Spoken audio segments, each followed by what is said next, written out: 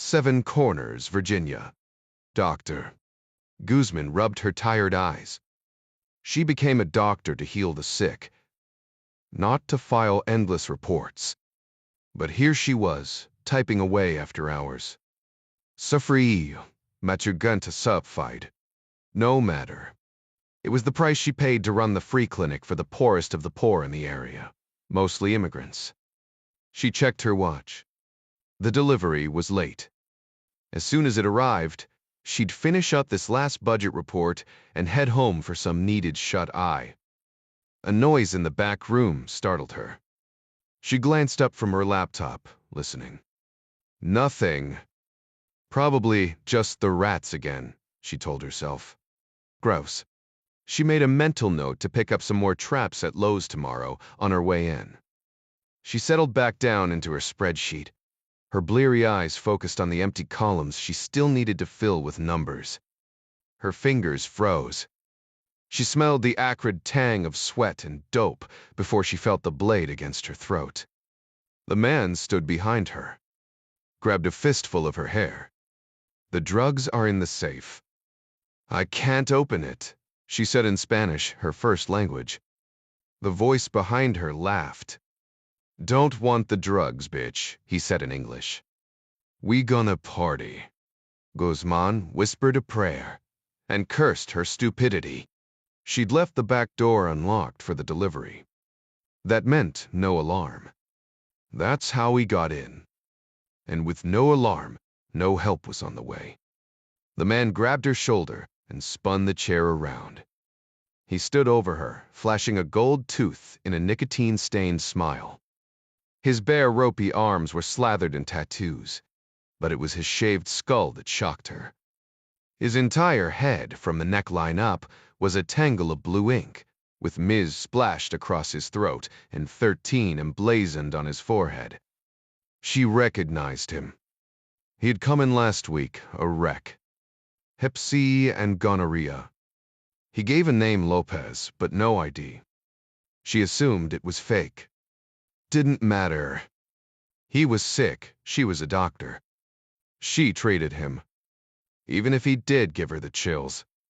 But now... You don't have to do this, she said, stealing her voice. Don't have to. They at Itrider. He smiled. He stepped closer, thrusting his belt buckle close to her face. He laid the blade flat against her cheek. So do you. If you want to live.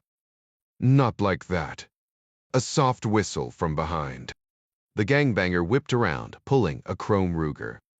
Millie 7 out from beneath his shirt. Orcher faster fasted. A real gunslinger. But a larger hand was faster. It grabbed the 4-inch barrel and yanked it up toward the ceiling, then outward and away. Fast, but not fast enough. Tendons snapped in the banger's wrist, but his index finger smashed against the cocked trigger. A magnum round fired with a deafening roar into a ceiling tile, superheating the barrel in the big man's right hand. He didn't let go. The big man's left hand crashed into the banger's jaw, buckling his knees. He crumbled to the floor, out cold. It had all happened in a flash. Doctor. Guzman didn't have time to scream, let alone help. She stared wide-eyed at the man standing in front of her now. 6'1", 190 pounds of lean muscle. Black hair, blue eyes. Still in shock, all she could manage was, "Who are you?" The man tucked the Ruger into his waistband. "My sister Sally sent me." With those, he pointed at a backpack on the floor a few feet away where he had set it down. "Antibiotics. Said you were running short. One surgery puway." Doctor. Sally Ryan. Dub tuser siffentetzet frey. Then you must be Jack Ryan. He shrugged and smiled. But tiff hurts dinger. 2. Idlib, Syria. The Syrian fighter stood on the roof of the apartment building, shielding his aging eyes from the western sun as he watched the children playing in the streets 7 floors below. They sweated and laughed in the long shadows of the fading light, swarming after the ball like bees chasing a dog, ignoring the calls of their anxious mothers to come in and clean up. He smiled. Kids everywhere, the same. The truce was a mercy. Thanks be to God, he whispered to himself. He checked his watch, a nervous habit. By the fading light, he knew the muezzin's voice would ring out over the loudspeakers, calling for the Maghrib. He had raged when his battalion commander, an Iraqi, first announced the truce with that butcher Assad and his paymasters, the godless Russians. But the last 9 weeks had given them time to rest and regroup with smuggled weapons, food, fuel, cash. Now they were ready for anything up close, and their Stinger missiles kept the dreaded Russian jets and helicopters out of the skies. The senior al-Nusra commanders were all stationed here. Even the emir was living in Idlib, just 3 blocks away. This was the safest place in Syria, as long as the truce lasted. The war seemed far away now. A distant, painful memory. So much blood. And for what? Life was better than death, was it not? He craved a cigarette, even after all these years, but cigarettes were haram, and men in his unit had been executed for smoking them. But perhaps a strong coffee after Maghrib, he thought, his eyes tracking the black-clad women scurrying into the street, clapping their hands and shouting, trying to herd the laughing children back to their homes. The Adhan began, a strong voice calling the faithful. Its familiar words warmed his soul. The mosque would be full tonight. He picked up his rifle and headed for the stairs. Perhaps the war was indeed over, and these children would finally know peace. Thanks be to God. 9 miles south of Idlib, a bead of sweat trickled down the side of Captain Walib's face, despite the Aksu unit blasting overhead.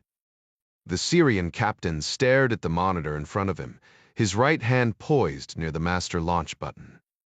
The monitor verified the ready state of the fire control computers on the 6-2's 2-Starfire launch vehicles stationed nearby, each composed of a 72-box missile launcher fixed on a heavily armored T-14 Armada tank chassis and all linked to his command console. He and Major Greco sat at their stations inside the cramped BM-3K armored personnel fighting vehicle, Walib's mobile command post. Technically, the Russian major was only an advisor on today's operation. But in reality, Greco was evaluating Walib's combat command capabilities along with the new 2's 2 Starfire system. Walib stole a quick glance at Lieutenant Aslan Dzabrilov, sitting near the doorway. The young, broad-shouldered Chechen was the platoon leader of the commandos guarding his unit. There was a fierce intelligence in the man's pale gray eyes and a well-used 10mm Glock on his hip. The Chechens were savage, brutal fighters a breed apart, the best in the war, at least on his side. Jabrialov was a man to be feared. The major checked the GLONASS receiver, the Russian version of GPS, one last time, along with the laser guidance beam. Targeting confirmed. Free to fire, Captain. Walib smoothed his mustache with his thumb and forefinger, hesitating. Something wrong, Captain? Greco asked. Walib was a Syrian patriot. He had no problem killing terrorists, especially foreign ones. The Syrian civil war was fought by everyone but Syrians these days. But they were all just proxies for the Americans and Russians, who happily sacrificed the Syrian people on the altar of their superpower ambitions. He hated them all, especially today. There are no civilians in Idlib, Captain, Greco said. Only al-Nusra bandits, the women who breed them, and the children who become either bandits or breeders. This is a war of demographics. We must fight accordingly. This wasn't the war Walib had volunteered to fight. He never imagined the terrible weapons under his command would be used to slaughter innocents. But if he disobeyed Greco's order, the Russian would pull his 9mm Gresh pistol out of its holster and splatter his brains against the bomb's steel hull, and simply order one of Walib's lieutenants in the other vehicles to fire. Nothing would be accomplished, except that Walib would be dead in exchange for a few minutes of respite for the doomed civilians. He hated himself. He hated this war. But he hated dying needlessly even more. Just checking the spin on the number 11 gyro, Walib said. A convenient lie. Good to go. Then you're free to launch. Proceed at once. Draco's drooping bulldog eyes narrowed. Yes, sir. Walib flicked the safety cap on the launch button and jabbed it before he could change his mind. Instantly, the French-designed solid fuel motors on the 122mm rockets fired. The roar was terrifying, like the shout of God himself, even inside the idling command vehicle. Each half-second, another 9.5-foot-long missile screamed out of its tube. A full-throated chorus of death. 35 seconds later, all 420 missiles had launched, lofting nearly 15 tons of thermobaric munitions into the air.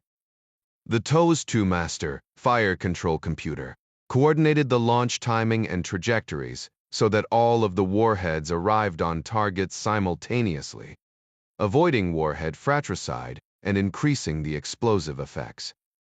Greco stared greedily at his monitor, displaying a live video feed from the Israeli-designed four-post M aerial drones circling high over Idlib, which also provided the laser guidance beam for the missiles.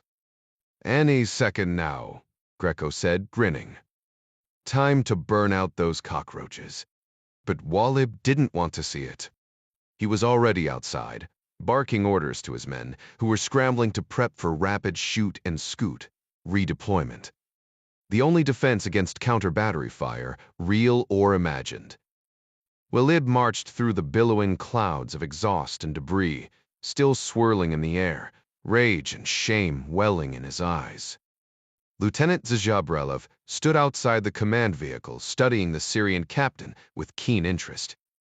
Idlib, Syria, the laser-guided TOS.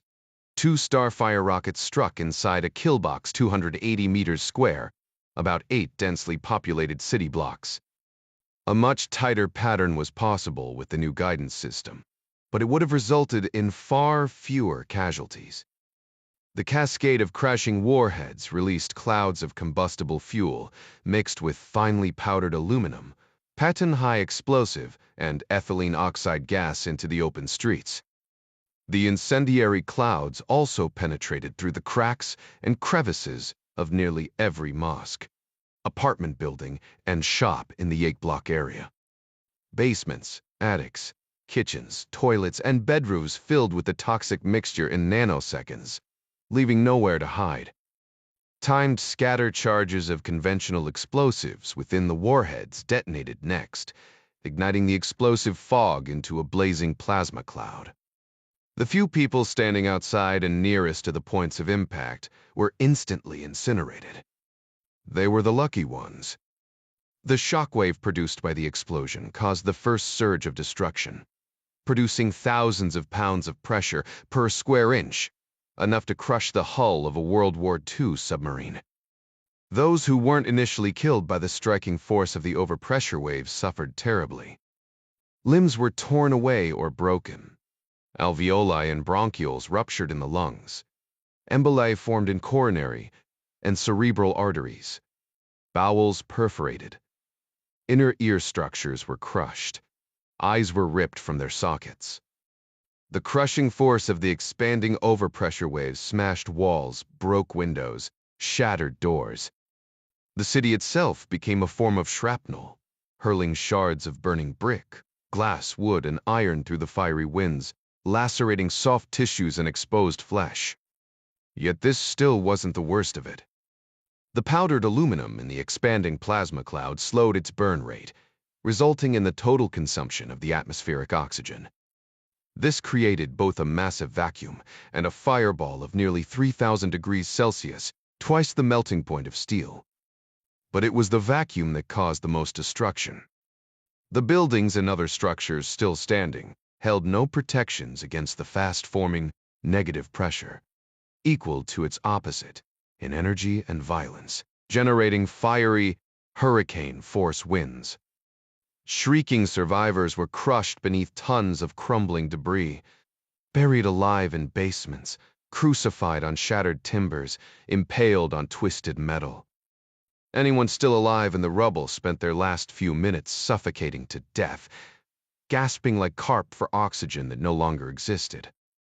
There were no more laughing children in the streets. The last of the thermobaric munitions burned out just as the explosions of gas mains, petrol tanks, and other urban flammables began, stoking the burning rubble and the still living bodies beneath into an inferno of unquenchable fire. Within seconds, thousands had died, and thousands more suffered. Within a few hours, many of the wounded survivors would perish as well.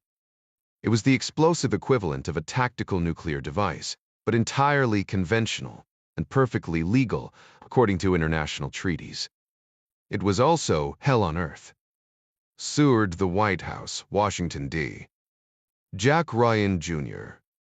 spooned up the last of the burgundy beef stew, earthy and rich, scraping the bowl as he fished out the last piece of savory meat. "More, son." "Doctor?" Kathy Ryan asked. "Always, but 2 helpings are enough," Jack Jr. said. This was his favorite meal, and his mother made it better than anybody. It was just Jack and his parents tonight. The twins were on an ecological field trip to the Virginia wetlands for the next 3 days, and his older sister was on ER duty at the hospital, so she couldn't join them. Jack and his parents were seated at the round table in the first family's private dining room, formerly known as the Prince of Wales guest room, before Jacqueline Kennedy converted it to its current function for her own young family. Kathy Ryan had redecorated it in a transitional craftsman style, favoring the clean lines and sturdy functionality of an original American art form.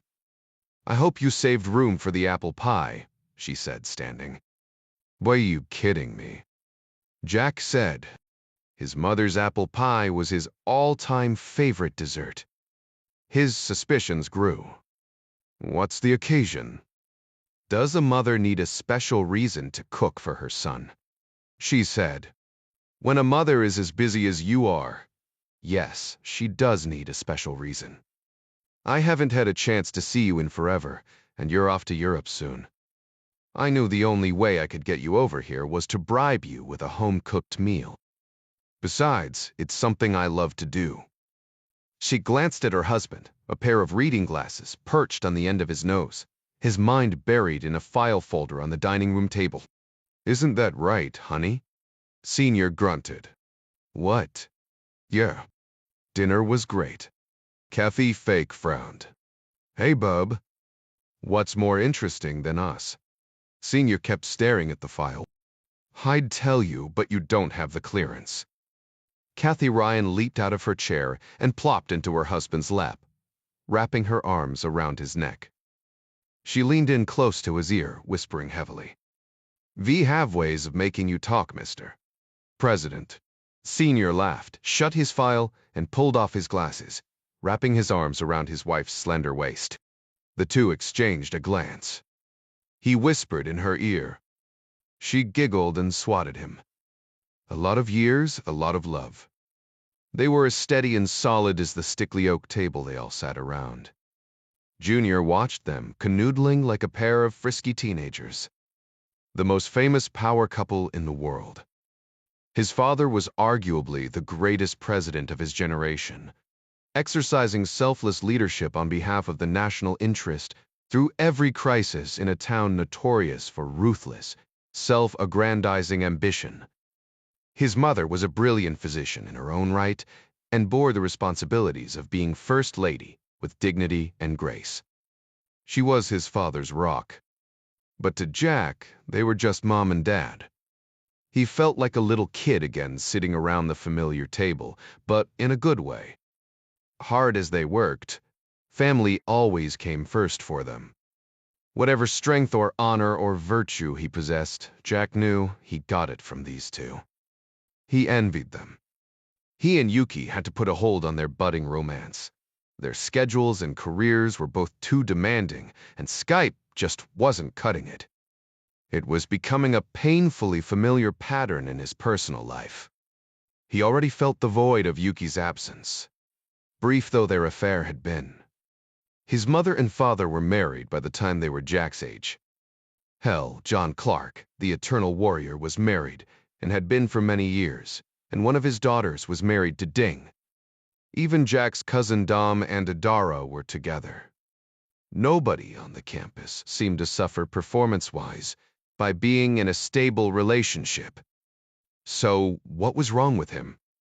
All three Ryans stood and cleared the table, hauling the dishes to the kitchen.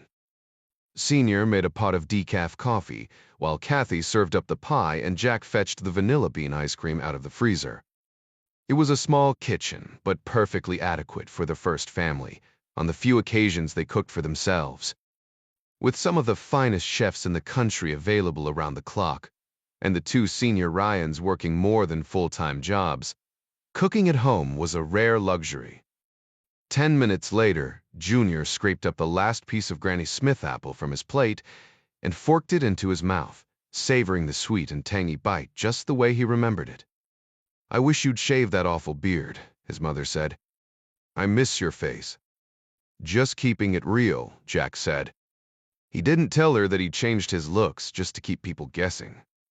He was, after all, the son of these two famous people, and because they had worked hard to keep their kids out of the limelight, he wasn't nearly as well known as some might think.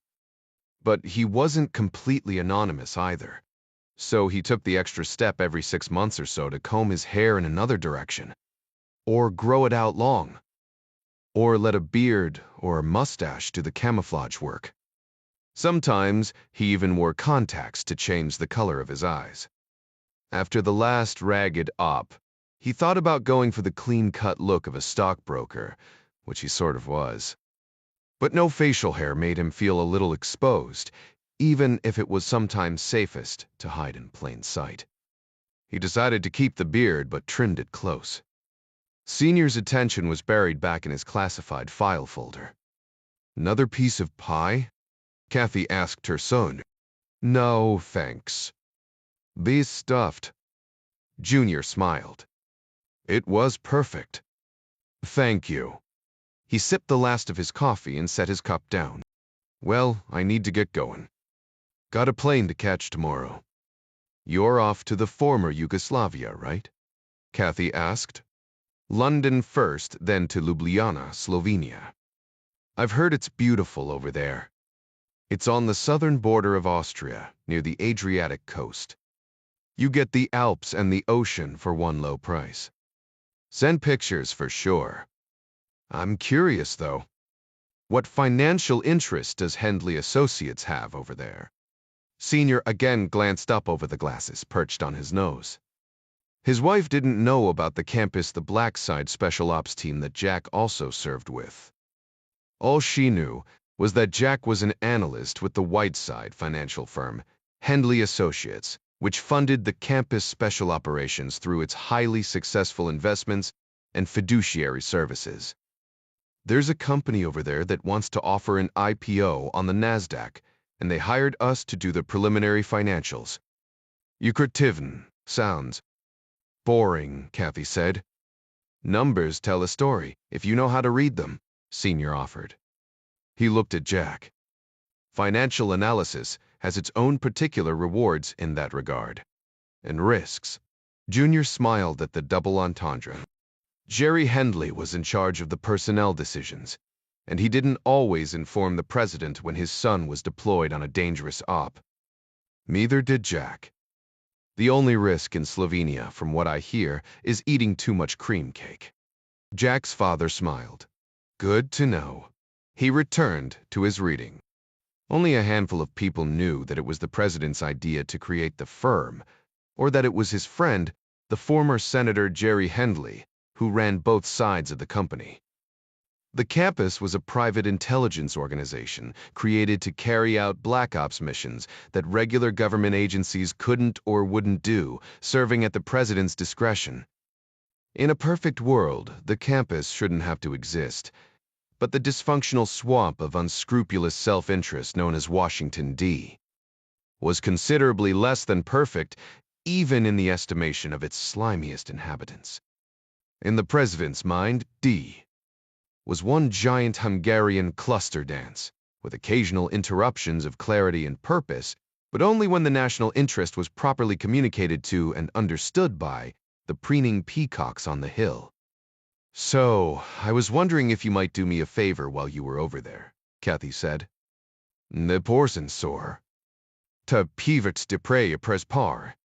Kathy stepped over to a chair in the corner, where a brown leather folder was perched. She picked it up and carried it back to the table. She pulled out a file folder and set it down in front of Junior before sitting down herself. "I was cleaning out some of my old medical files from Johns Hopkins and came across this."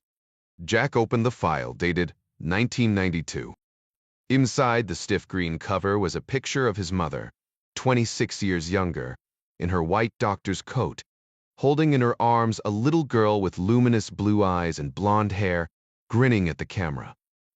Well, one blue eye. The other was heavily bandaged. Her name is, or was, Ida Courage. She was just 3 years old at the time when they brought her to me for eye surgery for a shrapnel wound. It was during the war. "Which war?" Jack asked. "From what I remember reading, Yugoslavia had several after the breakup in 1991. Senior closed his file. "Your mother is referring to the Bosnian Civil War, when Serbs, Croats, and Muslims fought one another for independence and survival. You know the term ethnic cleansing?" Jack nodded. "Sure. One group of people trying to exterminate another one. These Bekterpen men. Well, Bosnia is where the term was invented. Civil wars are the worst. It was the bloodiest conflict on European soil since World War II, even worse than the Ukraine invasion a few years ago. By some estimates, 140,000 Yugoslavians perished because the UN and the Europeans dragged their feet. It took NATO airstrikes to finally end it. If my two history wonks can spare a moment, I'd like to finish my story about Ida, if that's okay." "Sorry," both Jacks said. "Anyway, by some miracle I managed to save her eye and her vision. After the war, her parents took her back home to Bosnia, but they stopped writing to me shortly afterward." Kathy began to tear up. "I've seen those blue eyes of hers in my dreams 1,000 times, and I can't tell you how many candles I've lit for her over the years. Sometimes, when I stared into your sister Sally's eyes, I saw hers. I don't know why Ida had such an effect on me, but she did, and I finally had to let her go. But seeing this file again yesterday stirred something up in me, and I can't stop thinking about her." Kathy opened up her leather folio again and produced a sealed envelope. "I was wondering if you had any spare time while you were over there. If you could find a way to get down to Sarajevo and look for her and give her this for me." She handed it to Jack. Only Ida's name, written in his mother's graceful and meticulous hand, was on the otherwise blank envelope. "Did you try Googling her for an address?" Jack asked. And Kathy shrugged. "Sure, but Courage is a common name, and it wasn't very helpful. Facebook wasn't any better, or Twitter, for that matter. The FBI is the world's greatest detective agency, and you're married to the boss. Why not call them? This is personal business. I'm not going to ask my husband to deploy public resources for my personal benefit. Well, I'm not on the government payroll, so I'm happy to do it. I've always wanted to visit Sarajevo. I hear it's an amazing city with a lot of history." Senior nodded. "Yeah, a lot of history for sure."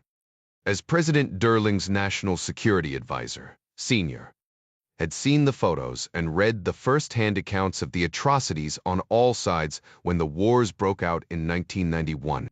He'd urged Durling into action, but the Europeans told the Americans to back off, promising to handle things on their end. 3 years later, a suicidal Japanese pilot slammed into the U. Capitol building during a joint session of Congress, killing hundreds, including President Derling, the justices of the Supreme Court, and many others, soon followed by a new Middle East war breaking out. By then, there wasn't anything the newly sworn President Ryan could do about the Yugoslavia situation. Still, many had suffered and died needlessly, and seniors still felt guilty that the United States hadn't tried to stop it unilaterally when it first began. Senior repeated himself almost in a whisper. Lot of history. Are you sure you don't mind, dear? Kathy asked her son. I hate to be a bother. It's not a bother at all, Mom. It's going to be a lot of fun. Forhama, Syria Lieutenant Dejabrelov, trailed Captain Walib as he circled the two Starfire vehicle parked in a courtyard next to the mosque, shielded from prying American eyes, orbiting in space overhead by computer-designed camouflage netting. The netting broke up the searing sunlight pouring out of the sky as well, a welcome respite. The big Chechen stood a head taller than the slight Syrian. Both carried holstered pistols. Walib dismissed the 3 Russian enlisted men for lunch break, while the 2 of them conducted a security inspection of the vehicle. I've reviewed your proposal, Lieutenant. And the Chechen asked. Walib knelt in the dust, checking one of the track plates on the tread. Or pretending to. Your commander, Poitspecer Sam. He's reliable. As reliable as you. Walib stood back up, facing Jazabrielov. The Travelakachist. Frur. The big Chechen glanced around. They were alone. He lowered his voice anyway and shrugged. Meaning, I haven't been put up against a wall and shot since we last spoke. So I trust you. And I assume that means you trust me. I'll vouch for my commander with my life. Walib's eyes narrowed, taking the measure of the man again. You're vouching with both of our lives. Understood. And there's no question in your mind we can pull it off? If there were, I wouldn't be standing here. Zabralov glanced around again. And you are certain you want to do this thing? There is no turning back from it. Walib's face hardened. As certain as anything I have ever known. I will die rather than turn back. Do you doubt me?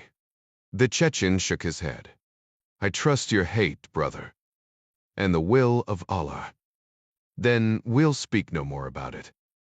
And I am still your captain, not your brother. Yes, sir.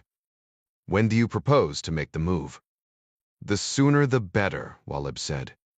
He turned around and continued with his half-hearted inspection. Before the next fire mission, 13 days from now. How about tonight? Walib whipped back around. Tonight? How is that even possible? The Zabralov allowed himself a small grin. Everything is already arranged. You are overly confident, Lieutenant. You couldn't have known what my answer would be. I didn't know it myself until an hour ago. I saw what happened to you at the launch, Captain. Zabralov darkened. I saw the same thing in myself not so long ago. But the Chechen brightened just as quickly. And I also knew because Allah told me that this was his plan. You mean your commander's plan, don't you? My commander is a servant of the Most High, as am I. The Chechen smiled. As are you, Captain. Perhaps, Walib said. We'll know soon enough. What do you propose for tonight, then, exactly? They spoke in measured whispers for the next 15 minutes while they inspected the hulking tank chassis, with its giant missile box affixed above, pretending to check for signs of damage or needed maintenance. Anyone watching them from a distance wouldn't have thought anything about them or paid attention to the short salutes they returned to the grateful guards as they resumed their posts. The 2 conspirators parted ways, each in a different direction. Their determined steps quickened with the urgency of the damned. Presidency Building, Sarajevo, Bosnia and Herzegovina. The Turkish ambassador sipped a strong black Bosnian coffee from a cup of fine bone china. His smiling eyes gleamed behind steel-framed glasses above a sharp, distinctive nose, and a thick but well-trimmed mustache, tinged with gray as was his hair, though he was nearly bald now. This gave Ambassador Topol a rather agreeable but owlish appearance, which suited his reputation as a patient and thoughtful diplomat. He sat across the desk from the Bosnian president, a Muslim, locally known as Bosniaks. In fact, the man was just one of 3 Bosnian presidents. If a camel was a horse designed by a committee, then the Bosnian presidency was a 3-headed camel, a collective head of state. It was composed of 3 presidents, an ethnic Croat, an ethnic Serb, and a Bosniak. But such was the mystery and compromise that governed the enigma of this ethnically and culturally divided republic. At least the 3 presidential heads were of one mind for now. Topol had accepted the modest posting to the small but troubled republic for a number of reasons, one of which was his fascination with its complicated politics and governance. Bosnia and Herzegovina, Bosnia for short, was a nation comprising 2 political entities, like states, the Federation of Bosnia and Herzegovina, with primarily ethnic Croats and Muslims, and the Republika Srpska, with mainly ethnic Serbs. Bosnia was a creation of European design at the end of the Bosnian War to form a peaceful, liberal democratic republic between these 3 distinct but hostile groups. So far, the experiment had worked after a fashion. Yet in the last few years, just about the time Topol accepted his ambassadorship, ethno-nationalist factions from each group began agitating for independence from one another. In recent months, small acts of insurgency had occurred across Bosnia, committed apparently by resurgent ethnic militias. Sloganeering graffiti sprayed on government buildings, smashed shop windows, burned cars. Fortunately, no people had been injured or killed by the hooliganism, at least. Not yet. Serbs, Croats, and Bosniaks were equally active on social media, airing current and historic grievances against one another while simultaneously claiming the moral high ground against the fanatics who oppressed them. Local and national politicians from all sides were beginning to pick up their respective ethno-nationalist flags in hopes of taking advantage of the increasing friction. This occurred even as the national police and security forces stepped up their efforts to find and prosecute domestic terror operations. The senior leadership of the national political parties, along with each of the 3 Bosnian presidents, the titular heads of their respective parties, came up with a unique plan to stem the rising tide last year. They ordered a national unity referendum to be held on the same day as the upcoming national elections, just 6 weeks away. The idea was to show that the vast majority of Bosnians, Orthodox Serbs, Catholic Croats, and Muslim Bosniaks all preferred to remain a single, unified democracy. The hope was that a successful referendum would curb the rising nationalist forces and, not coincidentally, assure the easy re-election of the incumbent parties that sponsored it. The initial announcement was greeted enthusiastically by liberal Democrats of all stripes and widely supported in the public opinion polls, especially among the business community. If Bosnia had any hope of entering the EU in the near future, it would have to demonstrate that it was a stable, functioning, and pluralist democracy. The religious leaders of all 3 faiths even signed a joint letter supporting the referendum, speaking in favor of continued national unity as a practical act of faith in God and in one another.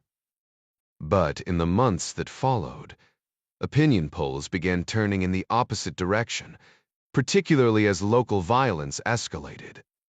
There was now a real chance that the unity referendum would fail. If it did, Bosnia would undoubtedly break up. What seemed like a painless, thoughtful solution last year had become both a social and political crisis of the first order today. This explained why the Bosniak president sitting in front of him was so animated this afternoon, Topol thought. The magnificent Ali Pasha Mosque loomed in the bright fall sun in the large window behind the president's desk. "I don't care what they say," This isn't an act of religious renewal, the president said. He was referring to the recently announced Serbian Orthodox renewal liturgy. The president's round, clean-shaven face reddened with each word. It's a political act, pure and simple, meant to derail the unity referendum. And Ivanović, the Serb president of Bosnia, knows this. And yet he chooses to attend. What is he thinking? Topol set his cup and saucer down on the small table in front of him. What choice does President Ivanović have? The bishop is his bishop, and his Orthodox citizens vote. If he steps away from the renewal, it looks like he's the one playing politics. Besides, none of us thought this was a problem 2 weeks ago. I don't blame President Ivanović. I think other forces are at play. Mimtemenin, as do I. And we both know who. The Serbian Orthodox Renewal Service was just weeks away. When it was originally announced by Sarajevo's bishop for the local metropolitanate as an outdoor baptismal service and liturgy at Sarajevo's Olympic soccer stadium, it was assumed that no more than several hundred, or perhaps a few thousand at most, would participate. Like most Europeans, the average Bosnian Serb, or otherwise, was usually more passionate about his local soccer team than the practice of his religion. But with the announcement by the Patriarch of the Serbian Orthodox Church, a Serbian national from the nation of Serbia, not the Republika Srpska within Bosnia interest, began to grow. But it was the announcement by the Patriarch of Moscow, the head of the Russian Orthodox Church, that he would also be attending that kindled a fire of apparent faith renewal. The latest estimate was that 30,000 Orthodox Serbs from around the region now plan to fill the stadium, many from across the Serbian border. There's no question in my mind that this is stoking Serb nationalism, the president said. And if Serbs galvanize, so will the Catholic Croats, not to mention my own people. Topol shook his head. A democracy cannot survive identity politics. Bosnians must think of themselves as Bosnian, first and always. All religions are respected in your country, and everybody has equal rights, and there has been peace. But all of that is at risk if ethnic identity trumps democratic ideals. The president leaned back in his chair, tenting his fingers. If Bosnia breaks apart, there will be trouble again, like in the old days. His round face darkened, overwhelmed with painful memories of the genocidal war. My country stands with you, Mr. President, and with all Bosnians, especially our Muslim brothers and sisters. I believe we have demonstrated our commitment to you and your democracy. Topol was politic enough not to mention the hundreds of millions of Turkish liras his government had poured into Bosnia over the past decade, much of it under Topol's guidance. Turkey is our best friend, and we are grateful for your continued commitment. Both of our governments understand the existential crisis that a failed Bosnian democracy represents. The nationalisms here will only spread, and regional instability will be the inevitable result. If Croats and Bosniaks feel threatened, other nations, even NATO, might intervene against the Serbs to prevent another genocide. Topol sighed. Yes, and if the Serbs are threatened, the Russians will intervene on behalf of their Slavic brethren to make up for their failure to protect Serbia from NATO during the Yugoslav wars. NATO versus Russia again? The president sighed. We're speaking of World War III. That would be a disaster, which is why my government stands ready to serve you and the unity referendum in any way possible. Topol leaned forward, smiling. Be encouraged, my friend. Bosnia isn't dead yet. I have confidence that the forces of democracy will prevail. And who knows? Perhaps the renewal service will lead to something positive. A renewal of faith can be a good thing. Given the history of my country, I'm not as sanguine as you are. But I thank you for your assurances and your friendship.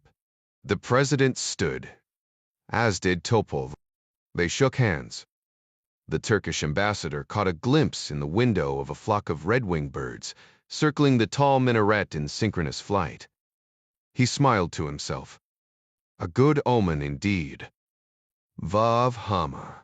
Syria Greco's heavy boot crushed the throttle of the tiny Oz Jeep, its poorly maintained suspension bouncing him around in his seat like a bean inside a Cuban maraca. The Waz was throwing dust and granite chips in a rooster tail behind him, slewing around the snaking curves of the quarry road as fast as the straining four-cylinder engine would allow.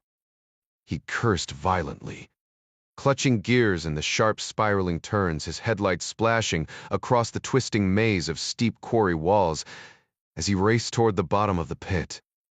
His boot smashed the brake, and the Jeep skidded to a tooth-rattling halt in front of the heavy steel doors of the ammo warehouse, cut deep into the thick walls of granite. It was a highly unusual location to store munitions, and therefore not on American or Israeli aerial targeting lists, and well hidden from overhead surveillance. The steel-reinforced concrete walls were doubly protected beneath several hundred tons of quarry stone, creating a virtually impenetrable shield for the explosive contents inside. Greco leaped out of the Jeep in a cloud of dust and stormed past the big covered 6x6 Kamaz cargo truck parked to the side. The Jeep's headlights illumined dark blood spatter on one of the half-opened steel doors, confirming his worst fears. Walib's phone call had interrupted his evening with his favorite talented contract whore, a red-headed Ukrainian girl with high cheekbones and low self-esteem. But the captain's panicked voice quelled Greco's rage and convinced him that the Syrian was out of his depth, and a firm Russian hand was needed to take charge. Greco's eyes adjusted to the dim lights inside the warehouse. A long trail of blood and dust led from the doorway to Walib, who was kneeling down next to a body splayed out on the floor. Greco knelt down beside the body as well, examining the young face. One of the Russian guards, a corporal. Greco couldn't recall his name. The slit across the dead boy's throat was a wide, bloody smile beneath his clean-shaven chin. What the hell happened here, Captain? This one dead, along with the other two, farther back. Walib stood as Greco laid a soft hand on the young corporal's unblinking eyes, and closed them. Greco sprang to his feet, his back to Walib. We'll get the bastards who did this.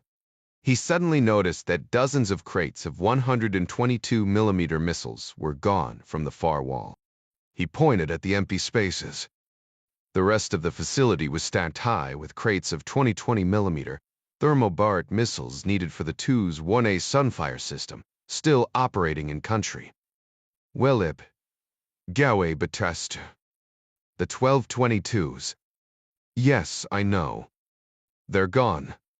One of the Schmells, too, Walib said, referring to the RPO-A Bumblebee, a thermobaric shoulder-fired rocket. Start an inventory immediately. I'll call security. Greco spun back around, reaching for his cell phone. Walib's pistol was pointed at him. No need.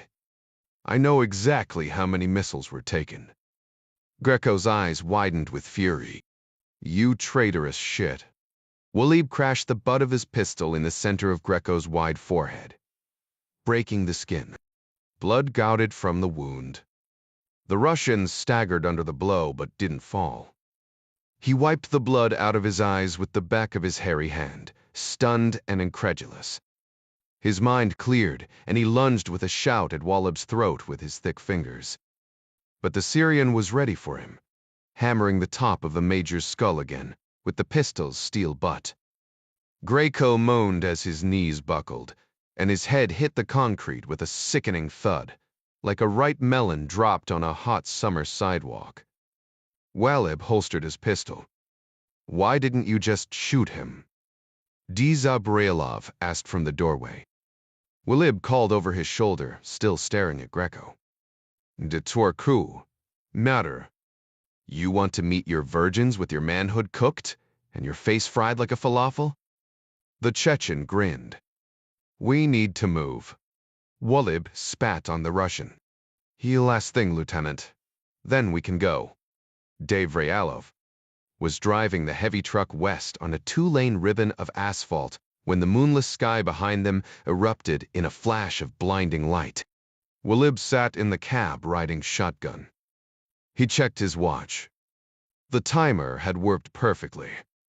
He imagined the bunker's thick steel doors melting like butter beneath the withering torch of the white-hot gases, and the explosive flames exhausting harmlessly through the quarry, scorching acres of nothing but granite and dust without a single civilian casualty. Not only had Walid destroyed the rest of the thermobaric arsenal, he had also found a way to cover their tracks. There would be nothing left of the corpses, not even ash or any hint that the crates of missiles they carried in the truck had been stolen. All of the missing personnel, the Russian guards, Greco, Jazabrilov, and him, would be presumed killed in an attack by Israeli Sayeret Matkal or Iranian Quds Force commandos. The Russians wouldn't allow the possibility of an accident. For the first time in a long time, Walib was happy. Killing Greco with his own hands had done that. That surprised him. He was an artillery officer, not an infantryman. He'd never killed in anger before or at close distance. Before tonight, he wasn't sure if he could do it. But it had been shockingly easy to kill the raging bastard, and satisfying to force the guards at gunpoint to load the heavy missile crates before Jazabrilov's vicious blade dropped them like slaughtered lambs. Walib felt no guilt about them either. Revenge had a sweetness he hadn't expected. And tonight was only the beginning. These smiled. "Something funny, brother?" Jazabriolov asked. "The Russians will probably award us medals of valor for our glorious sacrifice." "A medal would be nice," the Chechen joked. "Too bad we can't collect it." "Neither can Greco." The thought of the Russians' head cracking on the concrete made Walib smile again. Perhaps Jazabrilov was right after all. Perhaps they really were doing the will of Allah. Walib had never known a plan to survive first contact with the enemy. That alone was a miracle. All of the pieces were in play now. So long as the checkpoint guards up ahead had been bribed as promised, they'd be home free. The foreign Chechen, a violent and unlikely ally, had proven as good as his word so far. Walib looked forward to meeting this mysterious commander of Jazabrilov's when the real work began. Walib was, no doubt, a changed man now. A man on a mission. But did that make him a mujahid? Walib checked his watch again. They were even ahead of schedule. "We'll make the coast before sunrise." "Inshallah," the Chechen said.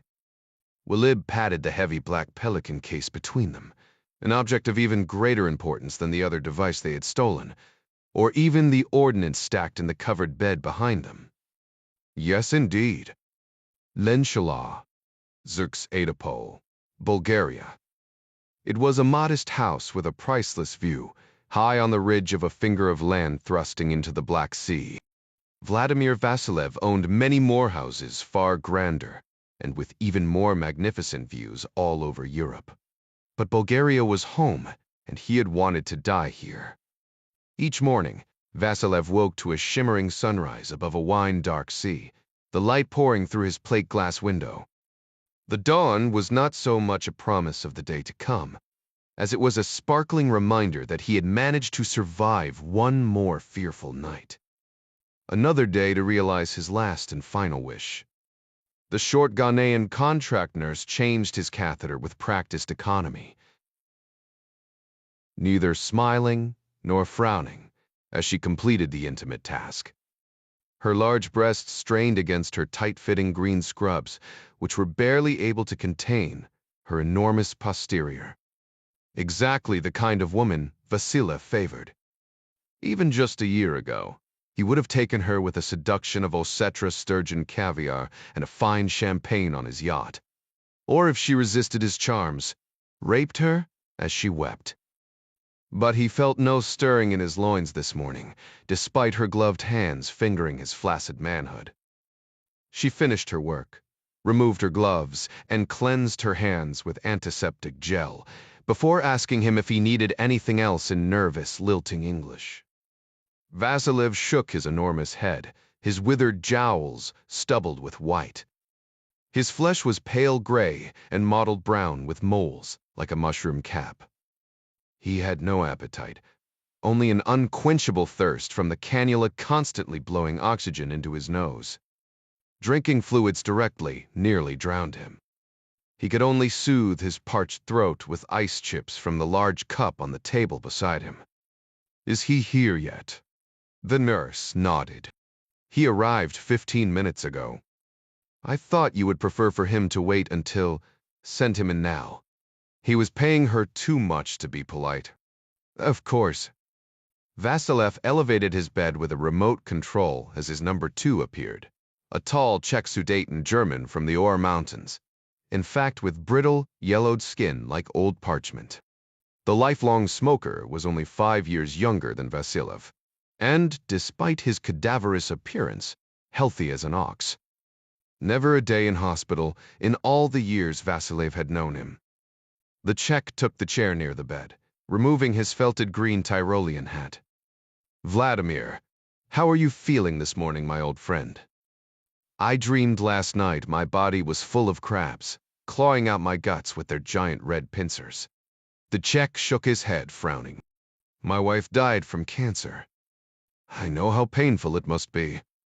Drink a bottle of battery acid, and then shit out a box of roofing nails, and then you might have a glimmer of an idea of how painful it is. I'm so sorry." "No, you're not. You're relieved it isn't you in this bed, and me sitting in that chair." Vasilev winced with a sudden stab of pain. He jabbed the morphine button in his hand, dosing himself again. It was having less and less effect. When the pain finally eased, he asked, "What news for me regarding Rhodes?" The Czech's eyes dropped for a moment, thoughtfully fingering the red speckled feather tucked in the hackband. Not a good sign, Vasilev knew. "Still no luck, I'm afraid." "Nist, ndep luck. Luck has nothing to do with it. How hard can it be to kill a man trapped in a prison cell?" "An American prison cell," the Czech protested. "A federal one at that. And he is a former senator, so he is closely watched." "You don't need more luck," Vasilev said. "You need more money. Increase the bounty. Make it $5 million. That's a lot of cash. I haven't much patience. I'm flying to the Paris clinic tomorrow." "Then 5 million it is." The Czech raised an eyebrow. "How long will you be gone?" 2 months, at least. "But what choice do I have?" "It's a smart move. And it's Paris." "Bah," Vasilev said, waving a veiny hand. "It's a medical facility in the suburbs, trapped in a quarantine cage with no guarantees of success. Still, my doctor says without this new experimental treatment, I would be fortunate to last another 6 months." The old Bulgarian winked. "He nearly pissed his pants telling me that, so I suspect it would have been less. You'll make out just fine. I read up on this CAR-T treatment. It's the very latest Western medicine has to offer." The Czech's investigation caused him both despair and hope. Despair, because the revolutionary treatment had proven wildly effective in pediatric blood cancer trials. The treatment removed a patient's natural cancer-fighting T cells and genetically altered millions more into little homing missiles targeting the specific cancer when reintroduced into the body. Vasilev stood an excellent chance theoretically. That meant more years of the old killer's tyrannical rule, and he himself was not getting any younger. The Czech's only hope was that other clinical trials for solid adult tumor treatments such as Vasilev required had been mixed. There was an even chance that the Bulgarian butcher wouldn't survive, after all. Vasilev's kill list madness would end, and the Czech's ascendancy could begin. "For the $500,000 a month it's costing me." "I should be more than fine," Vasilev said, wheezing with effort. He grinned mischievously. "With this miracle treatment, maybe I'll live forever." Nothing would please me more. The Czech shuddered inwardly, but hid his disdain with a smile. Vasilev's fixation on the kill list bordered on insanity. It had cost the Iron Syndicate millions, the loss of several vital assets, and unnecessary attention from state authorities. Fortunately, their organization had penetrated the police and security agencies of most industrialized countries years before, scuttling investigations into Iron Syndicate activities. Otherwise, they might all be in jail by now, or dead. If he were in charge, the Czech thought, he would have abandoned the kill list before it even began. Revenge for its own sake was bad for business. But the Czech was resigned to his fate. As long as the targets lived and Vasilev breathed, the list would drive everything to the exclusion of far more pressing business opportunities. The Czech briefly considered killing his Bulgarian overlord when this madness fell on him, but quickly dismissed the idea. Vasilev had a personal security system that amounted to mutually assured destruction. If Vasilev died of any suspicious causes before his time, a secret network of assassins would avenge his death, targeting first and foremost the Czech, the heir apparent to the coveted throne, even if he wasn't at fault. This incentivized the Czech to guarantee Vasilev's security at all costs. The only other solution to end Vasilev's kill list madness was to finish the job as quickly as possible before it ruined them all. Vasilev grunted a laugh. You're a good friend and a good liar. The syndicate will be in good hands when you take the reins. The Czech nodded his appreciation. Thank you. The Bulgarian darkened. But know this, Rhodes must die before I do. Or else Tex. The Czech nodded grimly, and what little hope he had drained away. I understand. The death of Rhodes was clear enough. It was the or else that truly disturbed him. It was Vasilev's cryptic promise to reach out from even beyond the grave and slaughter him and everyone he loved if he failed this last assignment. He feared Vasilev more than any other man he ever knew, living or dead, despite their decades of friendship. His dying boss was the former head of the Murder Bureau, the highly secret assassination division within the now-defunct Bulgarian Committee for State Security. Vasilev's talent for killing was surpassed only by his raging vengeance against those who either betrayed or failed him. Together, he and Vasilev had formed the Iron Syndicate at the end of the Cold War, along with several other comrades in other security services in the former Soviet republics, transforming their murderous skills and intelligence resources into a vast criminal network that now included many Western colleagues. Vasilev had led them all from the start, and the Czech was now next in line. But only if he completed this final assignment. And the last man. Do we have a name? Vasilev asked. The Czech leaned forward, smiling. Yes. We learned of it just 2 days ago. Winder, who is it? The Czech told him. Also the man's employer, and the direct connection to Tervel Zvezdev, Vasilev's adopted son, butchered and parted out like cat food last year. The Americans found pieces of his massacred body fermenting in a kimchi jar, some sick kind of joke. No one connected to Zvezdev's horrific death was laughing now. Vasilev had made a kill list of those he held responsible for Zvezdev's death, including the North Korean who was shot by firing squad by his own government, on an unrelated matter less than a week after Zvezdev was found. The inability to wreak his own vengeance on the Korean enraged Vasilev, and only made the killing of the rest of the list more urgent for him, and consequently the entire organization. 10 had been disposed of so far. Only 2 remained. Rhodes and this last man. Vasilev's eyes widened with hope. And the Czech hesitated, his smile frozen. We have his place of business, his home, and even his favorite restaurant under constant surveillance. And he's still alive.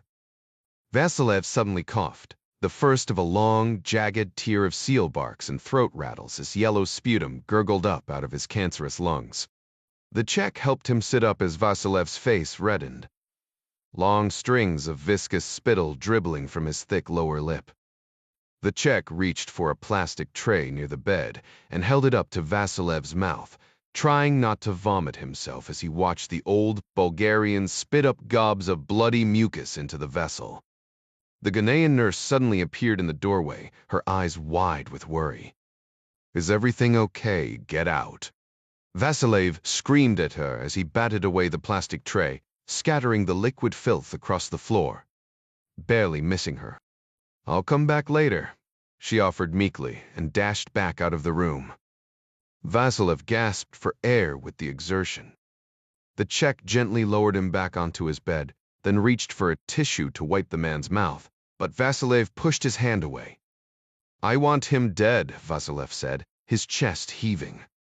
His bloodshot eyes stared vacantly at the far horizon of the trackless sea. The Czech carefully wiped the sputum from his own hand with the tissue. "The man travels. He could be anywhere." Vasilev's bloodshot eyes narrowed. He was still gasping for breath. "I want his head. In a box. In my hands. Steve, or I die. I have our best people on it." Fuck your best people.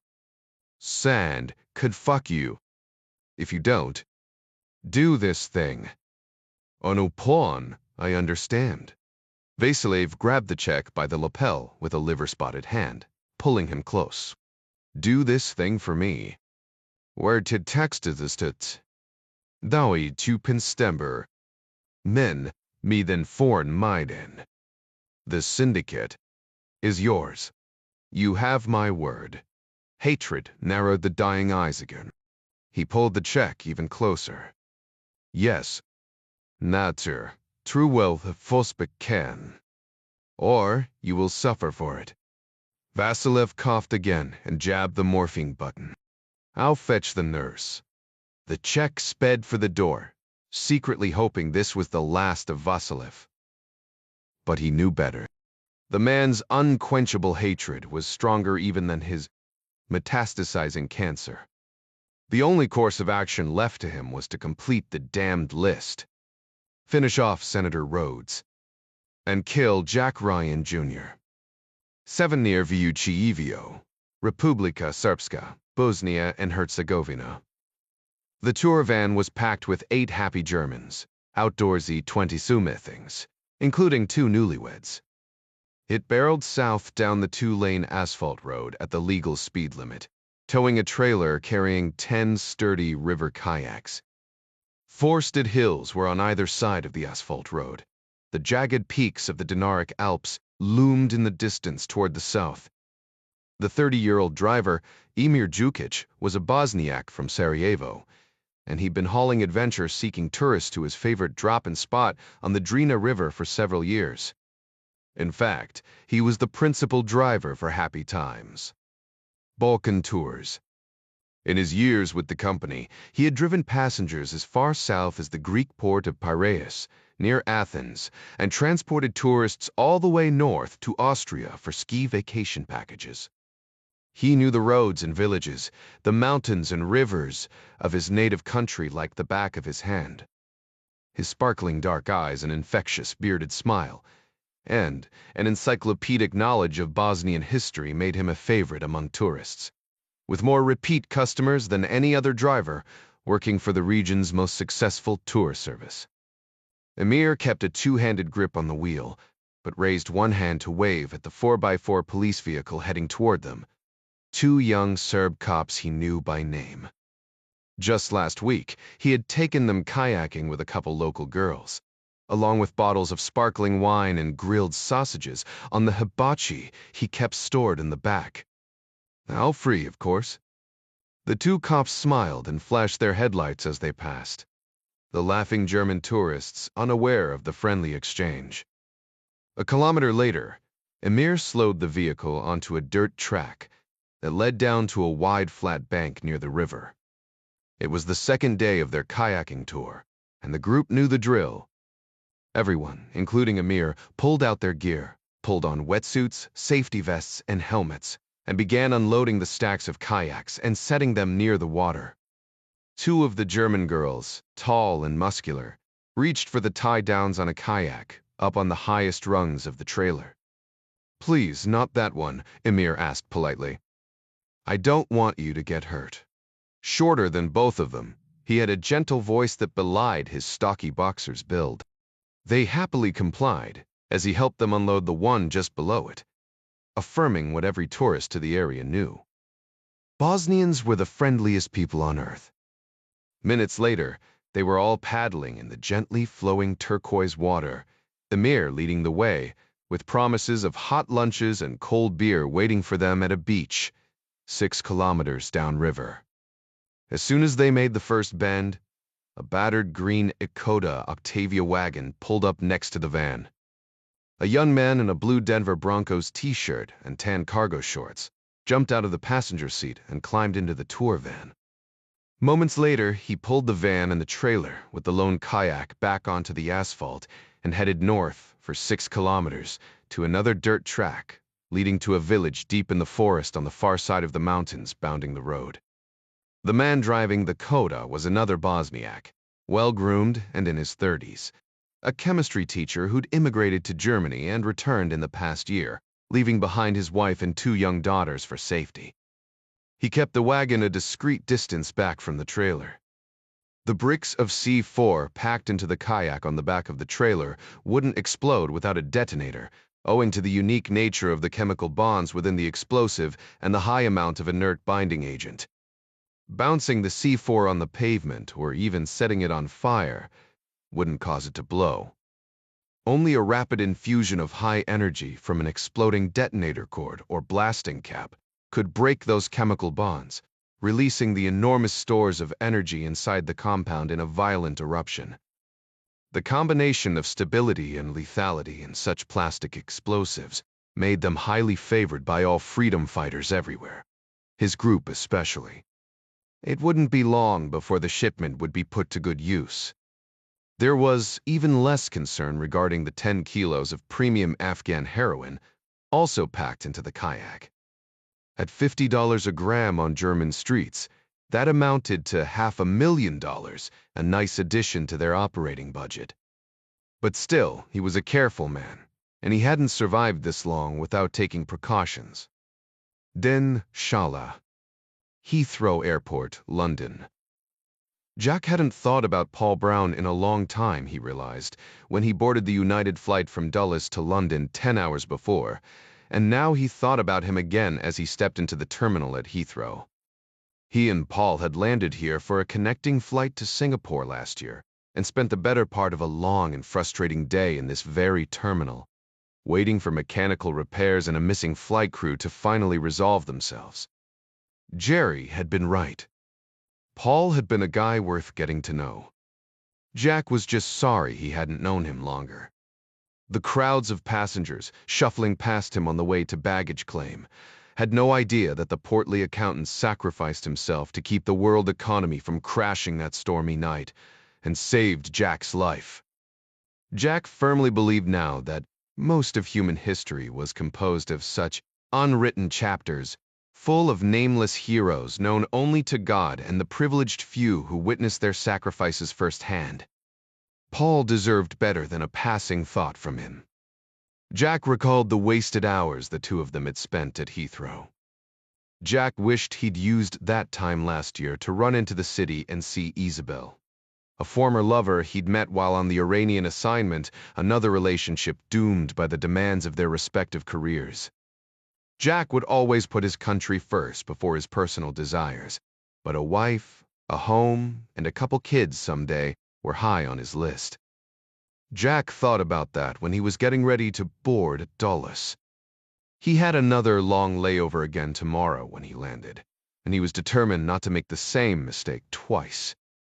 While the flight attendant lectured on the proper deployment of the seatbelt, Jack pulled up Isabel's Facebook page. What he saw felt like a punch in the gut. Isabel cradled her newborn baby daughter in her arms as she stood, next to her handsome Anglo-Iranian husband, both of them beaming. A striking couple. For a brief moment, Jack imagined that it was him standing next to her in that picture. Jack scrolled briefly through her posts. His disappointment quickly faded. She seemed to have married a stand-up guy, a banker with impeccable credentials. The two of them appeared to be building an amazing life together. "Good for you," Jack whispered. He was genuinely happy for her. He started to post a note on her page, congratulating her on everything, but thought twice about it. No point in putting her in an awkward position where she might have to explain something to her husband that obviously didn't matter anymore. Jack clicked off his phone, feeling a little more than stupid for even looking her up. Why did he assume they could just pick up where they had left off? A few hours and a few fingers of Maker's mark into the long Atlantic flight.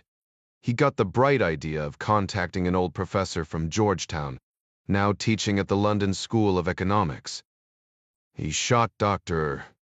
Patrick Costello a text, and to his happy surprise, his former teacher responded eagerly. They set a place and time to meet in London. As soon as Jack passed through customs, he shoved his carry-ons into a storage locker in the baggage area and grabbed a cab for the 40-minute ride into the city. He had 6 hours before he needed to get back to the terminal, and he was determined to enjoy every minute of it. The narrow pedestrian street was packed with a slow-moving parade of protesters, chanting against tomorrow's visit by Scott Adler, the American Secretary of State. Jack didn't realize that Scott, one of his father's closest advisors, was scheduled to lecture at the London School of Economics' prestigious Department of International Relations. Jack checked his iWatch. He was right on time. He pushed his way toward the school's high-arched doorway, where a phalanx of nervous police kept the belligerent crowd at bay. Protesters of every stripe and hue waved signs and shouted slogans against American imperialism, predatory capitalism, Thatcherism, white privilege, and a host of other alt-left complaints. Sloganeering like that was typical of college campuses these days, even in Europe.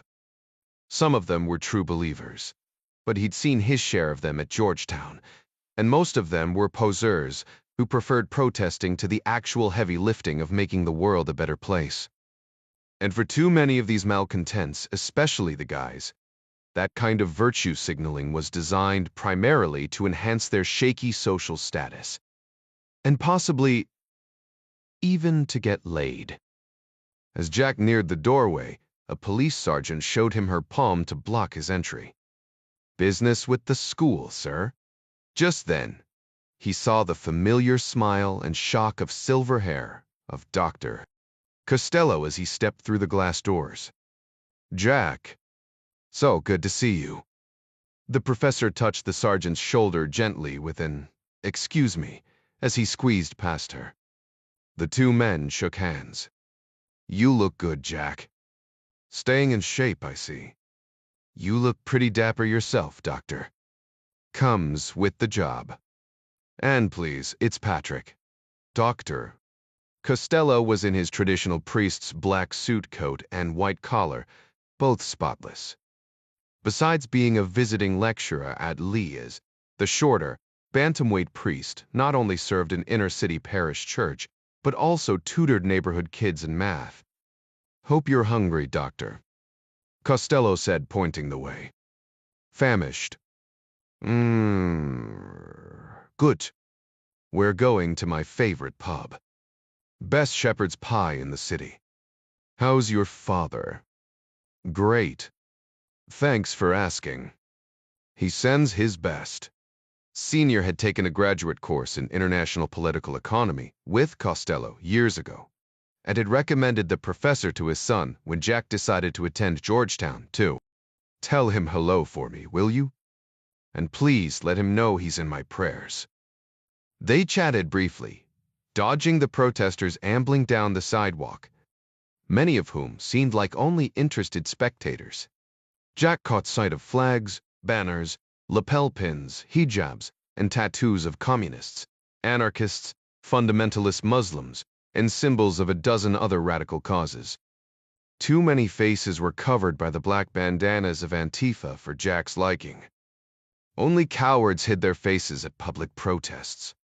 Or criminals. He tensed up a little, half expecting something to happen.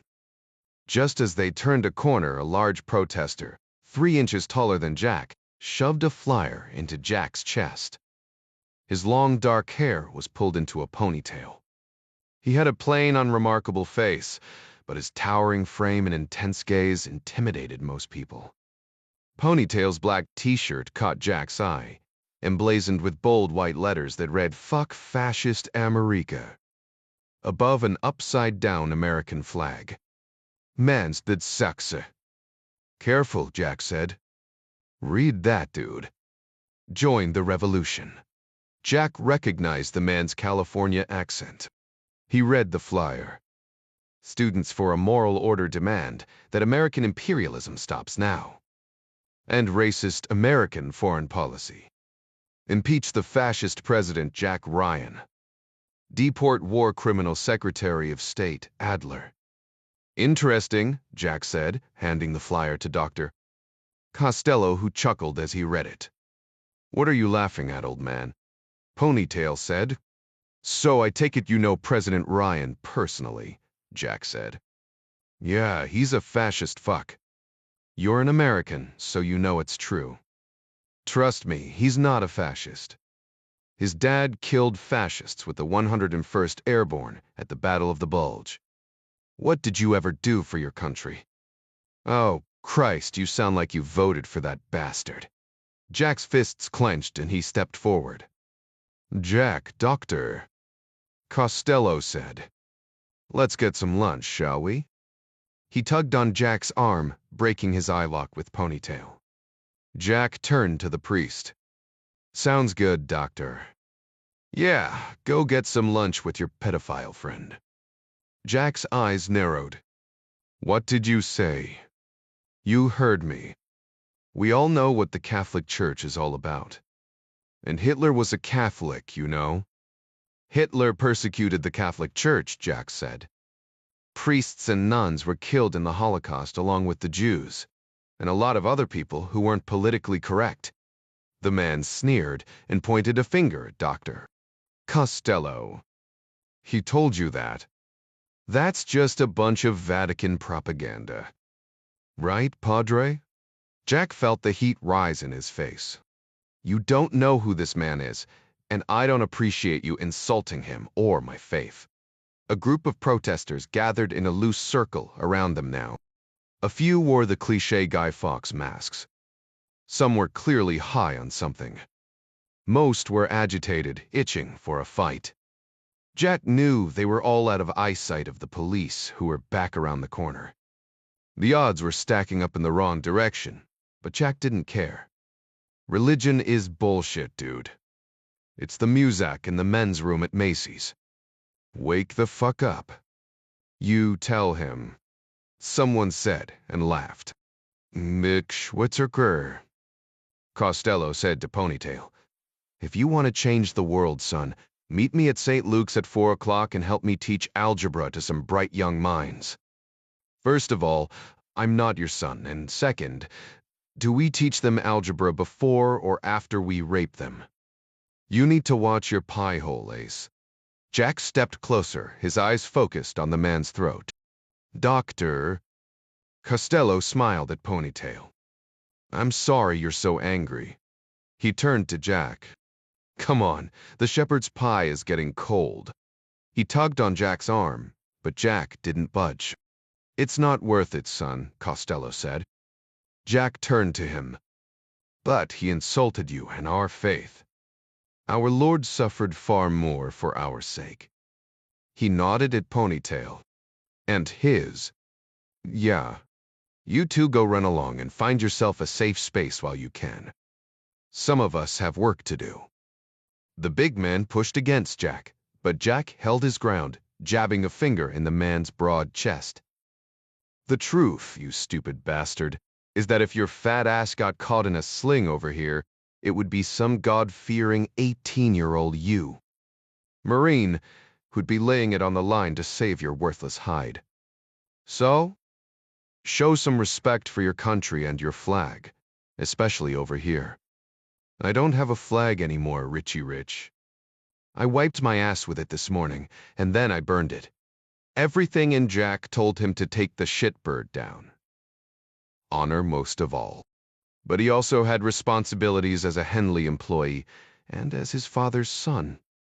Dropping this sack of human waste hard onto the pavement with a smashing blow to the temple would feel mighty fine and would render at least a small service to humanity. But a criminal and diplomatic incident wouldn't do anybody any good, least of all him, and the idea of turning this guy into some kind of hero martyr wasn't very appealing. It took Jack all of half a second to decide to stand down. About the length of time it took for Ponytail to start braying like a donkey at his own foul joke. "Get out of my way," he barked, as he brushed past Jack, who suffered the humiliating laughter and catcalls rolling through the crowd following in the big man's wake. Jack stood fixed to the pavement, his blood still boiling. "Free speech is a beautiful thing, isn't it?" the priest said with a snarky smile on his face. "So's a well-thrown punch, Doctor. You should try it sometime." "I'm surprised you didn't." "Me too. You had me worried for a minute, son. I prayed for you. I was never very good at that turning the other cheek stuff." The priest professor tugged at Jack's elbow. "If it was easy, it wouldn't be a virtue." Costello's eyes crinkled with his impish smile. "How about a pint of Guinness and we talk about old times? First one's on me. 9, Jack and Doctor." Costello spent the next 2 hours catching up over pints of Guinness and the best shepherd's pie Jack had ever eaten. Costello grilled him on his work with Henley Associates, nodding approvingly as Jack explained the wide range of practical skills and fiduciary knowledge he'd acquired in the field after his stint in Costello's economics course. "You ever think about going back and getting your Ph? Min too. Mon kef dit stervens." Jack shook his head. "No, not really. For some reason."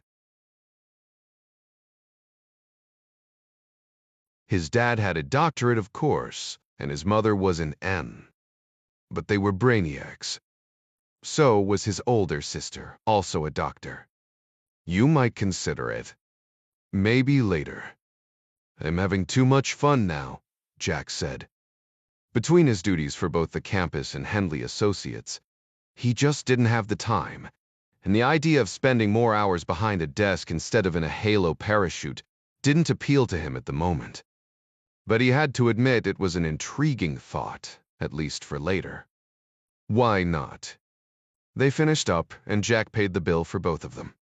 Outside, they said their goodbyes, promising to stay in touch. Jack hailed a cab for the airport as Costello headed for the tube. Neither paid any attention to the KD cameras posted on the lamppost just outside the pub. They were ubiquitous throughout the city. Second only to communist Beijing, London had nearly 500,000 of the surveillance devices monitoring the activities of visitors and citizens alike, including Jack, who for a split second against his training and better judgment cast his open face upward to catch a glimpse of a jetliner roaring low overhead before jumping into the taxi. Big mistake. In a city with so many government and private closed-circuit television cameras already in place, the addition of still more of them in crowded public spaces was hardly noticed, let alone regulated. The Iron Syndicate had installed more than 500 such cameras in London, but also operated similar networks in Beijing, Frankfurt, New York, and a dozen other cities. Whatever cameras they didn't own, they were often able to hack through a variety of methods. The first-level hack was commercial. The vast majority of CCTV cameras sold in the world were built in just 3 Chinese factories in Guangzhou, each of which was partly owned by a board member of the Iron Syndicate. That provided the organization a backdoor into every computer chip within those cameras, including the ones deployed on NATO military installations and ships, as well as police and intelligence offices. The second-level hack was human. The Iron Syndicate exploited dozens of compromised individuals within corporate divisions and government agencies around the world who provided restricted safety and surveillance database access either for a fee or under threat.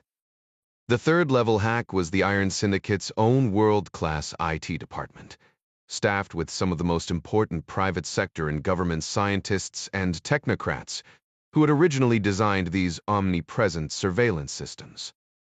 Whether through back doors they had left behind or simply through skill or brute force, there were few databases and live feeds that the Iron Syndicate couldn't access around the globe as needed.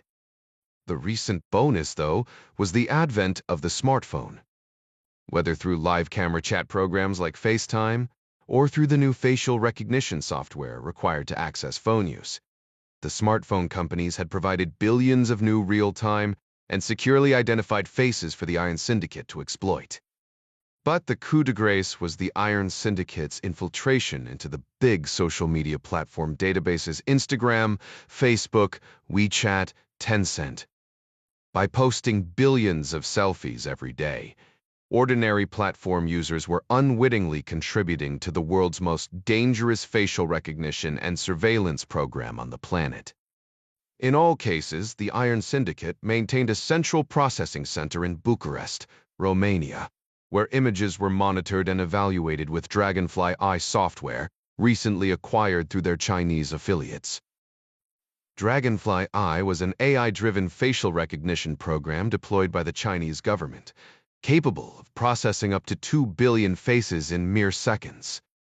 At the moment, the Dragonfly Eye algorithms were tuned to find a match for Jack Ryan Jr. Middard, for whom current photographs were strangely difficult to come by, even by open-source intelligence. Or Ascent. It was as if somebody was going to the extraordinary length of constantly scrubbing any digital facial reference to the handsome young American throughout all private and social media. However, after enormous effort, the Syndicate had acquired a few degraded images. These were suboptimal, but adequate for the task at hand. By the time Jack's taxi pulled up to the departure gate at Heathrow, his image had been identified by the Iron Syndicate system, and the code red priority alarm triggered. The man on duty notified his shift supervisor by phone, according to protocol, but he knew she would have already been alerted automatically. He'd seen only one other code red alarm in the last 5 years. Somebody wanted this guy badly. The surveillance camera that had captured Jack's image was immediately identified, and its footage reviewed by hand by the shift supervisor. In short order, she acquired the license plate number of Jack's taxi. As the Iron Syndicate reverted to its automated tracking system and tapped into its network of cameras positioned throughout London, as well as at the major airports and train stations, the taxi was quickly located and footage of Jack entering the airport secured. It took only a few more AI-driven moments to track the American back, with his carry-ons working his way through the security check, and then toward his gate, where his flight information and destination, Ljubljana, Slovenia, were secured and transmitted to Unit Black, the field operations wetwork team. The supervisor put her best analyst on the Ljubljana airport cameras, though the algorithms would spot Ryan faster than a human eye. The shift supervisor shuddered. She worked for a vast international criminal enterprise, to be sure, but she was a trained software engineer, not a killer. Even within the merciless Iron Syndicate, Unit Black's reputation was fearsome. This Jack Ryan fellow didn't have long to live, and the manner of his death wouldn't be pleasant at all. Ljubljana, Slovenia. A light rain streaked the small windows as the Embraer 17E jet gently touched the runway. Jack powered up his iPhone as the plane taxied to a stop, 100 yards from the terminal. A text message pulled up on his screen. "Meet you in the lobby." Jack deplaned from the narrow-bodied Air France jet onto the tarmac, ignoring the spattering drops in the brief hop over to the wide bus that ferried them to the small terminal of the Ljubljana Josip Pochnik Airport. Heathrow International this was not, but it was perfectly serviceable, more like a regional American airport than an international hub. Unfortunately, Jack's carry-on suitcase was 2 inches too tall and 3 kilos over the weight limit for his air carrier, so he had to check it. The time to retrieve his luggage seemed longer than the flight itself, but customs was little more than a perfunctory nod and a quick stamp of his passport, so it all evened out. The trick with commercial aviation travel, he'd learned over the past few years, was to keep your expectations low and to relax. He was greeted in the airport's small lobby with a broad smile and a firm handshake by his host, Rochko Struna, the 37-year-old owner of the firm that had hired Henley for the consultation. He had a runner's build and an easy gait. "Mr. Calls. Struna, it's a pleasure to meet you. Only one bag. Dafür I travel light. Good. The keeper go. I'm the same way. My car's close." Struna and Jack headed for the sliding glass doors and the temporary parking, which was just a few feet from the drop-off. Another advantage to the sleepy little airport, there wasn't enough rain to bother with an umbrella. A security camera was perched on the lamppost just above Struna's SUV, a blue BMW X3. Jack loaded his carry-on and laptop into the back of the BMW, then climbed into the plush black leather passenger seat as Struna pressed the starter button. By the time they pulled onto the southbound two-lane E61, the sky had darkened considerably, and the windshield wipers were slapping away a heavy rain. The light traffic sped along nicely, mostly German and Italian nameplates on the cars, with a few Hikotas making up the rest. "Sorry about the weather. We're due for rain the whole week. I was hoping to get you up into the mountains while you were here. I've got plenty to do anyway. At least I won't be tempted to leave the office. It still might clear up. Around here we say, if you don't like the weather right now, just wait 10 minutes. If you don't mind my saying, your English is perfect." Jack couldn't detect any Slovenian accent, not that he knew what that would sound like anyway. "Bo Titrakur. It's my first language. I was born in Newport Beach. What's a beach bum from California doing in the Balkans? My parents immigrated to the States just after Tito died in 1980. They opened a pizza joint and a bar and did pretty well. You know, the American dream and all of that." "That's great. My sister and I both graduated from San Diego State. She went into nursing and I studied computer science." "Which explains your company." Struna's firm was pioneering some of the best medical robotics technologies in the industry. "What brought you here?" "California is a great place to live, but it's a hard place to raise a family. Too crowded, too expensive, too many taxes. My wife and I have 2 small kids, and I'd come back here for vacations for years, so I knew the place well. Maybe it was my parents' nostalgia or something else, but I really wanted to make a go of it, so here we are. So far, so good. As I hope you'll see from our financials. I've already seen the preliminaries. You're tearing the joint up. Based on those, I don't foresee any problem with you getting registered on the NASDAQ next year. I hope you're right. Well, that's what I'm here to find out, one way or the other."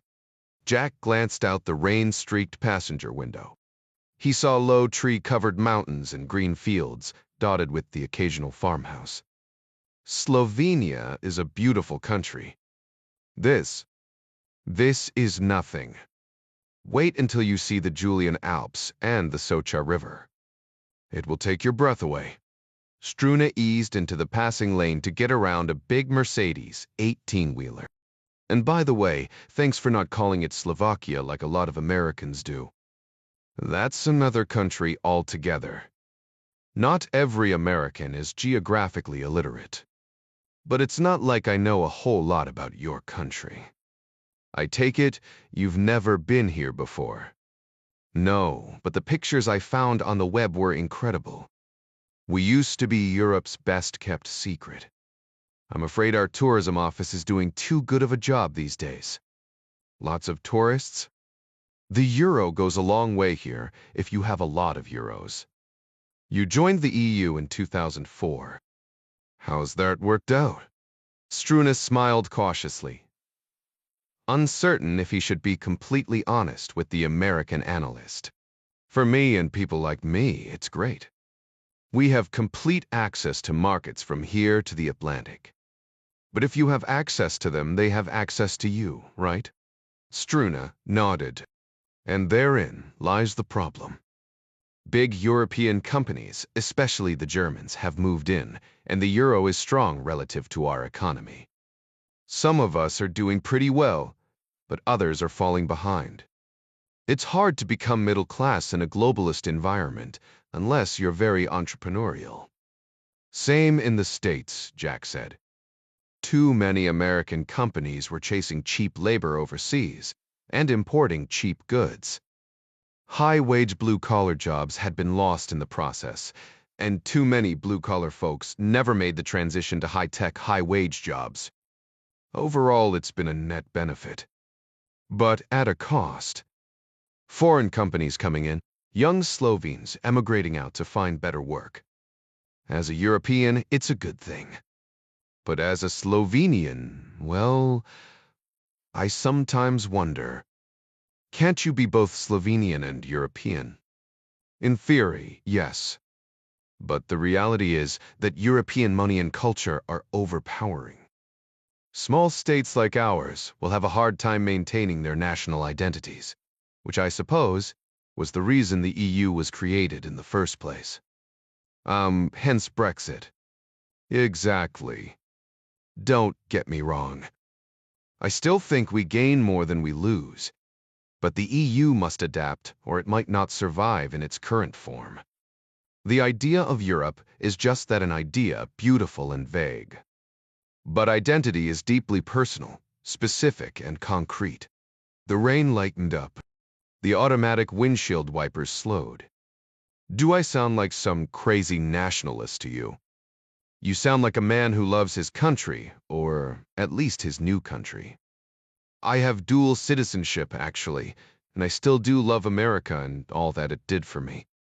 But I have several hundred years of family history rooted in these mountains and valleys.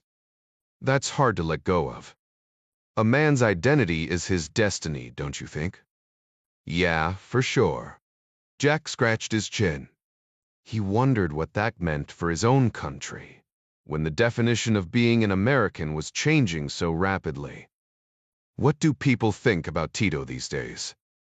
My grandparents, really. Anybody who remembers the Tito days wish they lived in the old Yugoslavia again. Communism is that strong here? Struna laughed. Well, not communism like Stalin and those crazies. It was more like a really progressive social democracy. We could own land, vacation overseas, and had other freedoms that the Soviets didn't enjoy. But it was still a dictatorship. Sure, but a benign one. What my grandparents say is that everybody had a job, everybody got a long vacation, everybody had a relatively good life without having to work 80 hours a week. Nobody was too rich, well, except for Tito and the elites, of course. But nobody was starving. I'm not saying they're right, but it is a nearly universal longing among the older generation. A lot of American millennials think socialism is a good idea too, mostly because they don't really know what it is. They just know it's really hard to make it in the current system, and they're looking for alternatives. You know Yugoslavia's history? Only the rough outline. It was a communist state under Tito, and then he died in, 1980? Then the wars started in 1991 and didn't end until 2001. Very good.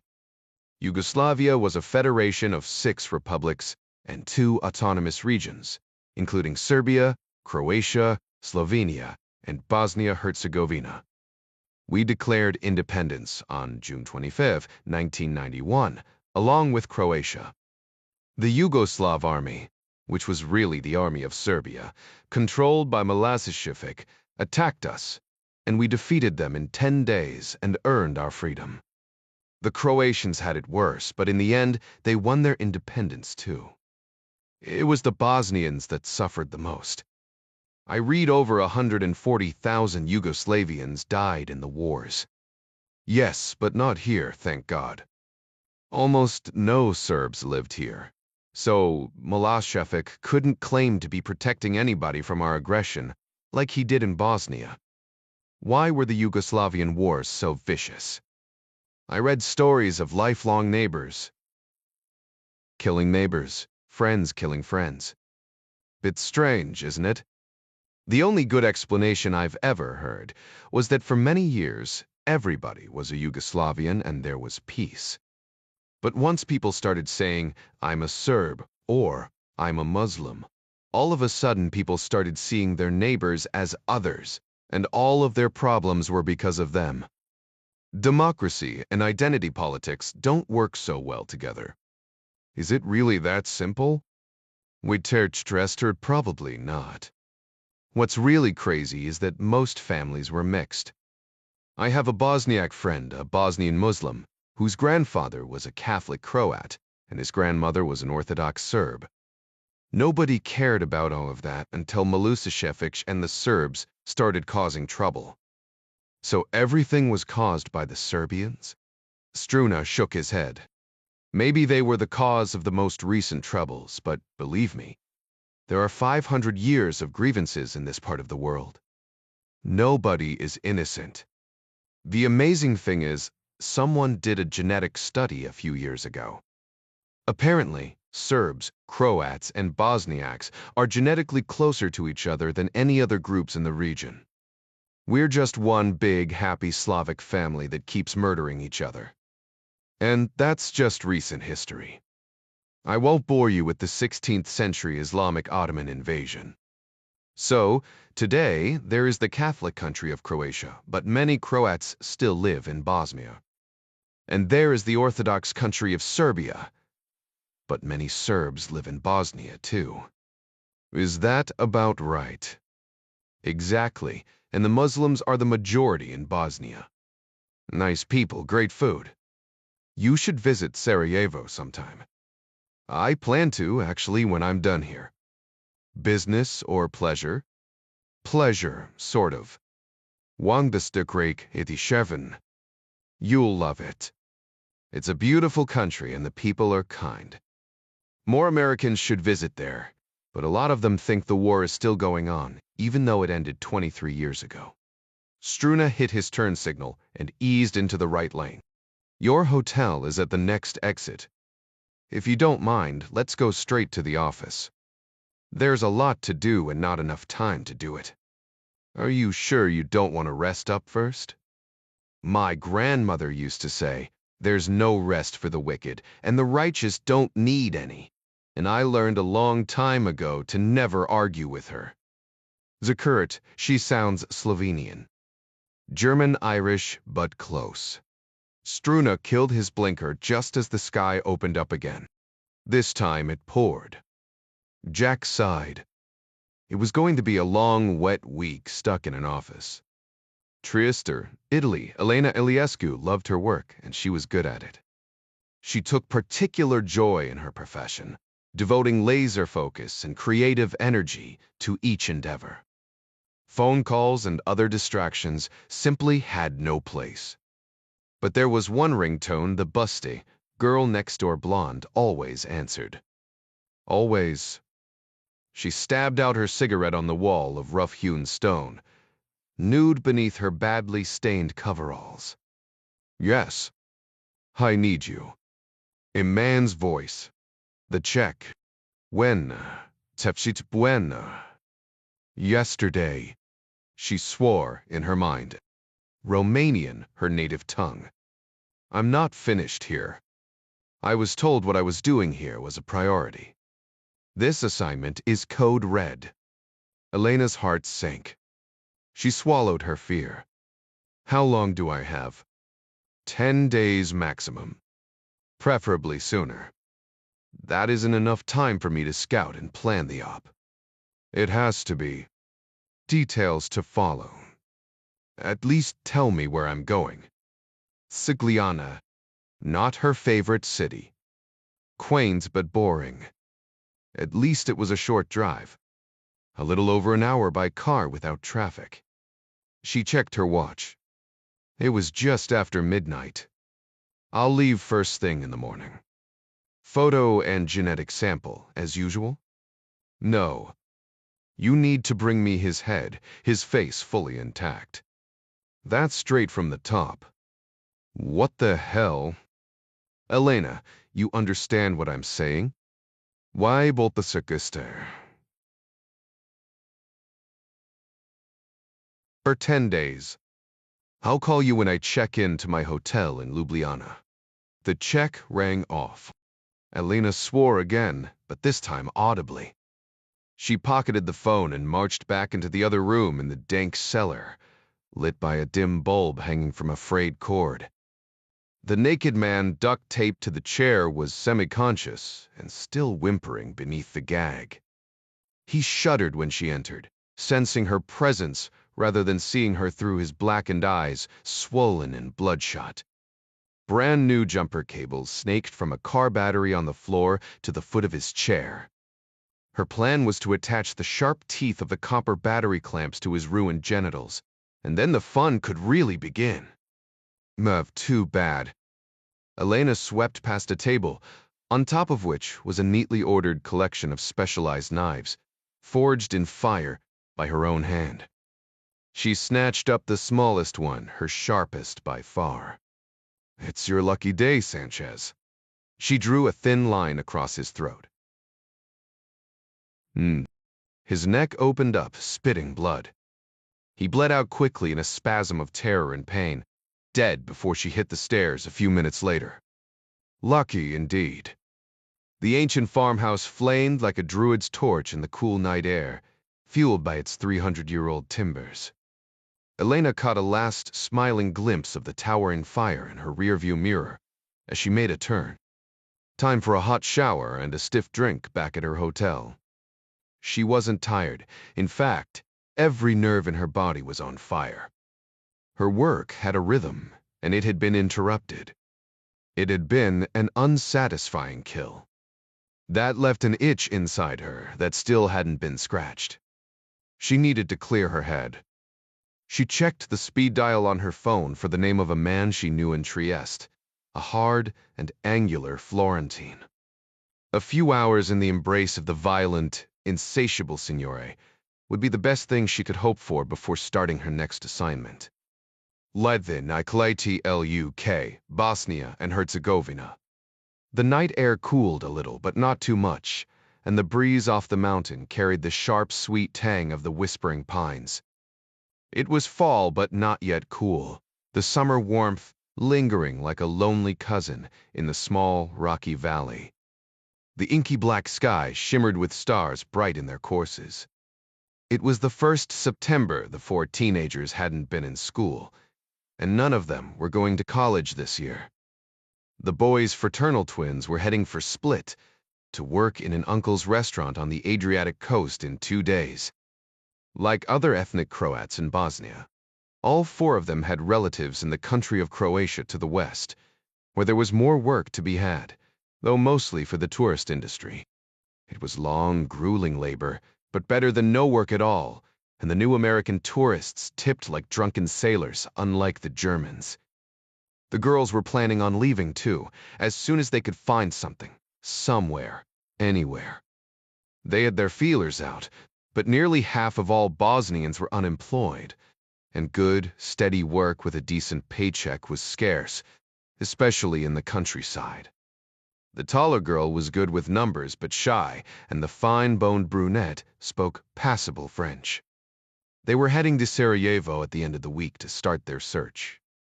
But all of that was for later. The 4 of them had spent the last 2 days hiking in the hills and swimming in the Lukert River, roasting river trout on open fires and drinking sweet summer wine, cheaper and better than weed, which was harder to come by, too expensive, and still illegal in Bosnia. Tonight was their last night together, and they turned in early to their respective tents. Summer lovers soon separated, probably forever. They each finally fell asleep, spent and sated, the smell of salty sweat and campfire smoke in their nightclothes. Their deep, rhythmic breathing wasn't disturbed by the crunch of pine needles beneath 8 pairs of heavy boots, and the tall girl woke only when she heard the muffled scream of her friend in the dark, followed by the zip of a blade shearing through her tent wall. The camouflaged men hid their faces behind balaclavas. One of them, the unit commander, stood back in the shadows, his milky left eye glistening in the moonlight, watching the other men bind and gag the 4 teenagers. They tied the boys to the trees and forced them to watch the gang rape of the 2 girls, then forced the girls to watch them beat the boys with batons until their bones cracked, before raping them with the same heavy instruments. The 4 broken bodies were tossed face down onto the pine needles, whimpering and faint. 2 men stepped forward, put heavy knees in the center of the boys' backs, pulled their heads up by the hair, and slit their throats. The last thing the brunette remembered before she passed out was a rasping whisper in her ear. Croatia for Croats, Bosnia for Serbs. On a bridge 6 kilometers north of the campsite, the man with the milky eye was dressed in civilian clothes again, as was his driver, their camouflage gear carefully packed and hidden in the back of the unmarked panel van beneath a stack of boxes. His burner phone signal had just 1 bar, but that was enough to call the local police. He reported that he had heard screams in the woods west of Ilok, and hung up before he could answer any further questions, then pulled the battery and pocketed it before tossing the remainder of the burner phone into the river below. He signaled the driver to head for home, careful to keep within the speed limit. With any luck, the police would respond quickly. Violent crime was virtually unknown in the area, and cops didn't have much to do, especially this time of night. The milky-eyed man couldn't take the chance that the girls might die from their injuries or exposure before they were found, or that somehow they might fatally harm themselves trying to get back to human habitation. They might even be tempted to commit suicide after such humiliation. No, that wasn't acceptable at all. The plan required them to survive. He was confident the police would arrive in time, and the girls would be found, and their stories told, so that the whole country would know what had happened to them tonight and, more important, who had done it. The man with the milky eye had no regrets about the suffering of the 2 girls, even though he had 3 daughters of his own about that same age. After all, what he had done was for them. Ljubljana, Slovenia. Jack had spent 8 days on his ass, his nose buried in financials and spreadsheets, 3 days longer than he'd planned. That would cut his search time in Sarajevo down to just 3 days, but he thought that might be enough. Gavin had generated a list of potential Ida Curages, including those who had married and changed their names. Sorting by age and other factors had shortened the list considerably. Tracking them down wouldn't be a big deal. Jack's office window overlooked the parking lot and another glass and steel building in the technology park, each of the last 8 days marred by dark clouds and rain. Struna offered to take him on a walking tour of the small but charming old town, where cars weren't permitted, but he confessed it was mostly restaurants, bars, and small retail shops, so Jack politely passed. He'd rather spend the time finishing up his work as fast as he could, but he would allow himself one day to tour the Julian Alps with Struna, hoping that the weather would break by then. He woke up sorely disappointed. It was still raining. The night before, Struna took him to Pop's place in the old town, because Jack was craving an American-style burger, and frankly, so was Struna. The place was hopping with locals and tourists, with a friendly and animated staff. He and Struna sat at a communal table next to a quiet Belgian couple and a group of rowdy Aussies. The huge selection of local craft beers was amazing and tasty, especially the Bevog-owned smoked porter, an Austrian brew. The grass-fed Slovenian beef burgers were pretty damn good, too. "You did a great job for us, Jack," Struna said, his red-rimmed eyes smiling as he hoisted an oatmeal stout, "You're gonna be a billionaire," Jack said, toasting his friend. "But you better get some shut-eye. You look pretty beat. No rest for the wicked, right?" Struna smiled and finished his beer, then paid the tab. And the two of them headed for Jack's hotel. Jack was hardly surprised when his phone rang at 5:30 that morning. Struna's clogged voice apologized. His wife and kids were sick, and he wouldn't be able to take Jack to the mountains. Besides, it was still raining. "But if you still want to go, you can take my car. I pre-programmed the GPS for you last night and left a guidebook on the front seat. If you don't mind, sure." He felt awkward borrowing the man's car. But what the hell else was he going to do? Stay in his hotel room and watch reruns of Say Yes to the Dress with Slovenian subtitles? Triglav National Park, Slovenia, Struna's BMW, was a joy to drive. And fortunately, Slovenians drove on the right side of the road, for which Jack was grateful, given the 24 hairpin curves he traversed on the narrow road to the top of the highest point in Triglav National Park. The good thing about the rain was that almost nobody else was out but crazed mountain bikers, and he seemed to have the place mostly to himself. He listened to an audio guidebook he'd downloaded onto his iPhone the night before. This high country was hallowed ground in many ways, part of the 400-mile Third Front in the Holocaust known as the First World War, where invading Italian troops battled the forces of the Austro-Hungarian Empire to seize Slovenia for Italy. Jack passed battlefield, cemeteries crowded with thousands of men cut down in their youth, and innumerable Catholic churches perched on seemingly every hilltop, bastions of faith that also served as fortified positions during foreign invasions. It was hard to imagine the brutal tragedy of that mindless conflict in the middle of the stunning beauty of these snow-capped mountains covered in pines.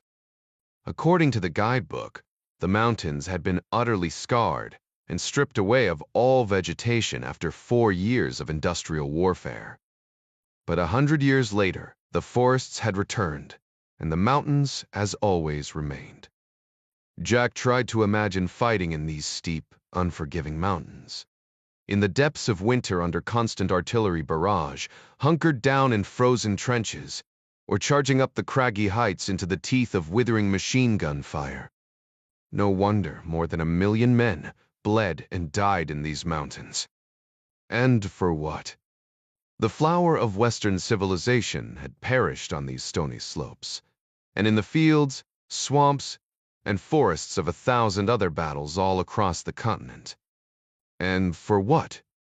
Jack asked himself, for what?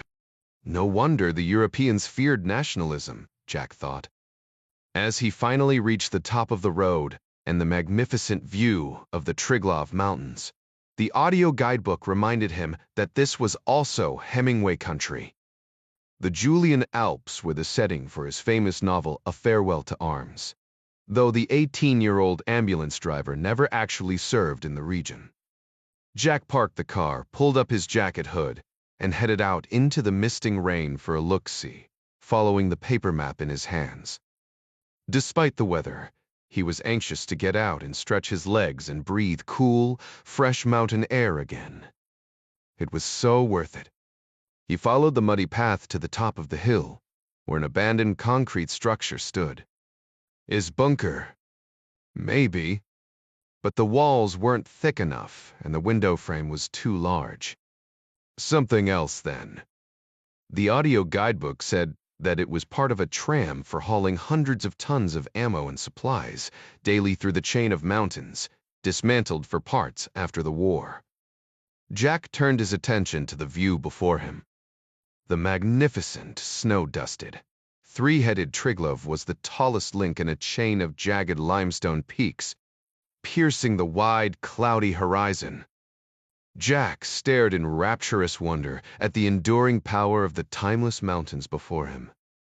It made him feel clean somehow, especially after the human filth he'd experienced in Dallas, and the human trafficking ring the campus had helped break up. He felt no guilt for killing evil men, But he didn't exactly feel like a righteous man either, standing in this place where so many other men had died so long ago. He took another deep, cleansing breath of the crisp mountain air. The bad memories receded in the spattering rain that washed over him in the quiet solitude. No wonder the prophets of old went to the mountains to pray and commune, Jack thought. This place felt, well, holy. Something from catechism bubbled up in his memory. El Shaddai. Wasn't that one of the Hebrew names for God? God Almighty, the God of the mountain? Hard to believe that such butchery could happen in a sacred space like this. The sins of empires had drenched these mountains with innocent blood. It was a kind of blasphemy. Jack spent the next 20 minutes exploring the hilltop area, where he found a few other man-made remnants from the war. But for the most part, nature had prevailed, and there was little evidence that any murderous humans had ever defiled the sharp contours of her magnificent body or scarred her lovely face. Ichim near Kobarid, Slovenia Struna had promised him that the hike to the Kozhek waterfall was well worth it, a real showstopper. He crossed the Napoleon Bridge high over the deep chasm of the Saka River and passed through the small town of Kobarid, on his way to the trailhead. His was the only car in the lot, save for a mud-spattered Jaguar parked on the far end, bearing Italian plates. The rain was still falling, not so heavy as to keep him out of it, but strong enough to still keep the tourists away, which was fine by him. He enjoyed the solitude, and when he found his thoughts drifting back to Yuki or Isabel, he easily put them out of his mind by taking in the stunning views around him, not the least of which was the surging Sacha River. Struna's guidebook featured the same photos he'd seen on the web, a translucent turquoise, like a flowing gem. But as he stood on the narrow hanging bridge that spanned the wide chasm, the rain, swollen Socha was altogether different today, opaque and light green, like liquid mint. It was no less impressive and certainly beautiful. He supposed it was the rain that was washing limestone and other minerals into the otherwise crystal-clear water. He took in the view, thankful for the solitude, but mostly for the sense of awe and wonder the river and mountains inspired within him. What was there to fear in a world with this much beauty? Jack checked his iWatch. It was getting late. He needed to push on if he wanted to get to the falls. His weather app said more rain was on the way, but no telling how much. At some point, he would have to beat a retreat if the storm got too bad here in the mountains, and he was still 2 hours away from Ljubljana.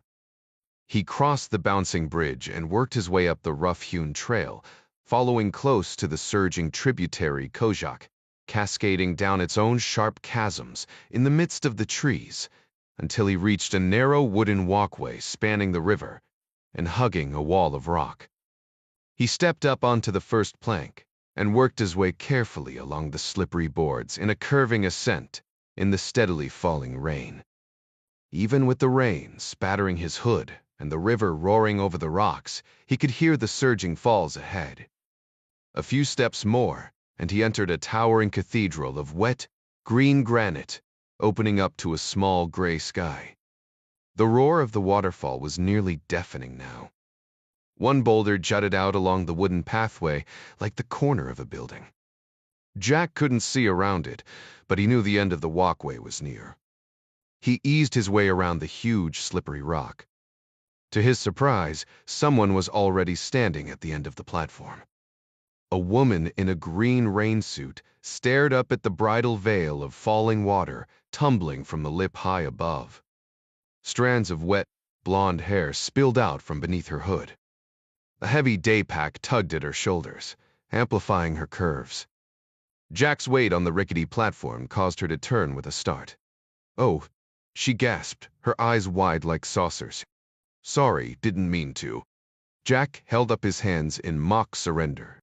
"I mean Goverisis Angelsesko? Do you speak English?" He had to raise his voice in order to be heard above the thundering echo of the falls. The woman sighed, smiled prettily, obviously relieved. Yes, of course I speak English. Jack couldn't place the accent. She didn't sound like the Slovenians he'd been listening to for the last week. Obviously not a native English speaker, though. Good. My Slovenian is terrible.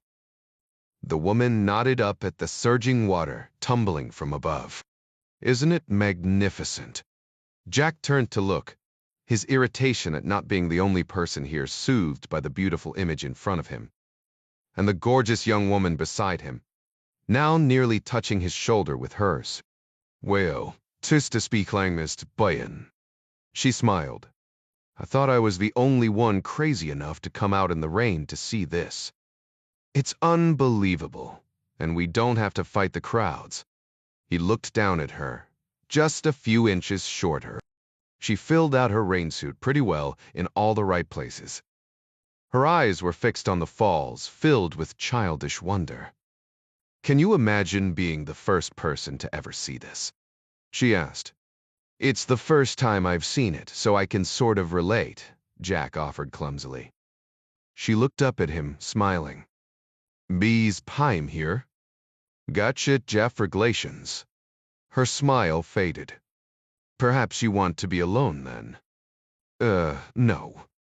It's fine. I mean, please stay if you want to stay. She smiled again. Yes, I would. I just arrived. They both gazed back up at the falls. Jack lost himself in the moment, mesmerized by the natural wonder of the scene before him. The ancient rock and the endlessly flowing water felt pure and eternal in the dark, isolated cavern. It made him feel both small and finite, yet also alive and connected to the world around him. Her voice broke his trance. It's getting late. I should be going. Yeah, me too. Since Jack was closer to the exit, he led the way out, traversing the big corner boulder, then working his way back down the walkway. He felt her steps just behind him, sure and steady. When they reached the trail, Jack turned to say goodbye, but the woman interrupted him. Perhaps since this is your first time here, we should celebrate a little. She tapped one of the straps of her day pack. I have a little wine and sausage, and some cheese if you like. Nothing special, but it's a kind of tradition, I think. Jack had never heard of such a tradition. But he wasn't going to argue the point. He was hungry, and a little wine wouldn't break his heart, and the mischief in her smiling eyes suggested the promise of something very interesting in the near future. Yeah, sure. Severely sent. Ah, she beamed. Excellent. I know just the place. Vestipper Khan. The shape of her amazing body was evident even in her rain pants, and she moved with an athletic agility. Jack felt a familiar hunger. The woman was ruggedly beautiful, and the situation unfolding felt refreshingly familiar. In his sophomore year, he'd had a torrid sexual encounter with a girl in a forest like this one, though it was warm in spring. They both had quite a crush on each other after that, but a summer internship took him across the country, and the two of them lost touch. When he came back to school in the fall, she had a new boyfriend. Jack hadn't thought about her in years. A pang of longing suddenly shot through him. Amy was awesome. Another one that got away. The blonde led him off the public trail, which they still had all to themselves, and onto a narrow path that cut deep through the trees about 20 meters until they reached a small clearing. Jack felt a surge of lust and larceny welling up inside, and he tried half-heartedly to push it away. After all, she was just offering him a picnic, right? In the middle of the clearing stood an old weathered park bench beneath an overhang of branches that provided a degree of shelter from the rain, which had suddenly stopped. Clearly, there was no one else around, and the woman felt comfortable enough with him to bring him to this place. A small plastic ice chest stood on one end of the table. The blonde pulled off her pack and set it on the bench next to the ice chest, then motioned for Jack to take a seat. The bench seat was wet, but Jack was wearing waterproof pants. He swept away a tiny puddle of rainwater and pine needles before sitting as the woman unzipped her pack. She pulled out a bottle of white wine and handed Jack a corkscrew. "If you don't mind." "No, happy to." Jack jammed the bottle between his thighs and grabbed the corkscrew as she set a styrofoam cup on the tabletop.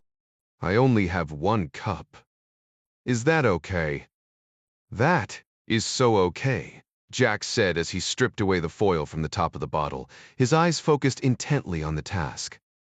The woman reached into her pack again, and out of the corner of his eye, Jack saw her pull out a finely hammered blade, no doubt to cut the cheese and sausage. She drew the knife out in a singular, deliberate motion, the muted sunlight glinting on the highly polished steel.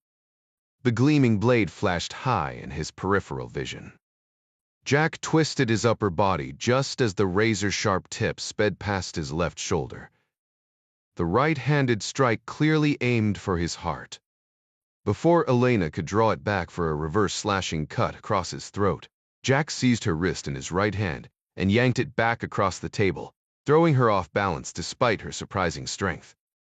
That didn't keep her from launching a punch at his face with her left hand, but there was no leverage behind it, and she managed only a harmless glancing blow to his temple. Jack drove all of his weight onto her trapped arm, hyperextending her elbow with a sickening crunch, and twisting her wrist with both of his hands, snapping ligaments and separating the carpal bones from the ulna. Her hand released the knife, and it fell into the wet grass. Elena's face was close to his, and her wounded yelp barked in his ear. But the yelp morphed into a raging snarl, and she lunged at him with an open mouth to bite his face. Jack swung a heavy elbow into her jaw that snapped her head back, giving him enough time to raise the same arm up and drop a crushing hammer blow to the side of her skull with his fist, slamming her head into the mossy wood, knocking her out instantly. He leaped to his feet, gasping for breath, his body surging with adrenaline and fury. What the fuck just happened? Stir for his peace, hesitation te azerbardia. The happy times. 8-passenger van pulled to a stop a few meters in front of the one-lane trestle bridge to let the southbound Volkswagen coupe with German plates exit, its tires thumping on the wooden planks. The white-haired driver snarled in aggravation, raising a withered hand to shield his eyes from Amir's headlights. Without so much as a thank you, the old man gunned the engine and sped away. Amir ignored the insulting lack of courtesy and bit his tongue, knowing his passengers were paying close attention now that they were about to cross the border. He assured them it was a quick and painless process that involved little more than waving them through, or at most, stamping their passport pages and driving on. This was a little traveled crossing, especially at this time of night, and Amir had done it 100 times if he'd done it once. More important, he knew the customs officer stationed here on the shift very well, and the man was on the organization's payroll. He was a good Muslim brother as well. 4 Stabulifaf. But Amir was a cautious man, and thumped across the bridge a few kilometers slower than the speed limit permitted, then pulled to an easy stop in front of the barrier arm, which, to his surprise, was in the down position. What surprised him even more was the customs officer who approached his van. He didn't recognize the pinched, officious face or the crisp uniform. The fact he was carrying a clipboard was worrisome as well. Passports. Is there a problem, sir? The man glanced at the rear passenger window. How many passengers? 6 tourists and myself. Is there a problem? Not if you had me your passports for scanning. Normally, we just get stamped. The man's eyes narrowed. Really? Sorry, my mistake. Just give me a moment. Amir turned around in his seat and the 6 passengers passed their passports forward. 2 sleepy American teenagers in the near bench, 2 Germans behind them, and 2 nervous Greeks in the back. A hard-sided pelican case wedged between them. While Amir was gathering passports, the customs agent circled the van, casting an inspector's eye on the vehicle and scratching notes on his clipboard. He circled back around a few moments later, greeted by Emir's forced, impatient smile. "Passports," the man repeated. Emir handed the stack of them over. "I need to scan these. It will take a few minutes." Emir swallowed his panic.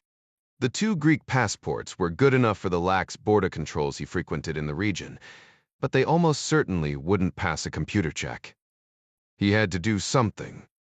"Sir, I noticed you were making notes about my van."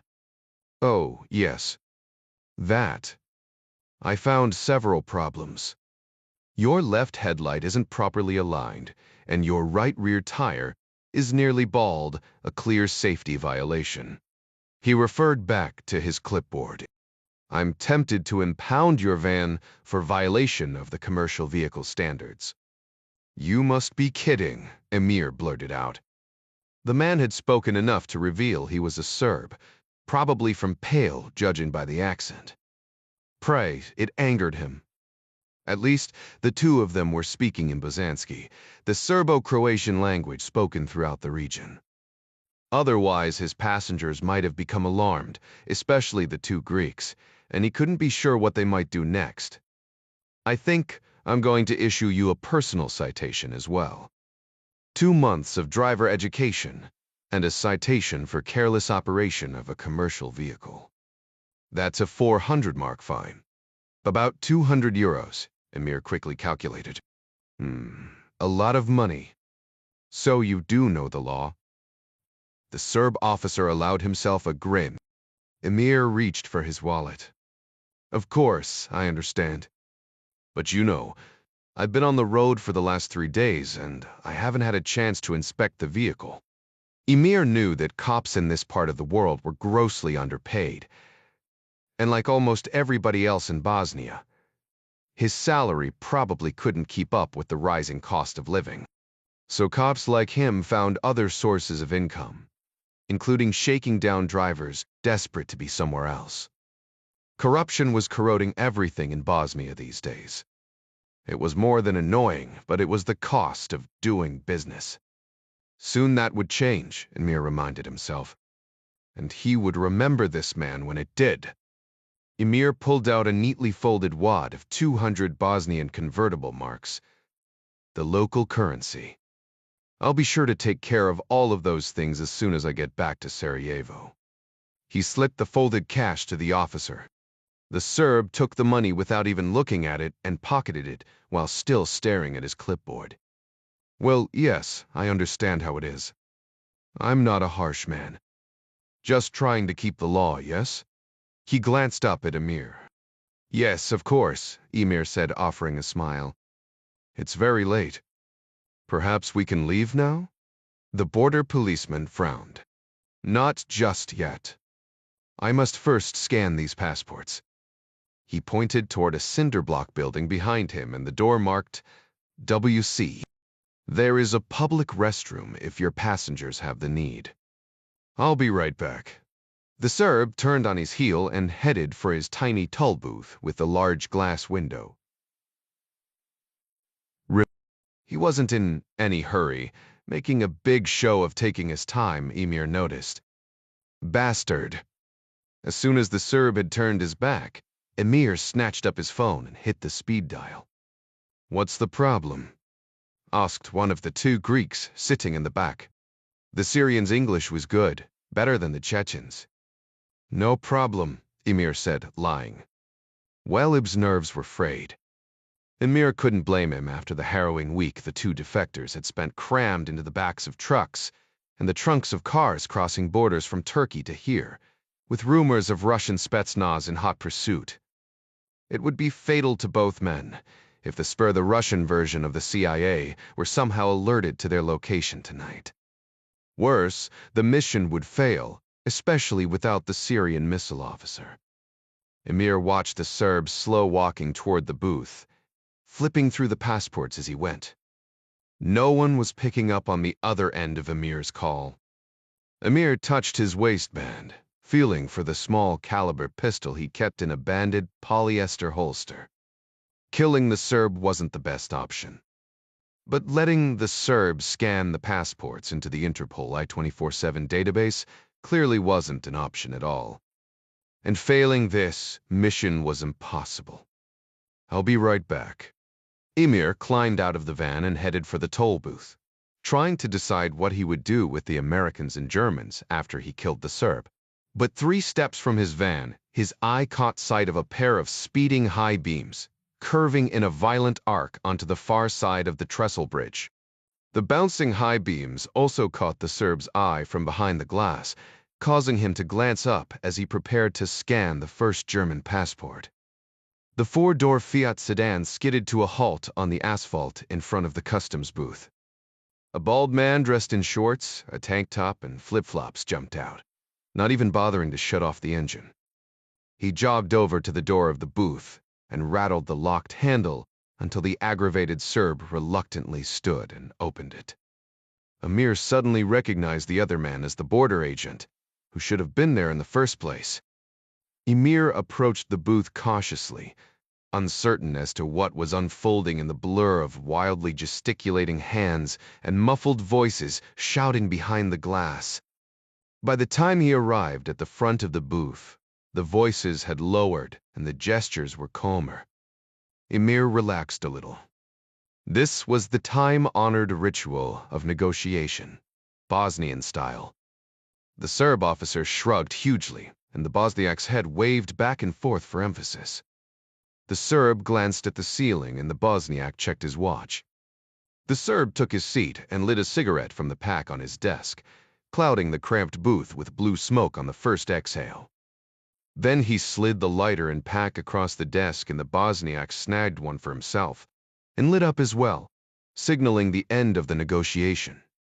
The Bosniak came out of the booth with a wide smile plastered across his unshaven face, the cigarette dangling from his lips and the stack of passports in his hand. "Emir, it's good to see you." Emir smiled but lowered his voice. "Where the hell were you?" The Bosniak's smile disappeared. He tossed the cigarette to the ground and crushed it under his flip-flop. "My brother, I'm sorry. They changed my shift. I called you. Didn't you get my message?" He handed Emir the passports. "For your wife's sake, I hope you fuck better than you lie." The border officer quailed. He'd never known Emir to swear or to speak in any vulgar terms. "I failed, obviously. But I have solved everything. They're a tough one, try." He pointed to the passports in Emir's hands. "No scans." "Tepper, sir." "Yes, of course." Emir stepped even closer. "As sure as your life." The Bosniak nodded. "Yes, I'm certain. He has no reason to lie.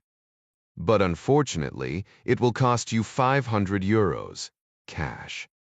"Now, Siprepeksk." Emir glanced over at the toll booth. The Serb looked up just at that moment, a thin smile creasing his narrow face. Emir nodded his unsmiling thanks and silently cursed the incredible greed of the Orthodox thief. He reached again for his wallet. All he had on hand was 240 euros in bills. He handed it to the Bosniak. "Brother, this won't do. It's all I have. But I made him a deal. He says his mother needs a surgery." The claim was not unreasonable, Emir knew. Healthcare was free but of poor quality in Bosnia. The best medical services were privately provided and expensive. If you don't pay him, he'll call those passports in and report you. The Bosniak lowered his voice for effect. "I know this man. He's not kidding." Emir smiled. "I'm not kidding either. That's all I have right now. You'll have to make up the difference." The Bosniak pointed at his empty pockets. "I don't have any money with me." Emir's eyes burned like smoldering coals, cutting him off in mid-sentence. The Bosniak swallowed hard. "No worries. I'll take care of it, Emir. I swear." For a moment, Emir considered killing this fool and the Serb with the pistol in his waistband, but his rage cooled. "Yes, you will. We're leaving now. The Bosniak nodded. Please tell our friend how sorry I am to have failed tonight. It won't happen again. Emir's eyes softened. He laid a hand on the man's shoulder. I know it won't. Thanks for showing up when we needed you. The man sighed audibly. Way Pakistan it can. Safe travels, brother. Emir jogged back to the van, fired up the engine, and handed the passports back before driving away. Everything is fine now, he told himself, but he couldn't shake the feeling that the mission had nearly been compromised by that lazy idiot. Half of the money he handed over tonight would probably wind up in the Bosniak's pocket as well. Neeler Trevamive. Who can trust a Serb to keep his mouth shut? Emir picked up his phone again and hit the speed dial number of a true brother he trusted completely. The man was local and talented. Emir whispered in Bosnian and in code, though the tourists weren't paying any attention to him. By this time tomorrow, the Serb would be dead without suspicion in a car accident or a drowning. The Bosniak would die within the week, but only after Emir found a suitable replacement. Sheet Koberid. Slavania Jack shifted uncomfortably in his creaking wooden chair, an empty styrofoam cup in front of him. More than anything, he needed to pee. But he was hoping the interrogation would be over in a few minutes, and he didn't want to leave the room. Detective Walter Oblak pushed through the door and sat down across the battered steel conference table from Jack with his notepad and pen in hand. He had a carefully groomed 3-day growth of beard on his lined face, and his close-cropped hair was tinged with gray. In jeans and an athletic shirt, he looked more like a coach than a cop. He opened up his notebook again and reviewed it. Just one more time, mister. Ryan, if I may, sure. And you said here. You twisted at the very last second before the knife could strike you, Ja. Very lucky. Yes, I said that before. About 5 times. Jack couldn't tell the man that hundreds of hours of training in close-quarters combat had honed his senses to a fine edge. He wasn't even conscious of making the decision to twist out of the way. It was purely reflex. Black looked up. I'm sorry, I'm just trying to get the details right. Jack knew from his own training and interrogation that the detective was just trying to catch him in a lie. What bay stemmed? Sorry if I sound impatient. I'm a little stressed. Oblak set his pen down and leaned back with a sigh. Well, there is one more thing. I just received a phone call from headquarters. The woman who you said attacked you? She's filing charges against you for assault, attempted rape, and attempted murder first thing tomorrow morning. Jack's eyes bulged. What? She says that you attacked her with the intent of raping and killing her, and that she only tried to defend herself with the knife. That's bullshit. Like I said, she tried to stab me with that knife, which was hers. My prints aren't even on it. All I did was defend myself. The detective checked his notes, shaking his head. Breaking her jaw, wrist, and forearm in the process of defending yourself. He looked at Jack. You're a big, strong guy. Was that kind of force really necessary? It was an instant reaction. I wasn't really thinking. Which was true, Jack thought. It was all adrenaline and muscle memory at that point. Fortunately, he'd calmed down enough while she was still knocked out to grab retina and fingerprint shots with his smartphone and get them to Gavin Beery, Hendley Associates IT director. Lucky for her you didn't kill her then. I never intended to. How can she claim I wanted to kill her if I didn't do it after I knocked her out? And you claim it was she who was trying to seduce you before trying to kill you. But why would she behave in such a manner? How the hell should I know? Check her Tinder profile. Jack instantly regretted the snarky comment. But he was exhausted and still highly apprehensive. He was beginning to regret his decision to not have his lawyer present. Black's eyes narrowed. We take sexual assault and violence against women extremely seriously in my country. Mr. Ryan, not more than I do, Mr. Black. I was raised by a strong woman and a father who taught me to respect them. Jack cast his gaze down at the worn blue indoor-outdoor carpet of the tiny conference room. Good old Jerry Henley. He was the first person Jack called after he knocked the woman out. In his honey-baked Carolinian drawl, Gary promised to take care of things on his end and not to worry, but he warned Jack not to touch anything, which turned out to be damned good advice. He further advised Jack not to say anything to anybody, but that if he did, to just tell the truth. Also, good advice. I appreciate that, Detective, and I hope you appreciate the fact I didn't require my very nervous lawyer to be present in this room, even though she's pacing downstairs in the lobby. I've cooperated fully and answered all of your questions over her objections. Black's eyes softened a little.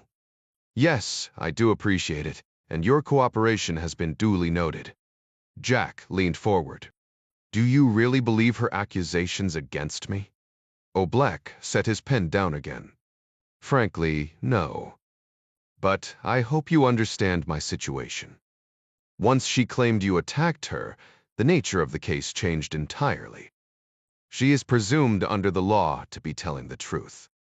In other words, I'm guilty until proven innocent. In effect, yes. You should also know she has contacted her attorney and has asked for police protection. She says she's afraid for her life. Medius doppelema. If I wanted to rape and kill her in a secluded area, why in hell didn't I rape and kill her in the secluded area instead of calling the police? Black shrugged. I don't disagree. In fact, her attorney has already communicated with my office and made an unofficial offer. Ms. Ilescu would be willing to drop her charges against you if you decided to not press charges against her. So that's her play. But her attorney claims that while her client is so traumatized that she would prefer not to press charges, she will do so if forced by circumstances. Tortures getreimt. Kend. Jack drummed his fingers on the table. So, is there a chance I'm actually going to be arrested? It's according to my discretion at this point. And how are you leaning? Black frowned. Frankly, there are too many holes in her story that don't add up, including the most obvious one that you've pointed out. Why call the police if you intended to commit a crime? So, I'm free to go. Of course, but please be advised that the state prosecutor may decide she has a case against you, and you might be subject to arrest in the future. How can that be? Black shrugged. We have politicians just like you do in the States. If the prosecutor thinks the trial makes good publicity for her office, she might be tempted to do it, even if the case lacks merit. Jack shook his head. When will that happen? Vuren, who knows? Could be tomorrow. Perhaps never. Berestave, Mermi. If I were to be arrested and charged tomorrow, how long would it take to go to trial? It will take several weeks to gather and process all of the forensic evidence and begin to put the case together. If the prosecutor decides to move forward, depending on the court calendar and witness availability, it could be 2 to 4 months before an actual trial is held. Perhaps longer. I can't hang around for 4 months for a trial.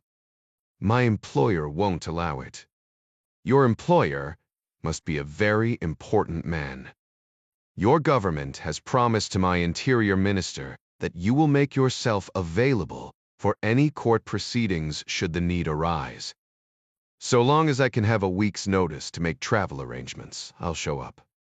Jack hoped that they didn't make that call in the middle of a campus mission. But Murphy's Law being what it was, that was the likely outcome. Did that mean Jerry might put him on hold status from the campus until the case was resolved? If you don't appear, a warrant will be issued for your arrest, and our 2 countries are signatories to an extradition treaty. Failure to appear for a summons carries a mandatory 2-year prison sentence. You make it sound like it would make sense for me to drop the case. You might consider it. But it's up to you. Jack started fidgeting. He now wished he hadn't had that third cup of coffee. His nerves were on edge and his bladder boiled. He couldn't tell if Oblak was trying to help him out, or if he was just a bureaucrat trying to protect his pension. But if you are innocent, Oblak said, that means she is the guilty party, and I need to build a case against her for attempted murder. What I can't understand is her motive for trying to kill you. Any ideas? None. The Tsurituri is none. Perhaps she is a serial killer of some sort. I'm betting you've already run her passport and found out she's an upstanding citizen with no warrants, priors, or Interpol notices. Oblak offered his first small smile. Very good. You are exactly correct. Maybe I reminded her of an old boyfriend or something. She never did tell me her name. Elena Ilishku. Romanian by birth, but she carries an Italian passport. Does the name sound familiar? Not at all. And you think the attack was spontaneous? I sure didn't see it coming. What if I told you that the ice chest on the table was empty, except for a block of dry ice? Mui wants to do. She also had a pair of surgical gloves, a small bottle of bleach, and a bone saw in her backpack. She claims they aren't hers. Is bone saw? If I had to guess, I'd say she was going to cut off your head and store it in that ice chest. Jack felt the blood drain out of his face. Excuse me? Oblak checked his notes again. You're a financial analyst, Ja? Depol disri, sir. Perhaps in your line of work you have made some powerful enemies along the way? More than you can possibly know, Jack thought. Not that I'm aware of. Jack's bladder was about to commit its own crime. Can I go now? I'd like to get back to my hotel and pack. I'm catching a flight tomorrow. To Sarajevo, correct? Yes. Business or pleasure? A pleasure. Oblak stood, as did Jack. They shook hands. It's an interesting city. Be sure to try the javapi. It's quite good. I'll do that. Oblak opened the door and waved Jack through. We'll be in touch, mister. You Bolotupov, Savtepraikswe. Safe travels. Thanks, Jack called over his shoulder as he bolted for the men's room. Tolman, Slovenia. 20 minutes away from Kobarid, Elena Eliscu lay quietly in a hospital bed in the small medical clinic, her mind fogged with painkillers, but her soul raging like a caged animal. Jack Ryan's face kept flashing in her fevered brain. She consoled herself with images of tearing out his eyes with her lacquered nails and pissing in the open mouth of his bleeding corpse. But for now, she was trapped in a broken body, immobilized and feeble. Her fractured forearm had been x-rayed and stabilized in a sling, but not yet cast in fiberglass because corrective surgery on the torn ligaments in her broken wrist was scheduled for the following morning. Her broken jaw had also been wired shut by a local dentist who thought she might need corrective surgery on that in the near future. But if she was honest with herself, the raging hatred she felt for Ryan was only a mask for her unspeakable fear. In reality, she was already dead. She'd failed her assignment for the Iron Syndicate, something that had never happened before. She was the Mantis, and no doubt called upon because of her unassailable record of kills over the last 10 years. A Code Red assignment had the highest priority, as well as the highest penalty for failure. Her only hope lay in the private phone call she had with her attorney, whispered through the clenched teeth of her wired jaw. The attorney had told her to be on the lookout for an Iron Syndicate contact. Arrangements are being made for you, even as we speak, the attorney said. Had Elena the capacity, she would have cried for gratitude. A contact could only mean the syndicate still had faith in her to complete her assignment once her injuries had healed. It was a great honor to be trusted in such a manner, she reasoned, but nothing would please her more than to slaughter the American who had injured her so badly and caused her such great shame. Elena saw movement through the tiny window of her hospital door. The policeman who guarded her door was being relieved by another cop. A moment later, the door opened, and a harried nurse with thick ankles and a dour look came in with a pressure cuff and thermometer to check her vitals. The cop stood in the doorway and glanced in her direction, then looked away as the nurse wordlessly cuffed her arm and began pumping the squeeze bulb. Elena glanced up into the nurse's pinched face as the cuff gripped her arm. The nurse scratched the side of her nose with the tip of her nicotine-stained finger, an inconspicuous gesture. But Elena understood it perfectly. Nothing could be said, nor need be. Contact made. Kobarid, Slovenia Detective Oblak watched the vehicles pull out of the police station parking lot from his private office on the second floor. Struna, Ryan, and his attorney would arrive in Ljubljana in a little more than 2 hours. Oblak had a lot on his mind tonight, and not all of it good. He had Jack Ryan's contact information, and also his address in Sarajevo.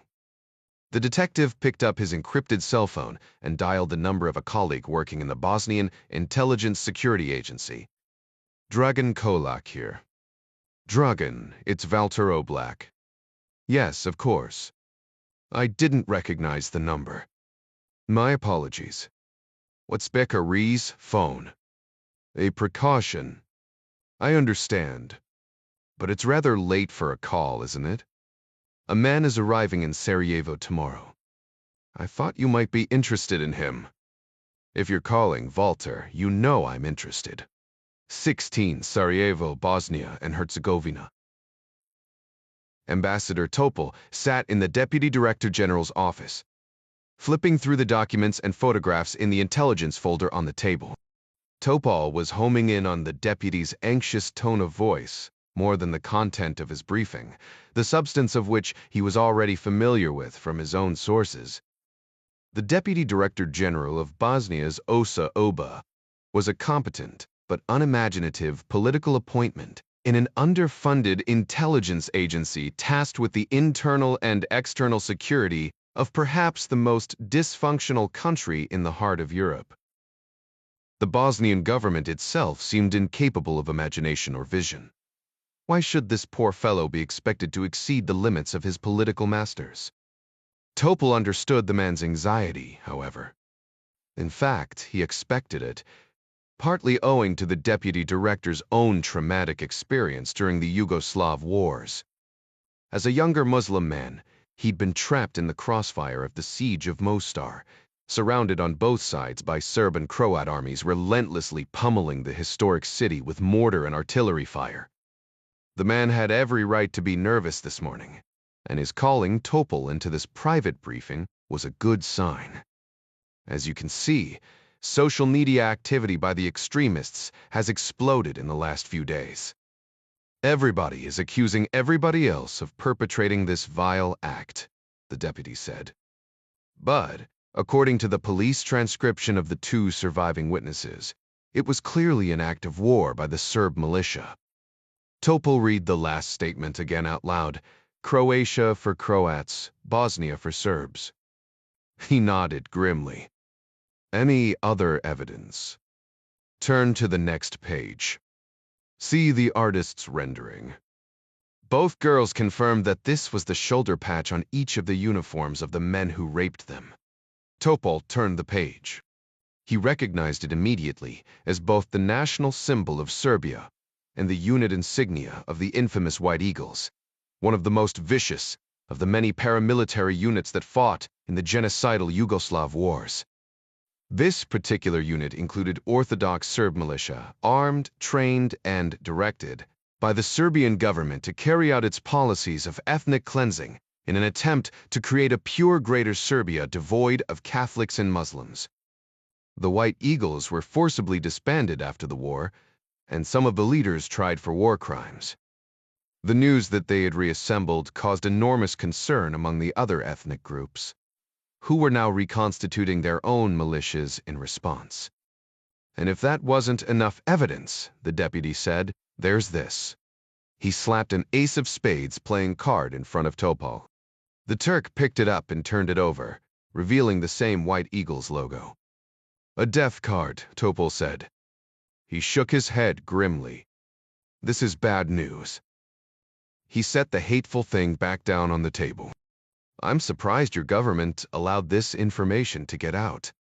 Believe me, we tried to keep a lid on it.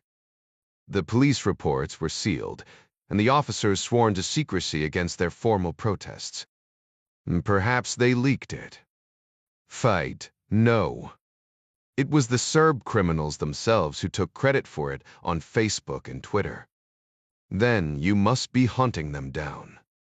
We are searching high and low, in cooperation with the Ministries of Security and the Interior, of course. But so far, we haven't been able to find them.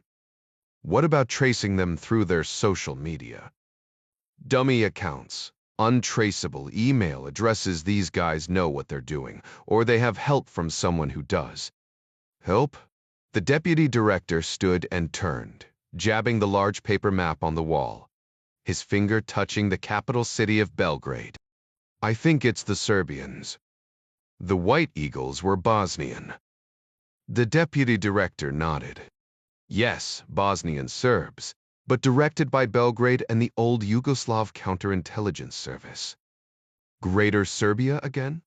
Topol asked. Yes, of course. The dream never dies, does it? Or maybe it's a nightmare. Ambassador Topol shook his head. It's hard to believe. I thought we were past such things. The past is prologue, my friend. But why jump to such a conclusion? If what you say is true, the Serbians are engaging in an act of war. Think about it. This is classic new generation warfare, straight out of the Russian playbook, and you know how close the Serbians and Russians have become in recent months. Topol was well aware of the growing alliance between the two countries. In fact, the Russians were holding the Slavic Sword and Shield military exercises just over the border in Serbia at this very moment, over the protests of Topol's government. It was the largest deployment of Russian special forces in a foreign country training exercise ever. The ambassador was even more familiar with Russia's new generation warfare concept, which they had deployed with devastating effect in Chechnya, Georgia, and even earlier in Ukraine. New generation warfare was a multidimensional, nonlinear strategy that engineered and exploited social, moral, ethnic, and political tensions within a target country. It included arming and training local civilians as paramilitary units, often seated and even led by Russian Spetsnaz special operators, posing as civilian fighters. New general warfare also appealed to ethnic unity and against ethnic discrimination by the local government, and pushed those narratives out into the public arena through sophisticated mass media campaigns and fake news. False flag events were also staged to reinforce that narrative with paramilitary factions armed and directed by Russian forces, resulting in further social division and political destabilization. Terrorism, extortion, and crime were also deployed as needed. Anything to disrupt and demoralize the social order.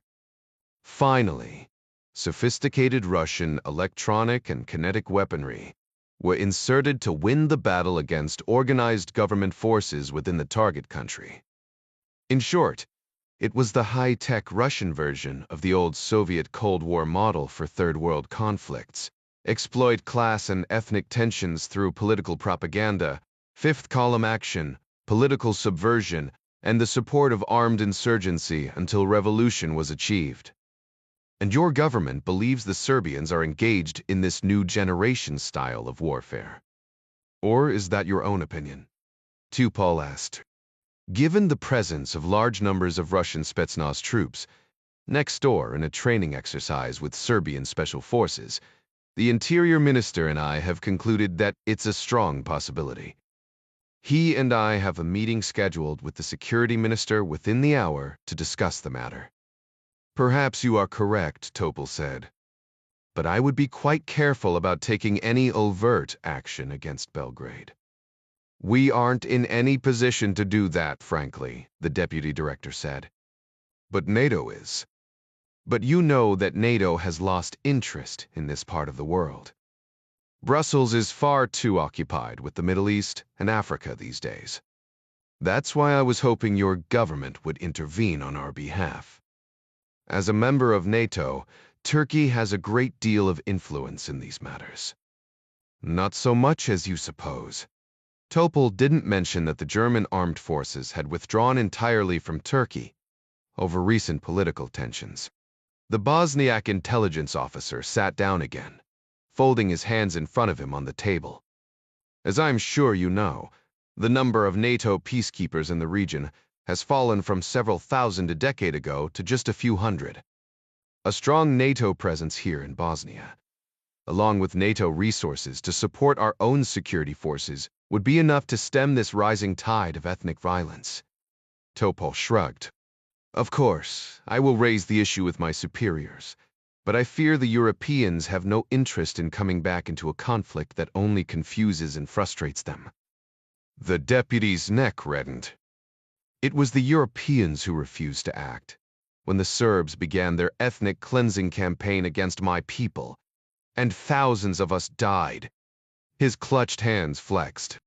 And it was the Europeans who embargoed arms against us to keep us from defending ourselves. And when the Bosnian army turned the tide and was finally on the verge of victory, it was NATO that threatened to bomb us. The victims. Why, Kruportistit, to keep us from winning the war. I know the story well, my friend, Topol said, nodding in commiseration. Topol didn't need to remind him that Turkey illegally broke the NATO arms embargo and smuggled weapons in to Muslim fighters during the war. And all of that because the Europeans couldn't stomach the idea of a Muslim-majority country on European soil. The deputy director sighed through his nose as if trying to vent his anger away. NATO has a moral duty to prevent another war. Since when have we ever been able to count on NATO to protect Muslim interests? Still, you must try. I know you have unofficial connections in Brussels, and I will do everything in my power to persuade them. But one way or another, my government will do what is necessary to protect the people of Bosnia and our Muslim brothers here, just as we are elsewhere in the world. It was no secret that the Turks were expanding their military presence in the Caucasus, the Middle East, and Africa. The deputy director nodded. This I know well, Kamo. You have always been a good friend, and Turkey our great, strong brother. Topol closed the file in front of him and slid it back across the desk. The deputy director reached out his hand to slide it toward himself. But Topol's hand didn't release it. A thing occurs to me, Topol said. Yes? The Serbians may, indeed, be taking a page from the Russian playbook. But have you considered the other possibility? The intelligence bureaucrat frowned. Recontour. What possibility? That it's actually the Russians who are behind all of this. Judging by the deputy director's ashen face, Topol guessed that he had not. 7. Belgrade, Serbia General Severo, the stocky deputy commander of Russia's electronic warfare forces, stood at the lectern where his laptop computer was located. He stole a glance at the double-headed white eagles adorning the Serbian national and army flags that hung from the tall wood-paneled walls of the auditorium. They were flanked by oil portraits of mustachioed Serbian generals from wars long past, glaring down at him with martial ferocity. Severo's commanding voice thundered with the technical authority of a man with 3 advanced degrees in electrical engineering. But the fruit salad of medals and parachutist jump wings on his barrel chest reminded the assembled audience of Serbian military staff and field officers that he was also an accomplished combat commander. Severo's mission today was twofold. Certainly it was to convey his country's most recent advances in EW, but even more important was the political goal of stiffening the spines of the soldiers and politicians in the room, including a delegation from the Republika Srpska, representing the most nationalist elements among the Serb population in Bosnia. To Severov's shame, some of the people in this room didn't trust his country to defend them during a crisis. He couldn't blame them entirely.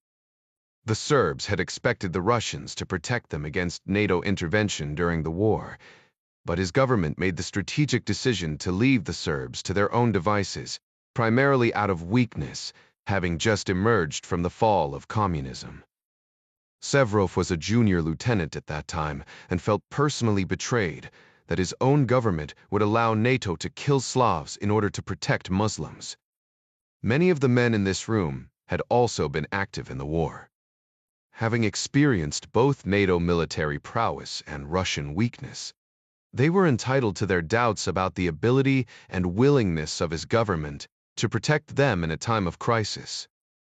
Severov intended to dispel those doubts today, once and for all.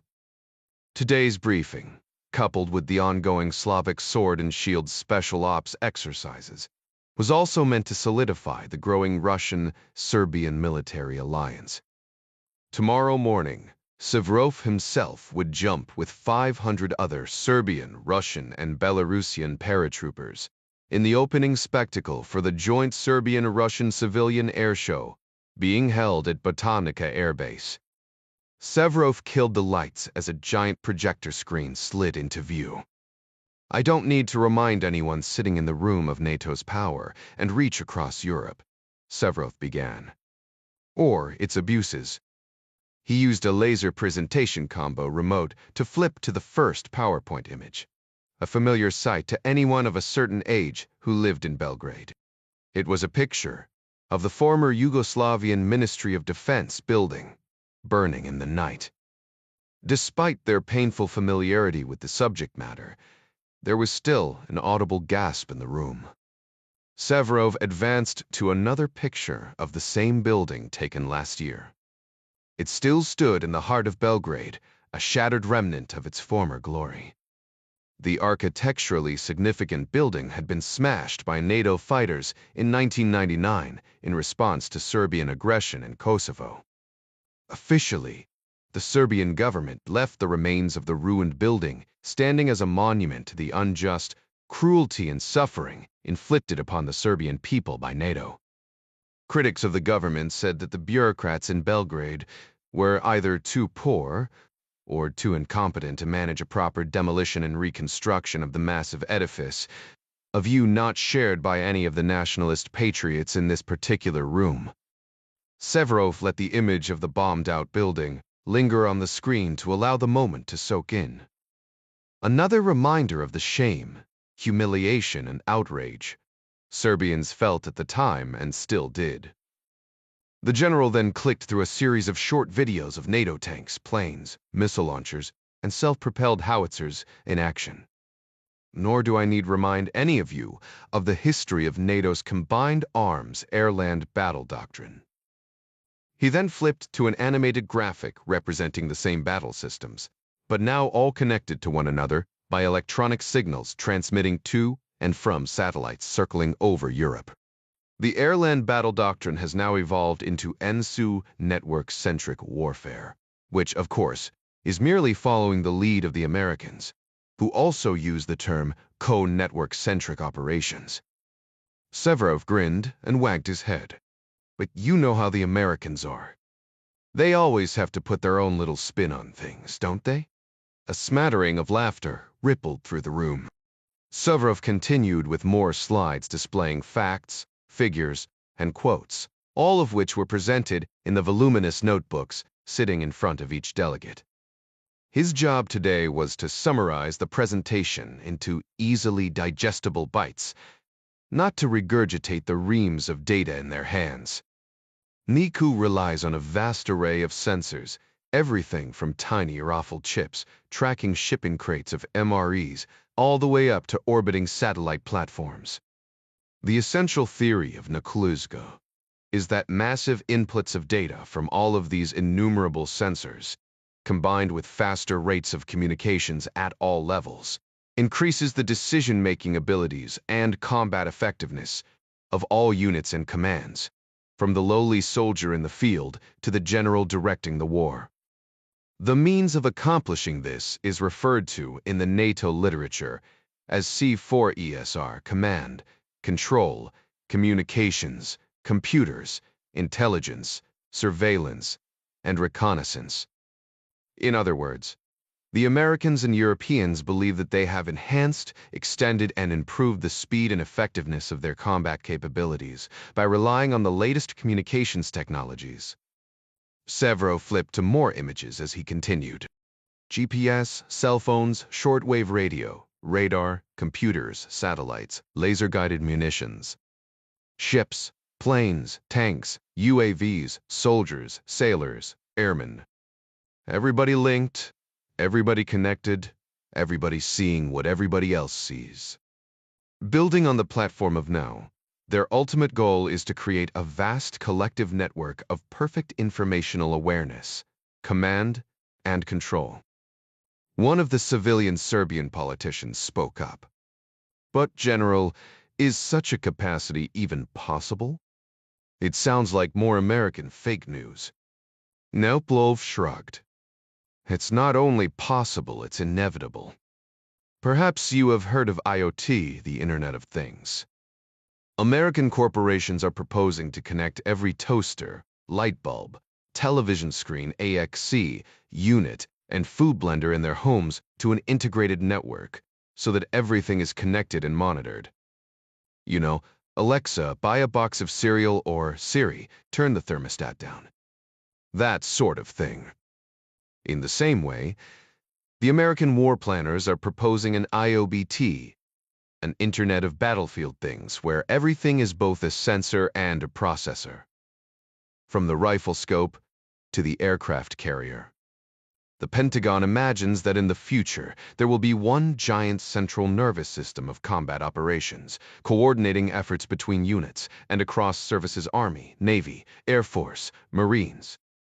They have even envisioned squadrons of swarming drones, air, land, and sea, all connected to one another, engaging enemies as one AI mind, fighting as fast as quantum computers can think. Severov let that idea wash over the audience. And then he winked. Sounds pretty scary, doesn't it? Nervous chuckles bubbled up around the room. There's no doubt that NATO and the United States rely heavily on advanced technologies to achieve their war-fighting aims, and they have had some spectacular successes. Severov pulled up another video. We've all seen the videos of laser-guided drone munitions destroying nests of Islamic fighters. The West believes that technology is the key to everything, including warfare. Severov paused for effect. But I will remind everyone in this room that every war the Americans have lost: Korea, Vietnam, Somalia, and yes, Afghanistan has been lost to technologically inferior opponents. Severov watched heads around the room nodding in surprised agreement as that revelation hit home. He flashed two more images, a B-2 stealth bomber in the sky and another of a smiling, toothless, and bearded Taliban fighter holding his battered AK-47. 17 years after invading Afghanistan with their billion-dollar bombers and lasers and drones, who is still in charge of the Afghan countryside? The illiterate peasant with his $200 rifle. More heads nodded in agreement. Severov continued. I'm not saying that NATO and America aren't powerful military forces. They certainly are. For a moment, the humiliating image of NATO forces smashing the Russian invasion of Lithuania flashed in his brain. He pushed it aside. But even they will tell you they are powerful only because of their technological advantages, and they are only becoming more reliant on their technology. But what would happen to their vaunted military power if suddenly their radars and radios, satellites and lasers, strike fighters and helicopters, cruise missiles and missile cruisers, GPS and drones were suddenly snatched out of their hands with the flip of a switch? The general pulled up a new slide titled Russian Strategic Doctrine: Radio Electronic Combat. We have taken an entirely different approach from NATO. Whereas NATO sees the electromagnetic spectrum as a means of improving combat capabilities in the battle space, we view the electromagnetic spectrum as the battle space, and perhaps the most important one. Severo then tapped a few keys on his computer keyboard, pulling up a live video feed of a handheld camera focused on a four-axled cab over truck, with stabilizer bars extended perpendicular from the open bed. Utah Blue troops scrambled over and around the green all-terrain vehicle, monitoring the vertical extension of a huge telescoping mast reaching straight up for the sky. The handheld camera swung over to three more identical trucks in a semicircle several hundred feet away. Their masts were already extended to more than 100 feet. What you are witnessing here is the deployment of our Murmansk-BN electronic warfare system just north of your airbase. Murmansk-BN is just one of several new systems we've brought into service in the last year. It has an operational range of 3,000 kilometers and is capable of locating enemy radio signals, such as the American high-frequency global communications system, and targeting the source.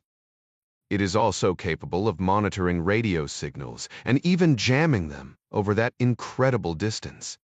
Severo tapped another key and pulled up a picture of an American Civil War Confederate cavalry unit on the attack. Some claim it was the Southern Americans who first engaged in EW by deploying telegraphers with their advanced cavalry units who would stoof federal troops with false orders, sending them to the wrong locations or reporting enemy positions that didn't exist. Severoth smiled broadly. Of course, our own troops have done much the same thing in recent operations, sending phony text messages and voicemails, confusing and frightening enemy combatants in our latest version of PSYOPs. Suddenly, cell phones vibrated and buzzed all across the room. As delegates checked their emergency text messages, a wave of laughter bubbled up. A few concerned faces frowned as well. Severod's team had crashed through the security architecture of their phones and sent them all a spoof text cracking an obscene joke at President Ryan's expense. A few chuckles of admiration murmured among the Serbian officers. An oil painting depicting a battleship engagement during the 1904-1905 Russo-Japanese War appeared on the screen. Severov continued. But without question, the first instance of radio jamming during war happened in 1904 when a Russian operator jammed Japanese radio signals during a bombardment of Port Arthur. Of course, radio jamming was practiced in World War I and perfected in the Great Patriotic War by all sides.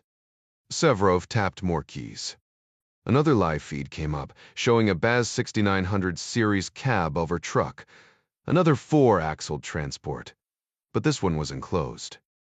A three-dish array deployed on the back end of the roof rotated in a slow circle. This is the Krasukha 4 jamming station with a 300-kilometer range, designed to neutralize airborne radar systems like the E3 Sentry AWACS and the E8 Joint Stars. It is also capable of attacking low Earth orbit systems, like the Lacrosse Onyx radar imaging reconnaissance satellites and, of course, UAVs like the Reaper. And these are just a few of the many new systems we're deploying now, including handheld devices and aerial drone systems. Severov surveyed the room again. He had their attention for sure now, particularly the Republika Srpska delegates. Without question, we are years, even decades, ahead of NATO in EW weaponry deploying systems that will utterly deny NATO's C4ISR capabilities with a virtual flip of the switch. Flipping that switch will render them electronically blind, deaf, and dumb, completely disrupting their battle plans. And one last thing, perhaps equally important. All of these systems, and others detailed in your briefing books, also provide impenetrable defenses for our own forces against NATO's inferior DU capabilities. In short, our doctrine provides total electronic support, protection, and attack resources for all of our tactical and strategic operations. As you can clearly see, our radio-electronic combat doctrine is both a sword and a shield, and my government is proud to extend both to our Slavic brethren throughout the region. Severov shut his laptop and cast a glance back up at the portraits of old Serbian generals hanging on the wall. He swore they were smiling at him.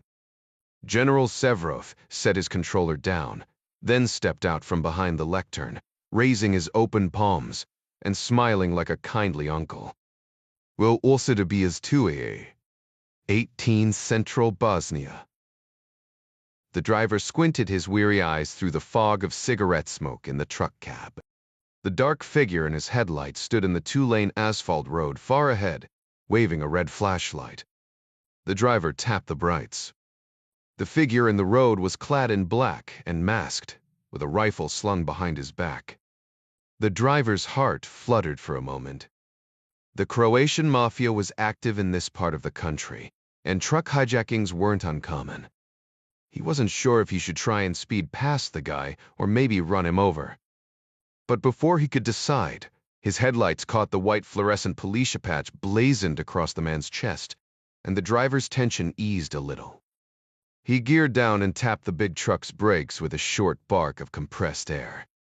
The truck slowed to a crawl as the policeman leaped onto the running board, seizing the chrome handle assist on the side of the cab. He directed the driver onto a rutted dirt road that angled off into a deserted farm a few hundred meters from the highway.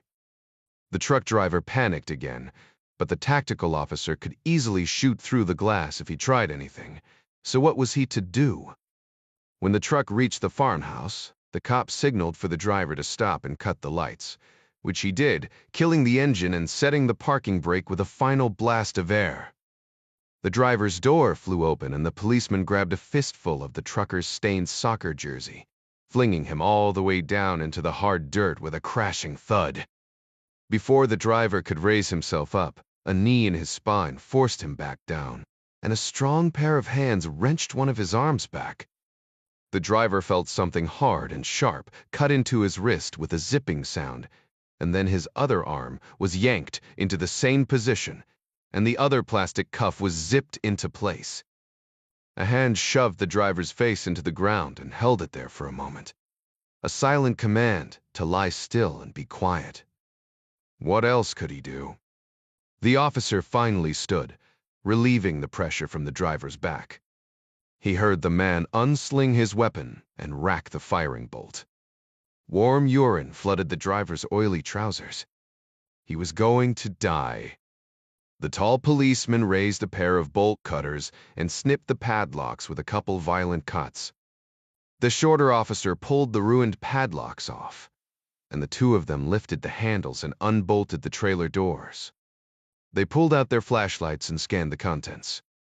It was a stack of cardboard boxes, 8 high, marked electronics and made in China.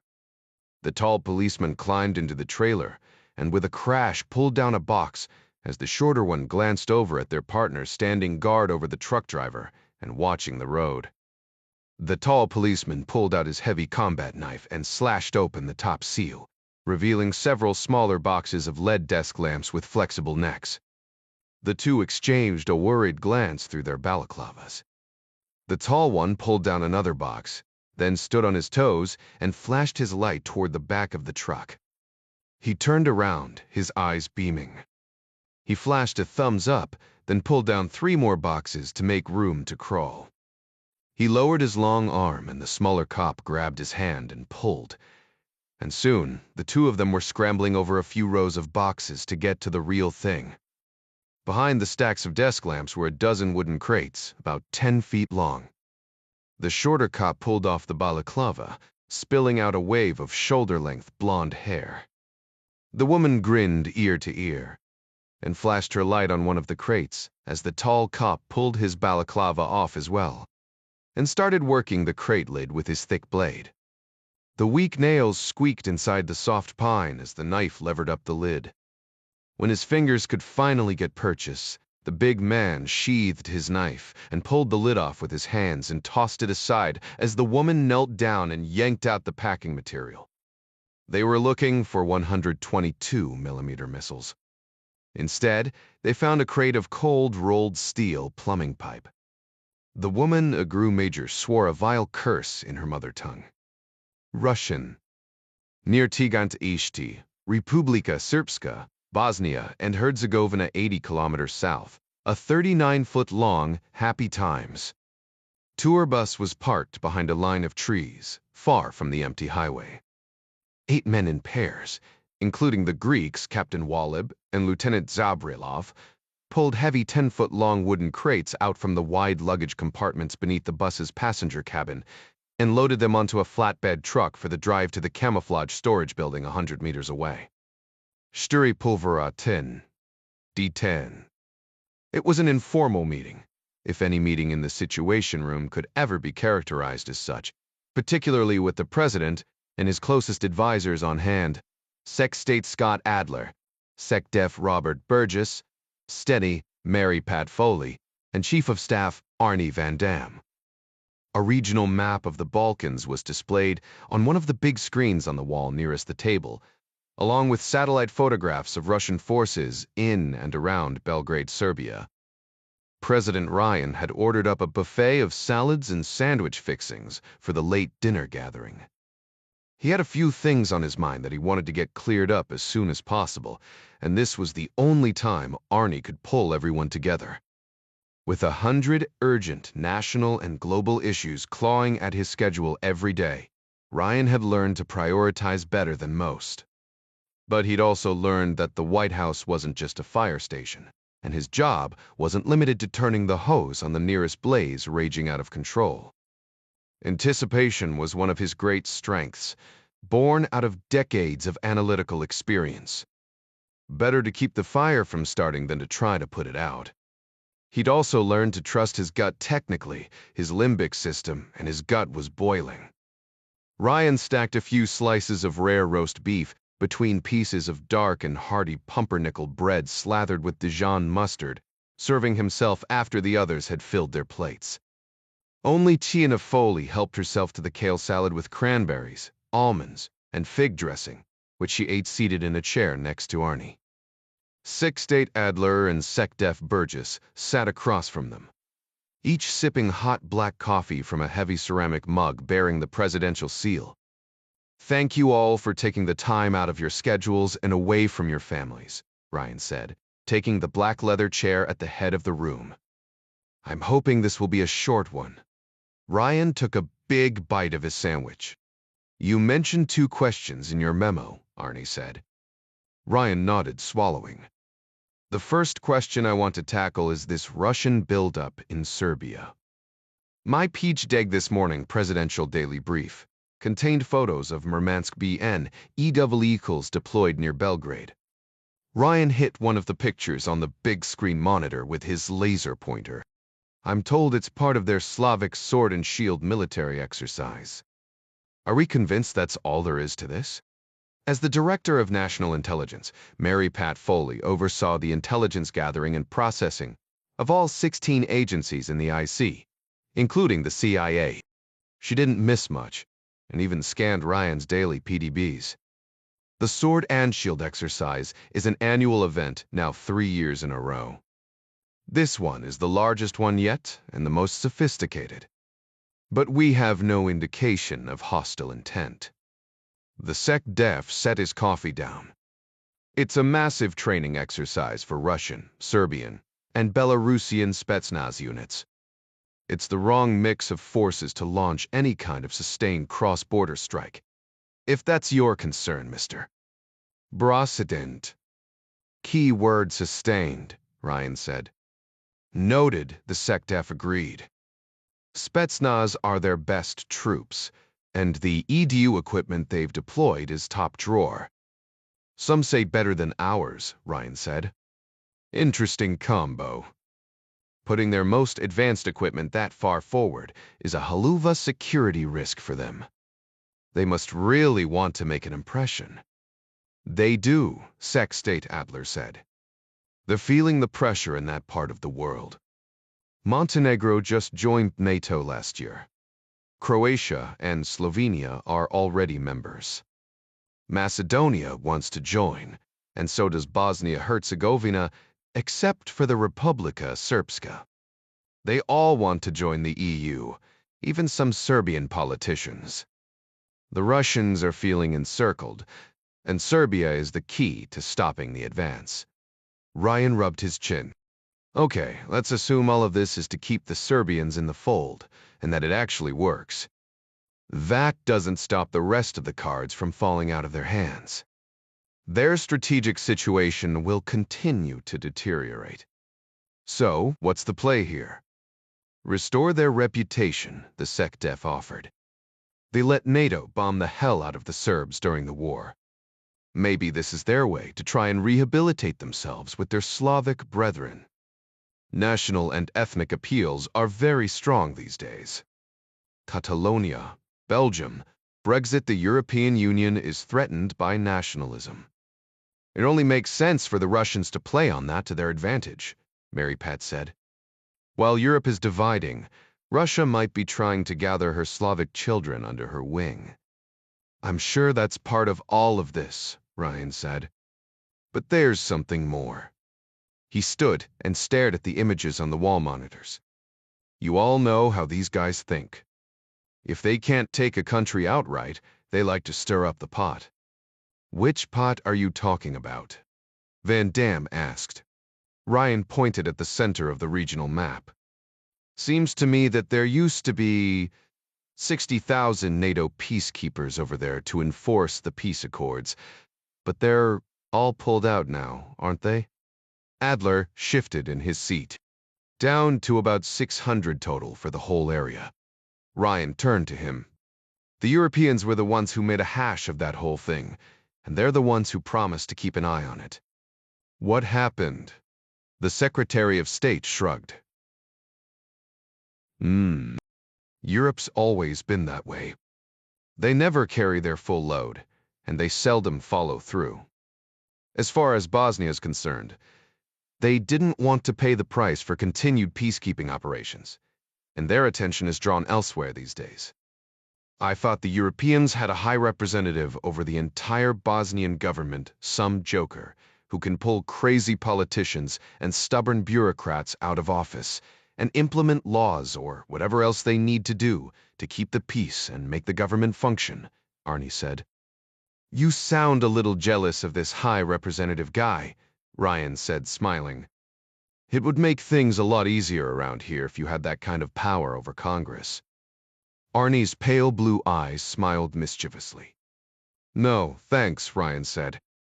The Secretary of State said, the bottom line is that in recent years, the High Representative has stepped back from any kind of intervention in order to promote Bosnian self-determination, which is just another way for the Europeans to say they don't want to be bothered with it anymore.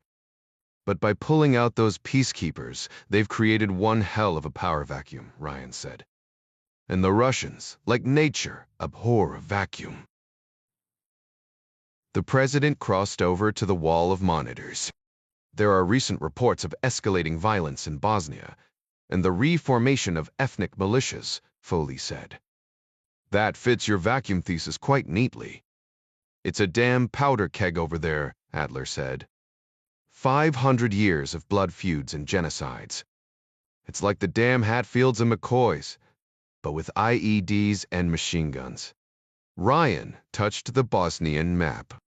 The Russian new-gen warfare model fits this situation perfectly, doesn't it? They have the means, the proximity, and the natural target, an ethnically and politically divided country right next door to Serbia.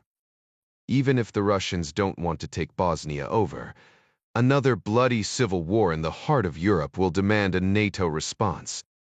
Tying up NATO forces for years, maybe decades, Burgess said. Freeing the Russians up to pursue their interests elsewhere. And keeping NATO from any further expansion, Adler added. The Tina shook her head grimly. That's playing with fire. After the last war, the Bosniaks aren't going to wait around for NATO to save them from Serbian attacks. They'll retaliate quickly and in force. There are 25 million Muslims in Europe, who might rise up if NATO doesn't act swiftly enough. Or if the Serb attacks are too vicious, the SEC state added. Bosnia, Ryan said, processing a thought. He tapped the map again. The cradle of modern jihad against the West. This is where it all began 26 years ago. Ryan turned around to face the long mahogany table, his prodigious memory kicking into high gear. Osama bin Laden was issued a Bosnian passport at one time, and Khalid Sheikh Mohammed, the mastermind of 9/11, was granted Bosnian citizenship. Thousands of jihadis flocked from all over the world to fight in the war against the Western powers in defense of the Ummah in Bosnia. Al-Qaeda learned its first battle lessons here before moving on to Afghanistan. We can't let that happen again, the SecDef said. The radicals don't need another base of operations, particularly one in the heart of Europe. We need to stomp that out before it even gets started. So that's the Russian plan. Reignite a Muslim war in Europe? One true Atifer, one said. Burgess and Adler exchanged a worried glance as Ryan poured himself a cup of coffee. Maybe, Ryan said. Maybe. One Teufel Tee? Adler asked. The Russians aren't stupid, Ryan said, and they're pretty good at history too. He took a sip of hot coffee as he headed back for the map. That's a lot of chaos, and it could easily spin out of control. Especially if the Serbs are suddenly on the bad end of the stick again. For the sake of their existing alliances and their credibility, the Russians would have to intervene. If ethnic Croats in Bosnia got caught up in all of that, Croatia might take advantage of the situation again, just like in the last war, Adler said. They booted 200,000 Serbs out of Croatia in 1995. Some of their politicians have dreams of Greater Croatia, just like many Serbs dream of Greater Serbia. Ryan touched the map again.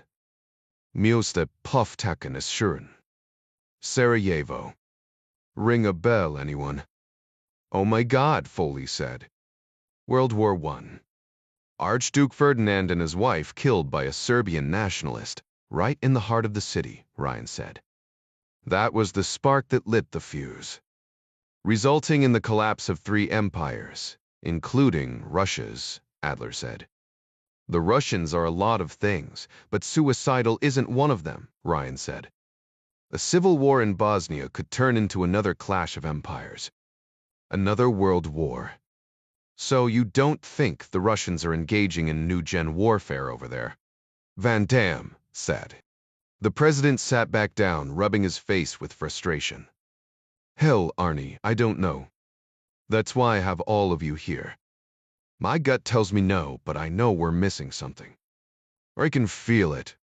What did Twain say? History doesn't repeat, but it often rhymes. He glanced around the room. We need to keep a close eye on this situation. I'd like each of you to take another swipe at this stuff with your staffs and get back to me with your best ideas by the end of the week. I'm not in the mood for any surprises, Russian or otherwise. Mituwaker Del. Heads nodded around the table as notes were taken on paper and tablets. Nent. The president glanced back up at the map of Bosnia and its capital city.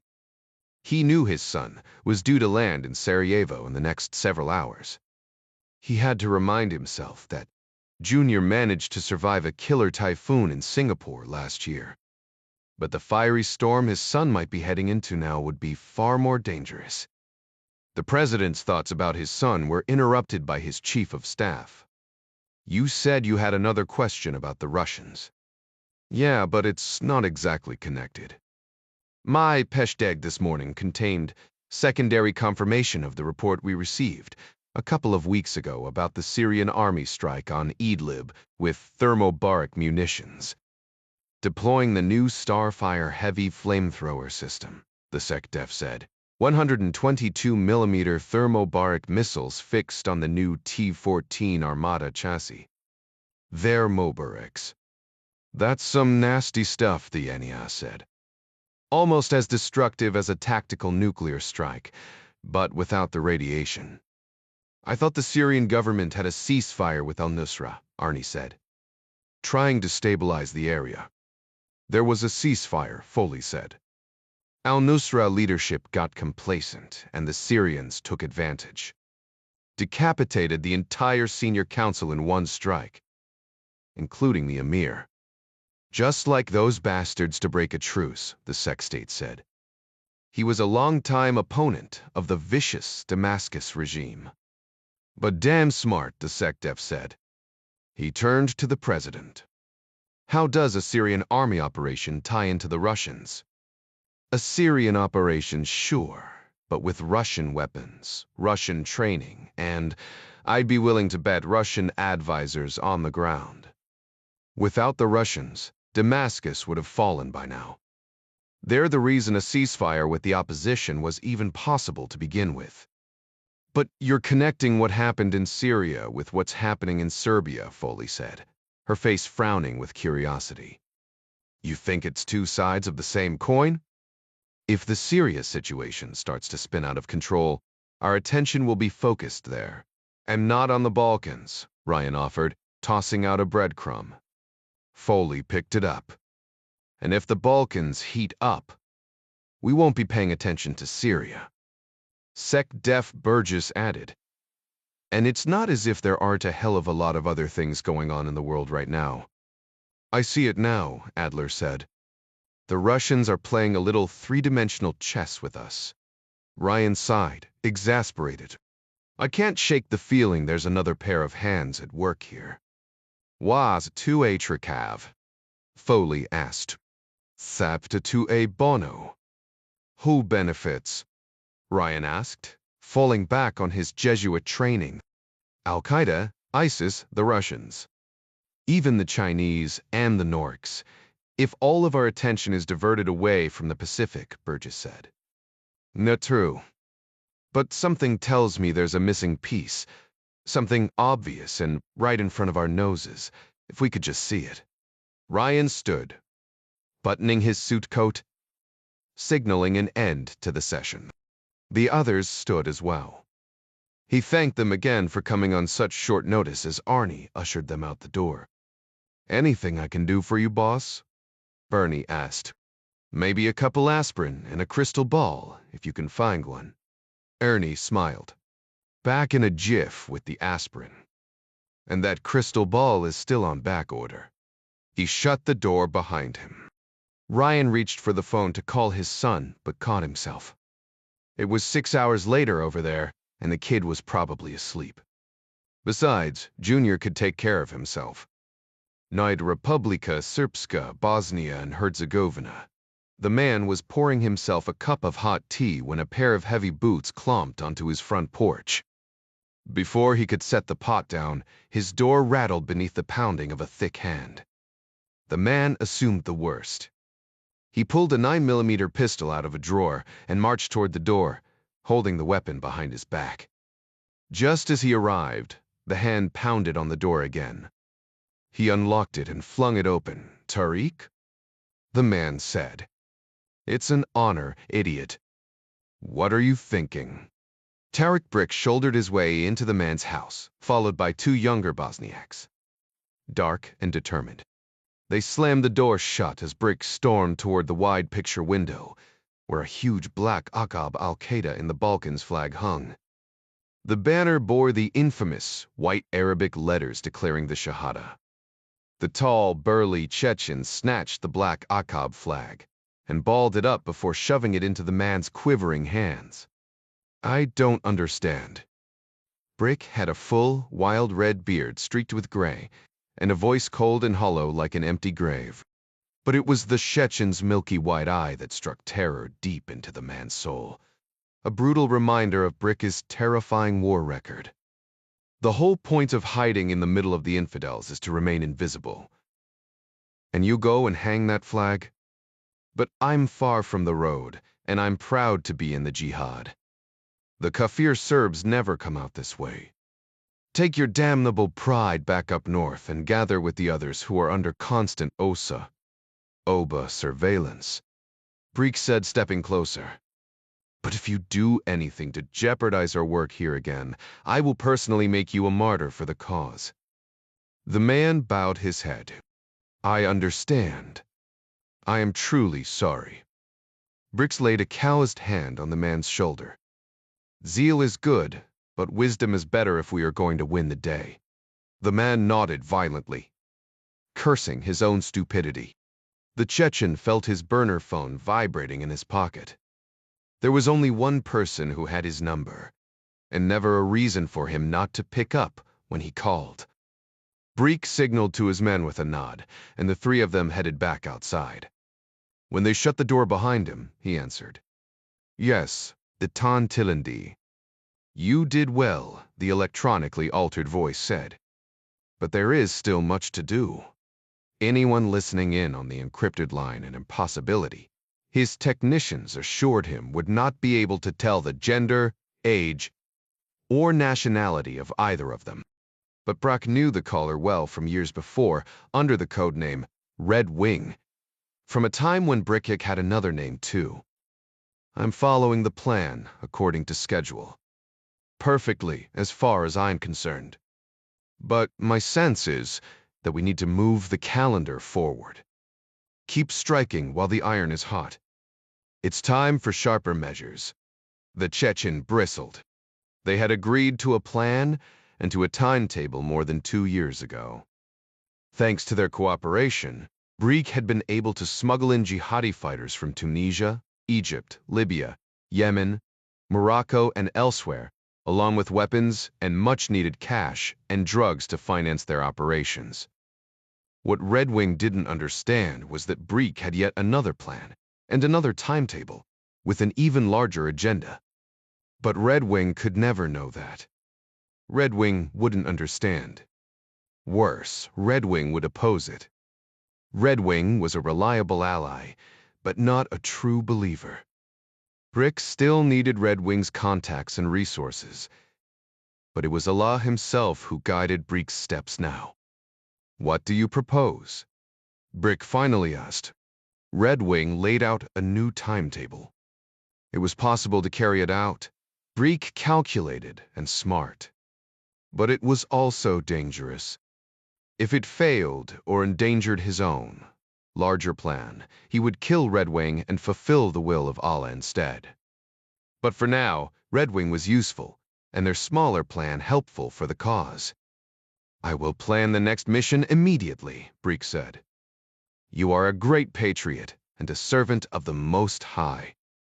Björk found that in life it often wasn't possible to be both. This will be done. 21, Sarajevo, Bosnia, and Herzegovina. Jack powered up his cell phone as the airport bus shuttled from the plane toward the small, dated terminal. An unpretentious glass and concrete building surrounded by low hills, dotted with houses and pine-covered mountains beyond. No point in wasting time, he thought. He scrolled through the list of names Gavin had sent him. A list of 11 blonde, blue-eyed women in their 20s birth, named Ida Kurik, all living in Sarajevo. Gavin even included photos from driver's licenses or other official documents, along with their contact information, but with the caveat that the Bosnian databases he found weren't always up to date and might not be completely reliable. At least it was a good start, and with any luck, one of these women would be the adult version of the young girl in his mother's cherished memory. He actually looked forward to delivering his mother's letter to this woman, though she had forbidden him to read it in advance. She didn't say, however, that he couldn't hang around to see the woman's response. Jack knew his mother, and whatever she wrote would bless this Ida-curate person down to her toenails. He owed his mother a lot well. Everything, actually, and she never asked anything of him. So, in a way, this was a blessing to him as well. The smile he'd see on her face when she got the good news and the nice job, son, he'd get would be worth whatever minor hassles he was going to face over the next few days. He just hoped this Ida person appreciated the gift his mother had given her and would somehow reciprocate, even if it was just a letter in response. Jack fetched his one piece of slightly oversized luggage from baggage claim and passed easily through a largely disinterested passport check, then snagged a wad of local currency at an ATM in the lobby. Bosnian convertible marks, aka BAM. Jack turned around and saw a 20s, something guy in a worn polo shirt and jeans, holding a handwritten sign that read Jack Ryan and scanning the lobby. They locked eyes, and the driver smiled broadly. Mr. Tjurtur de the Blysid a true linen. Jack, please. Jack stuck out his hand, and the man shook it enthusiastically. You are? Priyawatas Taftarit, Sextond. Great to meet you, Adnan. Ready to roll? Let me get your bag, Adnan said, reaching for the handle, but Jack waved him off. I got it, no sweat. He knew the man was angling for a tip, but Jack was always a good tipper, and, like his dad, he didn't care for people making a fuss over him, whatever the reason. Okay, the driver said, nodding and pointing at the sliding glass door exit. The two of them headed out into the surprising heat of a bright September afternoon. Jack read online that it was always better to arrange for a cab or car service in advance. The locals often jacked up the price if you just showed up. This way, the price was set and not negotiable, and the driver knew where to go in advance, which in this case was an address for an Airbnb that Jack had found near the Stary Grad, the Old Town. After a change of clothes into something cooler, he'd start his search for Ida Kurik and maybe try to find a place that sold this Jervapi stuff he'd heard so much about. Adnan popped the trunk on a slightly worse for wear silver Toyota sedan, and Jack tossed his roller into it. Adnan's front passenger seat was crowded with boxes of used business books in German and Serbo-Croatian, along with a few English-language thrillers, so Jack climbed into the back seat. Adnan threaded his way through Sarajevo's busy streets, crowded with mostly late-model cars, crammed public buses, and at least one Tito-era trolley car straight off the set of Dr. Zhivago. Like most urban centers these days, Sarajevo had a lot of trash on the ground and graffiti sprayed on the walls, Jack saw. Had it not been for the street signs, Jack might have thought he was in a working-class suburb of Rome or Paris. American, yes? Adnan asked in a thick accent. He glanced at Jack in his rearview mirror. That obvious? Your email address tell me this. A battered Mercedes sedan stopped short in front of them as he spoke, his eyes on Jack in the rearview. But somehow Adnan sensed the trouble. He blasted his horn and swerved into another lane to avoid a collision. First time in Bosnia, Jack? Yeah. What do you think?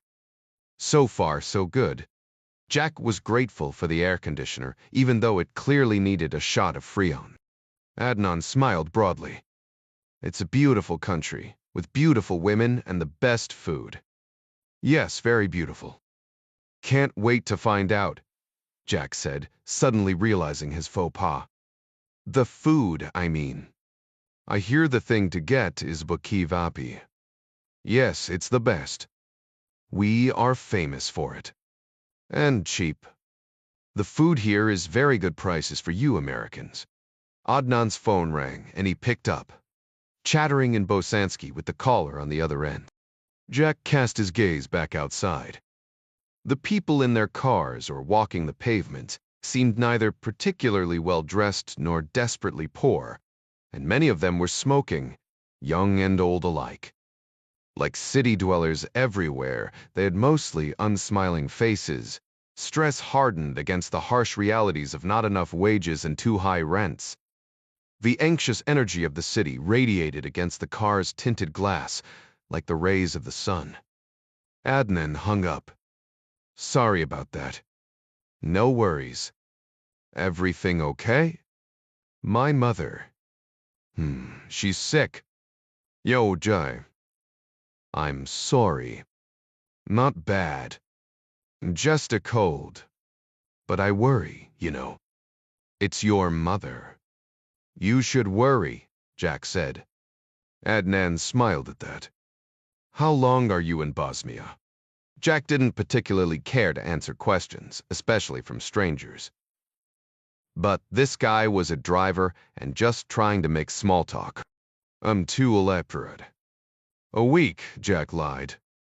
He had no idea how long he'd be in town. He might even be leaving tomorrow if his luck held. Too bad. There is much to see, especially out in the country. Waft at business. Want it pleasure. Good. You Americans work too hard. What about you? Is this your full-time job? Me? What Spiras babble? Yes. One of them. I also study German and sometimes work at my father's shop and sometimes clean windows. Whatever work I can get. Jobs are hard to get here. More than 40% unemployment here in the city. Very bad. Why so high? People moving into the city from the country every day. But mostly, it is stupid government and corrupt politicians causing problems. Hard to develop industries and jobs when you pay too much in taxes and bribes to idiots like we got. Trust me, you don't have a monopoly on idiots, Jack said. Your English is very good. You learned it in school. Mostly on the internet, playing video games. School, not so good here. I saw your books in the front seat. You're studying German and business. Thinking about starting an importing company. No. Export company. Starting with me. Dutcher Pleer, I'm sorry. I want to learn enough German to emigrate. 80,000 Bosnians leave every year looking for work, especially in Germany.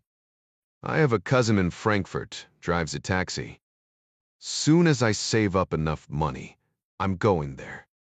That's gotta be tough, leaving your own country to find work somewhere else, Jack offered. What choice do I have? You go where the work is. If I make enough, maybe come back. Jack didn't know what else to say. Adnan was like millions of other people displaced by the crushing economic realities of globalism. Jack was lucky he was born in a country that still knew how to compete. How much longer until we arrive? 10 minutes. Maybe.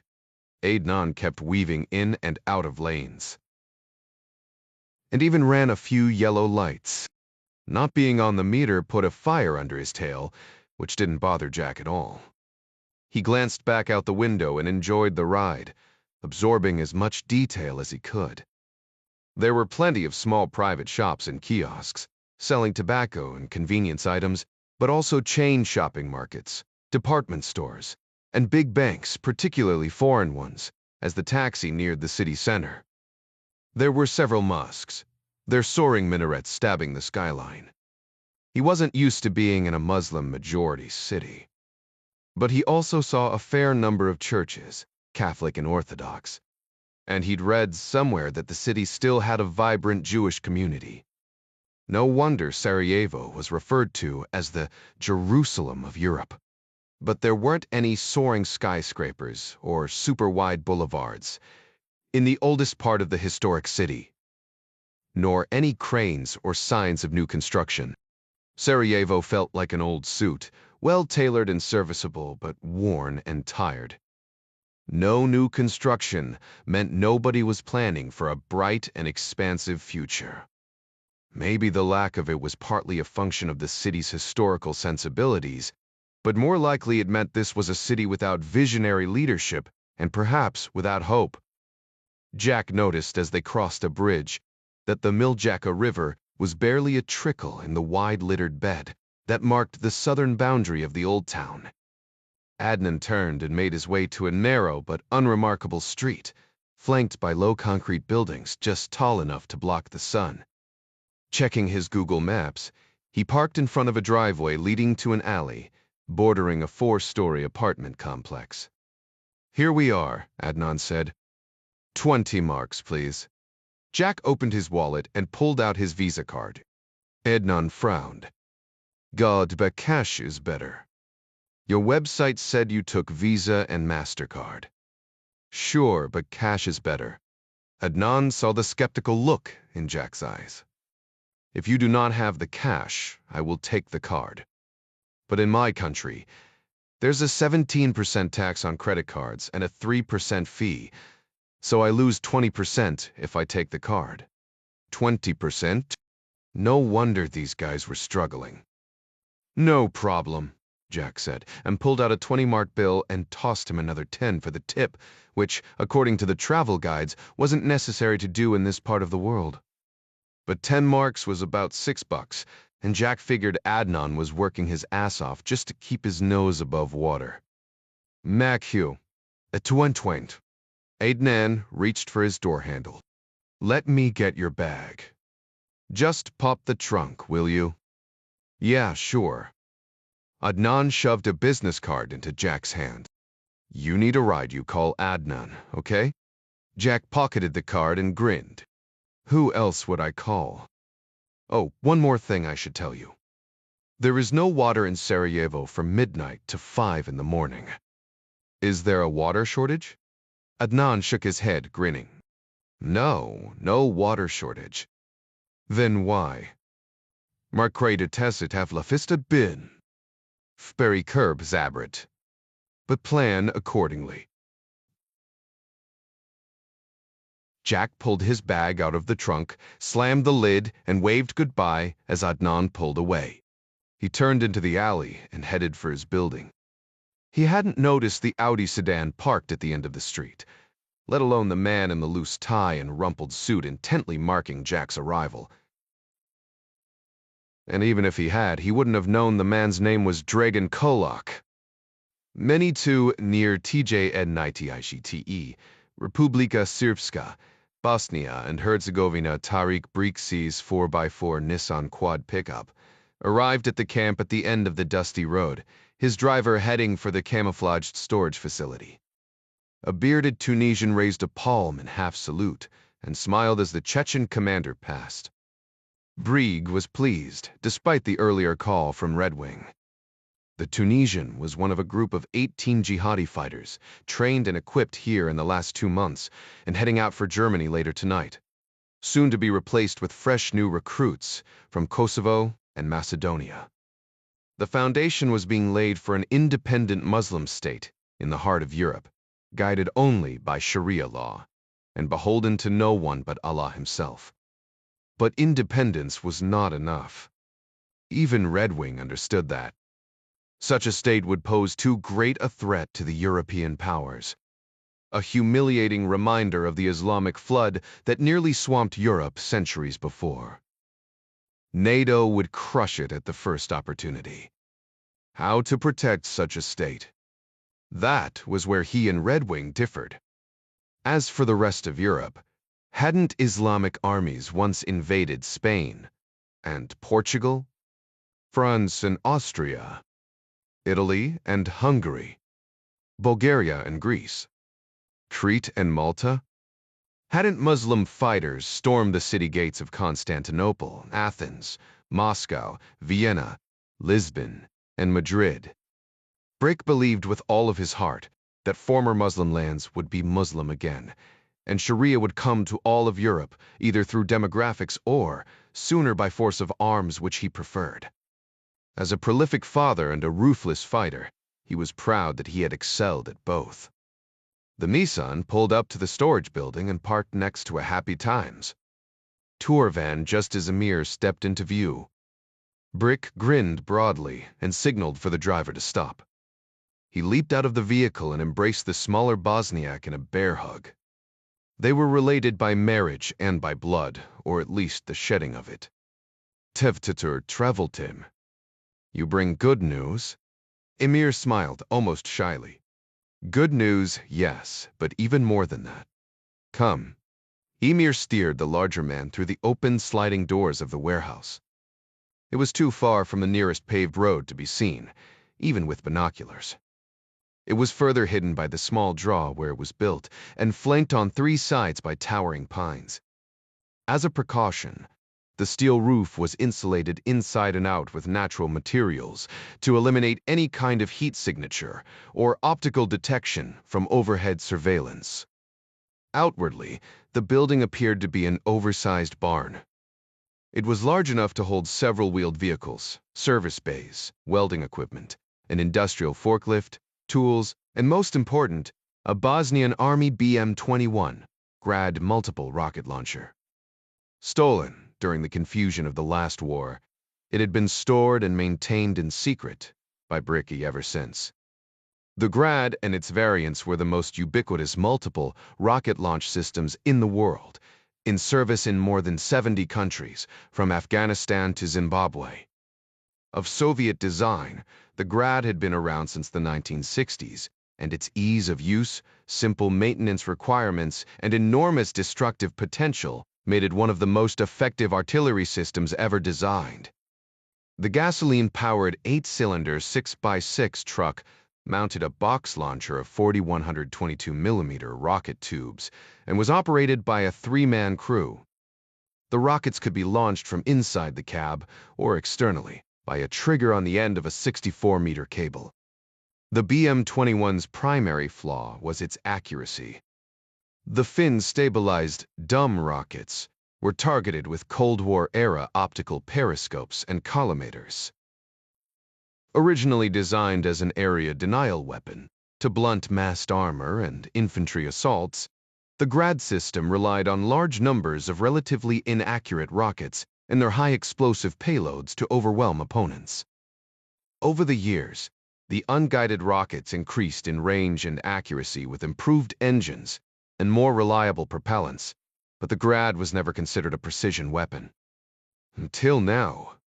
The TOW's 2-Starfire 122mm missile featured a new and highly efficient solid-fuel propellant, which meant a larger payload without sacrificing range. Most important, computers on board each missile provided laser and GPS guidance that adjusted the missile fins during trajectory, allowing for minimal but sufficient in-flight maneuver to ensure highly accurate targeting. All the BM-21 launcher had to do was fire the missile in approximately the right direction, and the automated, computer-controlled guidance systems would take over. Brick's plans now hinged on the Syrian and the magic tricks he'd brought with him. Emir and Brickett made their way past sparking arc welders and the clang of steel hammers toward the middle of the facility, where the BM-21 Grad vehicle stood. "Dek Tiro, Prispeo," Tariq shouted. The big Chechen lieutenant was standing on the launch platform. He whipped around at the sound of his name. "One trir," he called out and jumped down onto the concrete floor. The two men crashed into each other in a hard embrace. Long-lost comrades in a too-long war. "It's so good to see you again, Commander," Zabrielov said. Brick beamed with pride. "Your bravery and your patience have reaped a great reward." Zabrilov shrugged. "It's for our people. How can I do less?" Like most Chechens, the lieutenant despised the Russians, a long and bitter oppressor of Chechnya. After years of suffering under the Russian boot, the latest Chechen government decided to join forces with its stronger enemy, and many young Chechen fighters joined their ranks. Many Chechens refused to serve with the hated Russian army. But others, like Duz Jabriov, enlisted with an eye for both gaining combat experience and exacting revenge on their ancient enemy. Jabrialov had met Berkrik 4 years before when Bricky recruited him into his organization. Secured communications had enabled them to formulate their plan for the stolen missiles. Brick clapped him on the shoulder. "Come, my young lion. Show me this miracle you have brought." 23 Zabrialov led Brickik and Emir to the far side of the building, where they found Walib hunched over a workbench. A wisp of smoke curling up from a soldering iron in his hand. On the table beside him was a 4-inch diameter electro-optical turret for the hand-launched, eagle-sized Elbit Systems Skylark Ilyov, which stood assembled on another elevated table a few feet away, stolen from the Russian arsenal as well. "Captain, I want you to meet my commander, Tariq Brick." The mustachioed Syrian turned around, a smudge of solder on his cheek. His eyes were black with fatigue, but his smile was genuine. Marrying the Grad's ancient launch platform to the portable fire control computer he'd brought in the Pelican case was taking more time and energy than he'd anticipated. He was having to improvise quite a bit.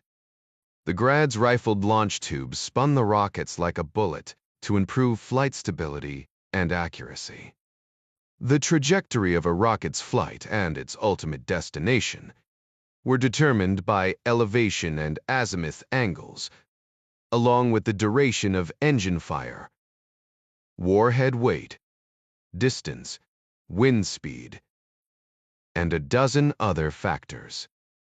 Fortunately, most of these factors were known and fixed, and the variables could be measured or calculated, and all of it accounted for in the brain of the fire control computer. "Commander, this is Captain Walib, the Syrian Arab Army's finest rocket forces officer." Walib extended a small, confident hand. Bragg took it. "Islan has told me all about you, Commander." "And he has spoken well of you, Captain," Brick said. He broke into a grin and pulled Walib into a bear hug and clapped him on the back, then released him from his massive embrace but kept a firm grip on Walib's hand and a big paw on his shoulder. The commander's good eye brightened. "Welcome to Bosnia.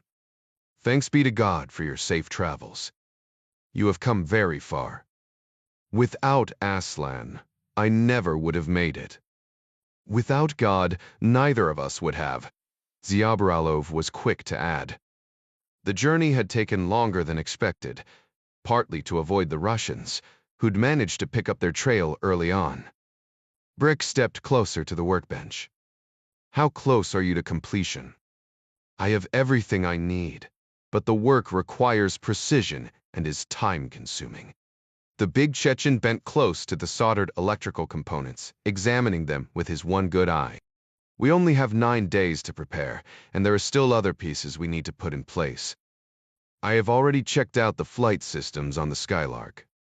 Of course, it's an Israeli unit, so it's in perfect condition." "Israeli?" "'Tis Turik Thasta Kurik, misdoxed. They make the best equipment, so naturally the Russians buy their drones from them, or copy them. I thought the Americans made the best drones, like the Predator." "Interesting that you mention the Predator. It was the first drone the CIA used in live combat reconnaissance, and the first place they flew it was in the Bosnian War. That experience is what began the modern drone revolution. But the Predator was invented by an Israeli engineer who emigrated to America to start his company. The Predator is a great machine, and Abraham Karam will go down in history as one of the great inventors." Brick's darkening face told Walib what the Chechen thought about Jewish engineers. The Syrian pressed on. "The Skylark is a portable unit, hand-launched, quiet, and fully automated, with a 3-hour flight time for its electric engine. 2 men can set it up in the field and launch it within 8 minutes. Shafiq has trained me how to do it," Zabrailov said, smiling. "I'm a drone pilot now, though in truth, the operation is mostly automated." "What is the purpose of the drone?" Brig asked. "We know the GLONASS coordinates of the target. Aslan will paint the target with the onboard laser. The Starfire missiles are equipped with a laser guidance system, which is the most accurate guidance system available. It drops the Sippler error probable to less than 1 meter. Practically a sniper rifle," Zabrailov said. Brick's wide eye flared. "But lasers don't work in bad weather." "The weather forecast is sunny and cloudless for launch day," Walib said. "But weather changes, especially around here. In case there is a problem, each missile is also equipped with a GLONASS guidance system. Also more than accurate enough for our purposes, with a CFEF less than 13 meters. Like Uber, but for missiles?" Emir asked. Willib smiled. Mapikevla, perhaps. But at least with these, you don't have to tip the driver. And what if the GLONASS system fails? Bricky asked. Highly unlikely, sir. Humor me, Captain. Then, there is an onboard inertial navigation system, computerized gyroscopes, and accelerometers. No guarantees at that point we will hit the target, but even so, we will land close enough to cause enormous casualties. Computerized, eh? And what if that fails as well? 3 system failures? It isn't possible, Dezabrilov said. Breek jabbed a finger on the larger man's chest. In war, anything is possible, especially the unexpected. Your commander is right. Technology can fail. Willib nodded at the big green 6x6 truck. I first trained on the Grad system.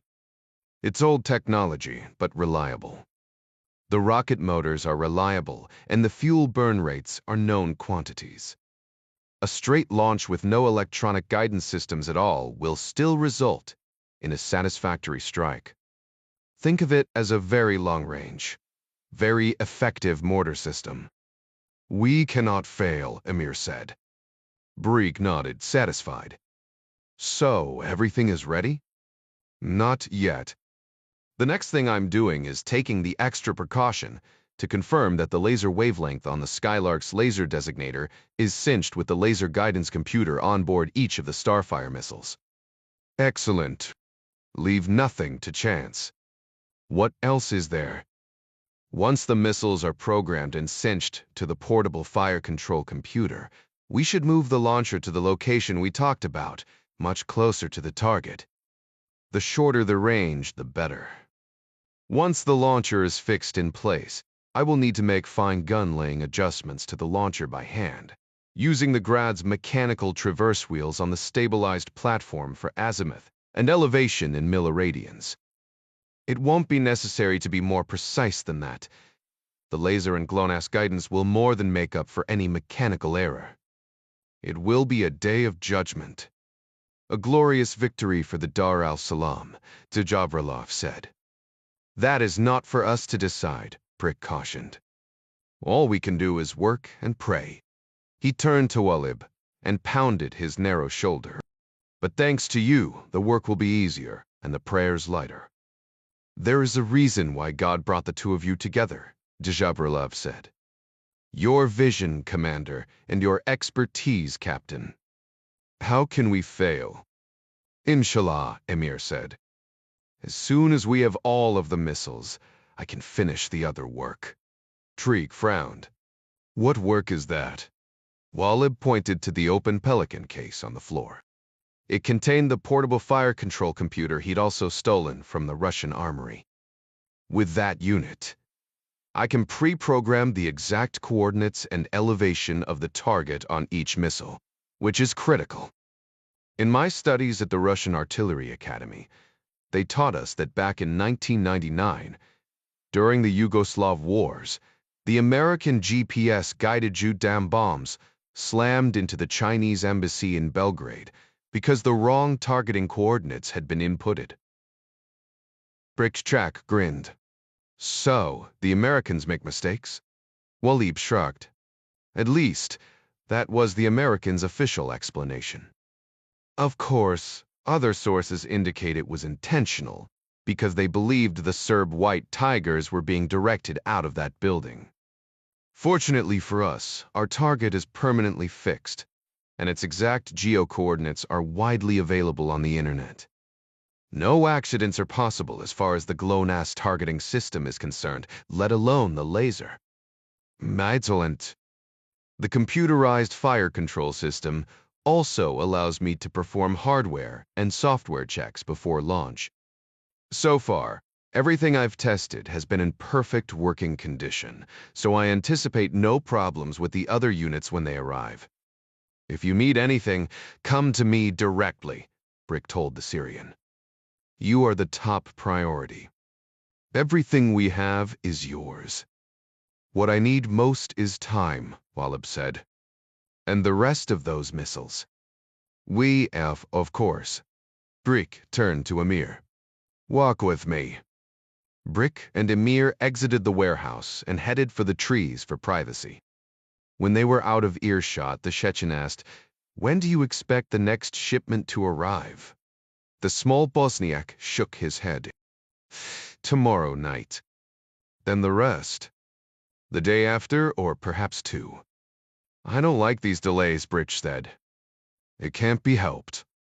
The rumors of Russians in country aren't just rumors." "Whiskra Sebo?"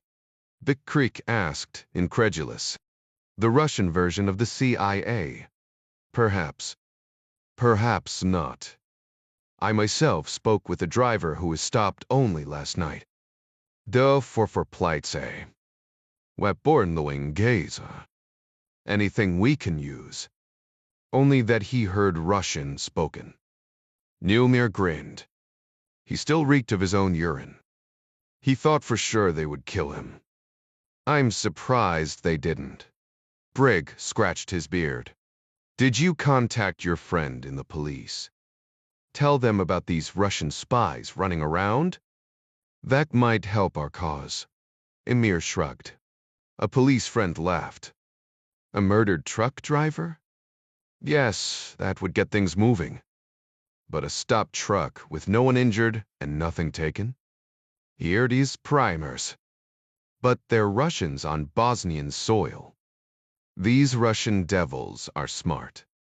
Keeping a low profile gives them freedom of movement and keeps the police disinterested. How did the Russians even find out about this?" "We don't know." Emir shrugged again. "Of course, someone could have told them. Sid was too. What Daxtai? Walib, Perseverny Firstage. The Syrian? We don't really know him. But Aslan swears by him, and I swear by Aslan. Besides, if it was the Syrian, what is there for him to gain? To track us down, disrupt our operations. Kill our leadership. Then we would already be dead, wouldn't we? Jalkulperj Paskri." The Chechen pointed a scarred finger toward the distant road. "And the Russians are still out there." He shook his head. "No, it was God who brought us the Syrian and his missiles, not the Russians." Emir nodded submissively. "Yes, of course. Do whatever you must to get the rest of those missiles delivered here, and tell me when they arrive." "When Stegskrer." God's will be done. 24 Hendley Associates, Alexandria, Virginia. Jerry Hendley sat at his spotless desk in his top-floor office, squinting behind his reading glasses as he scrolled through the minutes of the latest European Central Bank meeting from the Bloomberg news feed on his desktop. As director of one of the most successful privately held financial services firms in the world, he had the responsibility of staying on top of global macroeconomic news, but he employed an army of talented analysts to handle the day-to-day tactical decisions of stock trades, arbitrage plays, and other client services. The former senator liked to dress the part of the financial mogul, whether in the office or not, but today he was headed for lunch with the ranking minority leader of the Senate Finance Committee, an old colleague and bridge partner. For the occasion, he wore a crisp, starched white dress shirt with French cuffs and a blue silk tie. To complement his full head of perfectly coiffed silver hair, he wore a silver Rolex watch, sterling silver medallion cufflinks, and a matching silver tie bar, all offset by a charcoal gray, pin-striped Brooks Brothers suit. A soft knock at the door caught his attention. "Come in." The door pushed open, and Gavin Birry stumbled in, holding his iPad in his trembling, over-caffeinated hands. His bloodshot eyes were rimmed with exhaustion after an all-nighter fueled by a steady flow of monster drinks, peanut, M&Ms, and Cheetos. Wrinkled beige chinos and a crumb-dusted blue polo rounded out his disheveled casual ensemble. "Mo Jerry, you sent for me." Henley suppressed a smile. He hadn't hired Gavin for his sartorial splendor, but rather for his impeccable brain. Gavin was the IT manager for both Henley Associates and the campus, and also Jerry's best hacker. Jerry set his reading glasses down and pointed to the overstuffed chair in front of his desk. "Pull up a chair and take a load off, son." "Thanks." Gavin smiled weakly and fell into the leather wingback, ignoring the springs groaning under his weight. Jerry put his computer to sleep. "I saw your email. Somewhat cryptic, but it sounded urgent." "I don't know about urgent." "Interesting, maybe." "You've got my attention." "Shoot." Gavin shifted around in his chair. "So, is Jack still going to press charges against that Elena Iliescu woman?" "Last time I talked to him, yes. Can't say that I blame him, especially after the ice chest revelation. Yeah, that was creepy for sure." "Did she press charges against him yet?" "Strangely, no. I just got off the phone with the lawyer we hired for Jack. She thinks Iliescu is holding off, hoping that Jack will drop his charges against her." "A Mexican standoff," Gavin said. Then he caught himself. Is it okay to say that? Who the hell knows anymore? Jerry leaned forward on his desk. "Why don't you fill me in on the details of your email?" "So, just like the Slovenian police told Jack, the woman is squeaky clean. No priors, no Interpol notices, not even a ticket for jaywalking. I mean, I don't know if jaywalking's a crime over there. I've never been to." Jerry waved a grandfatherly hand. "Go ahead, son, get on with it." "Anyway, I wanted to double-check her background myself, and so I broke into the Interpol network." "You what?" "No worries. I've done it before, and I'm buried behind a Tor browser and a couple remote VPNs." Jerry sighed. His IT director might as well have been chattering in Urdu with all of his technical mumbo-jumbo. But that's why he hired Gavin in the first place. He was the best. He could hack into virtually any computer, anywhere, and hide from just about anybody. One take, Kurzem. Go on? "So, I checked the retinal scan she has on file with Interpol, the one that gets checked when she passes through EU customs. Und betrifft Titzri, enforce it. Es ist Berry. All clear. But you said you found something." "Don't ask me why, but I got a bug up my nose, and I decided to pull up the retinal scan Jack sent me from the crime scene. And the funny thing is, the scan Jack sent doesn't match the Interpol scan." "Moas Prezes, how can that be?" "I can think of a couple things, but it all boils down to the fact that somehow she's managed to get her actual retina scan to convert to a clean dummy file within the Interpol system that makes her look like Mother Teresa. Which made me think, of course, that maybe she isn't, especially since Mother Teresa was Albanian and not." "Please, Gavin. Now stay focused. I've got a lot on my plate today." "Yeah, sorry." Gavin yawned like a hippo. "Sorry, I'm running on fumes." "No worries. So, where was I?" "The real versus fake retina scan." "Oh, yeah. So, that isn't easy to do, spoofing a major database like that. Somebody's got some chops or insider access. One's either Kirksting." The next thing I decided to do was take another run at her in some of the other databases I have access to, such as, it's better if you don't know. I mean, legally. Humor me. Well, I took a gander at Tide. She isn't listed there. How the hell did you break into Tide? Jerry couldn't believe it. The terrorist identities Dodamart environment was one of the most highly classified databases in the intelligence community, shared by the CIA, FBI, NSA, and every other alphabet agency he could think of. I'd rather not say.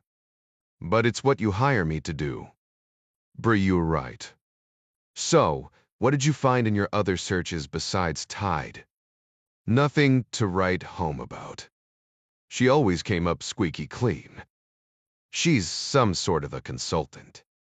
Lots of international travel, lots of airline and hotel miles, mostly in Europe. I checked her tax records. She has a steady income, but with irregular bumps.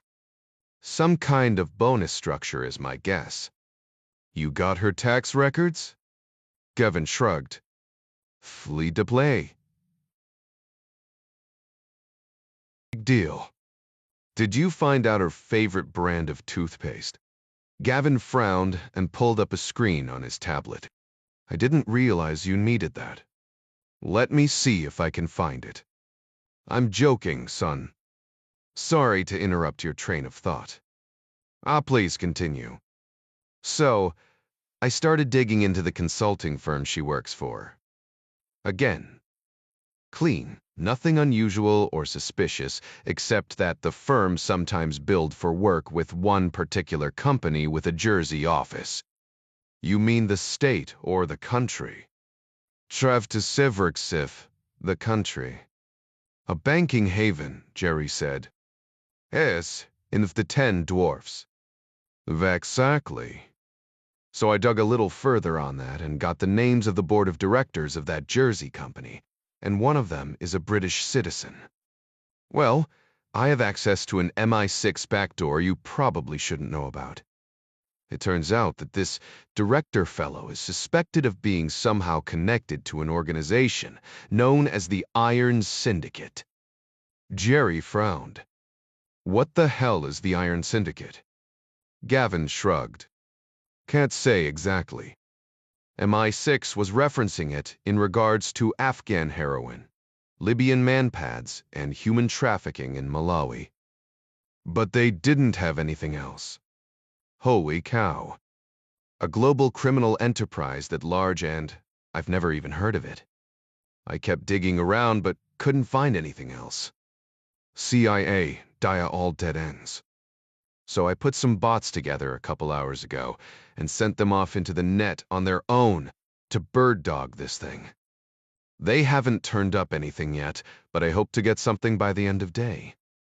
Moviks Kirsterfuksav. That doesn't sound like you.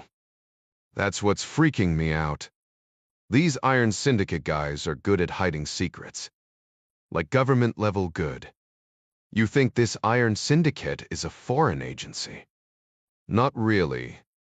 More like a private outfit would be my guess. But given the quality of the OPSEC Jerry sat up. Rogue foreign intel officers. Rogue or retired. Or both. What would connect heroin, arms, and human trafficking? Money, Gavin said. It's all lucrative stuff. That's why I think it's private enterprise, not some kind of government-sanctioned thing. You think, but you're not certain.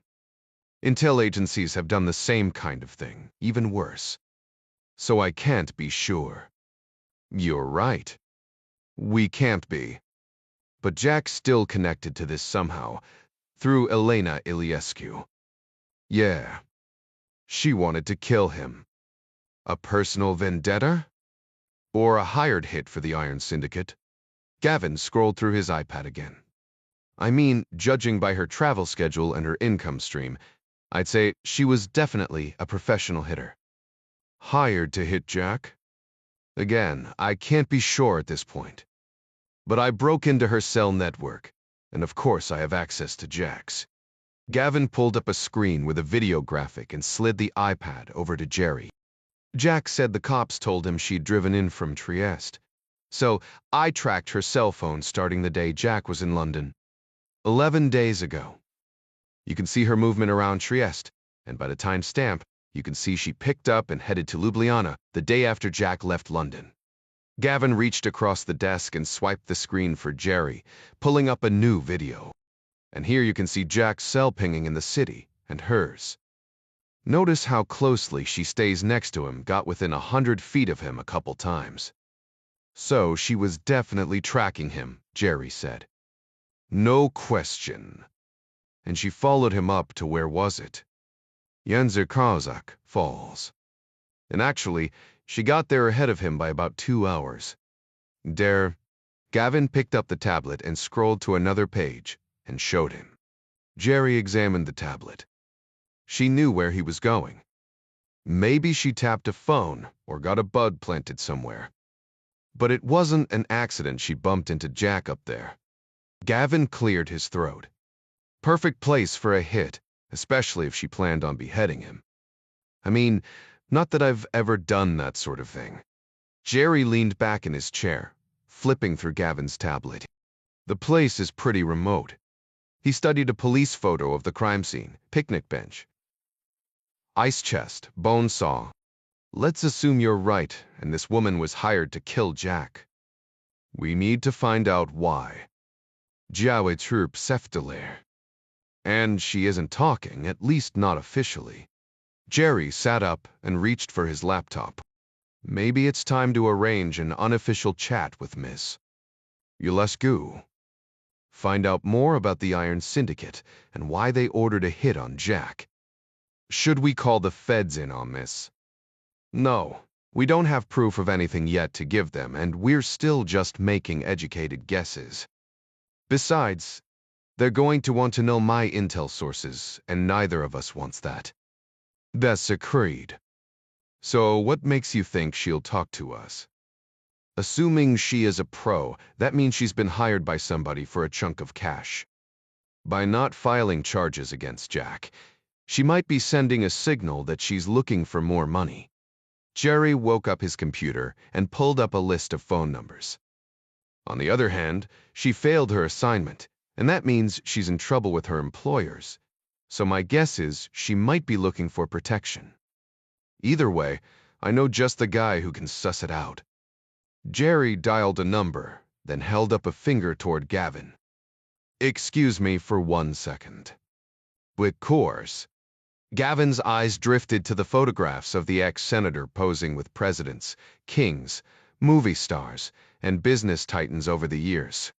The most prominent one featured Jerry and President Ryan, close friends for many years and co-founders of the campus and Henley Associates. A few rings later, someone picked up on the other end. Bisharin, Dome. It's Jerry. I have an assignment for you. Might make a nice little vacation for you and Adara and Midas too. Come to think of it.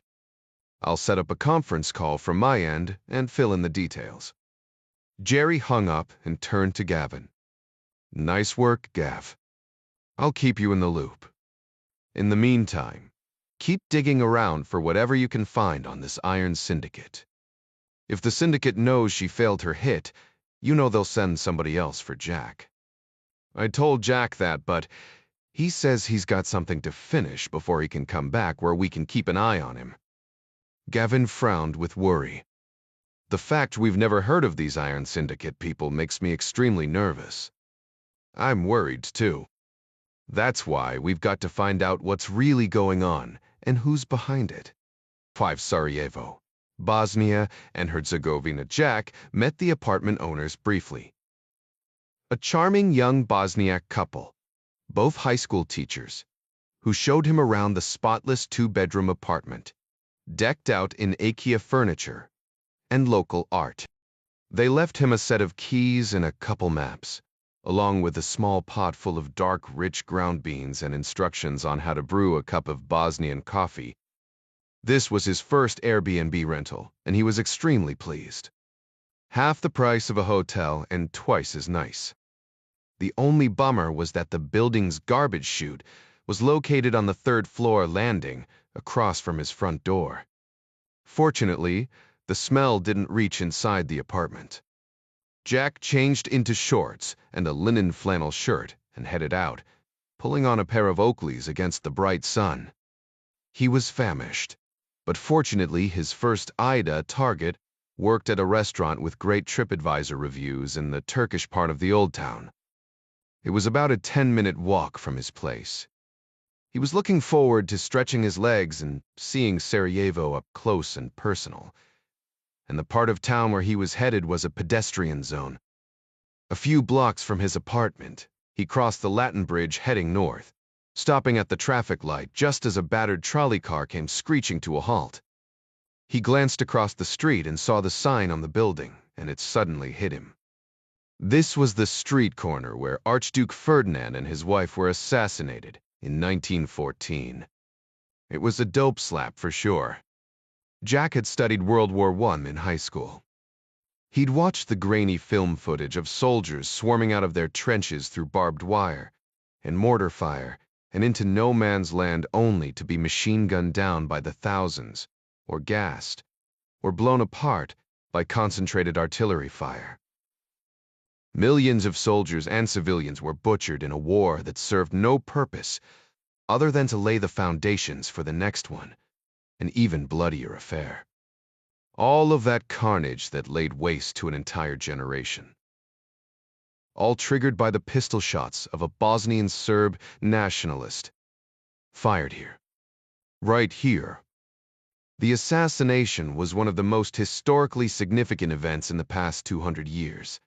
The Russian Revolution, the collapse of the Austro-Hungarian and Ottoman empires, the rise of the United States as a world power, the beginning of the end of the British Empire.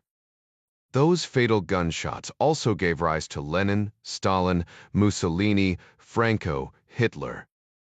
The whole world crumbled in the earthquake that was the Great War, and this place was the epicenter, where it all originated. It was practically hallowed ground, wasn't it? But as Jack glanced around, all he saw were locals marching off to work with cell phones stuck in their ears. Frustrated car drivers, a couple old-timers shuffling aimlessly along. Teenagers lugging book bags. Their faces were heavy with frustration or fear, or numbed with boredom and fatigue. Just everyday people, trudging through history as casually as they would through a shabby shopping mall. The light turned green, and Jack crossed with a woman who tossed her smoldering cigarette onto the street. Maybe right at the place where 19-year-old Gavrilo Princip stood, and pulled the trigger. To these people, it was all so ordinary and familiar. How could that be? Jack stepped onto the curb and stood in front of the museum, commemorating the terrible event. It was just a single room, occupying the bottom floor of a 3-story building standing on the corner. He found a plain, simple inscription in Bosanskian English on an unremarkable stone slab on the museum's outer wall. From this place on 28 June, 1914, Gavrilo Princip assassinated the heir to the Austro-Hungarian throne, Franz Ferdinand, and his wife Sophia. That was it? Unbelievable, Jack thought. He'd seen Chevrolet ads with more emotion. It seemed as if the city was hardly trying to remember this tragedy. Or they were trying to ignore it. Maybe they didn't want to be blamed for all the inconsolable suffering and death that followed. Jack was suddenly as depressed as he was confused. He was tempted to check out the museum, but his gurgling stomach told him to wait until some other time. Jack turned and walked north. With any luck, he'd find the girl and a good meal all at the same time. A few blocks up, and Jack was formally in the Old Town, his Merrill Moab ventilators clopping on limestone pavement, stones smoothed by 300 years of foot traffic. Suddenly, the grime of the working-class city behind him was transformed into a Turkish bazaar, the wide streets lined with shops of every kind, selling jewelry, clothes, artwork, books, and food. Lots of food. And the streets were suddenly crowded too, mostly tourists. Europeans, certainly, and Asians. But he also saw his first Muslim woman in Sarajevo, covered from head to toe, her eyes alone exposed beneath her niqab, walking alongside a bearded Muslim man in Western slacks and a shirt. Were they locals? Tourists? He wasn't sure. He passed by the wall of the Ghazi Husref Beg Mosque, with a fountain on the corner, where passers-by stooped to drink water from a spigot with their cupped hands. Google Maps steered him left, and 3 minutes later, he stood in front of a wrought iron archway opening into a small courtyard between 2 buildings with wood tables and bench seating jammed with diners.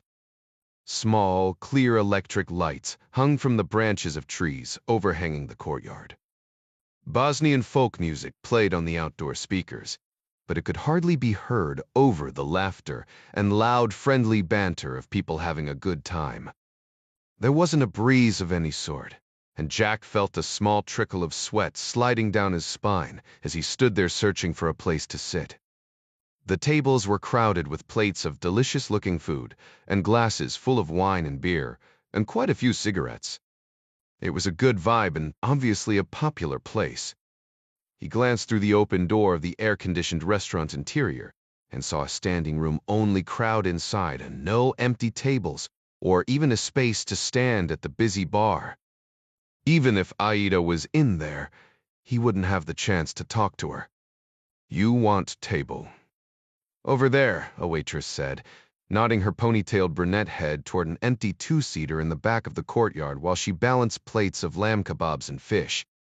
Her left ear was pierced with at least 10 small hoops, and tiny blue star tattoos were clustered on her neck. "Great, thanks. Is Ida Courage here?" Jack asked. But the waitress had turned her back to him and was delivering food to an eager table of hungry young Germans. Jack made his way carefully through the choreographed chaos of flying waitresses, harried busboys, and shuffling tourists passing in and out of the restaurant. He kept his eye peeled for a pretty blonde with blue eyes. He assumed Ida was a waitress, but maybe she was a cook or tended the bar. Gavin's notes weren't that specific. He figured he'd order food and try again to ask whoever his waitress was about her after he ate. It was still early, and he couldn't imagine this Courage woman would bail out of her shift before the dinner crowd got rolling and the tips started dropping, especially if she was a server. Jack wedged past a bench with a fat Spaniard bulging into the walkway on one side and the gangly legs of a couple tall Finns on the other, then excused himself past 3 plus-sized women before dropping into the seat behind the small open table he was aiming for. He picked up the menu that was thankfully in English as well as a few other languages, and scanned the selections. Where the hell was the Javapi? The waitress with the ponytail and the fishing tackle on her ear carried bottles of beer wedged between her fingers, dropping them off along the way before reaching Jack's remote location. "You decide?" she asked with a harried smile. "No, Javapi. Furries ducting tuftasub. Chuebzimzhinika pedika Ferhatovich is best." Jack assumed that was the name of another restaurant. He'd figure it out later. "What's good here?" "Bosnian pot. It's a kind of soup. Very local. Sounds good. And your best local beer, too. Please." "Okay," she said as she snatched up his menu and scampered off. Jack kept scanning the courtyard while waiting for his order, hoping to catch sight of Ida. He was too far back on the patio to see inside the restaurant. A few minutes later, a giant bowl of soup and a cold bottle of Sarajevska beer arrived. He dug into his bowl greedily, savoring the lean, spicy beef that practically melted in his mouth, along with the soft wedges of potato, sweet onions, and crunchy vegetables in the rich red broth. It was really more like a stew than a soup. He washed it down with the smooth, drinkable lager that tasted especially good, and even a little sweet chasing the soup's mild spices. By the time he spooned up the last bite of soup, his waitress had reappeared with another beer in her hand. "Oichuno?" Jack asked. She smiled, her eyes flashing with just a little bit more than professional interest. "You have the look." "What look is that?" "A dumb American." "No, just thirsty." She set the beer down on the table. "Anything else you want, thirsty American?" "Yeah, maybe you can help me. Is Ida Curate here tonight?" Her interested smile suddenly faded. "Yes. Do you mind asking her to come over here?" She's busy." "It's important." She shrugged, resigned to her disappointment and clearly annoyed. "I will tell her." Jack watched her bobbing ponytail disappear into the restaurant. A minute later, a pretty, young blonde appeared, followed by a man with a close-shaved head and a serious addiction to weightlifting, and quite possibly steroids, to judge from the unnatural shape of his upper body. The blonde approached his table. The man stood behind her, glowering at Jack over her shoulder. A few heads turned to watch the show unfolding. The woman's piercing blue eyes narrowed, and her small mouth curled with the question. "You asked for me? You're Ida Currit?" "Manned, obviously. Is there something you need?" Jack ignored the hulk behind her, his nostrils flaring. Jack had the feeling that if he waved his handkerchief, the guy would start pawing the ground and charge him. "I'm sorry to bother you, miss. Ves iklerek. I tried calling earlier, but nobody picked up. My name is Jack Ryan, and I think I'm looking for you." She frowned with confusion at the strangely worded statement. "No to taber. Menemen to tooks. I'm looking for a young woman about your age who was injured years ago in the war. Her name was Ida Currit, and my birth name is Lulik." She nodded to one side, indicating the goon behind her. She raised her left hand and flashed a diamond wedding band. "My husband's name is Currit. So is mine now." "Well then, you can't be the Ida Currit I'm looking for. Sorry to have bothered you. Anything else?" she asked. "My check, please." Jack drained his beer waiting for the check, leaving cash and an enormous tip for the trouble he'd caused, and his slight embarrassment. He now realized this little adventure was fraught with a few more challenges than he'd anticipated. At least the beer and the Bosnian pot were good. Near Biokovo, Bosnia and Herzegovina, the small, idyllic farm was surrounded on three sides by gently sloping forested hills and bounded by a burbling creek that ran all year except for the winters when it froze. The traditional whitewashed one-story house appeared gray in the quarter moon, and the red roof tiles grayer still. The sturdy barn stood nearby, topped with cedar shingles slathered in moss. Part of the meadow was surrounded by a stack rail fence to accommodate 3 milk cows, and another part was a neatly groomed truck garden behind the house, plowed by a sway-backed horse now bedded down in the barn with the cows for the night. The squad of black uniformed men approached from out of the tree line, with red checkered Croat militia, Crusader Knights unit, patches sewn on the sleeves. They carried suppressed AK-74 UB long guns with night vision optics, far more firepower than what they needed for this operation. But it wasn't the elderly Serb farmers inside the house they were worried about. Tariq Breek was kitted out like the others, but didn't wear a balaclava. No need. He remained in the tree line 100 meters back, and thanks to his blinded white eye, used a Gen 30 night vision monocular to supervise the operation. He watched as flashbangs flared and popped inside the farmhouse, and a moment later came the dull flash and muffled chatter of suppressed small arms firing. The only scream that arose was snuffed out in another short burst. 4 of his men dragged the bodies onto the lawn and splayed them out in a row, a slaughtered choir robed in blood. "Don't forget the note," Breek whispered in his comms, staring through his monocular.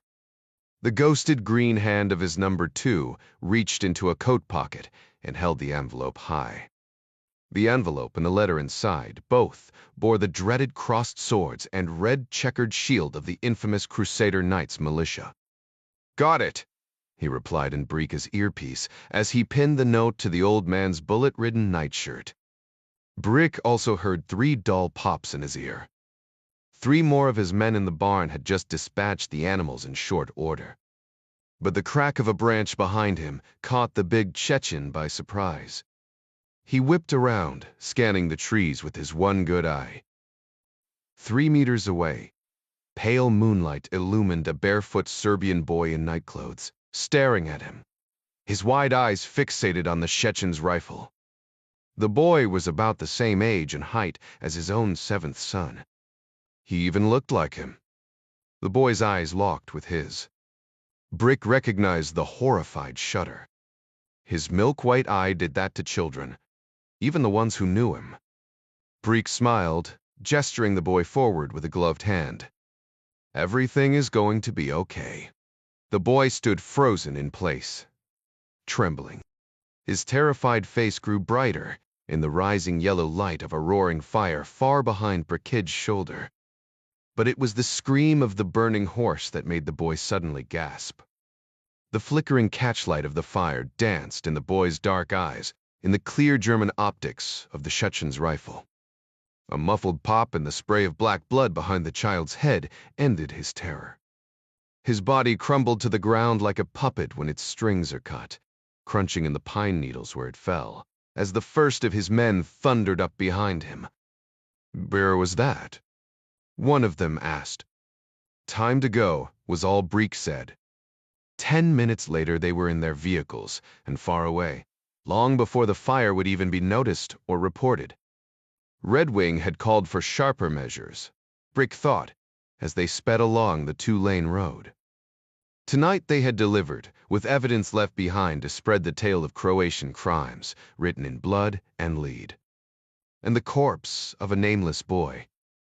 Breek prayed his parents would find him before the rats did. Inshallah. 96 Sarajevo, Bosnia and Herzegovina. After his embarrassing first attempt at finding his mother's Ida Kurid, Jack decided to try working the phones harder and avoiding personal contact. He came to realize that if a Bosnian appeared out of nowhere and walked into his office at Hendley Associates and asked if he was Jack Ryan, he'd be suspicious as hell. Before he went to bed, he dove into his first 3 calls. They were nearly as awkward as the encounter earlier in the evening had been, but he played the bumbling American role pretty well, apologizing after every question and acknowledging that what he was doing was strange. All 3 calls were strikeouts, but he was encouraged. He showered and hit the sack early, determined to make a day of it tomorrow. After a cup of steaming hot Jocko white tea, he made his first 2 phone calls for the day. They went faster and felt less awkward than the previous ones, and also resulted in 2 more names getting crossed off the list. 6 down, 5 to go. He popped on the news and caught the local weather. Cool this morning, but it was going to be another warm and perfect day. No point in staying cooped up in the apartment. He decided he could make his calls from a breakfast joint just as well. He'd noticed the day before that he was the only guy on the street wearing shorts. He wondered if that was a cultural thing or even a taboo. But then again, it was brisk this morning, so pants made sense and it made him look just a little more professional. He found a TripAdvisor review for a place on the edge of the Old Town and dropped in. The small restaurant was crowded with people grabbing coffee and pastries to go. Jack spotted a seat by the window and beelined for it. He took the advice of one of the TripAdvisor commenters and ordered a Bosnian coffee and a crunchy chocolate hazelnut pastry called a pita. The donut-shaped pastry was phyllo dough, and the dense, gooey filling tasted like Nutella. Full of fat, sugar, and countless carbs, the flaky pastry might have been the best damn thing he'd ever eaten. Knowing he'd have to run at least an extra 10 miles next week to burn off the additional calories, he passed on getting a second pita and instead ordered another cup of dark, rich Bosnian coffee, smoother and less harsh than a full espresso, and sweetened with 2 small sugar cubes, Bosnian style. Fortified with sugar and caffeine and happy to people watch through the big picture window, Jack began his next round of calls. The next Ida, number 7, was a harried bank clerk who assured him in no uncertain terms he had the wrong person, and number 8's mother informed him her daughter had immigrated to Australia 2 weeks ago. "But he sounded like a nice man," she said, and she had a lovely daughter named Amina who worked as a bookkeeper, and perhaps he would like to meet her. Number 9 was unemployed and living at home with her parents. And unfortunately, she wasn't the one he was looking for either, she said, in the form of an apology. The 10th call was not only nice but sympathetic and, even though she wasn't the woman he was looking for, offered her services to help him in his search. Jack thanked her but politely declined. One Aida left. Despite his failures so far, he was encouraged. Nearly everyone he spoke with this morning was not only nice, but even understanding. He picked up the phone and dialed the number, but it went straight to voicemail in Bosanski. He hated leaving voicemails in his own language, let alone with such a strange request, so he hung up. He double-checked the address of her employment and discovered she worked in a bookstore just a few blocks away. Jack paid his bill and tip with cash and headed out the door. Within 20 feet, he was out of the pedestrian part of the old town and walking down one of the main thoroughfares bisecting the capital city, Masala Tita Marshal Tito Street.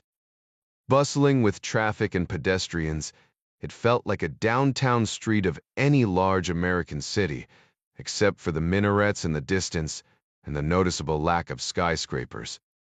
He reached the bookstore in no time, a modern European-style shop featuring children's books in several languages in the large picture window. The young woman behind the counter greeted him with a warm smile. Her name tag identified her as Ida Kurich, as well as the store manager. A thick lick of blonde hair peeked out beneath her fashionable pink-patterned headscarf.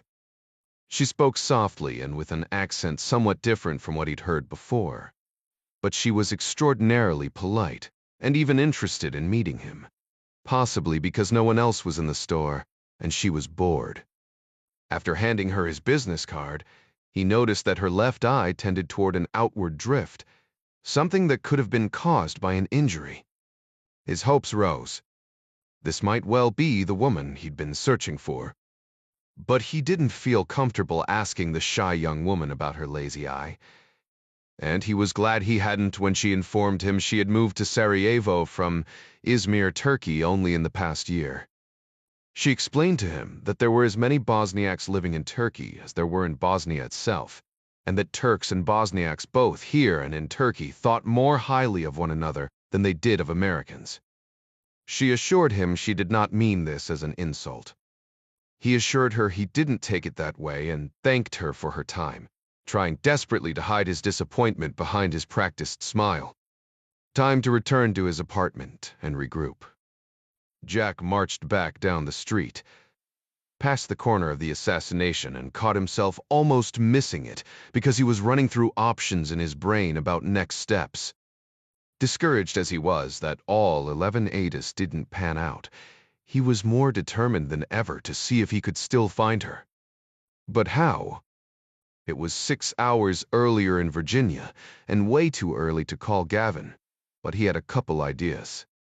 As he was crossing the Latin Bridge, it suddenly occurred to him that there was something else about Bookstore Ida that caught his eye. The lick of blonde hair, strategically located on her forehead, was very blonde.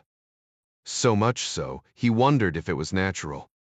By the time he jogged up the staircase 2 steps at a time and opened the apartment's heavy steel door, he'd already composed an email to Gavin in his mind. After hitting the head and washing up, he opened up his laptop and logged on to the apartment. Wi-Fi and Google searched a factoid he seemed to recall about blondes. He then composed the email, first of all thanking Gavin for the outstanding list of names, which unfortunately didn't pan out. So would he mind putting together another list for him? This time, searching for brown-haired women instead. To drive home the point, he added a link to an article he found and explained to Gavin that a lot of young women who are blonde when they're children find that their hair turns brown or chestnut just before they enter puberty. He signed off with, "Let me know your thoughts, and thanks again." Jack was a huge fan of Gavin's. Even though the tubby IT genius was kind of a smartass, he knew Gavin was covered up to his eyeballs in work, and he knew he was asking him to go the extra mile, but Gavin was his best shot at finding the elusive Ida Kurich. He hit the send button and went to the living room to check out the local TV, always a great window into any culture. He flipped through a dozen channels. They were all American programs, mostly reality shows, with a few familiar cop and medical dramas, all in English but with subtitles. No wonder everybody around here spoke good English. The only reality show he ever watched was on there too. Forged in Fire, where bladesmiths and farriers competed to forge iconic combat swords from history. But he hadn't come to Sarajevo to watch American television. He kept searching until he could find true local programming, and that was a news show.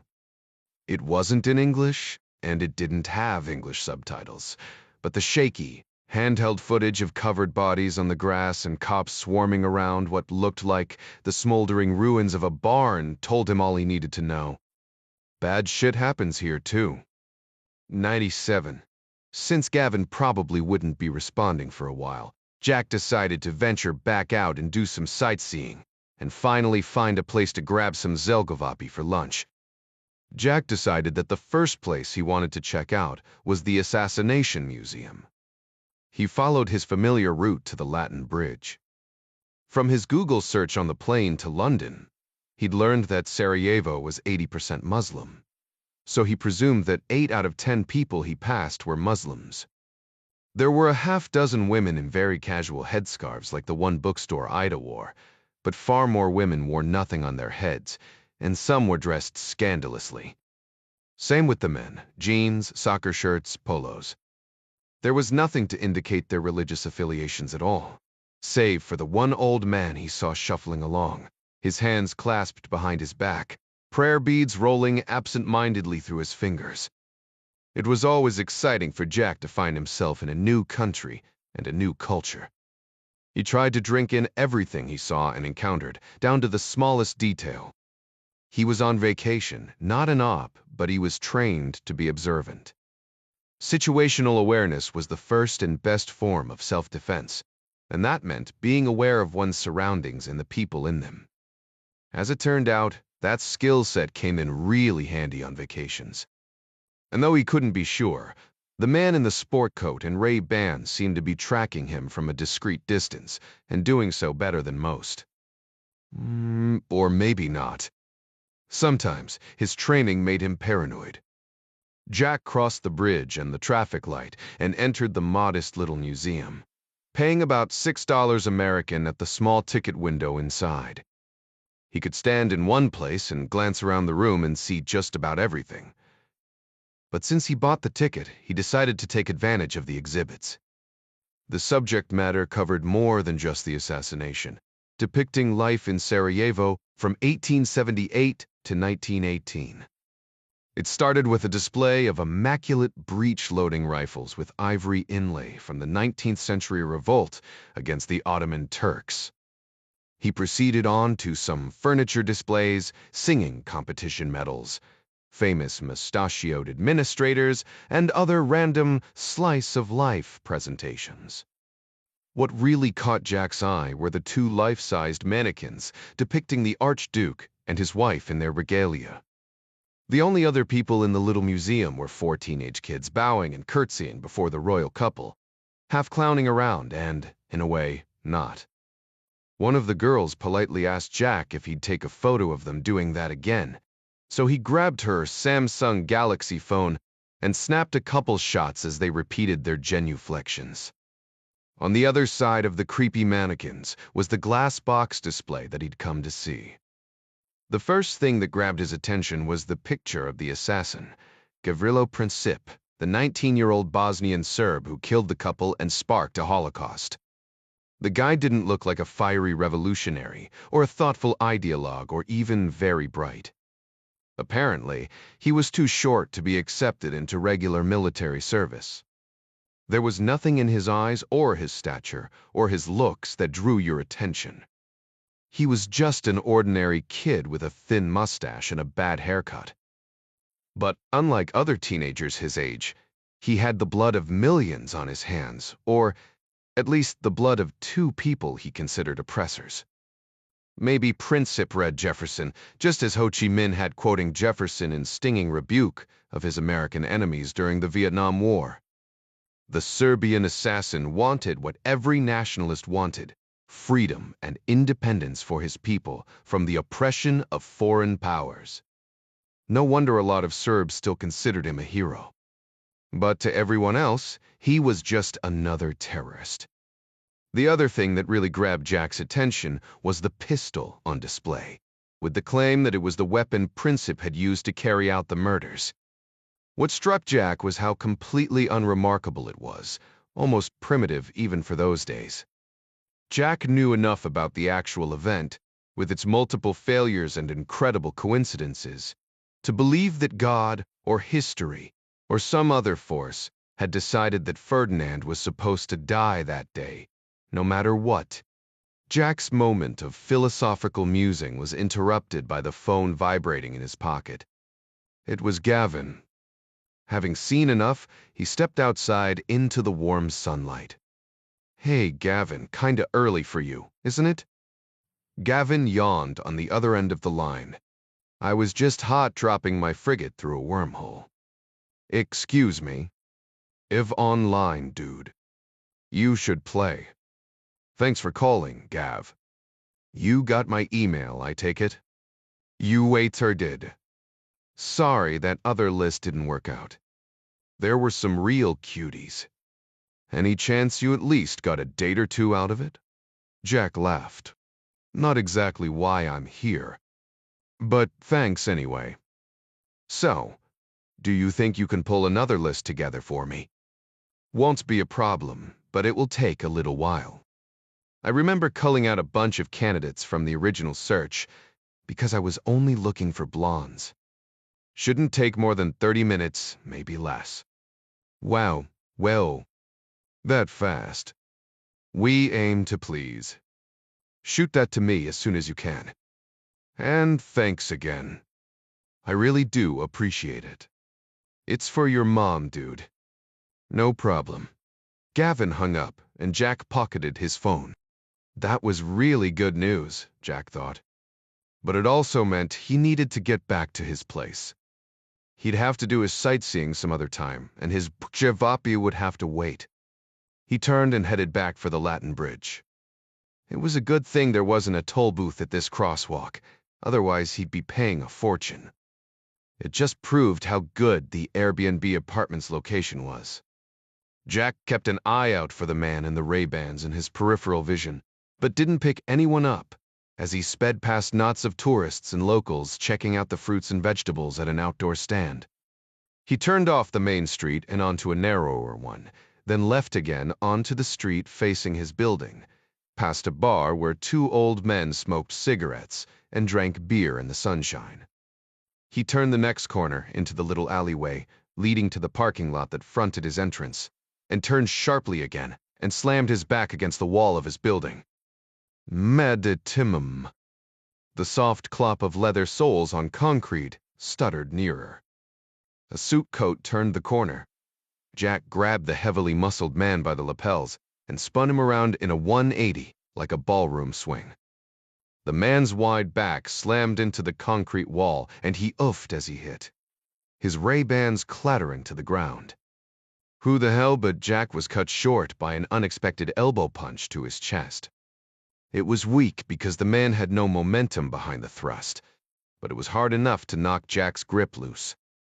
But before the man could throw another punch, Jack was already in counterattack mode, returning the favor of an elbow strike, but this one fired straight into the man's pockmarked face. The man howled as the cartilage in his nose broke, gushing blood onto his shirt. Jack pulled his arm back to launch a devastating strike with his right fist when a pistol racked behind his ear. Oh shit. Nasteries near the Italy-Slovenia border. The Italian customs officer boarded the Gulfstream 550 in the fall hangar at the Trieste airport, and after a cursory inspection stamped passports and wished everyone a good stay in his country. Dominic Dom Caruso, Adara Sherman, and Bartos Midas Jankowski deplaned without luggage. The director of transportation, Lisanne Robertson, a former Marine, and the newest member of the campus team, stayed behind in keeping with her role as security for the plane and crew, though nobody believed that the sleepy port city posed much of a threat to anybody on this operation. The three Americans picked up the rental van that Lisanne had arranged and headed for Nova Gorica, just 30 minutes across the border. The Trieste airport was the closet one in the region to the small Slovenian city. Paradoxically, the quickest route was also the longest, according to the GPS.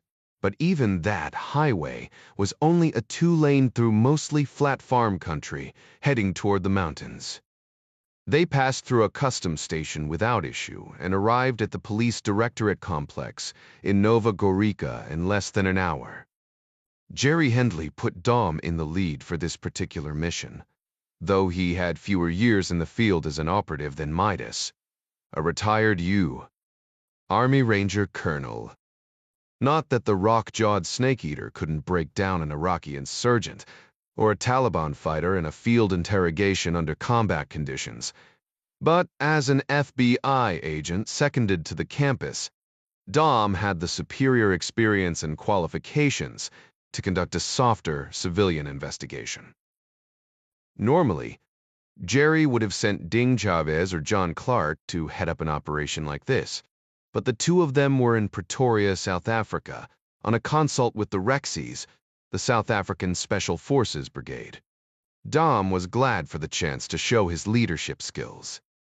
The goal today was to first meet Detective Oblak and discuss Jack's case, and, after gaining his confidence, persuade him to arrange a meeting with Elena Ilisishu to try to get her to open up about the attack and her possible connection to the Iron Syndicate. Dom suggested Midas wait in the van while he and Adara made the first attempt. Two people, one a woman, would appear less threatening than three in a room. A frosted-haired woman in a gray jumpsuit and wearing a photo badge sat behind the small security desk in the lobby, focused intently on her computer screen. Dom approached her with a big, friendly smile. Dober dan good morning were the only two words of Slovenian that Dom spoke, and he'd picked that up from Google Translate only 10 minutes ago.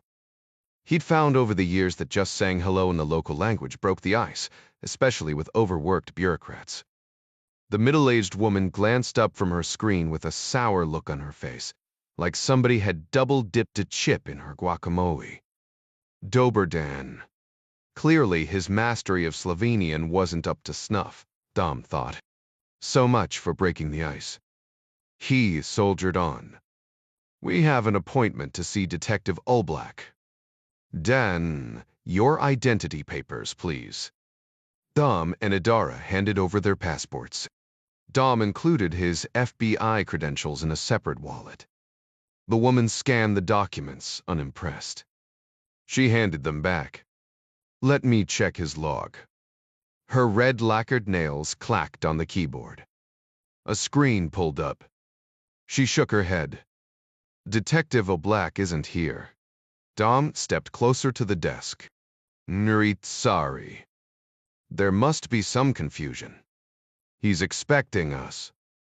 He wanted to add, and we've traveled over 4,000 miles to get here, but he bit his tongue. Quantico had taught him that little trick. Keeps an agent from sticking his foot in his yapper, his training officer had explained. He's not available. He's out in the field. Perhaps you can call him for us. It's quite urgent. The woman frowned and, are you kidding me? Glance over the top of her reading glasses. Adara smiled. We wouldn't ask if it wasn't extremely important. The woman sighed, picked up a cordless phone, and dialed. A man's voice answered on the other end. They chatted in Slovenian. Dom and Adara didn't understand a word. The woman's eyebrows raised. She handed Dom the phone. Detective Oblak will speak to you. The very true, thanks. Dom took the receiver. This is Dominic Caruso. Mr. Teganifor. Caruso. I'm sorry I missed our appointment in regards to Elena Iliescu. I'm at the hospital right now. Why don't you come over here and we can discuss the matter further? In the hospital. Are you okay? Oh, fine. Thank you for asking. It's Elena Iliescu you should be asking about. Wettery. Mu if she. Muver, she's quite dead. Dead. It'u do a katiftising. It's obvious, Oblak said in a flat, even voice. You killed her. 29, I'm sorry, but I don't know what you're talking about, Dom said into the phone, glancing over at Adara. She was clearly concerned. When your office set the appointment to meet with me to discuss her case, you signed her death warrant. That's a serious accusation. Like you said, maybe we need to come over there and talk about it. I'll text you the address, Mr. Caruso. Meet me in the morgue. And please drive carefully. The roads here are quite dangerous. In their respective lines of work, Dom and Adara, a former combat medic, had seen plenty of corpses in their day, many of them in states of ruin so horrific they wouldn't dare describe them to their civilian friends. But Elena Iliescu's lifeless body on the coroner's slab was pristine. Her firm-toned body was completely intact. Even her breasts were full and round, no doubt the result of skillful plastic surgery. Rather than dead, she appeared to be just sleeping. Dom swore she'd wake up at any minute. The coroner will confirm the cause of death this afternoon, but the attending physician assures me it was heart failure, likely brought on by a catastrophic myocardial infarction. Iliescu was dead at the scene. Where was she when she died? We put her in one of our safe houses, under police protection, as per her request. And I take it no one came in or out of the house? Only the clinic nurse, who was called in when Iliescu complained of a minor headache. At Dom's skeptical look, he added, we checked her out. That nurse has worked at that clinic for 11 years. Adara pointed at the corpse. She's in better shape than most Olympic athletes. She can't be more than 35 years old.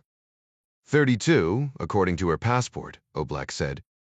A heart attack for a woman this age, and in this condition, is highly unlikely, Adara said. Which is why you suspect foul play, Dom said. Oblak shrugged. It's quite a coincidence that, about the same time your plane landed in Trieste, this woman was being pronounced dead, don't you think? Which is why you accused us of killing her. Someone killed her and chose this time to do it. The only independent variable in this equation is you. Something about you coming here resulted in this woman's death. Well, we sure as hell didn't tell anybody we were coming. That leaves your people. Oblak's jaw clenched. You're accusing me of divulging your arrival and your intention of meeting with this woman? You or someone in your office. Dom wondered if the Iron Syndicate might have had sources inside Oblak's organization. Maybe the person was Oblak himself. Not possible, the Slovenian said. I wouldn't expect you to say anything else. But if I'm right, then you know you have a problem inside your department, and you're going to have to deal with it. Adara felt the heat rising between these two roosters. She decided to intervene before the feathers started to fly. Why do you think anyone would want to kill her? Adara asked. Oblak's rugged mouth broke into a thin smile. I was hoping you might shed some light on the subject. Who indeed would have a motive to want to see her dead? A woman on the verge of filing charges against the man she claimed attacked her. Jack Ryan had nothing to do with this, I assure you, Dom said. Jack was one of the best guys he knew, and not just because they were cousins. Ms. Sherman asked me why anyone would want to kill her. The term of art is motive, and right now, the only person on the planet I'm aware of that might have any motive whatsoever is Jack Ryan. You don't really believe Jack Ryan tried to hurt that woman? Highly unlikely. But that's what we were investigating. Oblak glanced at Elena's corpse until this happened. He turned back to Dom. So, tell me, why is an FBI agent getting involved in this case? Officially, this isn't an FBI case. I just happen to work for them. Jack is a close friend, and he works for another friend of mine, Jerry Henley. So does Miss Sermon, one Trabe. Yes, Jerry Hendley, the former senator. Jack Ryan has many good friends, some in very high places. Yeah, you could say that. And for whatever reason, Elena Ilishu allegedly attacked him, and now she is dead. Oblak's eyes bore into Dom's. Where does that leave me? Up shit creek, Dom thought. Just like me. He'd come all this way to try to find out Elena Iliescu's connection to the Iron Syndicate, if any, and why they wanted to kill Jack. He was prepared to cajole or bribe her with offers of protection or even cash to get answers. But now she was gone. His only hope at the moment was Oblak. Sometimes cases don't get solved. It's part of the business. True, but the case isn't closed yet, is it? He glanced back down at the corpse. Such a shame. A beautiful young woman, dead for no apparent reason. Dom wasn't sure how much to confide in the Slovenian detective, particularly in regard to the Iron Syndicate. What little Dom actually knew, but there was something about the way Oblak presented himself. He was definitely not happy that the two of them were standing here with no apparent authority over a corpse that used to be his primary suspect and or witness to an attempted murder. Oblak might just be a local cop who resented the hell out of the arrival of an American FBI agent into his jurisdiction. God knows he got that kind of reaction when he encountered insecure or incompetent law enforcement back home, which fortunately wasn't too often. Oblak didn't strike him as either insecure or incompetent, but then again, it was too early to tell. If he wasn't either of those things, then why did he resent their presence? Was he hiding something? Dom just couldn't be sure, and a silent exchange with Adara confirmed his own hesitation to divulge Iliescu's Iron Syndicate connection. Better not tip their hand just yet. You said that there was no one you could think of with a motive other than Jack. I can think of two more, Dom said. Fert, enlighten me. Dom pointed at the corpse. The first person is her. You think she killed herself? It's possible. With what motive? The same as the other suspect. And who might that be? I believe Jack when he said that this woman tried to kill him. Either she was doing it for herself, or she was instructed to do so by somebody else. Instructed or hired, Adara added. Show your other suspect is Iliescu's unknown employer? Logically, those are your only two choices. But I still don't have a motive for why she would kill herself or why her employer would order her to kill herself or have someone else kill her. Sure you do. It's Jack. Or technically, her failure to kill Jack. If her employer is anything like the Mexican cartels or the Russian mafia, her failure to execute her mission would result in a far more gruesome death than one she might inflict upon herself. That or her employer had her killed because she was in your custody, and they were afraid she might betray them. Dom grinned. But you already thought of all that, didn't you? We may be a small country of villages, but we don't raise idiots, mister. Caruso, do you have any idea who might have hired her or who wanted to kill Jack? Adara asked. The only reason why I agreed to meet with you and allow you to interview her was to find the answers to both of those questions. My office has limited resources, and unfortunately, we've reached a dead end. Or you're trying to find out what we know because you're on the same payroll as her. Dom thought.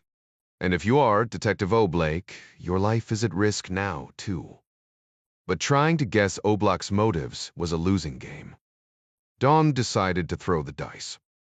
Have you ever heard of the Iron Syndicate? Dom asked. Oblak shook his head. No. What is it? Dom was pretty good at catching people lying. But so were most cops. Which was why cops were harder to catch at lying than just about anybody else. Even other cops. Maybe Oblak knew more than he was letting on. but there was no way to tell from his body language. We don't know much. It's an international criminal enterprise. There's a very weak link between Iliscu and that organization. A friend of a friend kind of thing. I can call my intelligence unit and put in an inquiry. Why would this Iron Syndicate want to kill Jack Ryan? That's what we came here to ask her about. Dom looked at the corpse, and she ain't talking. My advice to you, then, is to retrace her steps. She told us she had come from Trieste, which we have since confirmed. I can get you her address there. Oblak pulled up his phone to forward it.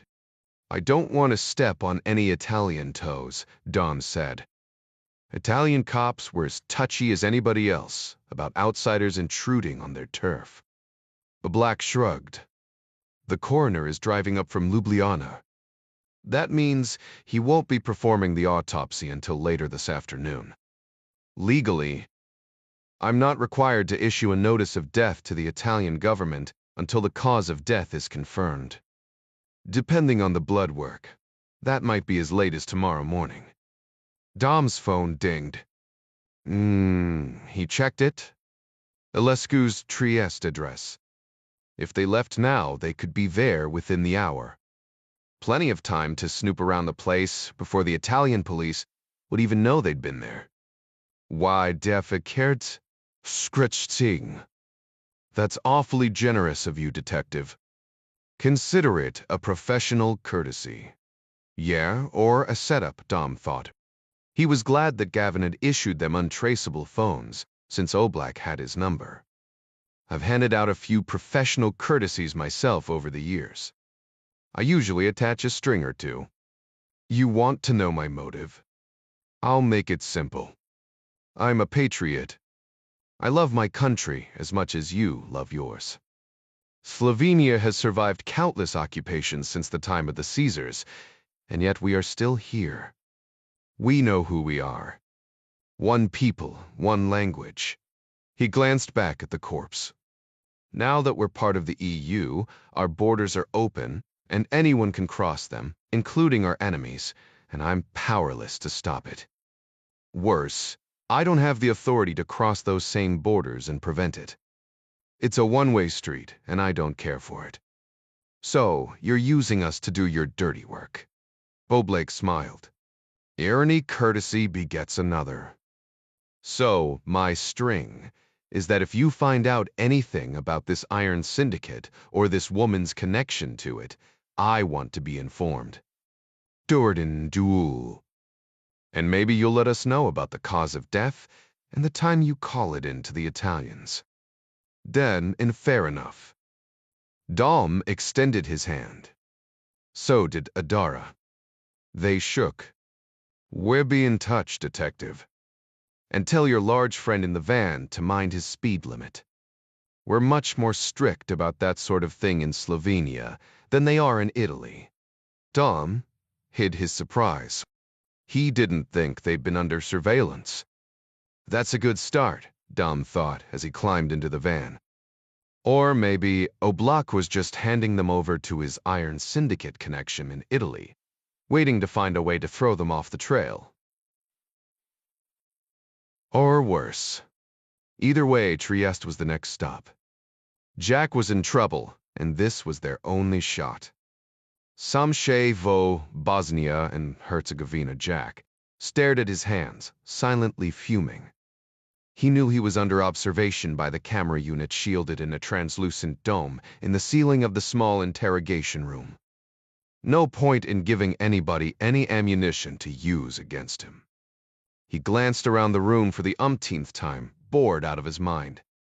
A desk, a couple chairs, industrial carpet, acoustical tiles on the walls. Not exactly a torture chamber, unless you counted annoyed frustration as inhumane psychological duress.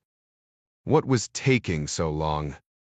It felt like he'd been in there for hours, but without his watch and iPhone, he couldn't know for sure. They'd been taken from him for security purposes. The electronic lock clicked and the steel door swung open. Dragan Kolak, stepping past a uniformed guard, carried 2 cups of steaming coffee in his hands. The guard shut the door behind him as Kolak set the coffees down on the table and took the only open seat. "Black coffee, yes?" Kulak said, not really asking. "Thanks," Jack said, not really meaning it. He took a sip. "Not bad." Agent Kolak was straight out of central casting for an American cop show. Rumpled suit, loose tie, thin, graying hair, badly cut, and cheap leather shoes, slightly scuffed. Only Kolak wasn't a cop. He introduced himself as an agent of OSA OBA, the Bosnian version of the CIA. Everything check out. Jack had provided Jerry Hendley's direct contact information, along with his own passport and wallet, containing his international driver's permit, an ATM card, 2 credit cards, and about $100 in Bosnian convertible marks. He knew Kolak had been running background checks since he'd last seen him. "Your passport appears up to date and valid.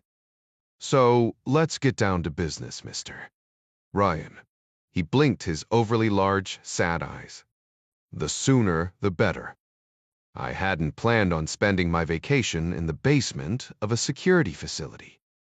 "Then perhaps you shouldn't have attacked my agent." He took the first swing. "If my other agent hadn't been there, I wonder what else you would have done to poor Visica." "I was just defending myself. Quite skillfully for a..." Kulak snapped his fingers, trying to prompt his memory. "Ah, yes, a financial analyst. You obviously believe me, or you would have had me arrested, or whatever else your agency does with criminals." "I believe what my agents reported, and lucky for you, they're honest. But if I were you, I'd stay away from Agent Visica. He wants to return the favor of the broken nose. Tell him I'm sorry about that." "My verpers. So you came here for vacation?" Tourism." "Yes. And what led you to pick Sarajevo as your destination?" "It's not exactly high on most Americans' lists of places to visit. I'm a student of history. Always wanted to come here. As your guys probably know, I was just visiting the Assassination Museum. We have a lot of history here, for sure, Mr. Ryan. And not all of it pleasant, as you must know. Very complicated, too. Just like my job here." Kulak took his first sip of coffee. "Your passport says you were just in Slovenia." "I didn't stamp it myself, I promise." "Another history tour?" "Business. More financial analysis. As you already know, I work for an American firm, Henley Associates. We were hired to do some work for a company in Ljubljana." "Yes, I've confirmed both. And yet you found yourself in the remote mountains near Kozak Falls." Jack stiffened. "Where I was attacked. And yet the woman you say attacked you is the one who winds up in hospital. Self-defense. Self-defense. And yet you're not the one in hospital. You're really quite the violent man, aren't you? I don't go looking for trouble if that's what you mean. And yet it comes seeking after you wherever you go. A pity. Are we done here? Just a few more questions, if you don't mind. You have until I finish my coffee. Unless you plan to arrest me. No. Nor do I plan to have you deported, nor charged with espionage, nor tossed into a rendition facility far from the prying eyes of your government, all of which is in my power to do. In that case, what do you want to know? What is your interest in Ida Kurid?" The question caught Jack by surprise. He hoped it didn't show on his face. How could the man know about that? Well, obviously they'd been following him. But why? "I'm not sure that's any of your concern," Jack said. "Ida Kurik is a citizen of my country, and it is my sworn duty to protect the people and constitution of Bosnia. And when a violent foreign national enters my country to hunt down one of my fellow citizens? Well, that's very much my concern. So much for keeping a low profile, Jack thought. Well, when you put it that way, I kinda see your point. So, I'll repeat the question, Mr. Netic Fryan. What is your interest in Ida Curate? The best lie, Jack knew, was one that contained the most truth.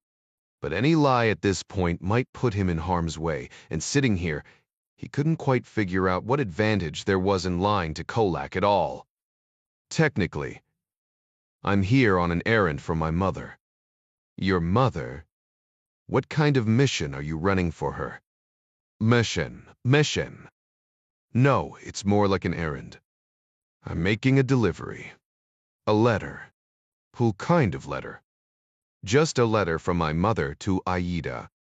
She knew I was going to be in Slovenia, and she asked me to come down here to find Ada so that I could give her a letter she wrote to her.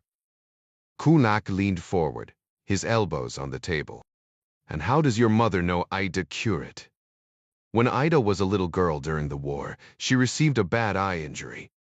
My mother performed surgery on her. She lost contact with Ida over the years and asked me if I could find her. She wanted to know how Ida was doing after all this time, and to let Ida know that she was still thinking about her.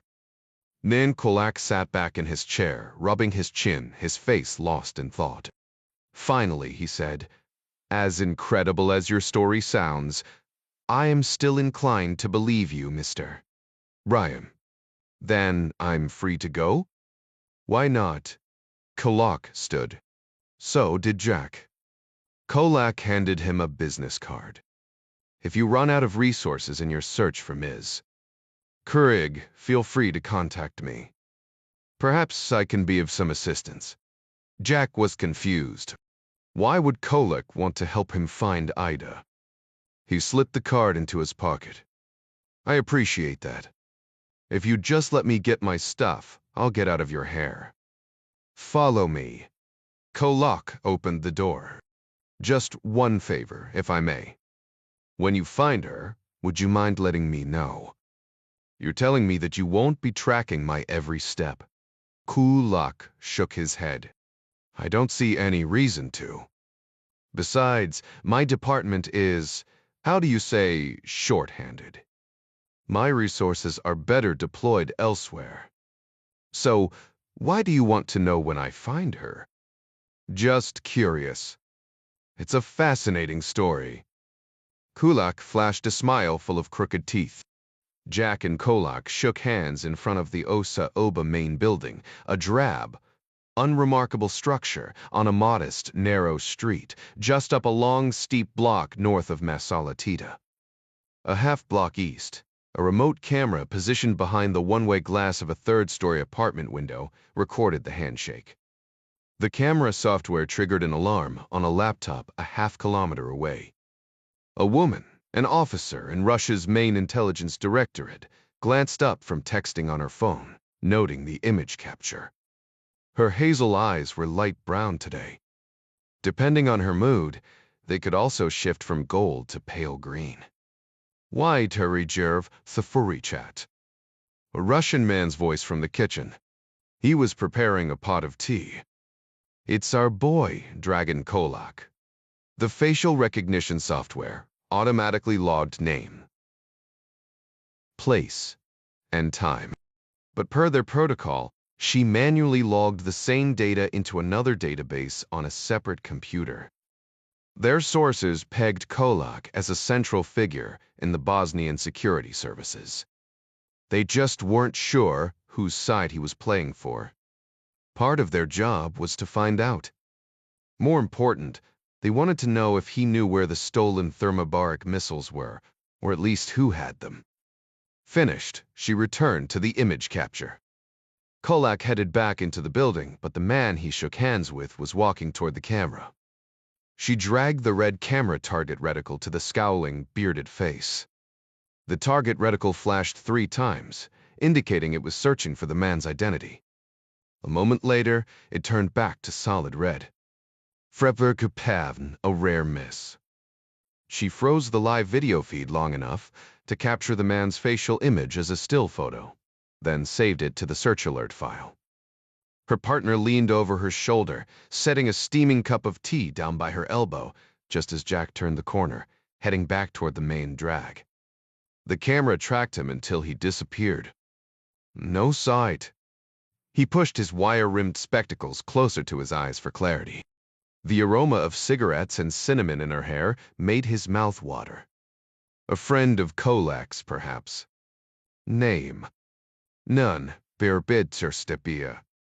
The man leaned closer to Jack's saved image. How is that possible? Beard, mustache, dark eyes. Perhaps not distinctive enough for the algorithm. There's Tucken, perhaps. He stood erect again, sipping his tea. Facial recognition technology was advancing rapidly, but it was still limited by one significant fact. Recognition was a comparative exercise. The quality of existing images in the search database, or the lack of them, ultimately determined the software's success. She scrubbed the video backward, capturing the footage of Jack walking toward the camera until the turn. She saved the clip and loaded that into the system as well. Gate capture will help us keep an eye on him. And whoever he meets with might give us a clue to his identity. Send it along to Kaidanka. He was referring to GRU's main headquarters in Moscow, a rundown, 9-story glass tower affectionately known as the Aquarium. Maybe they'll have something on him. The woman tapped more keys. Done. PLO key crochet. Beneath a clouded quarter moon, the Greek-registered Aegis star sat low in the water on her 20-meter beam, anchored in the small cove just beyond the mouth of the port of Plokthe, the second busiest on the Croatian coast. The ship wasn't scheduled to unload its cargo until mid-morning the following day.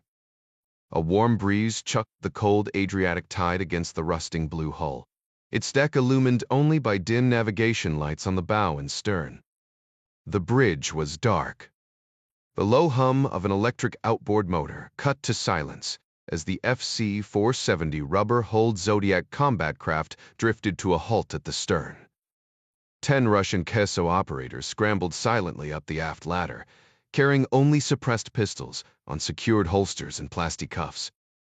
The Keso was Russia's newest and most effective special operations unit. It was led by an eager young lieutenant who believed that an operation was only as good as the intel that drove it.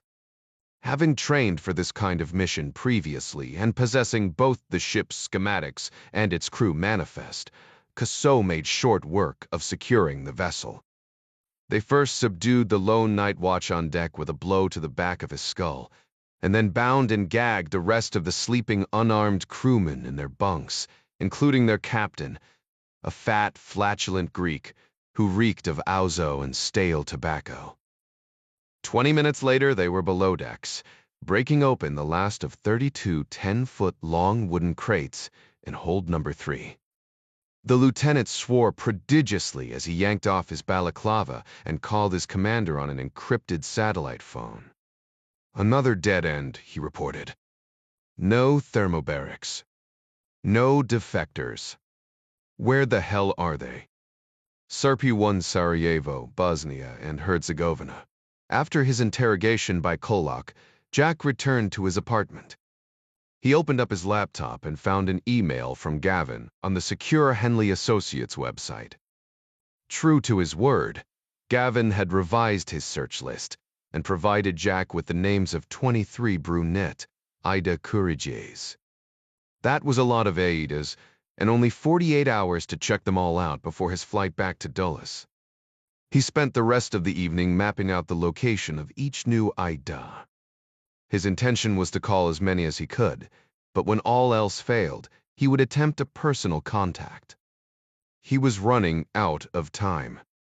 Like his father, Jack was a bulldog when it came to finding something or someone he was looking for. His mother jokingly called it a mild form of oakt. His dad preferred the less clinically precise term stubborn. So did Jack. The next morning, Jack went back to the same breakfast restaurant as before, and ordered the same chocolate hazelnut pita and 2 cups of Bosnian coffee. Why not? He was still on vacation. The only difference this time was he wore a ball cap to help prevent facial capture by any surveillance cameras. Kolak had spooked him. Fortified again with sugar and caffeine, he decided to take an extra precaution and found an electronics store where he purchased a prepaid phone. He was certain that his iPhone was secure, but somehow Kolak had figured out what he'd been up to. The use of a local phone with a local number might make his prospective AIDAs more likely to pick up, too. Kolak's promise to back off rang hollow to Jack, considering the fact that he was apparently using him to find Ida, which didn't make much sense. With his resources, Kolak could find anybody, or at least had a better shot at finding somebody in Bosnia than Jack did. And why in the world would he be interested in the same Ida, unless Kolak was telling the truth and he was just as intrigued by the story as Jack was? Jack wandered over to a small park in the middle of the Turkish part of the old town. He found an empty bench not far from a chess game. The enormous board was painted on the concrete in gray and white squares, and the giant pieces ranged from shin-high pawns to thigh-high kings. There was a gallery of old men sitting on benches close to the action, smoking and kibitzing as a 30s. Something guy in a sport coat lifted a pawn and took out the horse-headed knight of a silver-haired gent in a red and gold Adidas tracksuit. Much to the gallery's delight, Jack shook his head. From where he sat, the move seemed a strategic blunder. Keeping one eye on the spirited game, Jack began smiling and dialing in his hunt for the next Ida. He felt like a retiree playing nickel slots in Vegas, certain the next pull of the handle would hit the jackpot. 4 calls in, that certainty began to fade. His 5th call went straight to voicemail, and according to his map, her place of business was just a few minutes away on foot. Abiding by his new search protocol, Jack decided to head over there. It also gave him an excuse to see some more of the old town. He passed a large metal statue of a naked male figure on a pedestal in the middle of a small rose garden, in full sight of a towering, onion-domed Orthodox church. The figure looked like he was doing pull-ups on the shattered longitudinal axis of an open globe. His face pointed to the sky, but his polished bronze Johnson headed in the other direction. Jack read the inscription, "Multicultural man builds the world." Jack shook his head. He wasn't into modern art. Jack walked east on the narrow pedestrian lane past the Orthodox church, then turned left for half a block until he bumped into the wider pedestrian street for Hadia. It was lined on either side with restaurants and shops, with quite a few wares on tables and stands along the walkway. Jack wandered along with the crowds of tourists, stopping occasionally to inspect a few places. Half looking for presents for his mother and younger siblings, half conducting an star surveillance detection route. Kolak had said he wouldn't put a tail on him, but Jack wasn't exactly the trusting type. The incident with the Romanian woman still had him on edge as well. Most of the wares Jack found in the shops were touristy knickknacks: gauzy scarves, bronze teapots, postcards, beaded purses. He checked the labels, expecting to see "Made in China" stamped everywhere, but in this part of the world, Turkey had the corner on cheap stuff. A few minutes later, he found himself back at the fountain on the corner of the Gazi Husrev Beg Mosque, where people were still lapping up the cool water with their cupped hands.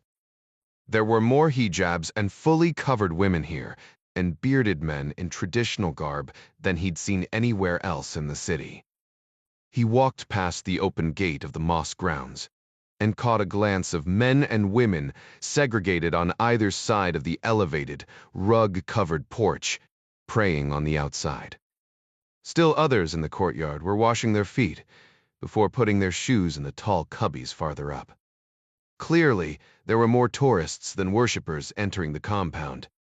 A large knot of Russians wearing earphones listened to their guide yammering into a microphone, leading them through the gate. Jack followed them in. The same smooth, tightly fitted stones on the walkway led him into the wide but modest courtyard. As a Catholic, Jack wasn't completely sure how he felt about this place. The men and women praying up front seemed sincere enough, and God alone knew when Jack had last been in a church to pray.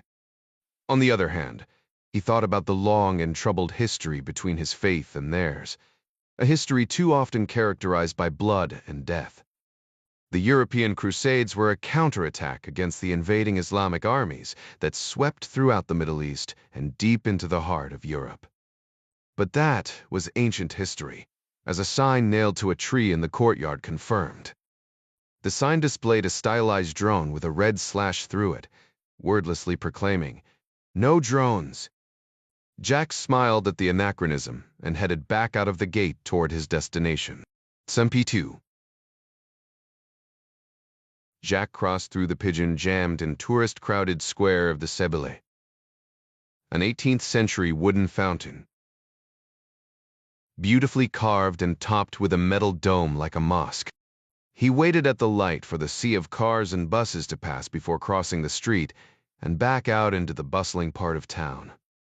He walked past eclectic styles of buildings, some Western European inspired, others more Mediterranean, and still others unremarkably modern and utilitarian. Sadly, most were marred by graffiti. He followed his Google Maps directions until he reached a bus-wide alley and turned in, walking past a few storefronts and restaurants to a courtyard and the glass doors of the building he was searching for. The Happy Times, Balkan Tours office. A bell hanging on the door tinkled as Jack entered the tiny lobby. A young woman with dirty blonde hair stood behind the counter, glasses perched on her nose. She glanced up from a book she was reading at the sound of the bell. Could it be her? Dober den, the woman said. Smile lines radiated against her soft brown eyes. Nope, not her. Are you here for the 2 o'clock tour? She asked. Mig, fraid not. I'm here to see Ida Curate. The woman frowned. Sorry. She is not here at the moment. Is there a way I can reach her? It's important. Her frown hardened. Excuse me, please. The woman disappeared behind a closed door and shut it behind her. Jack heard muffled voices. A moment later, it swung open and a man appeared. He was short and athletically built, with sparkling dark eyes and an infectious, bearded smile. May I help you, sir? Emir asked. I'm looking for Ida Curate. She is not here at the moment. Is there something I can help you with? Arrange a private tour, perhaps? No, nothing like that. I'd just like to speak with her. What do you want to talk to her about, may I ask? It's private. Emir's eyes narrowed like a cobra's just before a strike, his smile frozen. She's not here today, but I can leave a message for her. When will she be back? I don't know. Jack wasn't sure why this guy had his back up, but he figured he'd better change tactics. He pulled out his wallet and handed him a business card. Honestly, it's no big deal. I leave town tomorrow. A friend of mine asked me to look her up and to give her a letter. Emir studied the card. You can leave the letter with me if you like. Jack forced a smile. I appreciate that. It's just that I have to make sure it's really her. That's why I need to meet her. I will give her your card and your message. Is there anything else I can do for you? No, but thanks for your time. The sparkling shine returned to Emir's eyes. Wit. We are here for you any time. Jack could feel the smaller man's gaze boring into the back of his skull as he headed out the door. Swing and a miss, Jack whispered to herself. Number 5 of 23 was probably a no-hitter. Nar2 push on. He pulled out his phone to call the next Ida on the list, hoping for the best. Treester's Italy Dom called ahead to Lisanne after forwarding Eliscu's address to her, a hotel in Trieste, asking her to book a room for Adara and him at the same place, ideally on the same floor as the Romanians. "I guess I'll be sleeping in the van," Midas said with a wink after Dom hung up. "We won't be spending the night. Just need the room reservation for cover. Besides, you ranger guys are tough. I bet a night in a van wouldn't be the worst place you ever slept." "Not by a long shot," Midas said, and laughed. Dom directed the retired colonel to take them back to the faux hangar in the Gulf Stream. The airport was on the way to the city center, where the hotel was located. Besides the pistols and ammo they had stored in well-hidden shielded storage lockers, the Henley Associates aircraft possessed several hidden items of particular use on field ops. Dom needed to grab one of them, and he called ahead to Lisanne to retrieve it. When they arrived, Lisanne greeted them at the hangar door. "I hope you don't mind, but I did a little research," Lisanne said. "You're in luck. Your hotel uses Onity locks." "Damn lucky. I downloaded Gavin's Onity program into the Arduino microcontroller. It's ready to go." Thanks. Dom shouted a greeting to the two Gulfstream pilots on the way to the cabin ladder. First Officer Chester, Country Hicks, and the Captain Helen Reed were cleaning up at the open sink in the maintenance bay after performing a thorough inspection of the aircraft. "Where to next?" Reed asked. "No telling where or when," Dom said. "I hope you guys brought a deck of playing cards." Hicks laughed. "Never leave home without him." Dom followed Lisanne into the cabin. The item Dom had requested sat on the polished rosewood table in a plastic case about the size of a paperback, along with 3 holstered Sig Sauer P9038, micro-compact 9mm pistols, and extra mags. The single-stacked 6+1 SIGs were built for concealed carry, not combat operations, but were handy enough in a pinch. Better a pea shooter in the pocket than a Sortie 5 in the truck, his twin brother, Brian, had always said.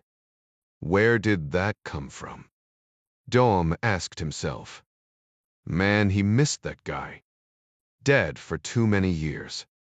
Dom snatched up the plastic case Lisanne had retrieved, but passed on the weapons. "I'm not expecting any trouble. Besides, if we get pulled over for any reason, we'll be on the dry pasta and tap water diet for the next 5 years, if we're caught with those things." "I thought you Italians liked pasta," Adara said. "I do, with candlelight and violins in a fine restaurant, not in some gray bar hotel." "Your call," Lisanne said. "Just giving you options. One more thing." She pulled out 2-wheeled suitcases and set them in the aisle. "For the 2 of you. If you're checking in, you need to look the part." "View, good thinking." Dom checked his watch. "We gotta roll." Midas parked the van on a side street just off the wide and stately Piazza Unidad dell'Italia, near the small boutique hotel. Dom and Adara showed their passports to the vivacious 30s, something Italian woman behind the counter. The spray of freckles on her pretty face, a perfect complement to her mop of brown curly hair, tied off in a fashionable pink bow. In flawless English, she gave them instructions about their room and informed them about the magnificent buffet breakfast, available tomorrow morning. Dom's mouth watered as she described it, saddened to know he wouldn't have the chance to partake. As they left the lobby, they heard the woman on the phone chatting in crisp German. Unfortunately, their room was booked 2 floors above Iliescu's, but at this time of day, and with the perfect weather, nobody seemed to be around anyway.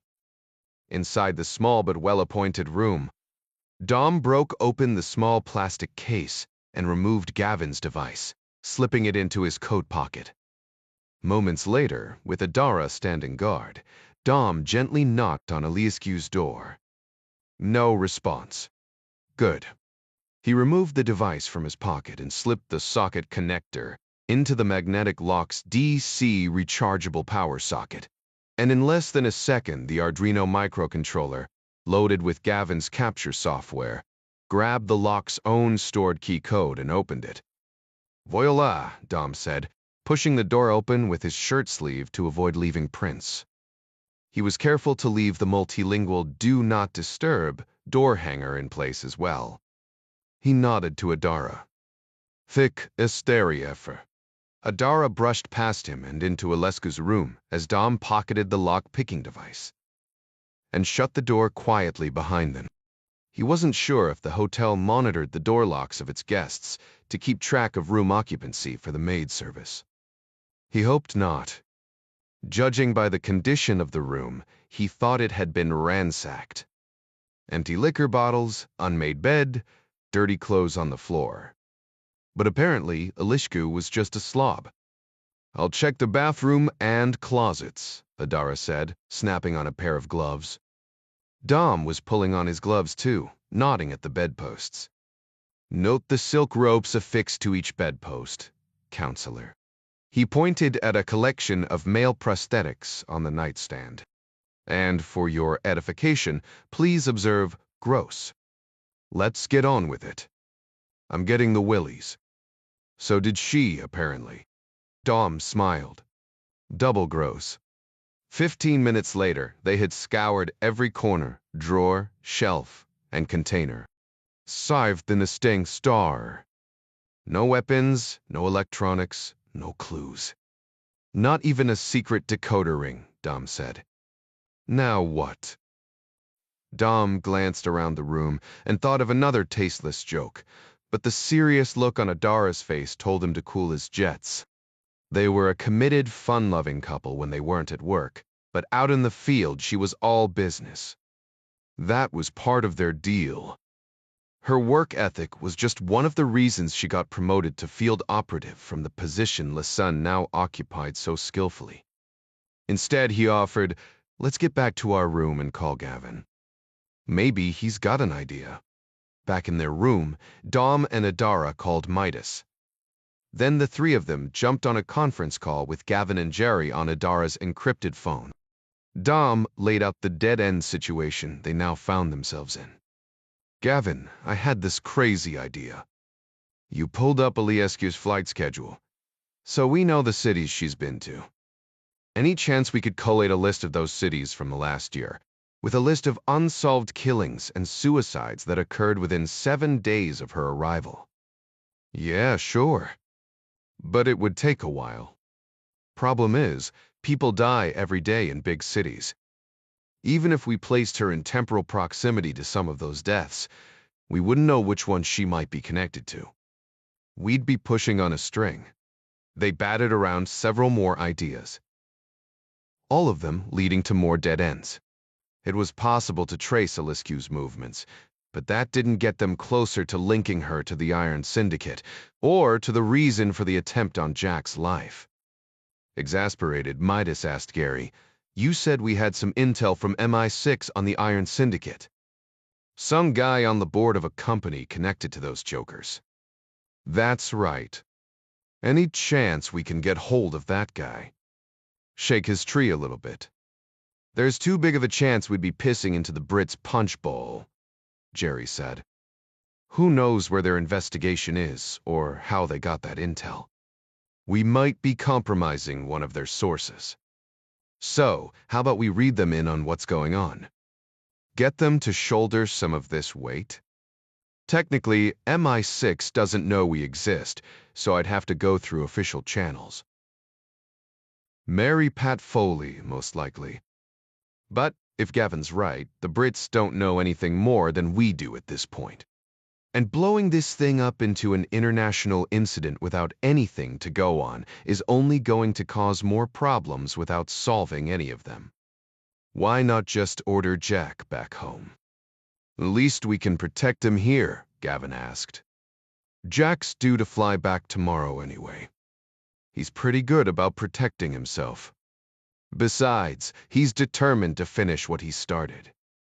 And even if we get him home, there's no way to keep Jack safe short of locking him up, Dom said. And that ain't gonna happen. Midas chimed in again. What we need is the long-term solution. Find these Iron Syndicate bastards and take them out. Agreed, Jerry said. Easier said than done for an enemy we can't identify or locate, or in fact, confirm even exists. Gavin, is there any way you can take that list of known cities Aliscu has visited and try to figure out some kind of pattern of movement? Maybe she's on a circuit making regular stops at certain times of the year. Coordinate that with her bank deposits. That sort of thing. It's worth a try. I'll get right on it. And I'll keep thinking about the MI6 piece. There might be something to that. I just need to figure out what it is and how to go about it. What about us? Dom asked. What can we do? Sit tight, put up your feet. We won't be sending you back out until tomorrow at the earliest.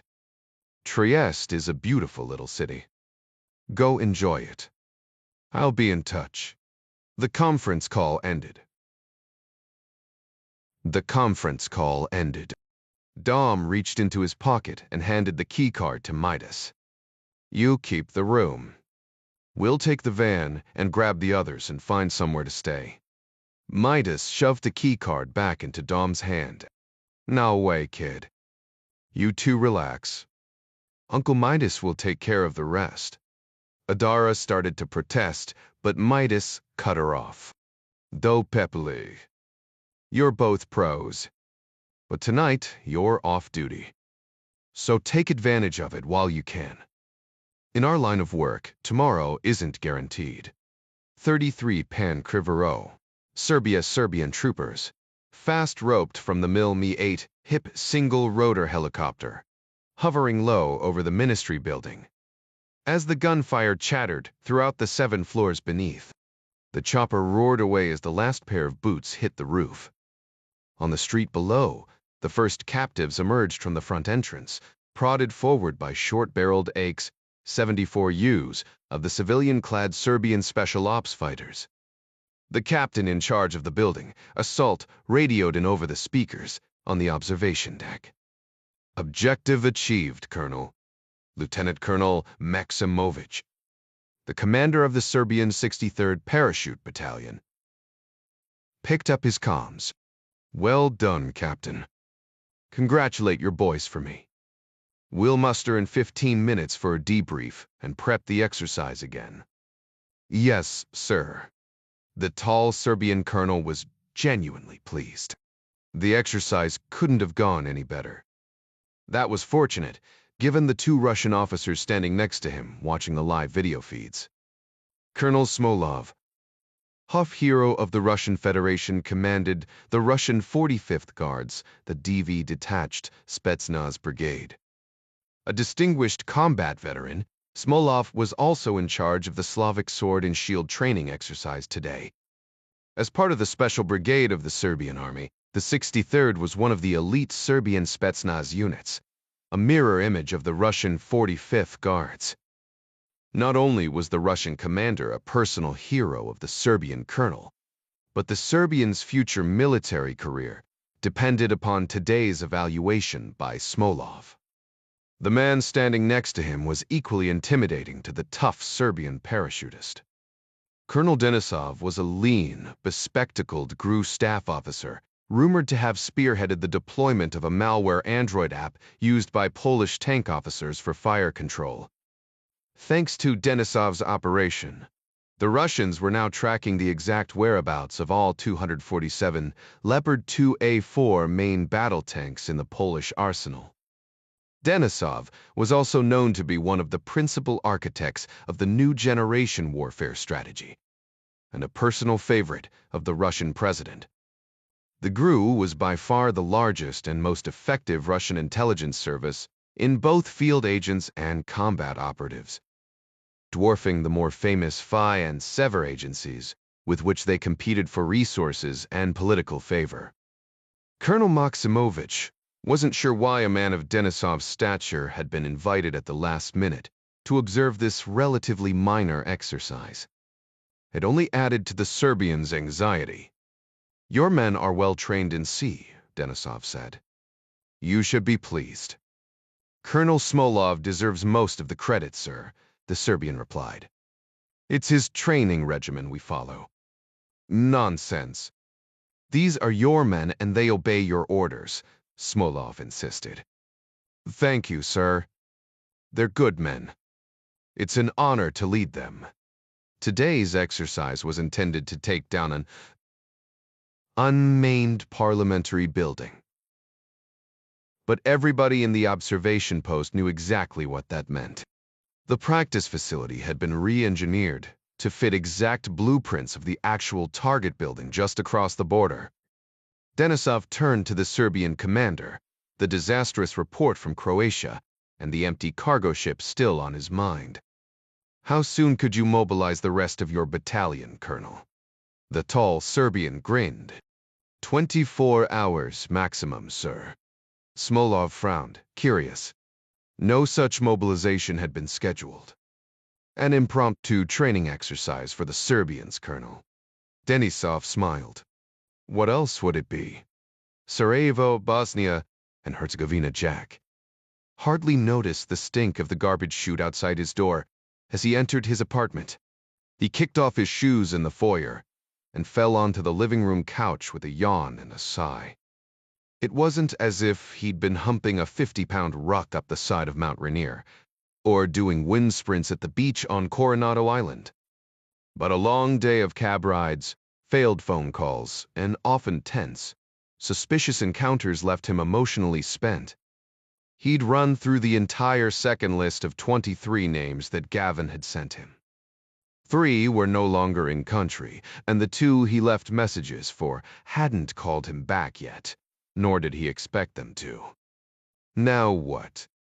He could give overworked Gavin another call and ask him to generate yet another list, but he doubted the IT whiz had any more IDA cards up his digital sleeve. Besides, Gavin had actual work to do as the man in charge of all things computer-related for both Hendley Associates and the campus.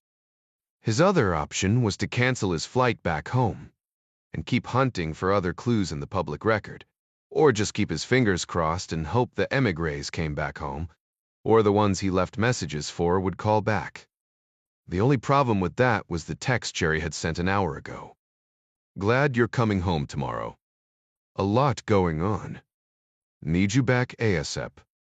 So with his 2 lists exhausted, no prospects for a third, and his boss breathing down his neck, it was clear to Jack it was time to get packed and head for the airport tomorrow. He tried, hadn't he? Sure. His mother would be deeply disappointed, not that she'd ever say anything. In fact, she'd tell him how grateful she was that he'd tried his best. Their failed calved. The unfailed was the snarling demon inside Jack's head. He couldn't stand the thought of failing at anything.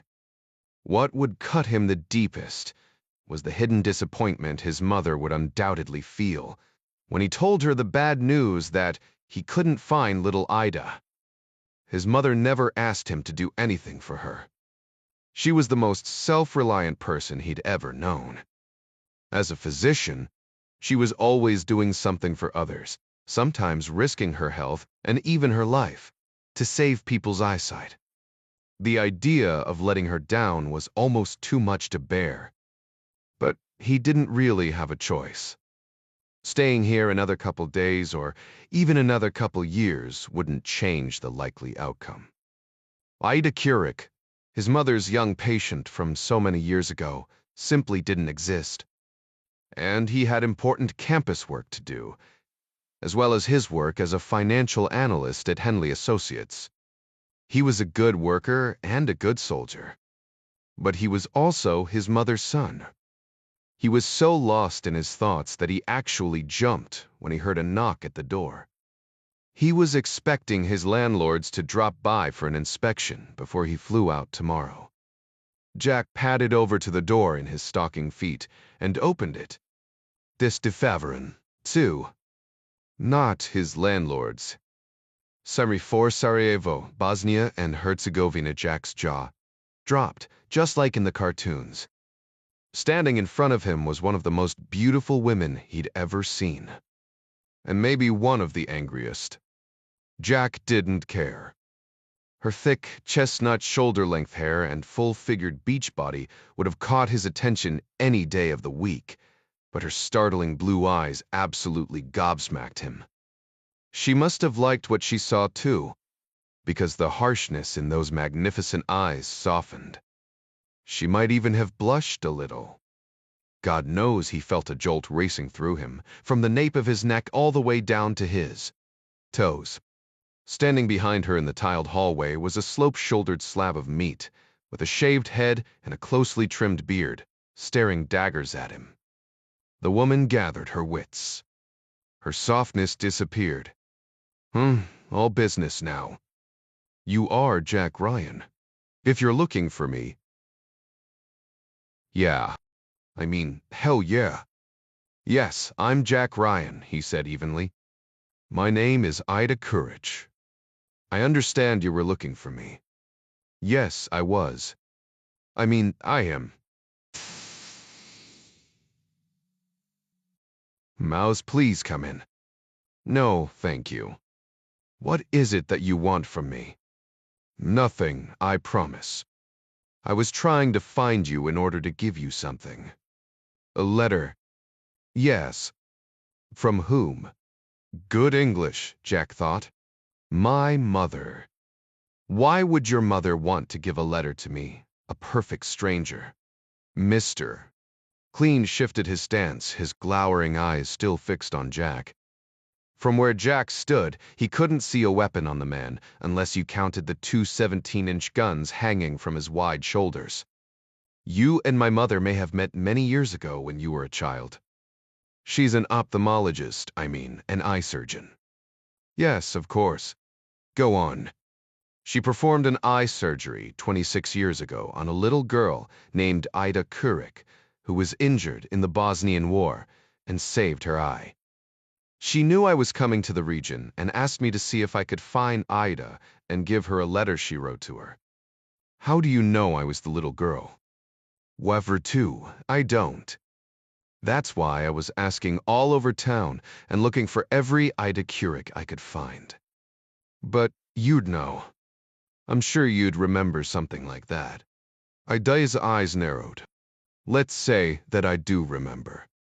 What does she want from me? Nothing, I promise. She never forgot you and just wanted you to know that. I haven't read the letter, but that's what she told me. Nifly, can I get it for you? Jack watched the wheels turn behind her eyes. She offered a slight smile. Finally, yes, of course. Won't you come in? Jack glanced over her shoulder. Your friend, too. Wyant, all right. She whispered something to Mr. Clean in Bozansky.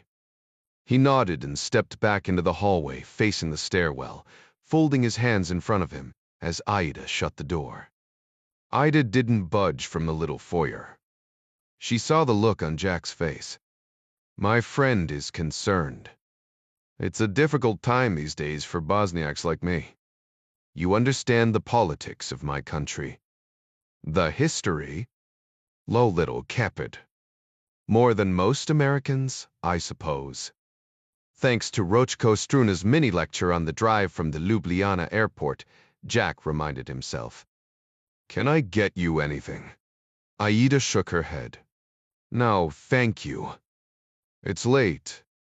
Then let me get that letter. Jack dashed to the bedroom and pulled his mother's letter from a suitcase pocket. He hurried back, suddenly aware of his socks as he slid a little on the polished tile floor. He glanced down at his feet and wiggled his toes. Ada stifled a giggle. Jack handed her the blank envelope. His mother was clever enough not to use official White House stationery. She wasn't trying to impress Aida, just communicate with her. Ida slipped an unadorned fingernail beneath the sealed flap and opened it. She pulled the folded letter out but didn't open it. She glanced up at Jack and then back down to the letter. Jack saw in her eyes the tug of war between suspicion and curiosity. Curiosity finally won out. She opened the letter carefully, as if it were an ancient manuscript. Her eyes swept back and forth as she read, her frown softening into a little smile.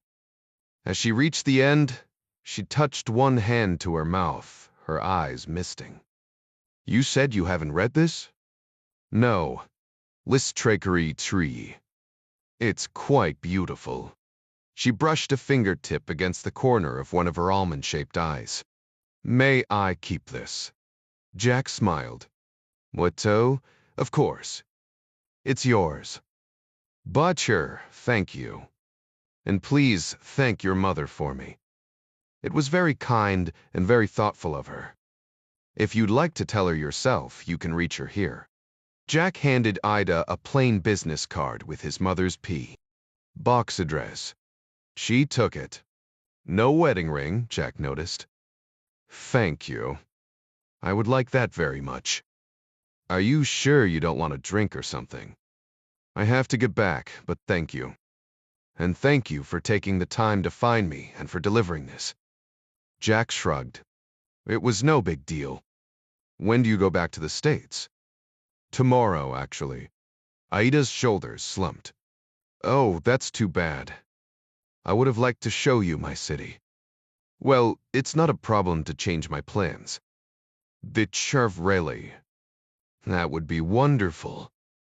Can you come back to the tour office at 10 o'clock tomorrow? De Tolman Sam, sure. That would be great. Wonderful. She put her hand out. Jack shook it. Firm grip. Their hands lingered for a moment longer than he expected. More electricity. See you tomorrow, then. She turned and opened the door. Whispered something to her man as the two of them disappeared down the stairwell. Jack shut the door. What was he going to tell Jerry? He'd promised his boss he was flying home tomorrow, but that sure as hell wasn't going to happen now. Sempi 5.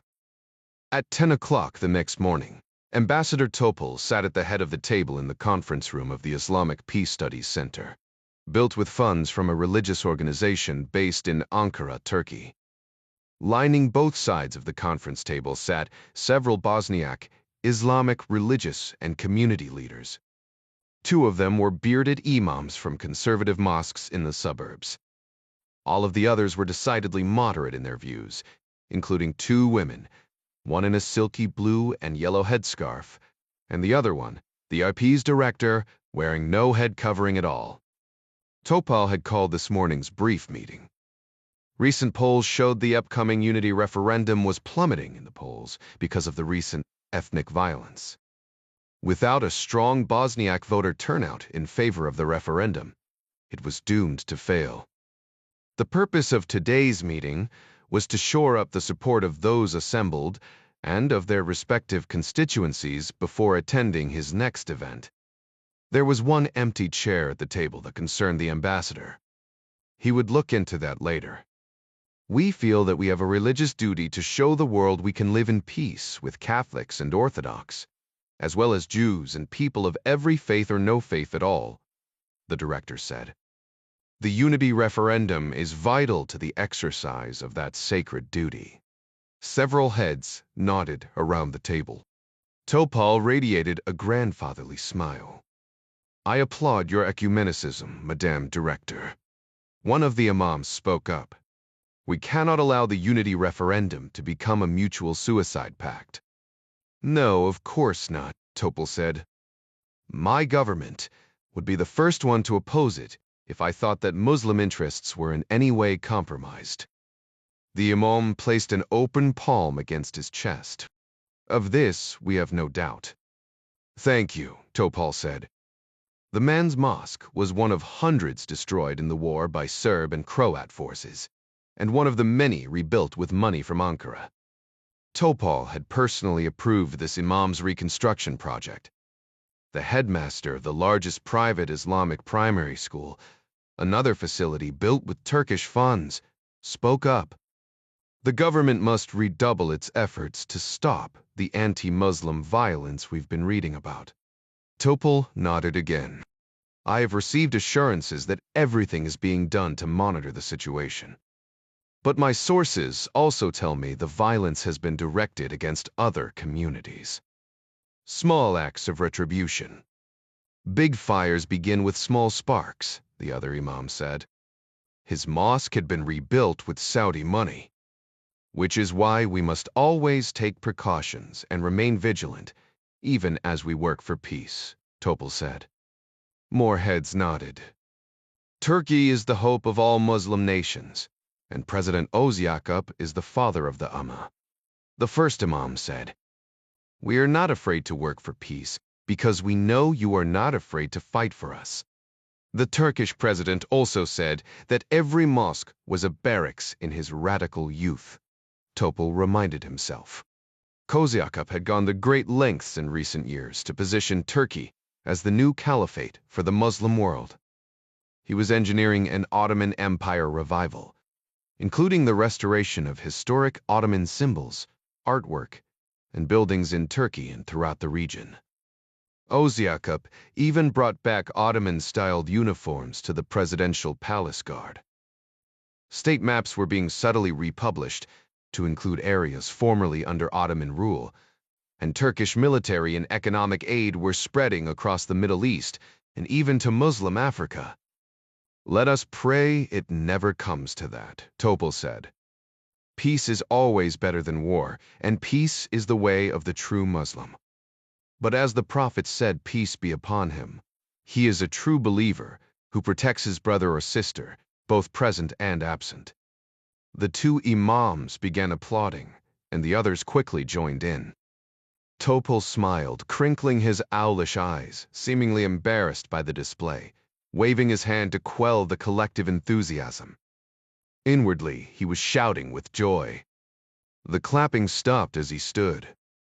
Please forgive me, but I have another engagement to prepare for. I urge you all to do your utmost to encourage your people to vote for the referendum, and for them to encourage their neighbors to do so as well. The future of all Bosnia and of Bosniaks depends upon it. If the referendum fails, then Bosnia fails, and who knows what will happen after that. You can count on us, the director said. And with that, the meeting ended. Jack arrived at the Happy Times office at exactly 10 a.m. Emir stood behind the desk, greeting Jack with a forced smile. Welcome back, Mr. Ryan. Is Aida here? She will be with you shortly. And I get you a bottle of water or something else? No, thanks. I'm good. Jack had skipped his standard morning pita chocolate bomb breakfast and opted for a plate of fried eggs, pork sausage, and fresh fruit, and a couple cups of dark Bosnian coffee. The office door behind the desk opened and Ida appeared. Jack almost forgot how beautiful she was, despite having spent half the night thinking about her. In tight jeans and a fitted but modest blouse, her figure was even more pronounced. Their eyes locked for a moment, and they both smiled. Emir caught this. We should get going, he said, stepping out from behind the desk. No need. I'll take him myself, Ida said, still staring at Jack. Emir's constant smile faded. But it might be better if I'm with you. I think Jack can take care of us both, she said. She turned to Emir. Don't you have the 10:30 tour? I called Ibrahim. He said he can take it. Ibrahim needs a break. Her voice lowered. You keep it. Emir tensed. Aida approached him. Emir's head lowered like a dog bowing before its master. They asked for you specifically. Aida lifted his chin with her finger. He gazed up into her eyes. You're the best, and they know it. And so do I. Emir smiled and nodded. I need to fuel the van. He turned to Jack. The smile still plastered on his face, but his dark eyes betrayed him. Enjoy your tour, mister. Brian. Jack returned the menacing stare with a grin. Oh, I will. Trust me. Emir pushed through the glass door with its tinkling bell without responding. Ready to take a little walk? Beta asked. Jack smiled. Sounds good. The GRU officer with the hazel eyes heard the coded ding on her laptop, signaling an encrypted email from her superiors at Kadaidinka. The subject line read, Ray, identification, subject 10-2459. That she opened the file, along with the attached video clip of Kolak and the mystery man her facial recognition software couldn't ID 2 days prior. Her eyes skipped the preliminaries and found what she needed most. Subject identity, Jack Ryan, Jair. GRU status, person of interest. She was reading the details when her partner appeared over her shoulder, his cheap cologne more pungent than usual. Anything interesting? She turned to him with a smile. Her instincts had paid off. Very. He noticed her eyes had turned pale green. Tell me more. 36, Jack and Ida crossed the busy street and entered back into the old town. Where is your bodyguard? Ibrahim is not really a bodyguard. He's just tough-looking. He's actually quite gentle unless you provoke him. I'll do my best not to. I only brought him with me last night because I didn't know who you were. My work is controversial, so I took a precaution. How is the tour business controversial? I run a refugee aid organization. It's not exactly popular. I assumed you owned the tour company. At least, that's what Gavin's notes indicated. I do own it. Emir runs the daily operations, but it's mine. He's also my #1 tour guide, but I have many others. Owning your own business is difficult, I imagine. It is, but I'm not afraid of hard work. Besides, it gives me financial independence. She shot him a sly glance. No, need to rely on a man to put a roof over my head. When did you start the company? I didn't. The company was my father's. I was studying to become a medical doctor when he died, so I inherited it. I'm sorry for your loss. Mike, thank you. He was a good man. Tell me about your refugee center. We just opened it last year. In a poor country like Bosnia, people resent refugees taking up scarce resources, even Muslim refugees. Istinskatili. Bosnia is Muslim majority. Yes, but it's also majority unemployed, or nearly so. Another legacy of the war. Milwi, here we are. They stood in front of the corner fountain at the Ghazi Hushraf Beg Mosque, which Jack had seen twice before. As usual, people were drinking from the flowing spigot. Along with throngs of tourists shuffling by, there were more traditionally dressed Muslim men and women. One of the women was completely covered, exposing only her wide, dark eyes, which stole a glance at Aida. I didn't realize there were so many people of fundamentalist faith here, Jack whispered, not wanting to offend. Those are mostly visitors from Muslim countries. We are becoming quite a tourist destination for them. Jack glanced up at the skyline. The secular buildings in this part of town were 2 or 3 stories at most. But from where he stood, he saw 3 towering minarets. The one here at the fountain, and 2 others denoting the locations of other mosques in the area. From what he'd seen so far, Sarajevo appeared to be a secular Western city. But there were so many historically significant Muslim sites in such a close area. Jack could see why people of strong Islamic faith would be drawn here. So, fundamentalism isn't a big deal in your country? Jack asked. It's definitely growing, but most Muslims are like me. Islam is more of an expression of our culture and our identity, not a daily religious practice. Same with a lot of Catholics in America, Jack said, referring to himself. Ida nodded at the streaming fountain water. The tradition is that if you drink from the fountain, you will someday come back to Sarajevo. And the water is delicious. Jack took the cue and waited behind a bearded, middle-aged man in a skull cap. Before lapping up a few quick sips of the surprisingly cold and refreshing water. Ida was clearly pleased by the gesture. Would you like to go inside? I already stopped in. Then let's keep going. They strolled west along the wide paved walkway of Fahadia that Jack had traversed a couple times before. But Ida pointed out the best shops and places of historical interest, which he had missed entirely. What really intrigued him, though, was the number of smiles and waves and friendly nods that came Ida's way as they walked.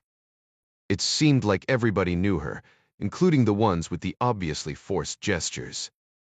If he didn't know any better, he'd have sworn she was the mayor of Sarajevo, or at least this part of it. Ida pointed out the directional arrows in the pavement stones as they stepped over them, indicating that they were leaving the Turkish side of the city and stepping into the Habsburg side, the part of Sarajevo built during the Austro-Hungarian Empire. The old-world charm of the Ottoman side of the city suddenly gave way to more modern facades of glass and concrete, many of them large foreign banks and chain stores. It felt like they'd passed from one world to another in just a few steps. The one thing I haven't seen in this city are babies or little kids in strollers. Well, except for the tourists. An interesting observation, Jack. You're exactly right. Like the rest of Europe, our demographic profile is collapsing. There's an old saying, where there is no hope, there are no children. Why isn't there any hope? Here we are, Ita said. They'd stopped in front of a Swiss chain clothing store. What am I looking at? Aida pointed at the plaque on the wall, listing the names of 26 people, all killed by a Serbian artillery shell. Look, Ida pointed at their feet. The pavement was marred by holes, almost like a flower. A large one in the center and smaller, irregular ones radiating forward from it. All of the holes were filled with a faded red resin. That's called a Sarajevo rose. It marks the spot where the shell exploded, killing people. There are dozens of them all over the city as a kind of memorial. Jack felt bad. He'd stepped on at least 2 of these since he'd been here, including this one. Not even really noticing. But he saw that the Sarajevans walked over it without noticing either. A shell from the siege. Yes, when the city was cut off for over 1,400 days, the longest siege in modern European history. We were starving, thirsty, suffering. And then there were the snipers, and of course, the shelling. Jack imagined living in a modern American city, surrounded and shelled for years. These people must have been overwhelmed with feelings of anger and helplessness. The war is why there's no hope. The Serbs did more than just kill and wound our bodies. There must be a lot of resentment toward the Europeans as well, for letting it go on for so long. Doistry, yes. We are quite cynical these days about Europe. A bitter past, an uncertain future. Those memories of the war are still with you, aren't they? Aida nodded. Yes, of course, though I was quite young. She darkened with a bad memory. Jack waited for her to share more, but she didn't. We are all Epicureans now, here in Bosnia, she suddenly said with a smile, willing away the darkness. As you can see by the people passing by, we're all smoking and drinking and eating way too much, because today we live and tomorrow we may die in another mortar attack. The war ended 23 years ago, Jack said. Haven't most people been able to move beyond it? The fighting stopped, yes, but not the war. Not its root causes. Nothing has healed the lingering mistrust and animosity. It's hard to find peace when there is no justice for the nearly 40,000 dead Bosniaks. What do you mean, no justice? Of course, I wouldn't expect you to know our history. But it boils down to this. Almost nobody was prosecuted for war crimes against us, and nobody at NATO or the UN was held accountable for letting the genocidal war go on for years. And when we were finally winning the war against our enemies, despite the NATO arms embargo against us, The NATO threatened to bomb us, so peace was forced down our throats to protect our enemies. I can understand why Bosniaks are still angry and still dealing with it. Jack wanted to add. But you can't undo the past. Aida searched Jack's eyes. Perhaps you do understand. But you should also know that some of us still have hope, at least a little. She smiled. And where there is hope, there is nothing that cannot be accomplished. She checked her watch, then flashed him another smile. Let me show you why. Moscow. The middle-aged GRU intelligence analyst stared out of the open third-story window of his modest apartment toward Dubki Park, smoking oily Iranian tobacco. Grateful the tram wasn't rattling down the middle of the street this cool evening. He was waiting for confirmation that an electronic Bitcoin deposit had been made in his account. The Iron Syndicate's digital wanted poster on the dark website he frequented had offered an extremely generous reward for any information that could be provided. Bitcoin was the dark web's preferred currency because of its anonymity, but the analyst insisted on it because he put no faith in the fiat currencies of the world's central banks. He was surprised when his reward was doubled after he provided both the man's stolen image and its geographic metadata to the Iron Syndicate account. That told him the wanted man was indeed wanted badly, and the syndicate was known to pay both well and on time. Still, both his job and his life were hanging in the balance if his treason were to be discovered by his superiors at GRU headquarters. On the other hand, his gambling debts and a drug-addicted girlfriend were significant drains on his meager government salary. To his great delight, the analyst had been the duty officer when the identification request from Sarajevo came in, and he was the one who personally confirmed the identity of Jack Ryan Jr. with a 78% positivity score. If Ryan was wanted by both the Iron Syndicate and the GRU, he was fucked either way. Might as well make a few Bitcoin off the man's corpse while he could, he reasoned, inhaling the last deep draw of bitter smoke from the nub. His computer chimed, "Transfer complete." He grinned and flicked the spent butt into the street below. Time to call his woman and celebrate. Sarmi 7, Sarajevo, Bosnia, and Herzegovina, Aida, led the way by foot in a fast 10-minute walk to a cul-de-sac at the end of a nearby side street. A large crowd had already gathered in front of the newly built 3-story building, with a banner in the Bosnian national colors of blue, white, and yellow proclaiming Bosnia Youth Technology and Sports Center. Half of the crowd waved little Bosnian flags, but easily a third waved red Turkish national flags. The Turkish ambassador, Kemal Topal, stood at the top of the entrance steps, flanked by school-aged children and several local politicians. He was just finishing up his speech. Jack turned to Ida, whispering, "He sounds like he's running for office. The ambassador is a remarkable man." "You know him?" Ida just smiled. Topal laid his hands on the heads of 2 small children propped beside him. "The future of Bosnia stands on either side of me. The 21st century belongs to them, and the 21st century is a technological century. These children will dream technology dreams, and thanks to this center, they will help bring about advances in medicine, robotics, and artificial intelligence, which will change how we live and how we live together."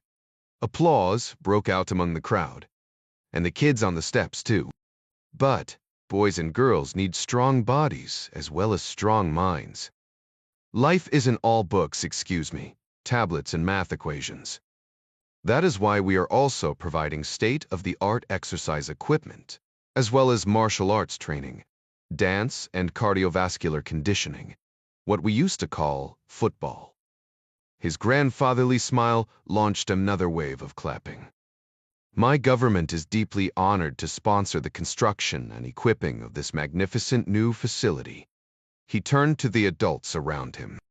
And we offer our sincerest congratulations to the mayor, the Minister of Education, and all of the others who have worked tirelessly to make the dream of the Bosnia Youth Technology and Sports Center a reality for all children in Sarajevo, Serbs, Croats, and Bosniaks. Thank you. The Groas by Churai. The Turks in the crowd roared their approval, applauding wildly, and were soon joined by the rest. Topal scanned the audience, noting who was in attendance. His eyes fell on Jack and Ida standing in the back. He whispered in the ear of one of his bodyguards, who nodded and waded into the crowd. Ida turned to Jack. What did you think about the youth center opening? That was the hope you were talking about. You have no idea how significant this is. Do you know there are schools in Bosnia where the kids are all separated? One floor is Croat, one floor is Serb, and the third floor is Bosniak, all learning the exact same subjects but taught separately. They even play in separate yards. What kind of message do you think that sends to those kids? The Turk bodyguard approached them. Excuse me, but the ambassador would like to speak with the two of you. Aida and Jack exchanged a look. Jack shrugged. Sure, why not? The bodyguard led them back through the chattering crowd, devouring the free snacks and beverages provided by the Turkish embassy, and through the doors of the center and into the foyer. Ambassador Topal dismissed the bodyguard with a friendly nod. Aida, I'm so glad to see you here, he said, beaming, extending his hand. Ida shook it. Congratulations, Your Excellency. This is a wonderful project. I'm so glad it was completed. Ambassador Topal, this is my friend Jack Ryan. Topal shook Jack's hand. Mr. Ryan, it's a pleasure to meet you. Thank you, sir. It's a pleasure for me as well. An American accent. Is it East Coast? Washington, D. Wasabi Woolers, the Trepid. Woozy Zylag. Close. Too close, Jack thought. I live and work in Alexandria, Virginia. Just across the Potomac. Tupol smiled. I apologize for sounding like the class know-it-all. I was stationed at the Turkish embassy in Washington many years ago. It is a great and historic city. It was a good posting, despite the summer heat. Tell me, Mr. Ryan, what kind of work do you do? I'm a financial analyst for the firm Hendley Associates. Tupulsok Hendley. I once knew a senator by the name of Jerry Hendley. One and the same.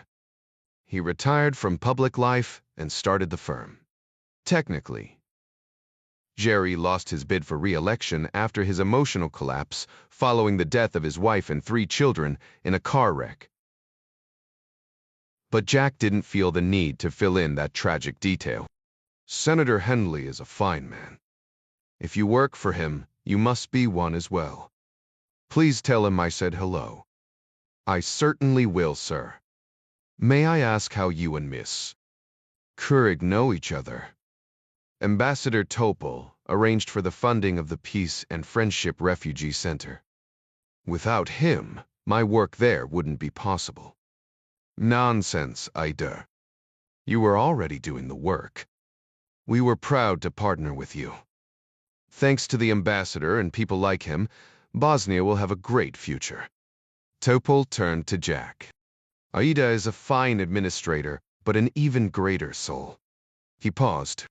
So, tell me, Jack, what brought you to Sarajevo? He stole a glance at Ida before answering. Sort of what you said about D. Sarajevo is a great and historic city, and I always wanted to visit it. And I see you found the perfect tour guide. She has great reviews on TripAdvisor, for sure. I use her company for all of my new staff, to orient them to the city, the history, and the culture. There is simply no one better. You are too kind, Your Excellency, Ida said. One of Topal's aides signaled for his attention. Topal turned to Jack and Ida. I'm sure you two have better things to do. I just wanted to say hello. They shook hands again, but before leaving, Topal said to Jack, "You must stop by my office before you leave." "Thank you. I will. Please be sure to greet Senator Hendley for me, and let him know about all of the good things you're discovering in this wonderful country." "Yes, sir." Jack and Ida headed back out onto the street, each even more impressed with the other than they were before. "What does taste Saint-Spider?" Ida asked. "Die, son seven of Ploven. Have you ever had jivapi?" "No, but I'm dying to try some. I know the best place in the city. Let's go. My treat. 38. The waitress set the platter of chejivapi in front of Jack. The aroma of the sizzling beef sausages and grilled charred bread triggered his inner slavering wolf. Ida ordered a half platter of the same. Not sure how to attack his plate with the available utensils, Jack waited for Ida to demo the long-awaited delicacy. She tore off a piece of flatbread, forked one of the finger-sized sausages onto it, and piled a little mound of finely minced sweet onion on top. Jack followed suit. He thought he might cry for his culinary joy. The grilled minced beef sausages were mildly spiced. The wood-fired bread was smoky and savory, and the raw onions provided a sweet, crunchy heat. The dish was simple but perfectly combined in its flavors and textures. In his travels around the world, Jack had found that peasant food was usually his favorite. Poor people could never afford the expensive ingredients of hot cuisine, and so had to find a way to coax the maximum amount of flavor out of their simpler fare. This shivapi was the food equivalent of an exquisite Ansel Adams black and white photo. "What do you think?" Ida asked between delicate bites. Jack was working a mouthful of food, like a hyena devouring an antelope carcass. He took a swig of Austrian bottled water to wash it down. The restaurant didn't serve alcohol. Tabler, unbelievable. I've heard about this stuff. Had no idea how good it could be. It's the best jivapi in the city, and believe me, there's a lot of good jivapi in Sarajevo. I'm glad you enjoy it. The place was packed, inside and out. When they arrived, Jack didn't think they'd get to eat. But Aida approached one of the servers, and before she said a word, the server dashed into the back.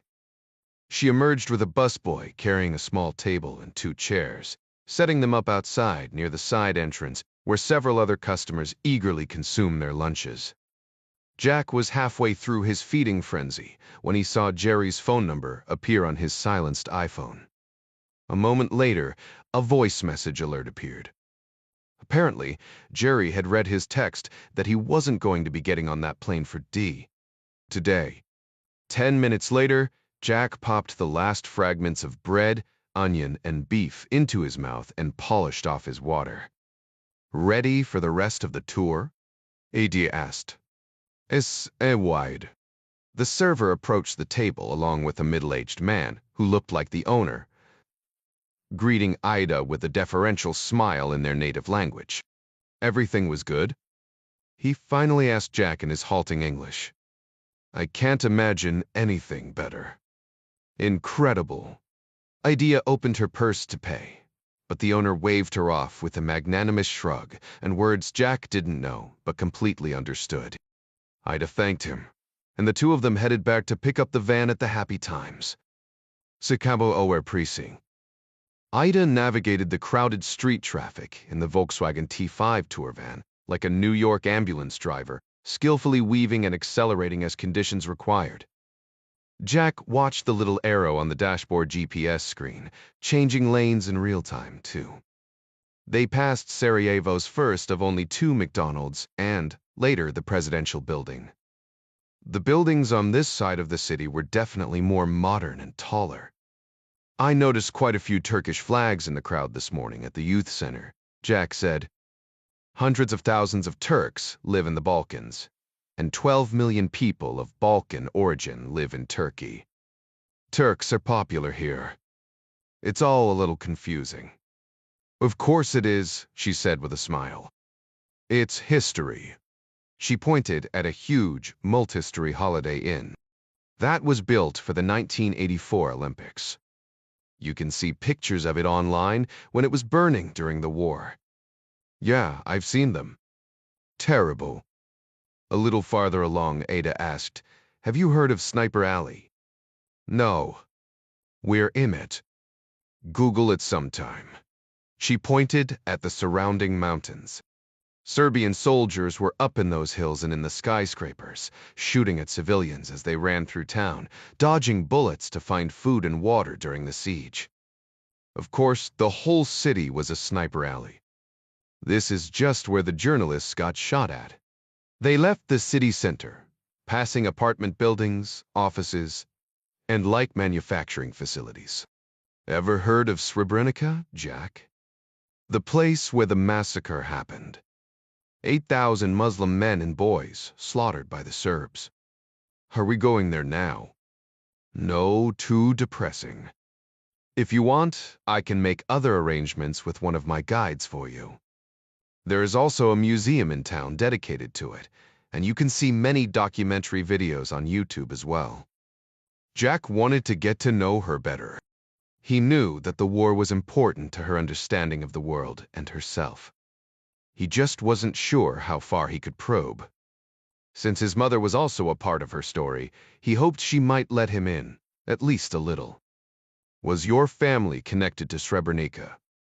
Every Muslim is connected to it. A bitchable cons.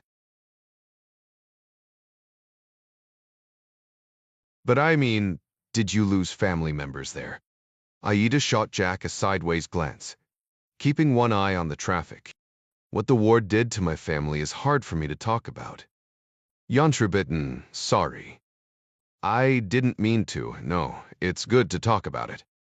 Maybe later, okay? Maden Ederim, sure. But today I want you to understand how the war affected the whole country. If you understand what happened to all of us, then in a way you understand what happened to my family. Does that make sense? Yeah, it does. What the Serbs did at Srebrenica is unforgivable. They still won't even admit it happened, which makes it even worse. In your mind, is it safe to say that the war and all the things Bosniaks suffered were caused by Serb nationalism? No, not at all. During the war, we were also attacked by the Croats. They're no better than the Serbs. Aida made a turn off the main road. The Ustaser were Croatian fascists who cooperated with the Nazis during World War II. Croatia engaged in ethnic cleansing during the Yugoslavian wars, and Bosnian Croats fought us just like the Serbs for a while. And now, the three of you Bosniaks, Croats, and Serbs are trying to live together as a democracy. Yes, with Croatia and Serbia as neighboring countries. We've been doing it for over 20 years. I'm just not sure how much longer it can last. There are nationalist forces on all sides agitating for a breakup. She made another turn onto a small country road. I read about a unity referendum coming up soon. The Recheverga smiled.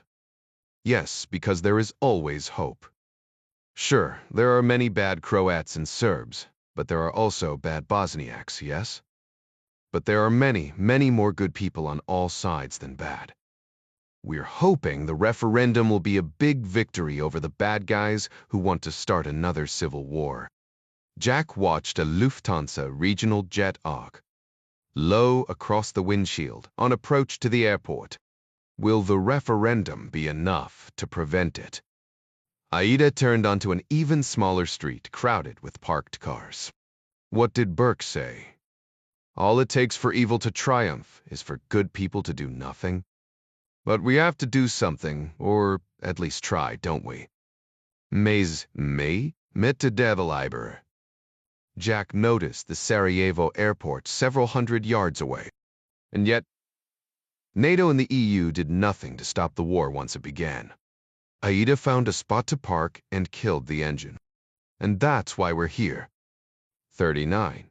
Aida led Jack past the knots of tour groups inside the Sarajevo Tunnel of Hope Museum, pointing out the exhibit of IEDs and landmines planted in the grass, and the display of mortar and artillery shells that hung like wind chimes at the entrance to the tunnel itself.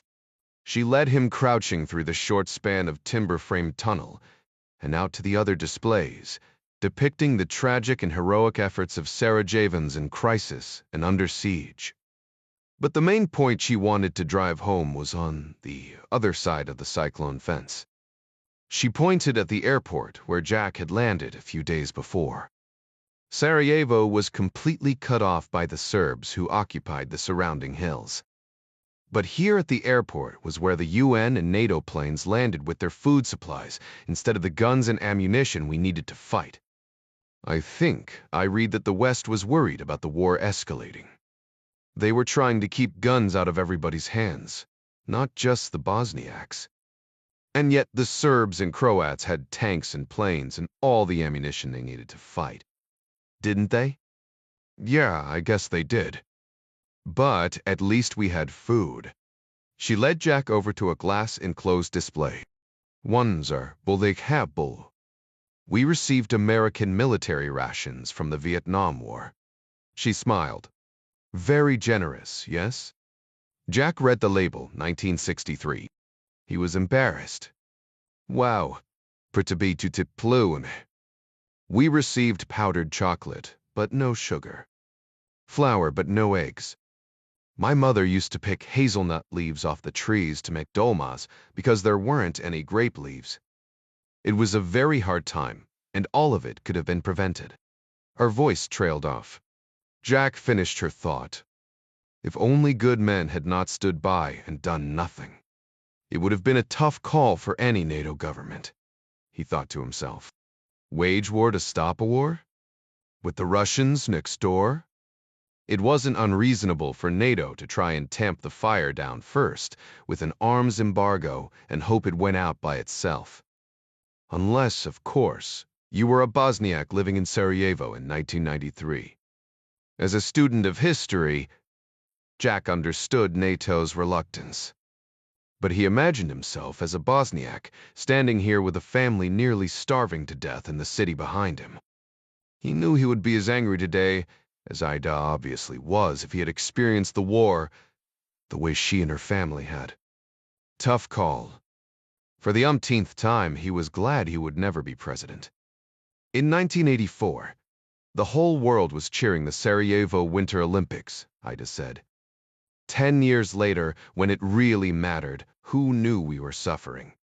After the Tunnel of Hope Museum, Aida drove him to the 17th century Jewish cemetery located on the slope of Mount Trebievich. After Spain expelled the Jews in 1492, many of them sought refuge in the Ottoman Empire, and many located here. It's the second largest Jewish cemetery in Europe, with nearly 4,000 headstones and sepulchres.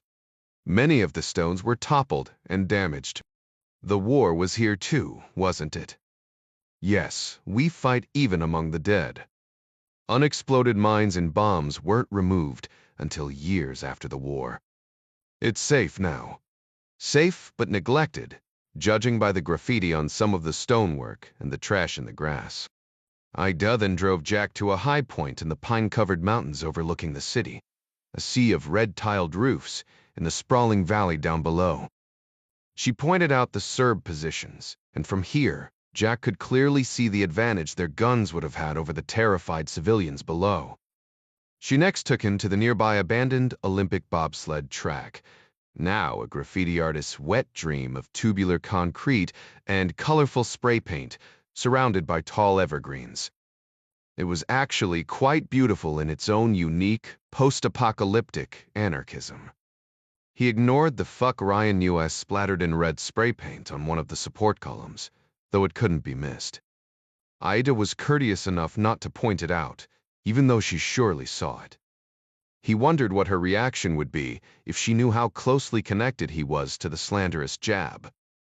Jack would have liked to meet the poet laureate while he was rendering his aerosolized thoughts, to offer him a few choice adjectives of his own as he lifted the lad into an ambulance. Ida pointed out the bullet and shrapnel scars on the bobsled run. All forces used these heavy concrete tubes as elevated bunkers. Such a waste. Yes, but by then, what else were they good for? How do you get beyond all of this? Jack asked, as Ida drove them to their next destination. Even if every war criminal went to jail and every politician apologized, it wouldn't bring back the tens of thousands of people killed. You're right. If we only look to the past, we can never move forward as a nation. But because we still haven't dealt with the real causes of the war, I'm afraid we're doomed to repeat the same mistakes. I thought you had hope. Do. There is a bright future for my country. I'm just not exactly sure how we get there. They rode along for a minute, when Ida suddenly popped Jack on the arm with a friendly tap, trying to change the somber mood. Enough of all of this depressing war talk. Let me show you why my city is the most beautiful in the world, and why it will be great again. They spent the rest of the day taking in the best Sarajevo had to offer, indoors and out. They wound up back in the old town, browsing through the shops of Ida's favorite local artists. As they passed one of the shops, Jack saw a phrase stenciled in black block letters on the wall. It seemed completely out of place, and yet the owner didn't remove it. Samo nek napuka. Jack pointed it out. What does it mean? Ida grinned. You have to understand our dark humor. It's a saying that came out of the war, but it applies today. You know, with the high unemployment and corruption, all of our other troubles. The joke translates to something like, our lives totally suck and aren't worth living, but at least nobody is shooting at us. She led Jack into a small gallery of handmade jewelry and art. She picked out a pair of handmade bronze earrings crafted from thin strips of antique coffee urns, etched with designs and studded with two small stones. The woman placed them in a small, cleverly folded box of her own design and handed it to Jack. What's this? For your mother, Ida said. My gift to her. She'll love these. I know she will. Aida smiled. I have excellent taste. She reached into her purse. But the gallery owner refused to take her money despite her repeated attempts. Ida finally relented, and they headed out. They ended the afternoon at Baklava Dukan, run by a couple young guys with a passion for culinary tradition. The best in town, Ida assured Jack, as they were served coffee and the Bosnian version of baklava. The Greek, or was it Turkish? Dessert was usually a cloying, honey-soaked stack of crunchy filo, but the pieces he tried here had far more subtle flavors and a softer texture that practically melted in his mouth. He predicted a world of hurt for himself when he finally got back to early morning PT in Alexandria after this bout of sweet indulgence. But it was so worth it.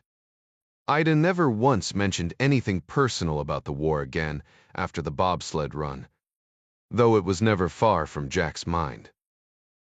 And there was a sadness descending on both of them, knowing that the day was nearly over.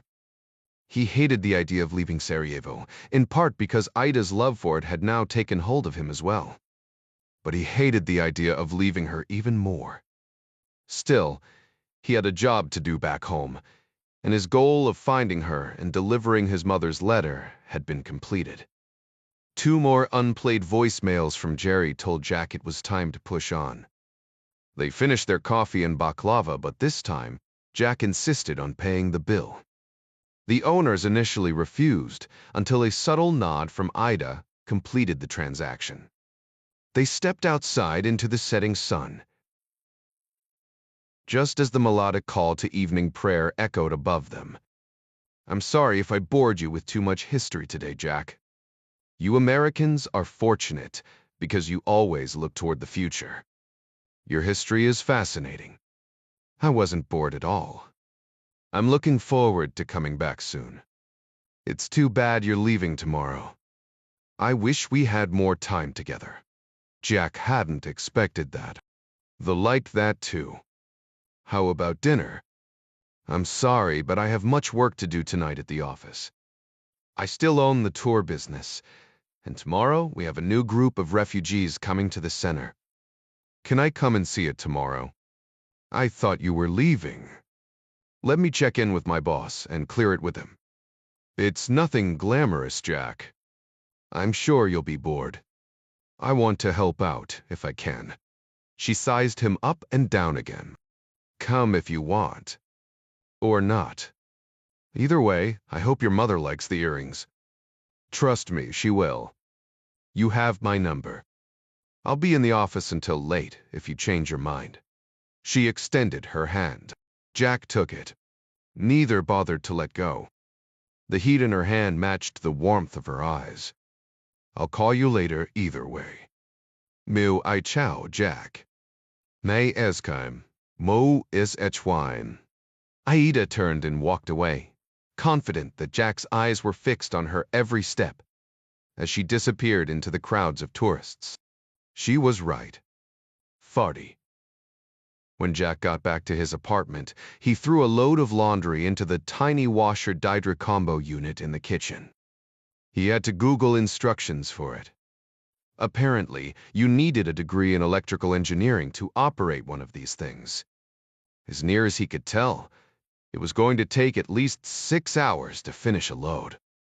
He was down to his last pair of skivvies, the jeans he was wearing, and a faded Arcade Fire concert t-shirt, so he had to do it. Flying back to D. In dirty clothes wasn't an option. Non tête. Flying back to D. Period isn't what he wanted to do.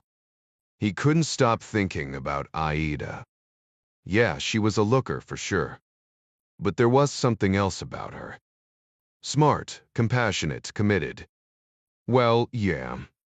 Freaking hot. Lucky for him, he was able to extend his stay at the apartment because it wasn't booked for another 5 days. The place was so good and the rent so cheap, he grabbed all 5, partly as a favor to his struggling young landlords, and partly so he could stop thinking about it. It was a great place at half the price of a Fleabag motel in Virginia, but Virginia was home and where his job was, and so back to Virginia he needed to go. Oh well. After tossing in the load, he pulled out his phone to face the dragon. But to his pleasant surprise, the 2 voicemails that Jerry had left weren't royal-ass chewings, only pleased to call him when he got the chance.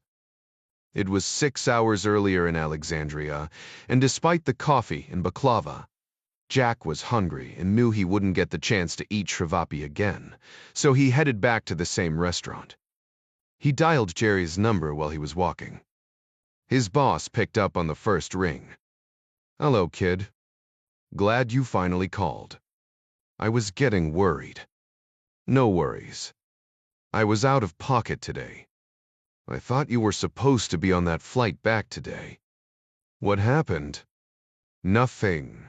Nothing. I just decided to extend my trip another day. Still haven't found that girl. Actually, I did. And you gave her your mother's letter. Yup, moi tipoluichef. Great, so you'll be on the first plane tomorrow, right? Jack crossed the Latin Bridge. He was about to tell Jerry about his decision to stay at least one more day, but there was something in Gary's voice. Why do you ask? Has something come up? I'm just concerned about the Slovenian situation. Did that woman finally get around to filing charges against me? No, Jack. She's dead. What? This green tappler. Though it seppler. The light turned green, and Jack marched past the assassination corner without noticing. The shard attack. She was under police protection at the time, still recovering from the adult spanking you gave her. Why was she under police protection? The cops knew I left for Sarajevo. She said she was afraid you'd come back to hurt her. That doesn't make any sense. Either she was crazy or she was afraid of somebody else coming to get her and used me for an excuse to get protection. Bingo. The Slovenian cops suspect foul play. She was murdered or committed suicide. Either way, We think she might be a gun monkey for an outfit called the Iron Syndicate. Mean anything to you? Never heard of them. We're dry on our end too, but we're shaking a few trees gently. Still can't confirm anything. Then there's nothing to worry about. It's the fact we can't confirm one way or another that's got me worried, son. If they exist and we're having this hard of a time finding them, they're a serious outfit. And they're gunning for you. I'll keep my head on a swivel, Jack said, hearing Clark's raspy training voice shouting in the back of his brain. But I'm not worried. Just be damn sure to get on that plane tomorrow, will you? Jack arrived at the restaurant. Gotta run, Jerry. I'll be in touch. Text me when your butt's in the seat, okay? Got it. Wake usek tio. The breka per kree. What? Doeg melbit. Jack hung up and searched for an open seat. There weren't any. Jack waited for a few minutes and found himself scanning the crowd more closely than he otherwise would. If that woman really was a hired hitter and she was dead, whoever paid her would send somebody else. But how would this syndicate know he was in Sarajevo? The same way they knew he was in Ljubljana. Yeah, these guys have resources. But, like Jerry said, nothing was confirmed. And if they really were out there, they were as likely to come after him in the States as here. And he wasn't one to hide.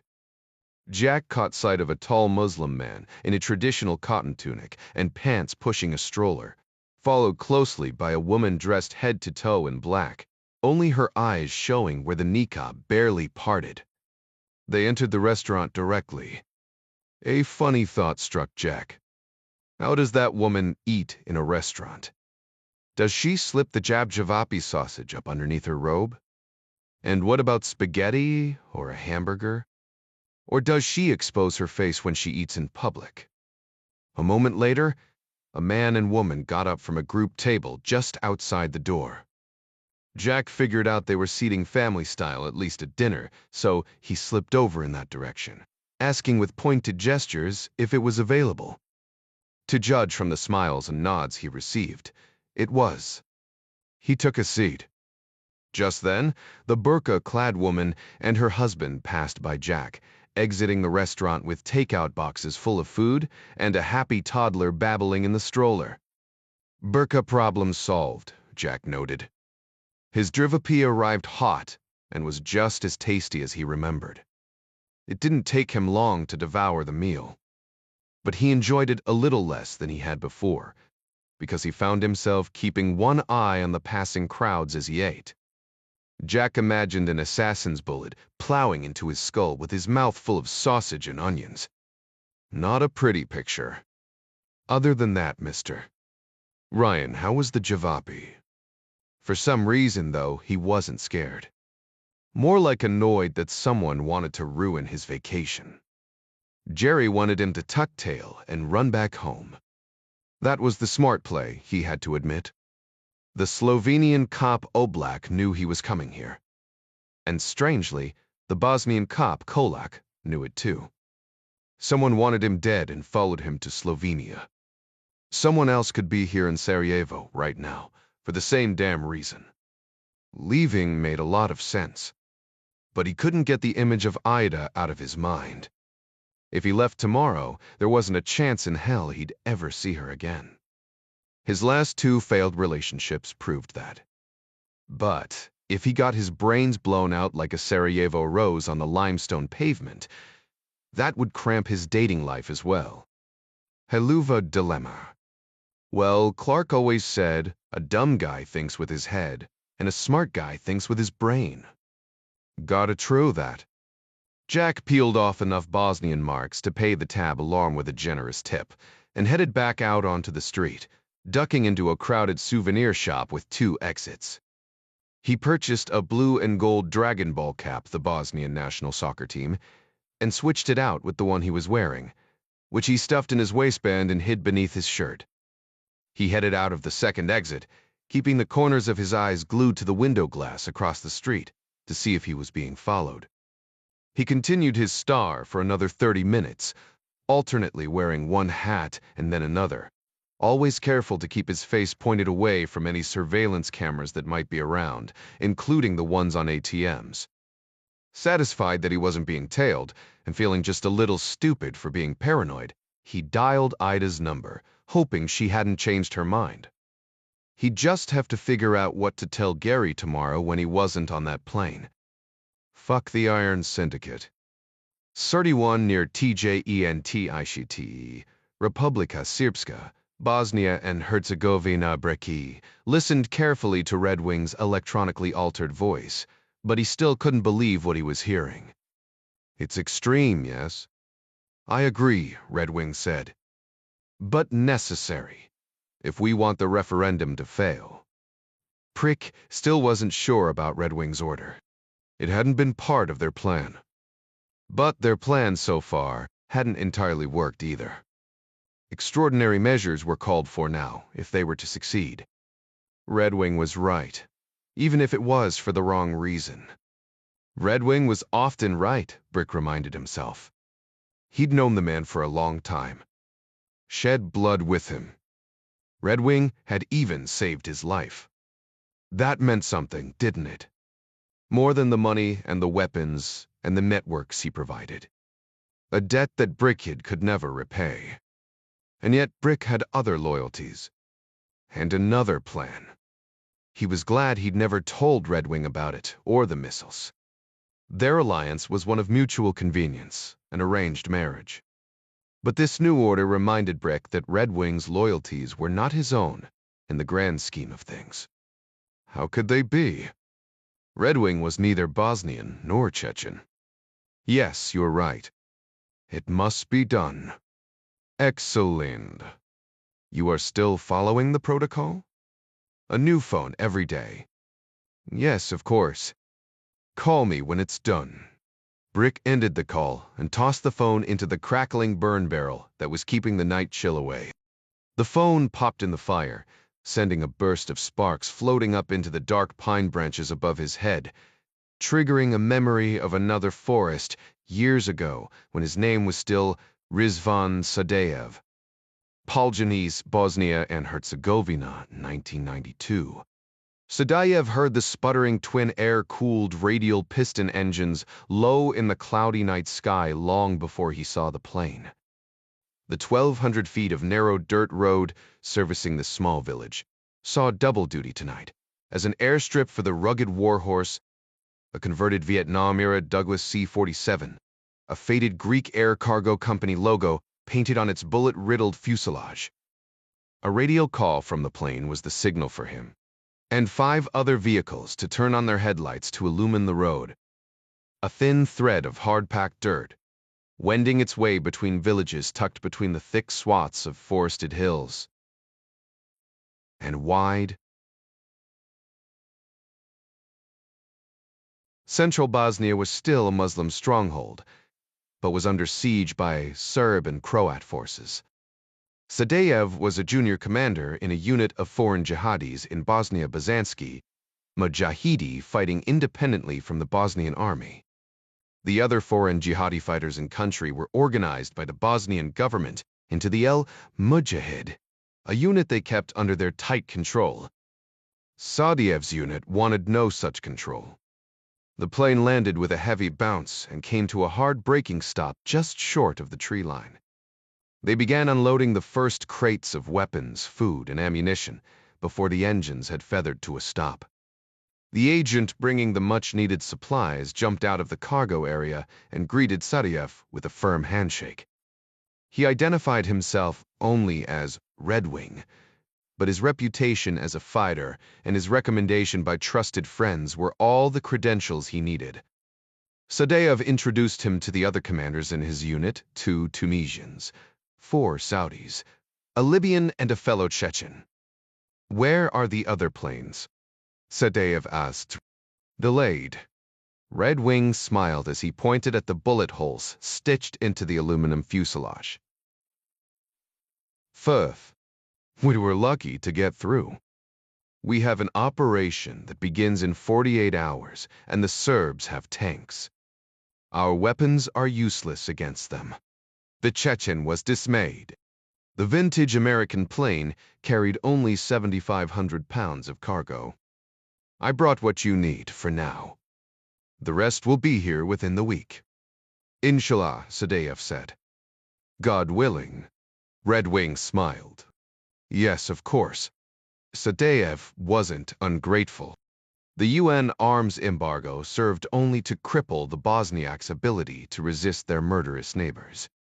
Illegal arms shipments from the Libyans, Saudis, Turks, and others gave their Muslim brothers a fighting chance. Rumors were the German Sped supplied embargoed arms to the Croatians, and the Serbs could always count on Serbia and the Russians. Without men like Red Wing, the Bosniaks were doomed. But Sadeyev was under no illusion. Red Wing fought against the Western powers, but Sadeyev and his men fought for Allah.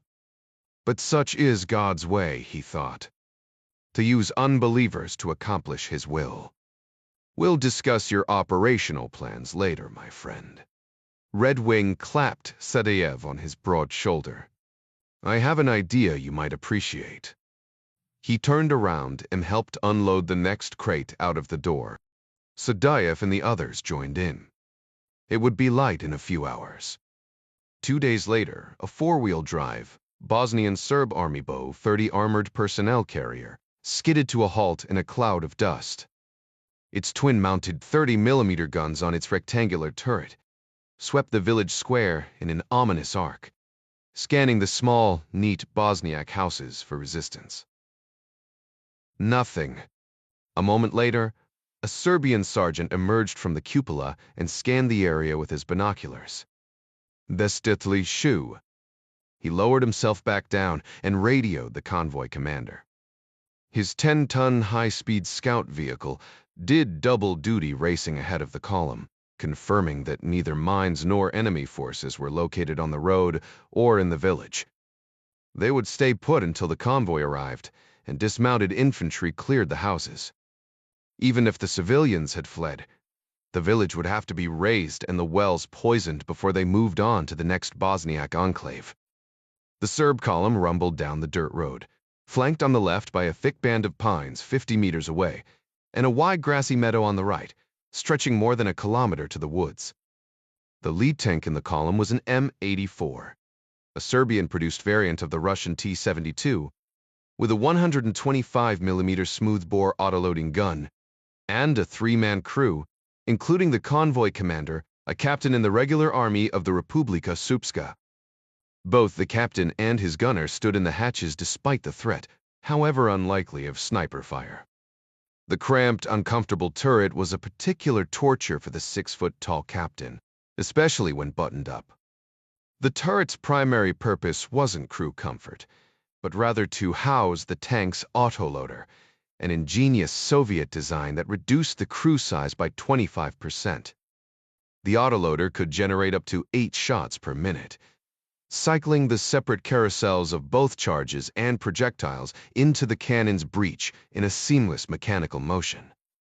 When the autoloader operated, the captain felt like a midget riding inside a giant semi-automatic pistol, as toaster-sized propellant charges and arm-length explosive rounds clunked through the mechanism just inches from his shoulder.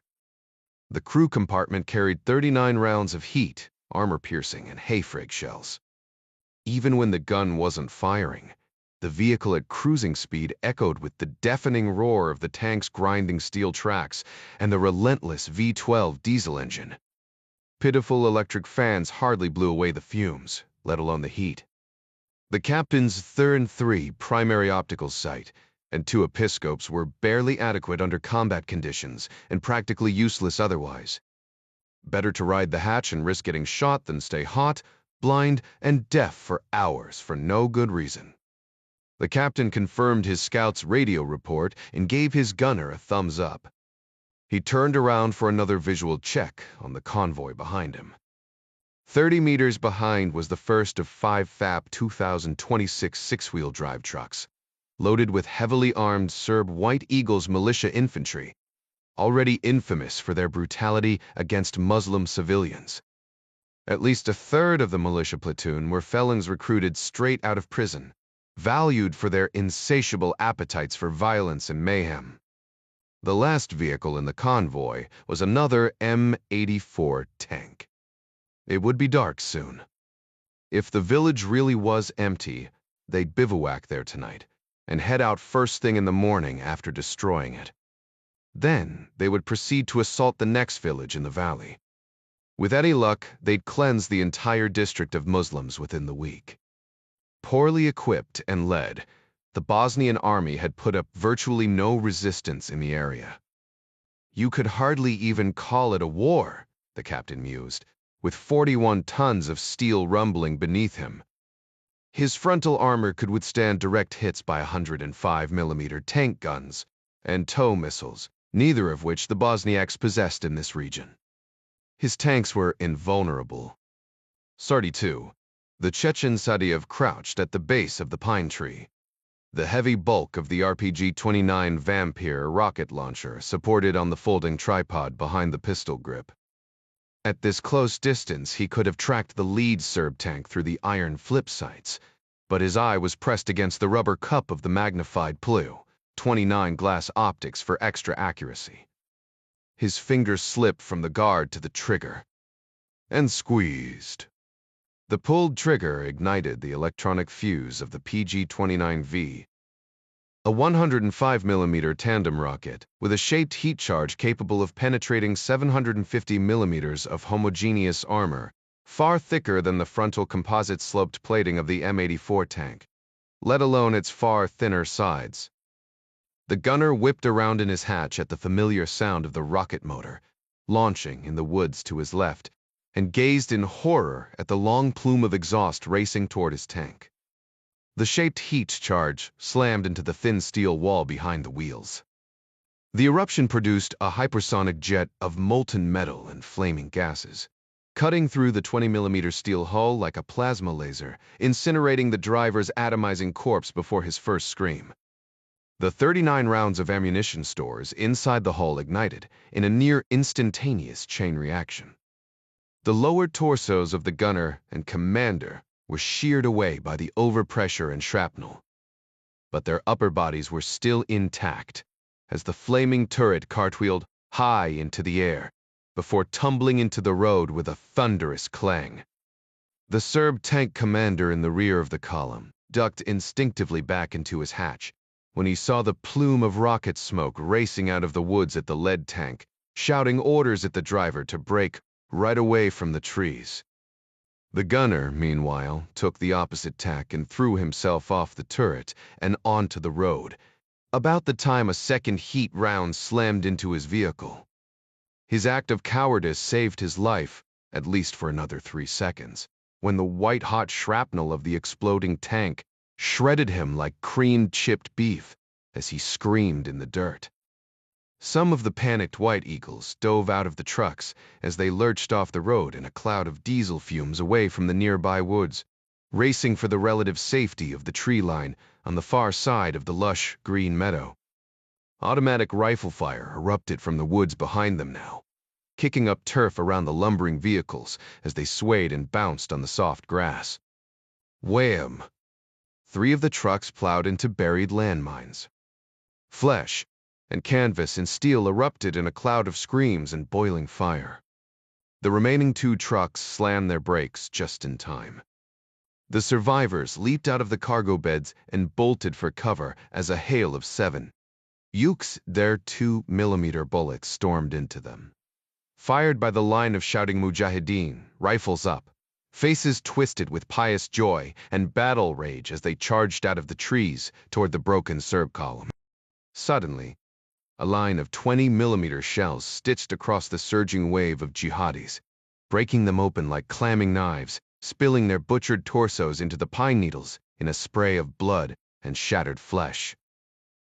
The rotors of the Serbs say, 341 Gazelle helicopter beat the air as it whirled around for a second pass with its Giat M60 21 20mm cannon, but its cabin-mounted 7 60mm machine gun started pouring on the fire toward the trees. More jihadis fell as the Serbs gathered their courage, opening fire from prone positions across the road in the tall meadow grass. The French built Serb aircraft, with its enclosed fenestrine tail rotor assembly, swooped in a broad arc overhead to regain altitude and to draw a bead on the tree line. Sadayev felt the overpressure of the metal-jacketed 7.62s buzzing past, cutting tree branches above his head and smashing trunks behind him. Crack. A round slammed into the tree he lay next to, stinging the left side of his face, his left eye blinded with his own hot blood. He wiped it away with his hand as he pressed himself into the dirt and pine needles, waiting for the Serb volley of fire to cease. When it did, he jumped to his feet, pulled out his pistol from his leg holster, and shouted orders to his men to follow him to glory. He bolted out of the tree line, keeping the flaming lead tank between himself and the Serbs in the far meadow. But as his feet hit the dirt, he heard the sickening whir of a 20mm chain gun, far above him. He glanced up just in time to see the rooster tail of dirt 100 yards away, racing toward him, cutting down more brothers in their tracks. Sadayev shouted, "Allahu Akbar," knowing that his death was a blink away, until a speeding finger of smoke reached into the sky, smashing the gazelle in a crushing, fiery fist. Sadayev shouted again as the flaming wreckage tumbled toward the earth, his good right eye tracking the smoke trail back to its source on the ground. Redwing lowered the 9K38 Igla needle, a Russian man-pads-man portable air defense system. He stood completely exposed in the middle of the road, dust kicking up all around him, from Serb bullets fired in his direction. Sadayev nodded his thanks as Redwing tossed the Igla aside and pulled out his own pistol, following Sadayev toward the Serbs in the meadow at a full run. The surviving Serbs knelt in a line in the dirt of the village square, close enough to the smoldering wreck of the Bove 30 scout vehicle to smell the burnt flesh inside. Wounded in battle or bleeding from their brutal interrogations, the 7 White Eagles struggled to stay on their knees, their hands clasped behind their heads, and their uniform collars secured by the hands of the Saudi and Tunisian jihadis standing behind them. Sadayev nodded his command. His left eye was heavily bandaged, and his tunic blackened with his own dried blood. 7 razor-sharp, serrated blades flashed in unison above the Serbians' heads, and the 7 jihadis shouted, "Allahu Akbar," as one. To the Serbs' credit, none of them wailed like women, Sadayev noted, as the blades opened up their throats and hot blood spewed into the dust. But they all struggled as the sharp blades continued their gruesome work. Minutes later, the severed heads were set on a wall, and several of Sadayev's men posed smiling and laughing next to their grimacing trophies. They held up a black Aqab flag between them for a picture. A Jordanian shouted encouragement as he snapped photos with his 35mm film camera. "I understand the brothers have carried out similar operations against the Orthodox in the East," Redwing said, watching the other fighters cutting off the White Eagles unit patches from the corpses' uniforms. "We Mujahideen are the sword of Allah. Our Bosniak brothers haven't the stomach for such things. But with more weapons, we will prevail against these Serb wolves, even if the sheepish brothers won't join us. What will you do after you win the war? It's good country here. I will take a Bosniak wife. Perhaps even change my name. Raise up an army of sons to keep the land, and raise the flag over all of Europe someday. I have no doubt you will prevail, my friend. But if you should lose, then what?" Sadayev laughed. "The same. We never lose. We only wait." He clapped Redwing on his shoulder. "You are a good fighter. We can use you here. I wish you would stay. There are as many wars to fight as there are trees. I go where I am needed, like a bird flying to your next branch." "Where to next?" Redwing only smiled. He wasn't at liberty to say. Sadayev understood. Perhaps we will meet again. In this life or the next. Wis bicht, how glaze rhyme. Mandatory, yes. In this life or the next. But this life would be better for both of us, eh? 43 near Vi Shell Egrad. Through his Jenner 3-night vision monocular, he watched his men gathering in the trees above the restaurant, guns at the ready, faces masked. Blood-stained White Eagles patches were sewn to their camouflage uniforms, trophies from an earlier war. The same war, Bridget corrected himself. 26 years and counting. Or was it 500? He swung his monocular down to the dining area, a covered porch with candlelit tables and a spectacular daytime view of the rushing turquoise waters of the Drina River down below. Each table was crowded with hungry, happy wedding guests. The bride and groom's table stood at the end, their backs to Bricka's night vision device. Even from here, he could smell the bitter tang of cigarettes and the smoky, sweet aroma of grilled beef wafting in the soft breeze. It was a festive, joyous gathering, judging by the laughter and wide smiles. Heaping plates of steaming food and ice buckets full of beer and champagne were shuttled from the stucco, 2-story house, across from the dining structure to the guests by servers in dark slacks, silk vests, and red bow ties. Breek lowered his monocular, preparing to give the order. He paused. These were Sunni Muslims, like himself, celebrating a wedding. The joining of two families in the presence of God. This was a sacred time, a holy thing, wasn't it? He had no qualms about shedding the blood of Kafir Serbs and Croats. But this wasn't everything he was planning designed to bless and save these very people. Several champagne corks popped all at once to cheers, and clapping down below, followed by the tinkling of long-stemmed fluted glasses, a reminder to the fervent Chechen that these were secular people for whom Islam was a mere cultural expression, with no more meaning than a guide for manners. If they had faith at all, it was weak, and tempered by the pagan culture that surrounded and infected them. But Drouwen was right. This was a hard thing, but necessary. The plan to save his people from the predations of the Christian West must move forward. Tonight, these Muslim people of such little faith would bring glory to Allah in their unwilling martyrdom. Brick raised the radio to his mouth, gave the first order, then the second, unleashing the fires of hell.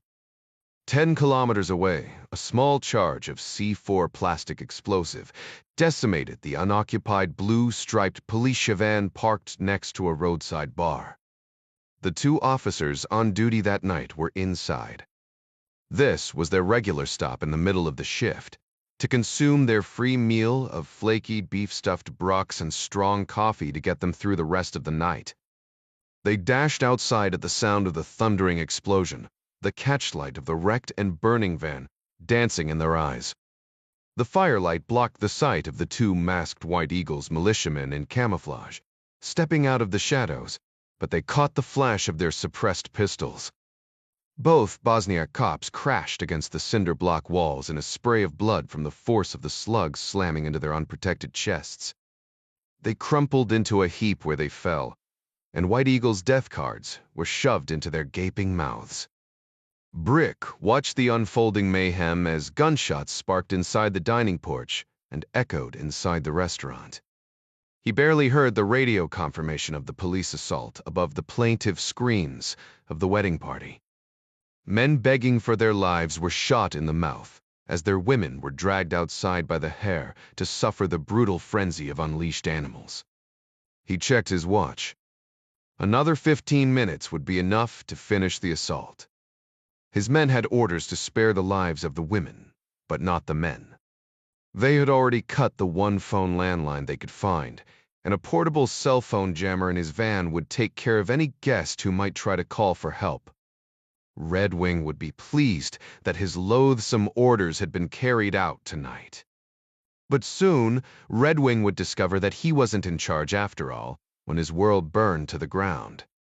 Sortie 4 near Dolvidite, Bosnia, and Herzegovina, Aida, picked Jack up the next morning at his building.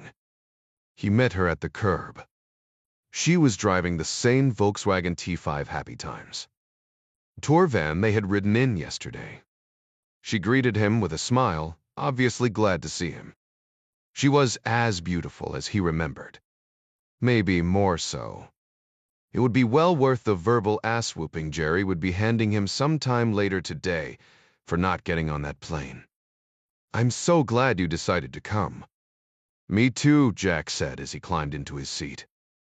30 minutes later, they were up in the pine-covered hills surrounding Sarajevo and pulling up to the entrance of the refugee center with a banner proclaiming Peace and Friendship Center. "Welcome," in Bosanski, English, and Arabic. It hung from the newly installed cyclone fence that surrounded the refurbished facility.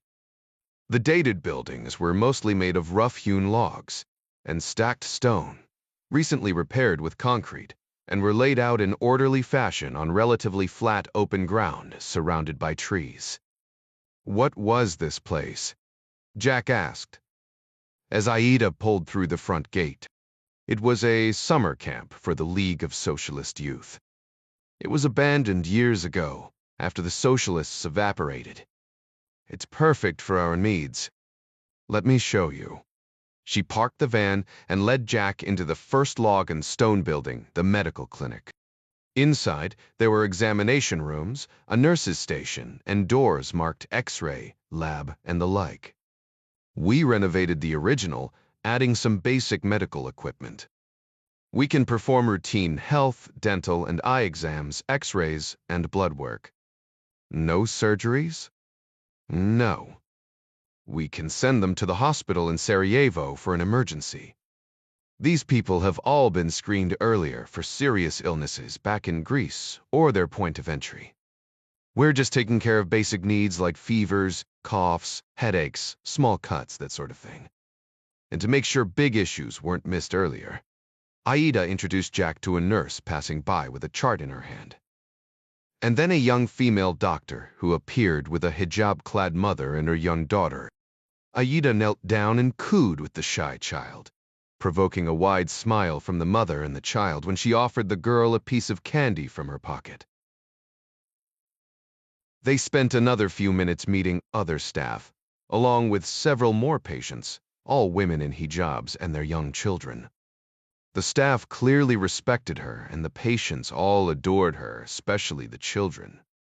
Jack was impressed. She was pleased that he was. "There's much more to see." She led him to the rest of the camp, almost a village unto itself.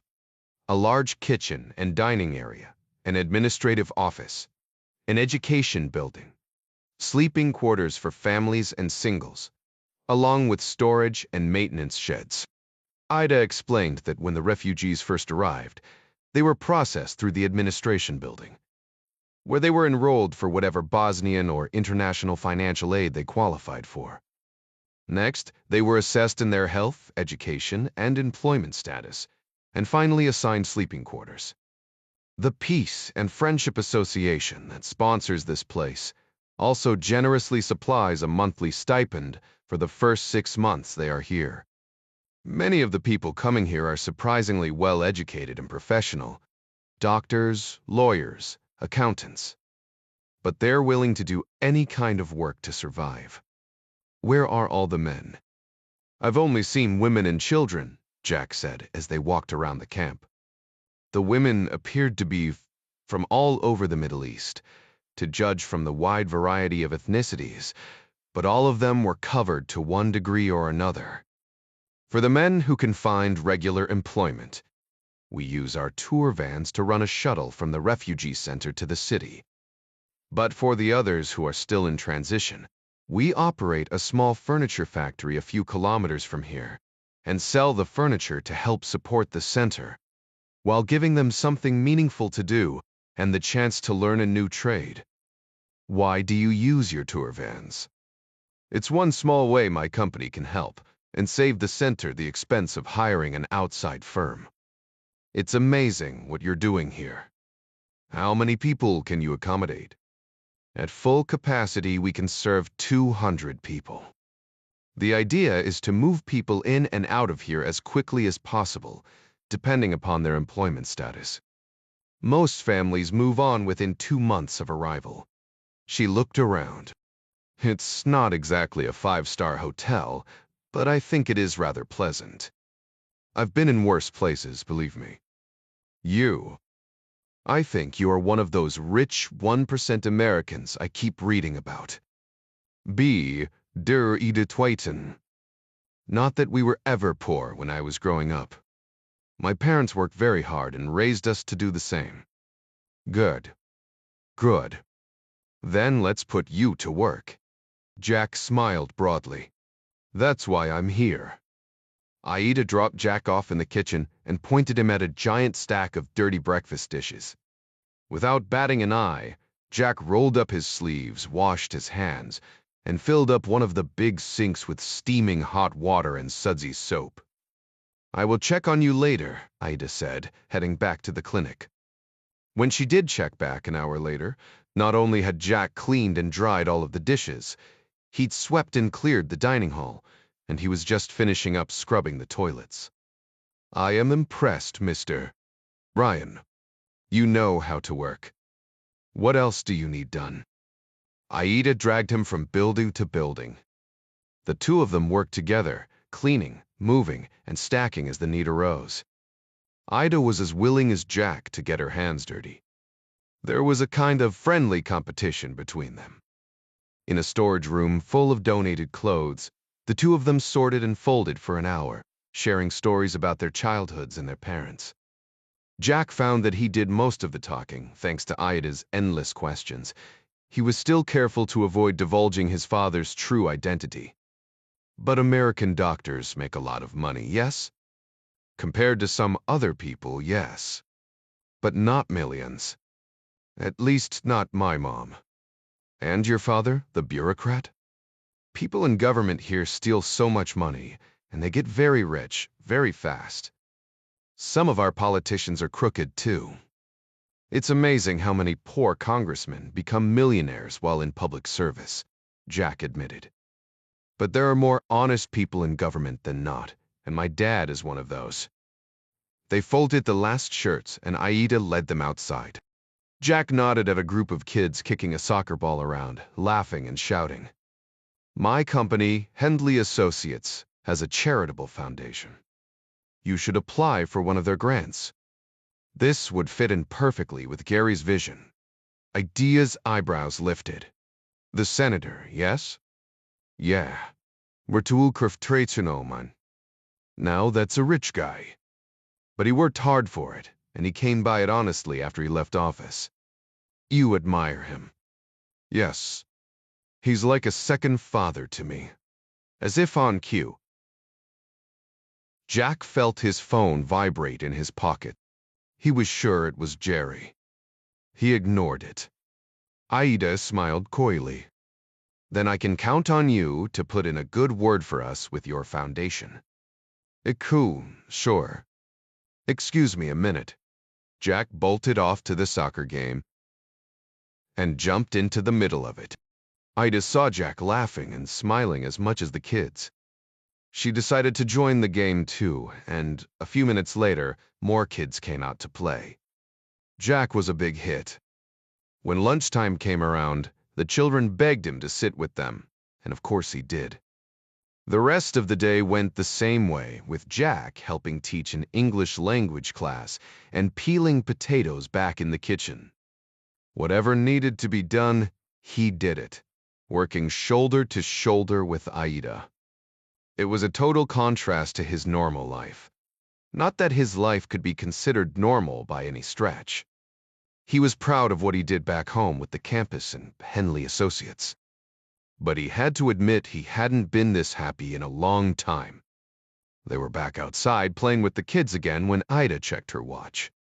There will be another bus arriving here any minute. We should greet it. Let's go. They left the kids and their teacher kicking a soccer ball around and headed for the front gate. Just as a gleaming black Audi, A8 sedan pulled up to the front office. The driver's door opened and a suited chauffeur leaped out, then opened the rear passenger door. Ambassador Topol unfolded himself from the sedan and stood. "Ambassador, it's so good to see you," Aida said. Topol smiled, the corners of his eyes crinkling beneath his steel-rimmed glasses. He stretched out his hand. "My dear Aida, hard at work as usual, I see." He glanced at Jack. "And I see you've recruited another volunteer." He extended his hand to Jack. "Good to see you again, Mr. Ryan." "Please, Your Excellency." "It's just Jack. What do you think of our little oasis?" Topol asked. Aida explained. "The ambassador is the chairman of the Peace and Friendship Association. He has raised nearly all of the money from private contributions in Turkey for our facility. It's a wonderful place, and a very generous thing you are doing for these people." Jack saw over Topol's shoulder that a giant Happy Times tour bus was making a wide turn from the road toward the gate. Jack felt a tug on his shirt sleeve. An 8-year-old girl, dirty blonde and green-eyed, stared up at him, smiling. "Please, Jack." "The perch, come play more." Jack shrugged and said to Topol, "I think I'm being drafted into service." "Then you should serve, as any good soldier does," Topol said, smiling. The little girl began pulling on his sleeve with both hands, like a one-man tug-of-war, giggling hysterically. He turned to Topol. "You want to join us?" "I'm sorry, but my old knees won't allow it." He shook Jack's hand again. "Enjoy your game. I still want you to come by my office sometime. It might have to be the next trip. But thanks." Jack turned and sped away with the little girl, who shouted in Arabic to her cheering friends waiting for them on the field. Topol watched Jack resume his play as the bus's pneumatic brakes barked with a whoosh of air. He turned and whispered to Aida out of the side of his mouth. "What is Jack Ryan doing here? I told him to stay away. And yet here he is. Is a good man. I'm not worried. Wani woo, twardy wid." "Yes, perhaps he is. Which surprises me.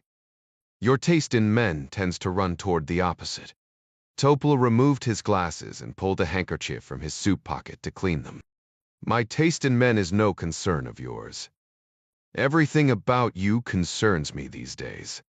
The bus door finally opened, and the first refugee stepped out, a bearded 25-year-old Tunisian male in jeans and a t-shirt.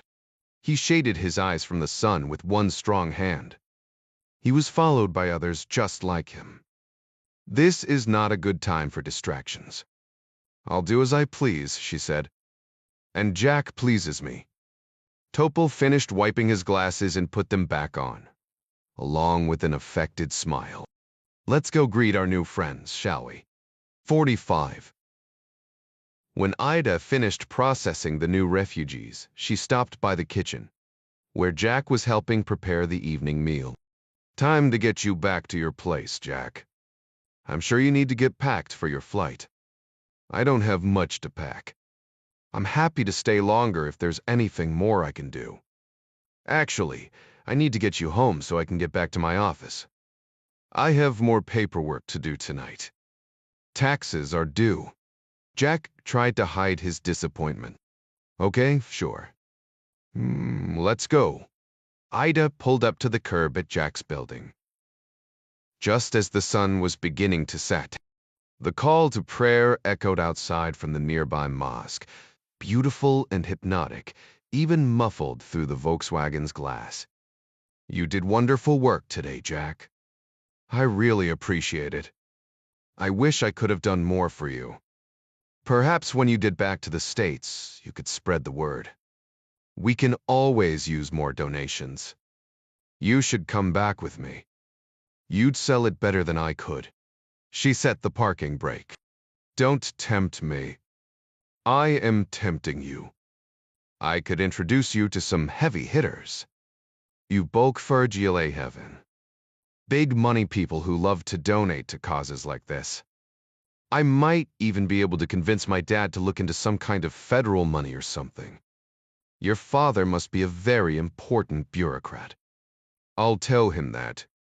Better yet, tell him yourself. Someday, I would like to visit your country. But now is not the time. Jack heard the finality in her voice. He didn't want the day to end. Man, I'm hungry. Corderizio. I'm sorry, but I can't. I really do have a mountain of paperwork tonight, and tomorrow I'm leaving for Dubrovnik. I've heard it's a beautiful city. You have never been there. No, but I'd like to someday. Too bad you're flying home tomorrow. She lowered her eyes. If you were staying longer, I would take you there, and on the way, show you more of my beautiful country. Jack's heart raced, music to his ears. But he had checked his cell phone earlier in the day. 3 texts from Jerry, all with the same message. Call me. It was time to get home and get back to work. Right. Why are you going to Dubrovnik? I need to pick up some things for the medical clinic. I can make the drive in a day, but if you came, we'd do it in 2 days. Like on one of my tours, so I can show you some amazing things that you may never see again. I can change my plans. Tells, utrekend vrightened. Show you'll come. It's for the refugees, right? How can I say no? While Jack was packing his underwear for the trip, Ida was in her office working on her books when Emir stormed in. You're taking him to Dubrovnik. To Bazam, to Treden Midas King. Why not? He's never been there. My've lest Tervafin. Wise? I have to make the pickup anyway. Now I'll have company. Don't like it. Emir's sulking face betrayed him. Of course you don't, my sweet cousin, Ida thought. It's only a courtesy. His mother is a surgeon. This is an easy way to repay her kindness to me. She pitied Emir, and he knew it. That made him feel even worse. Emir's face hardened. It's shameful. Stop being so old-fashioned. We'll be in separate hotel rooms. It's only a kindness. I'm taking him on the same boring tour stops we've both done 1,000 times. It doesn't look right. What do I care what it looks like? I do as I please. How do you know he's not a spy? Adia laughed. Me spy? Why? Because he's an American. Yes, I see it now. He's a CIA assassin. She laughed again. Do not mock me, woman. Aida recoiled inwardly at Emir's tone of voice. She'd never heard it from him before. Normally, she wouldn't take that from anybody. But his ego was wounded and she cared for him, though not in the way he had hoped for since they were children. She never felt guilty about that. In fact, she used it to her advantage. She decided to forgive him the insult this one time. She pointed at the QuickBooks screen on her computer. Do you see that? That's what Jack does all day. He's a financial analyst, a numbers cruncher. He's no spy. Believe me, I'd know. It's too risky, even if he isn't a spy. This life we live is full of risk. This is a small one at most. And Jack may help raise money for the refugee center. She smiled at the irony. Then I will go with you. You need protection. That isn't necessary. You have responsibilities here. We'll be fine. I insist. Nagarida stood. You're being a fool. It's you who should be ashamed. Emir's hands trembled slightly, but he didn't speak. A moment passed, and he willed his body to relax. She yanked open a drawer and pulled out a bottle of the Macallan single malt whiskey, along with 2 glasses. Have a drink with me like we used to do, back in the old days. She coaxed him with a teasing smile. Before you got religion.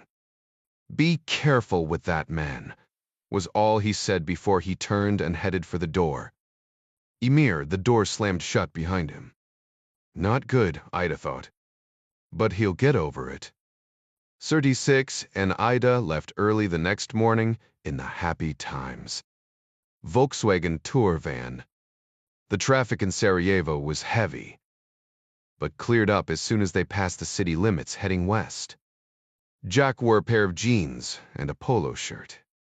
Ida was equally casual in form-fitting Lululemon yoga pants, FK Sarajevo soccer jersey, and Ray-Ban aviators. Jack watched strands of her thick hair dancing in the air of the open driver's window. Stunning. They drove southeast about 30 miles through forested mountains to their first destination. According to the dashboard GPS display, they were coming into a little town named Konjic. Do all of your vehicles use GPS? Jack asked. None of our drivers need it for directions, but it's a great way for Emir to keep track of vehicle locations, distances traveled, gas mileage, and that sort of thing. Ida Parallel parked on the main drag, directly in front of a magnificent stone bridge, spanning the wide Neretva River. She yanked on the parking brake and smiled. Let's check it out. She led him to the center of the bridge and a commemorative plaque above the central pylon. Written in Turkish and Bosnian, Jack deciphered enough to figure out that the bridge was built during the reign of the Ottoman Sultan Mehmet IV in 1682. Ida filled in the rest of the details. Illyrian tribes first settled here 2,000 years ago, but others may have been here much earlier. The old stone bridge was destroyed by retreating German forces in 1945, but it was finally rebuilt in 2009 by Turkish engineers using the exact same 17th century building techniques and materials. I'm betting the Turks don't rebuild Habsburg monuments, Jack said. Smart advertising on their part. A great way to display their generosity and promote their cultural hegemony, all at the same time. Not that I'm aware of. Jack took in the picture postcard view. A real Rick Steves moment. They could just stop here and be done as far as he was concerned. Aida took his hand. Let's keep going. There's so much more to see. Their next stop was Tito's bunker, a surrealistic trip back into the Cold War. The nuclear bomb shelter was secretly built by the communist dictator for himself and 300 hand-picked companions to survive a nuclear strike and live another 6 months.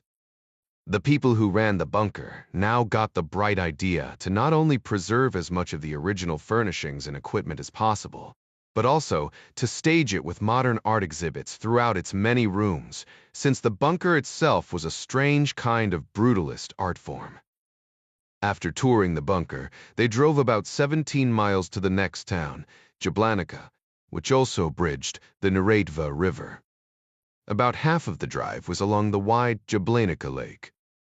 Their destination was a large city park and museum, commemorating a famous victory by the Yugoslavian partisan forces against the Nazis in World War II. A blown railway bridge, half collapsed into the river, was still in place. This is actually a bridge built and destroyed for a Yugoslavian war movie. But it looked so good and so real, the Tito government decided to leave it. They jumped back into the van, the road generally following the track of the wide and winding Neretva River. Through tree-covered mountains. The sky was crystal blue, warmed by a pleasant, late-morning sun. The farther they drove, the more Jack fell in love with the people and the scenery, which at times was quite dramatic. It was another reminder to him how big the world was, and how many fascinating places there were that he had yet to discover.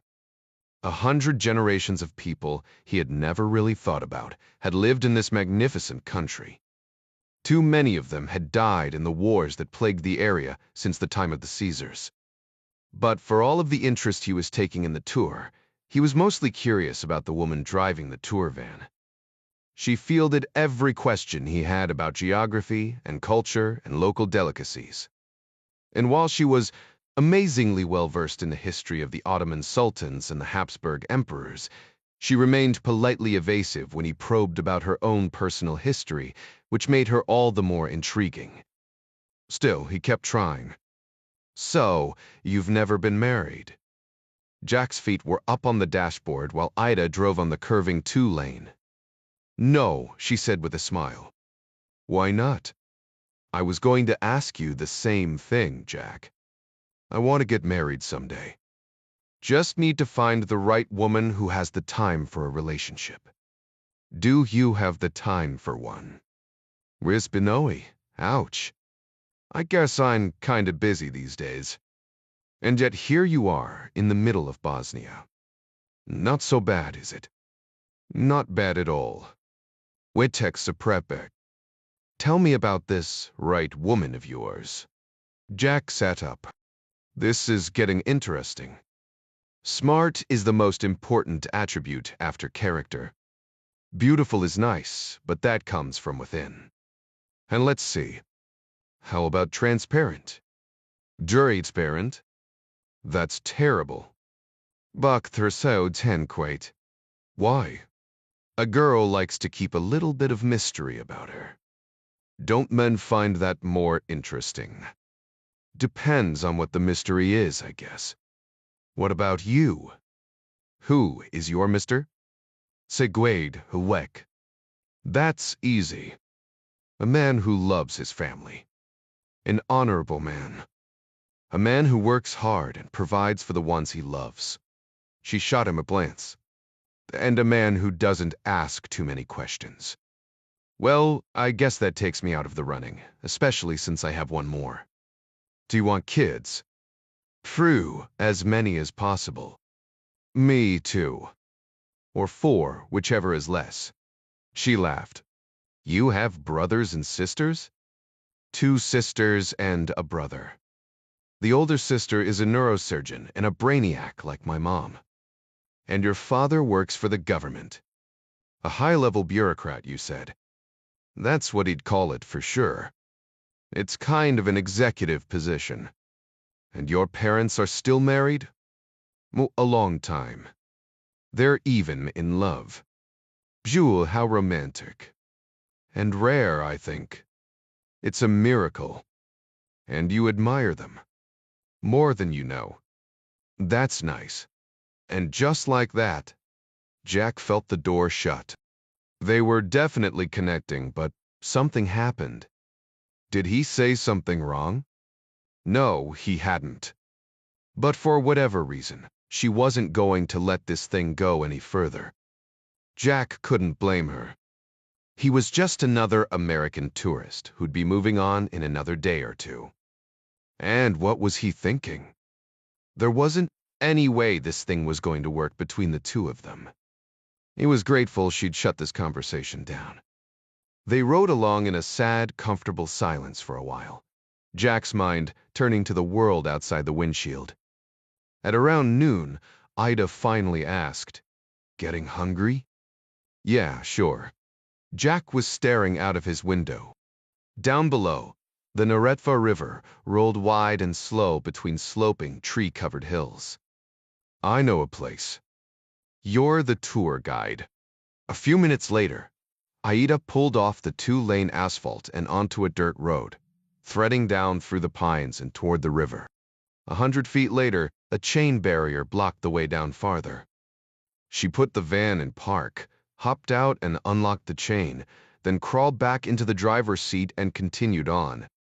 A few moments later, they entered a secluded clearing on the banks of the river, sparkling in the warm sunshine.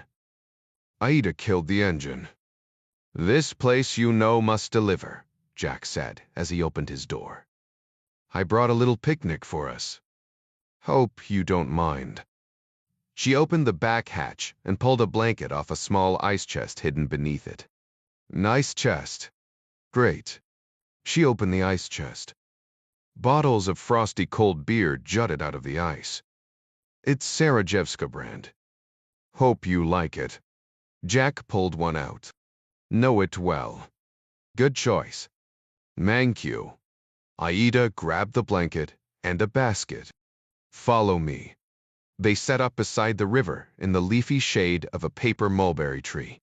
She'd put together a spread of sandwiches, a Bosnian version of Greek salad and fruit. And, of course, the beer.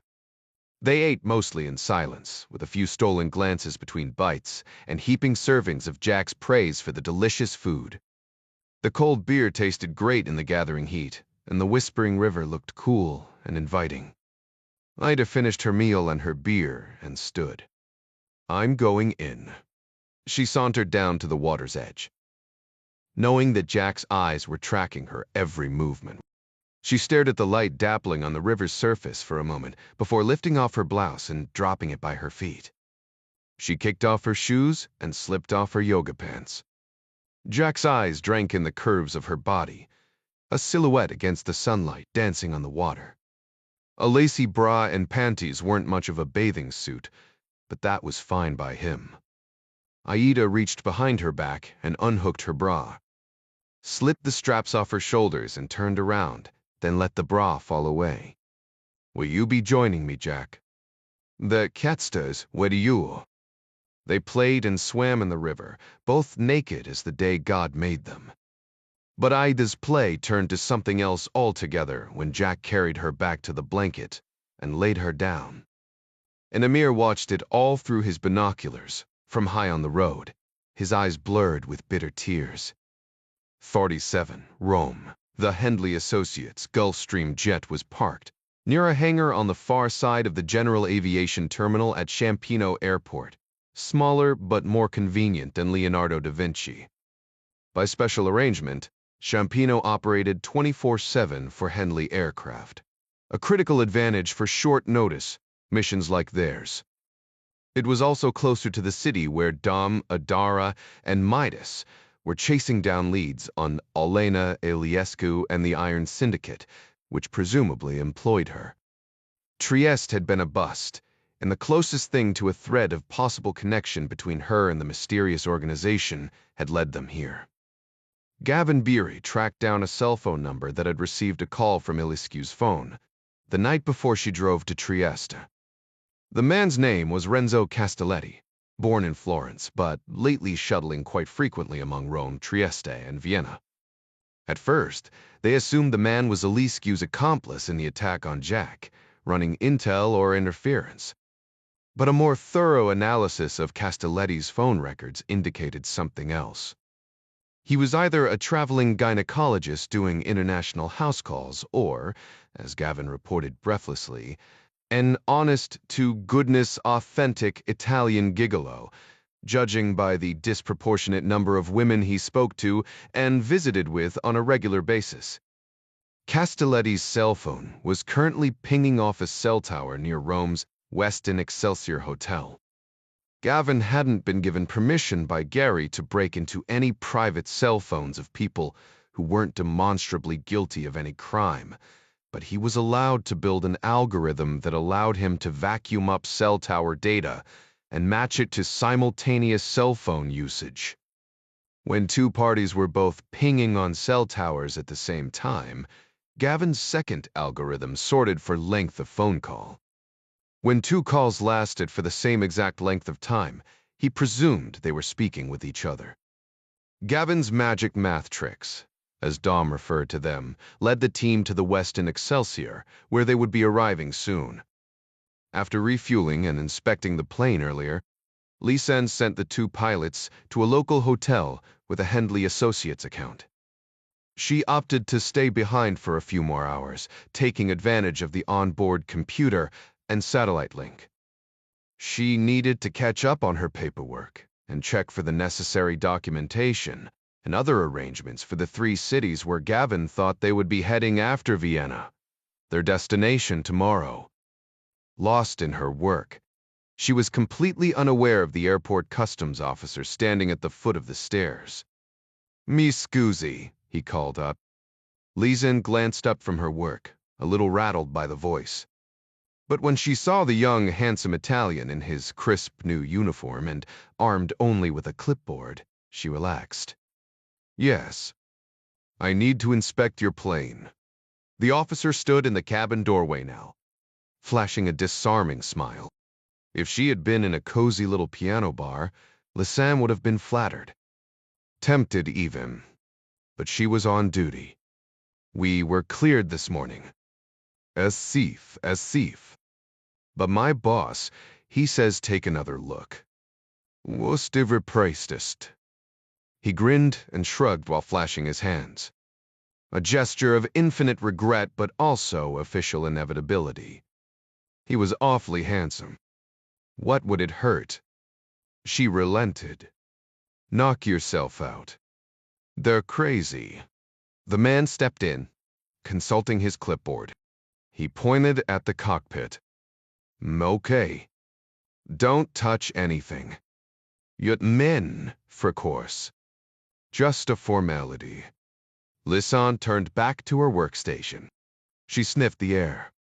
Whatever sweet, leathery cologne he was wearing was having its desired effect. She stole a sidelong glance at him. She was on duty, but she wasn't dead. He cut a dashing figure in his uniform for sure, from the top of his high-peaked cap to the bottom of his shiny, patent leather shoes. Ms. shoes. The wrong shoes. Lisanne drew her Sig Sauer Micro 9mm from the holster beneath the table, but she was too late. The man batted the pistol out of her hand and lunged for her throat. She let him in close enough to throw a fierce uppercut into his clenched jaw. It wasn't enough. His eyes watered as he grunted, but his powerful hand still found her neck. She couldn't breathe, let alone scream, as his weight bore down on her, pinning her against the desk. She reached behind, her hands desperately searching for something. Anything. She jammed the scissors into his left ear. He screamed in agony and clutched at his wound, releasing her. She threw a hard elbow into his face, toppling him backward. She turned and ran toward the back of the cabin, diving to the floor, where she thought her weapon had clattered to a halt beneath one of the seats. She reached back until she finally wrapped her hand around the pistol's walnut-grained handle, then rolled onto her back into the aisle, flipping the thumb safety to fire. But her bladed sights were pointed at empty space. The Iron Syndicate assassin was gone. What about the others? She had to warn them. She grabbed her phone and punched Dom's number. No answer. Near Tigenti, Republika Srpska, Bosnia and Herzegovina, slowly, brothers. Carefully. The Syrian captain kept a wary eye on the two big Bosniaks, muscling up the first 200-pound missile into the BM-21 Grad launch tube. The 4 spring-loaded stabilizer fins were strapped against the fuselage, so that the missile could fit inside the tube. But as soon as the rocket motor fired, the straps were burnt away, and the fins deployed upon exiting the tube. A simple, analog solution to a complex problem. Russian design genius at its practical best. Breek could hardly contain his excitement watching the first missile loading, a bullet being chambered into an assassin's 40-round revolver. This was the first step on the journey that would lead to the end of the humiliation of his god and his people. First in Europe and then throughout the world.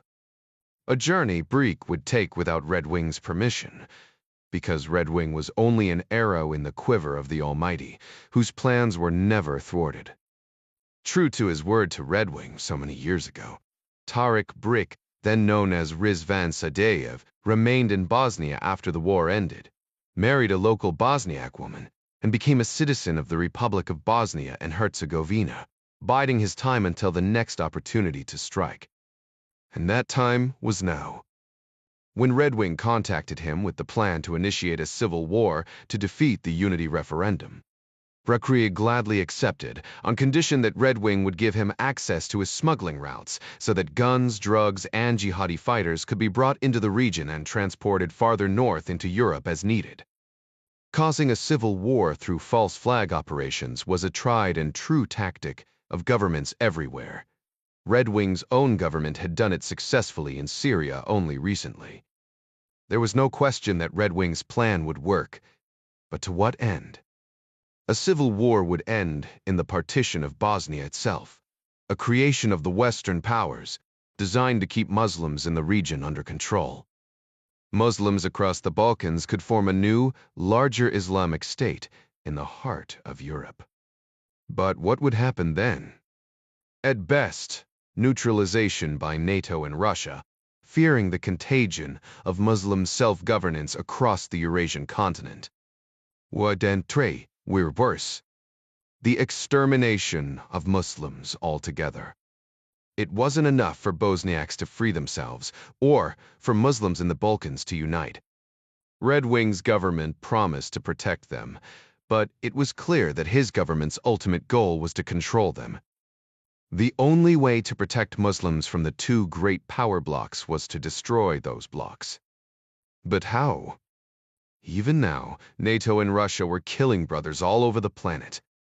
Fundamentalist Islam, the kind Brecht practiced, was on the run.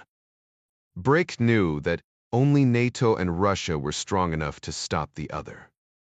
His plan would result in a war between NATO and Russia, and such a war would result in the downfall of Red Wing's government as well. The destruction of the great powers would pave the way for true Islam to take leadership of Europe first, and then of the world, and ultimately, the world to come. Inshallah. Rome, the woman in the fifth-story corner window across the street from the Westin Excelsior, had eyes on Dom, Adara, and Midas as they entered the hotel. She was on the phone with her contact in Vienna. "Any minute now," she said and smiled. Dom, Adara, and Midas strolled through the hotel like they owned the place, knowing full well that the crowded lobby was under constant surveillance by the ubiquitous security cameras tastefully concealed in the ceilings and corners throughout the building. That knowledge was strangely comforting to a team that didn't want to be discovered, because it was that security system that would enable them to complete their mission tonight. Gavin's remote search of the hotel security system 2 hours earlier had paved the way for them in two important ways. First, 30 minutes before the team entered the hotel, Gavin spoofed the live camera feed, replaying footage from 2 hours prior. No one casually monitoring the system would notice anything but the usual anonymous traffic of guests and hotel employees circulating throughout the hotel. Nothing live was currently being shown or recorded, including the movements of Dom, Adara, and Midas. The second way the hotel's own security system aided their efforts tonight was in locating their target. Hacking past the hotel's civilian-grade firewall was a piece of cake for the wily IT genius. With a picture of Renzo Castelletti in hand, Gavin's search algorithm easily traced the Florentine's steps from the lobby to the elevators and finally to room number 347, where he was greeted by the registered guest, a large and welcoming middle-aged real estate broker from Franklin, Tennessee. With that, it was simple enough for Gavin to secure the computer guest check-in file and recover the Rolfel chip code embedded in the woman's room card.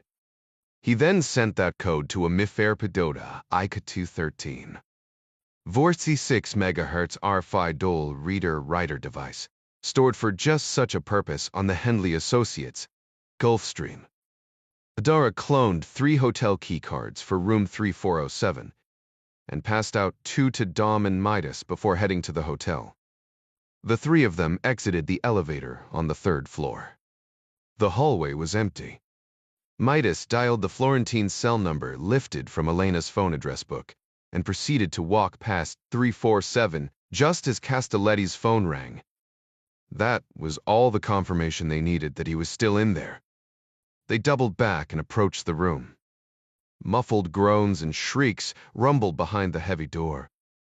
Midas nodded to the room service tray on the floor next to the door, littered with 3 drained bottles of Colalto Prosecco Brut, a heaping mound of shucked oyster shells, and a couple empty tins of Iranian caviar.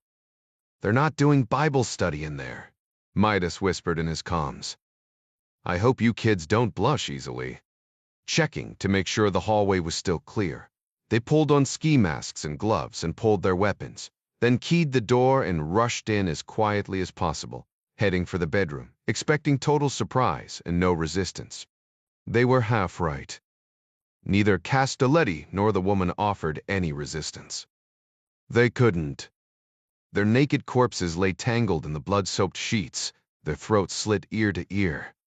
The fat woman's wrists and ankles were tied by silken cords to the bedposts. A silver and jeweled Venetian Carnival cat mask still fixed to her face. Adding to the macabre surrealism of the moment was the porn movie groaning and shrieking in Dolby Digital 5. Surround sound on the bedroom's widescreen television. Surprise. Their only lead to Elena Iliescu was gone. Now what? Mirpidadara asked. Dom nodded toward the door. We get the hell out of here fast.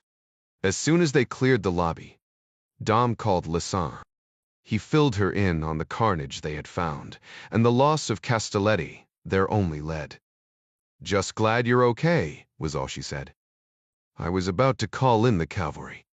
Dom and the others had silenced their cell phones for the op. She told Dom about the syndicate hitter and the stainless steel earache she had given him. You okay? I'm fine, the former combat medic said. I'm keeping his hat for a souvenir.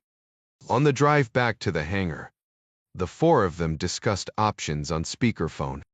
The attack on Lizan and the elimination of the Florentine meant they were on the right path. The only question now was, stay put and try and flush the syndicate out, or move on. The syndicate must have known that Lizan had filed the flight plan for Vienna. Trying to kill her and possibly destroy the plane meant the syndicate didn't want them going there. Staying put was also inviting another attack, and probably not by an unarmed singleton. So Vienna it was. Sarbiate Mostar, Bosnia and Herzegovina. After sating themselves on the riverbank, Jack and Ida packed up and continued the drive along the winding road. They paid more attention to each other than to the local scenery, Ida pointing out less and less until they reached Mostar, jammed with spectators for the Red Bull cliff diving competition from the city's fabled bridge, famous for local talent diving off it for cash tips from tourists. Mostar was crowded and hot, and after a quick walking tour of the old town and a gander at the bridge jumpers, they headed to a 4-star hotel for a light dinner and even hotter sex than before. They woke up famished and attacked an amazing breakfast buffet of local meats, cheeses, specialty dishes, and just about anything Sweet Jack could think of, along with strong black coffee and orange juice. Ida devoured 2 helpings of ratatouille, not Jack's idea of a breakfast dish. She listed the sights they could see as they left Mostar, including the 16th century dervish Takija, a monastery built into the side of a cliff, and the Catholic pilgrimage city of Medjugorje, where the appearance of the Virgin Mary to 6 Herzegovinian children in 1981 was commemorated. She then began describing the windy Vijatranica cave, one of the largest in Europe. But Jack hardly heard a word. He just fell deeper into her stunning blue eyes. He grabbed her by the hand, tossed the desk clerk an extra €20 note for a late checkout, and took her back to their room. They arrived in Dubrovnik, Croatia, in the early afternoon. Situated on the coast of the dazzling blue Adriatic, the gleaming white medieval city glowed beneath the sun.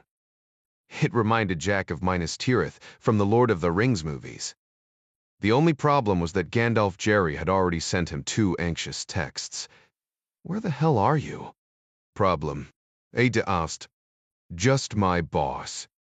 Wants me to cut my vacation short. You Americans work too hard. Jack texted back. I'm in Dubrovnik. Marred, perfect weather. 4 more days guaranteed. Jerry wrote back. The girl. Yup, would I like her? Yup, your dad. Yup, your mother? Yup, X2. Since nothing confirmed on our end regarding your situation and against my better judgment, I'll give you 4 more days. But that's it. Check in daily and stay alert. Understood? Understood? All good? Aida smiled hopefully. All good. Except for the fact there might be a secret international criminal syndicate trying to murder him. But he dismissed it. If there was a real problem, Jerry would have told him. The tourist traffic was bumper to bumper across the 1,700-foot Franjo-Tuchman Bridge, an ultra-modern steel-cabled structure featuring a giant A-shaped pylon, a real contrast to the fitted, ancient stones of the old town. They finally made their way to Lapad, one of the newer suburbs of the city, where Ida said she owned an apartment. She pulled up to a small warehouse, its steel door shut. She called a number on her phone, and a moment later, the steel door was rolled open by a Croatian man in grease-stained gray coveralls. His eyes narrowed at the sight of Jack, but he didn't say a word as Ida pulled in and the garage door closed behind them. "This will just take a minute," Ida said as she got out. "No problem." Jack watched Ida and the Croatian wander over to a pallet stacked with cardboard boxes stamped in Croatian. He couldn't read, but with medical symbols he recognized, including the staff of Asclepius. Ida had told him the reason she needed to come to Dubrovnik was to pick up some medical supplies. He assumed it would be at a pharmacy or a hospital, not an unmarked warehouse in a semi-suburban neighborhood. He watched Ida chatting it up with the expressionless Croatian, and what little he could hear of it was in a language he didn't speak.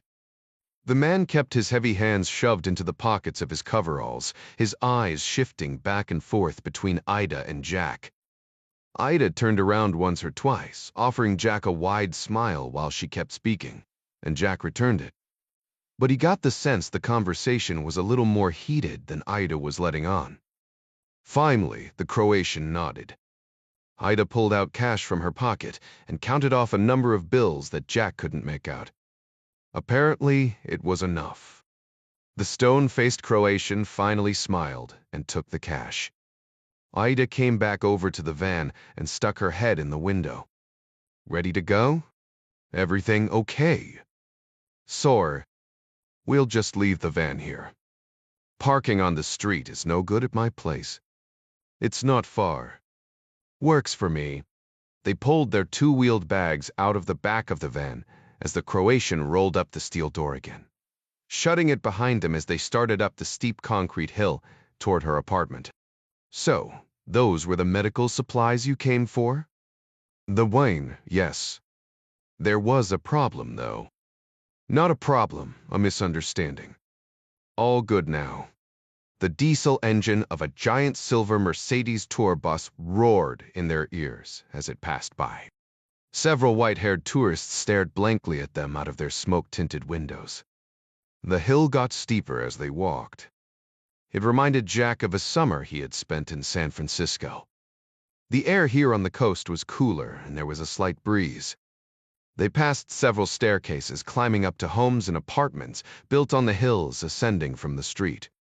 Jack was glad he wasn't on crutches or in a wheelchair living in this city. "Stowe, I'm curious. Why drive all the way to pick up the meds? Wouldn't it be cheaper to order them by mail? Wanted their plastowiks. Sadly, it's cheaper to do it this way. The clinic can't afford the how do you Americans say it. The 5-finger discount. You're worried about stuff getting stolen? Sometimes high-value cargo gets inspected by customs agents, and things disappear. And then there is the red tape, which magically disappears once a handful of cash appears. Or sometimes things get impounded, and the shipment is never seen again. So, basically, you're smuggling." "Well, yes. I suppose you could call it that. Isn't that illegal?" Aida tilted her head. "Yes, of course. But it was illegal to smuggle black slaves on the Underground Railroad, too, wasn't it? Why should I let corrupt and greedy politicians rob poor refugees of the medicines they need? I expect that kind of thing in the Third World, not Europe." Aida stopped in her tracks, fighting a smile. "Oh, Jack, are you really so naive? Do you think such things don't happen all over Europe? And in your country as well?" "What do you mean?" How do you suppose so many billions of dollars worth of drugs and smuggled people and guns and everything else illegal gets into your country every year? Do you think it could be done without bribing judges and mayors? Do you think there are no American border guards and customs officers on the payrolls of the Mexican mafia? Jack should have known better. His grandfather was a Baltimore police detective, and Jack had heard stories over the years of all manner of big city corruption and crime. He just thought, or rather hoped, those days were long past in his country. They trudged along like Sherpas for another 100 yards, and Aida stopped again. "We're here." Jack glanced up the staircase. He'd skied on Colorado mountain slopes that weren't as steep. Ida laughed, collapsing her telescoping bag handle. "If it's too much for you, I'll carry your bag."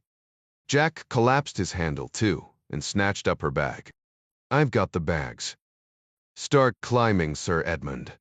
77 steps later, they made a sharp left turn onto a landing, and then another right, and up yet another 27 steps through a vine-covered archway gate. Ida pulled out a set of keys and opened the door on her front porch. The apartment was small but clean, decorated with local art pieces, and full of comfortable and stylish furniture. Best of all, from her front porch was a view of the Adriatic Sea. A cruise ship was passing by, trailing a small wake, heading south for the old town. "Can I get you something to drink before we leave?" "Water?" "Vonwheat for your whizzikers." "Live trek, le tremelive." Jack was surprisingly exhausted from the arduous climb. Nearly 2 weeks without a serious workout, and overindulging in rich food and carb-loaded beer hadn't exactly enhanced his physical conditioning. "We're going to tour the old town. It's beautiful this time of day, and then I know a great place for dinner." 49. Jack and Ida took a Dubrovnik city bus to the Pile Gate in the old town and crossed over the moat beneath the iron bars of the portcullis, just like in an old Hollywood movie. They climbed up the stone stairs beyond the gate and paid for their tickets for the wall walk, and they strolled the perimeter of the ancient port citadel. The wide, towering walls provided picture-perfect glimpses of the glassy Adriatic Sea, the sturdy St. Two, Lawrence Fortress just beyond the western wall, and the city's old battlements, Croatian flags snapping in the breeze. Tour boats, yachts, and cruise liners were at their slips or heading out, as rental kayaks bobbed up and down near the walls. Directly below, Jack saw the smooth, tightly fitted stones of the city streets crowded with international tourists, Renaissance-era churches, and innumerable shops. He could definitely feel the Venetian influence on the architecture. Ida explained that the Serbs bombarded the city at the beginning of the war, and pointed out the original faded red roof tiles and then the newer, brighter ones that had been replaced after the shelling finally stopped. "How long was the siege here?" "It lasted from October 1991 until May 1992. The casualties must have been terrible. Less than 100 civilian deaths and less than 200 military killed." She added dismissively, "That was their war." They descended the wall into the city, and she dragged him through the crowds to a few of her favorite shops. But she could tell Jack was less than interested. "Something wrong, Jack?" "I noticed a lot of Game of Thrones merchandise in the windows. They shoot some of the series in Dubrovnik. You can even take Game of Thrones themed tours if you want. Don't get me wrong. The city is beautiful, but some of it feels like a Renaissance version of a shopping mall." "Yes, I suppose you're right. But shopping is what tourists do, isn't it? And Dubrovnik is all about tourists. I guess I'm just not a big shopper." "Flate Chevalier, Spig Dal. Guez starving. Where's that restaurant you were talking about?" Ida smiled. They raced back to her place and messed up her bedsheets with rigor before she ordered up a hand-tossed pizza from a local restaurant while Jack opened a bottle of fine Croatian red wine. This was definitely Jack's favorite restaurant in Dubrovnik, but he wouldn't be posting about it on TripAdvisor. While Jack and Ida feasted on their delivered pizza and red wine,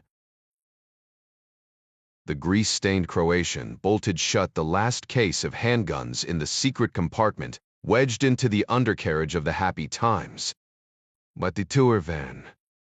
He then wiped on a couple handfuls of manufactured road grime to camouflage the compartment, just in case an honest cop decided to put a mirror to the undercarriage at the border crossing.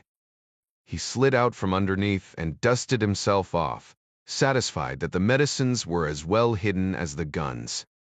The van was ready to go now. Time to find something to eat.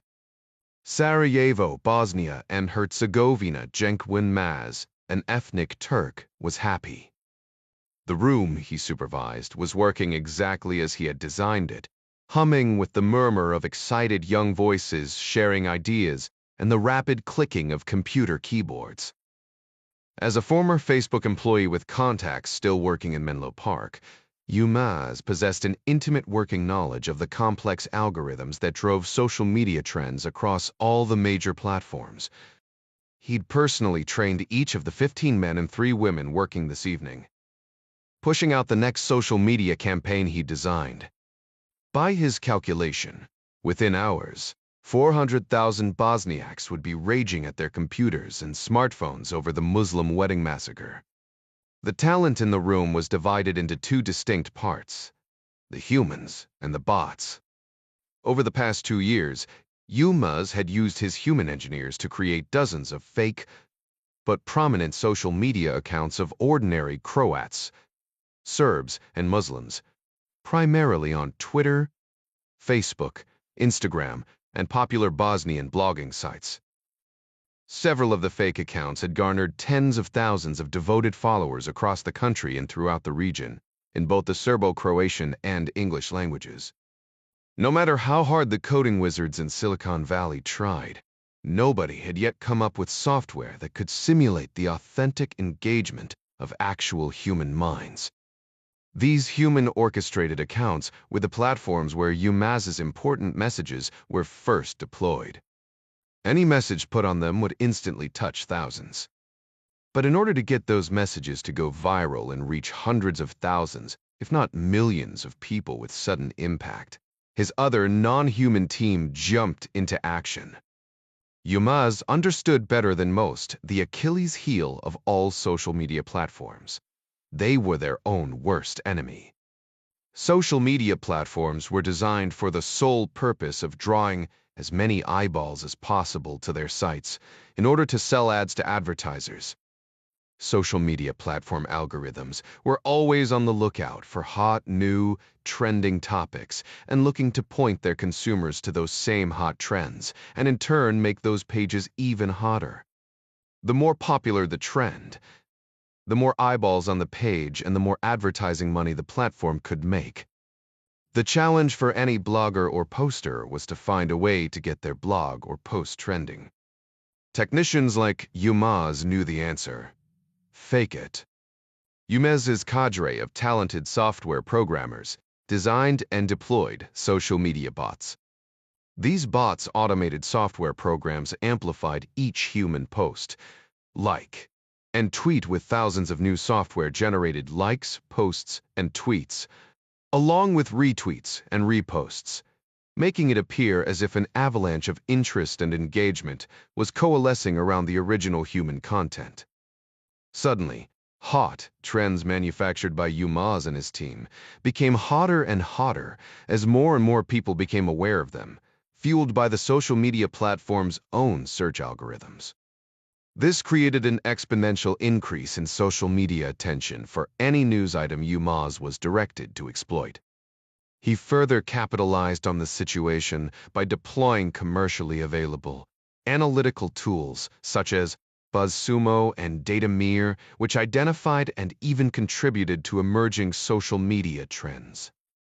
Using the carefully edited photos and videos he'd received from the Visegrad wedding massacre, Yilmaz deployed both his humans and his bots to begin a campaign to manufacture Muslim outrage, first in Bosnia, and then, he hoped, throughout the Muslim communities of Europe, and eventually, the world. The first Facebook post that started gaining viral traction ended with the hashtag #remembers Srebrenica. His main concern was that companies like Facebook had recently begun to take extra precautions against the governments and criminal organizations, corrupting and hijacking their algorithms.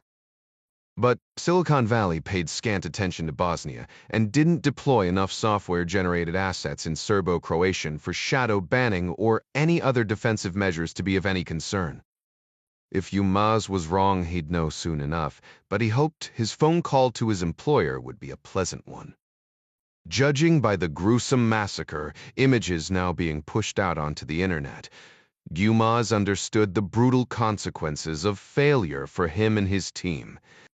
Red Wing was not a forgiving person. Vucimir Blaga's Bosnia and Herzegovina. The one place Jack wished he had seen on the way out to Dubrovnik was the Dervish Tek Shah overlooking the Bruna River. So, on their return leg, they left Dubrovnik in time to arrive at about noon to tour the 16th century cliffside monastery, and then to sample the special trout at the nearby riverside restaurant. That left them enough time to get back to Sarajevo before dark if they kept moving. A kilometer south of Blaga, Ida and Jack spotted a Bosnian policeman standing in the road behind his unmarked car, with a sign that read Granica Inspekcija and waving a red flashlight baton, indicating where they should exit the road. My Bosnian isn't so good, but that looks like a customs inspection. Not a problem, Ida said. Open the glove box, please. Jack opened it and saw a folded stack of Bosnian marks in a money clip. He handed it to her as she slowed to a stop. She peeled off a large bill as she rolled down her window and spoke to him in their native tongue. But neither the sweet talk nor the cash had the desired effect, and the sour-faced policeman simply shook his head and pointed the baton in the direction of the exit. Ida gave up, muttering under her breath, and headed down the dirt incline. So maybe it is a problem, Jack said. For a brief moment, he wondered if this might have been the Iron Syndicate hit Jerry had warned him about. She shook her head. More money, that's all. They're all greedy bastards. She seemed confident enough, so Jack relaxed. The van kicked up dust as it rapidly descended toward the river, far below the highway above, and out of sight of any passing traffic. Jack turned around and saw the unmarked police vehicle following them down the same dirt path in their cloud of dust. Not a good sign. Two masked policemen in tactical gear stood down by the river where the dirt road ended. The tall one had a Heckler & Koch MP5 submachine gun on a sling. The shorter carried only a pistol on his hip. He pointed to a spot just in front of him, indicating where Ida should park the van. This doesn't look friendly, Jack said, wishing like hell he had his Glock 19 with him. Just scare tactics. No worries.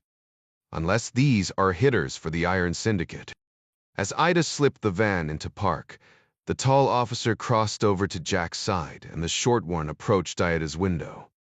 The other police car pulled up behind the van, blocking their escape route. Jack noted, wondering if Ida was thinking about it. The short cop yanked Ida's door open and jerked his head, indicating she should get out. The tall cop did the same on Jack's side, and the four of them walked to the back of the van, where the third cop was already standing. The short cop barked a command, and Ida opened the van's rear doors. He glanced inside. Nothing but 2 pieces of luggage and a couple cardboard boxes. He ripped them open and found used baby clothes, which he flung out piece by piece, like he was searching for something. Nothing. He tossed the empty boxes back into the van, frustrated. The short cop turned back to Aida, firing questions at her in Bosanski, starting with her name, which she repeated. The short cop's voice got more heated with each one-word answer Ida gave. Day or ni, yes or no. Jack kept his eye on the other 2 cops and their hands touching their weapons. Their eyes shifted back and forth between Ida and him. Something was going down. Finally, the short cop pulled a photograph from his vest pocket and showed it to Aida. He asked, Dalia snas Tarika Brika. Do you know Tarik Brig? Way kestif full poor. Anju Mahanikar. Punkad Radi Zamane. Thus Pirwa Najd. Nay, yes. He's a mechanic. He works for me sometimes. The short cop nodded, satisfied with her answer. He shifted his gaze over to Jack. He asked Ida a question in her language. Ida translated for Jack. He wants to know who you are. Tell him I'm nobody. He won't like that answer. He wants to know your name. Jack hesitated. But what choice did he have at his point? Jack Ryan. The cop's eyes shifted to his taller partner standing beside Jack. They exchanged a few words. He turned back to Jack and stuck out a gloved palm. Ness reads. He wants to see your passport, Jack. Yeah, I figured. Jack reached for his back pocket. 2 pistols snapped up, pointing at his head. Sir Pafford.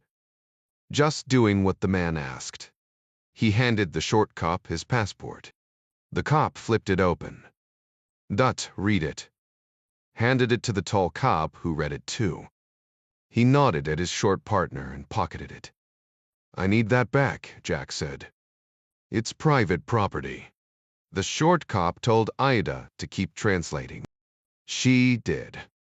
He says your name is familiar. It's a pretty common name where I come from. He wants to know what you're doing in Bosnia. I'm a tourist. How do you know this woman? She's my tour guide. He nodded at the happy times. Then, we are heading back to Sarajevo. Where did you come from? Dubrovnik. What did you do there? Toward the city. Anything else? Jack wanted to say something about the unbelievable sex he and Ida had enjoyed, but held his tongue. This cop's fuse was lit. He was angry as hell, and Jack wasn't giving him what he was looking for. But then again, he was a little prick. Jack shot a glance at Ida, trying to lighten the moment. You can tell him we ate at a great restaurant. Aida frowned, but translated it anyway. The short cop suddenly got in Aida's face, shouting, Gaji suti jabin raki. Aida startled and answered, Raki?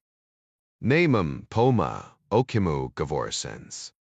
No bueke, muekreg. The cop backhanded Ida across the mouth. She whimpered and clutched her face with her hands. Mutabij, I'm like king. Jack lunged toward Ida to block another strike, but the 2 cops next to him each grabbed him hard by his shoulders and yanked him back, shoving their pistols in his face. The little cop grabbed a fistful of Ida's hair in his hand and pulled her close, sticking his pistol in her face.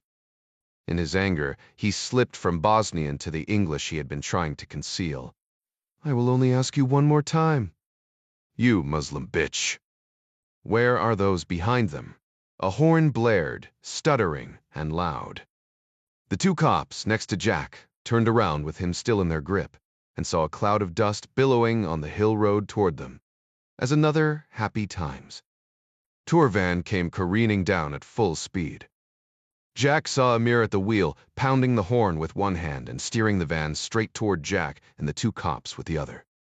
The 2 cops raised their pistols to fire. Jack launched both fists up and back, smashing each cop in the face with the back of his hands. They each got off shots, but the shock of the blows caused them to miss. The blows also loosened their grips on Jack, just enough for him to fire his right elbow high into the tall cop's jaw with a sickening crack. The man dropped his pistol in the dirt and let go of Jack's collar as he reached for his broken jaw. As soon as Jack's elbow struck the tall cop, he twisted right, driving the heel of his right hand into the car cop's temple, stunning him. Jack Rabbit punched him again with a closed fist just behind the ear, until the man and his weapon fell to the ground as Emir skidded to a stop in a flurry of choking dust. The short cop knelt in the dirt in front of Aida, clutching his ballsack, blood trickling out of his nose. Aida pointed the gun at him. She was breathing heavily, but her hands were steady. Jack turned in time to see the tall cop lunging for his weapon. Jack kicked his face like a soccer ball. The man's head snapped back.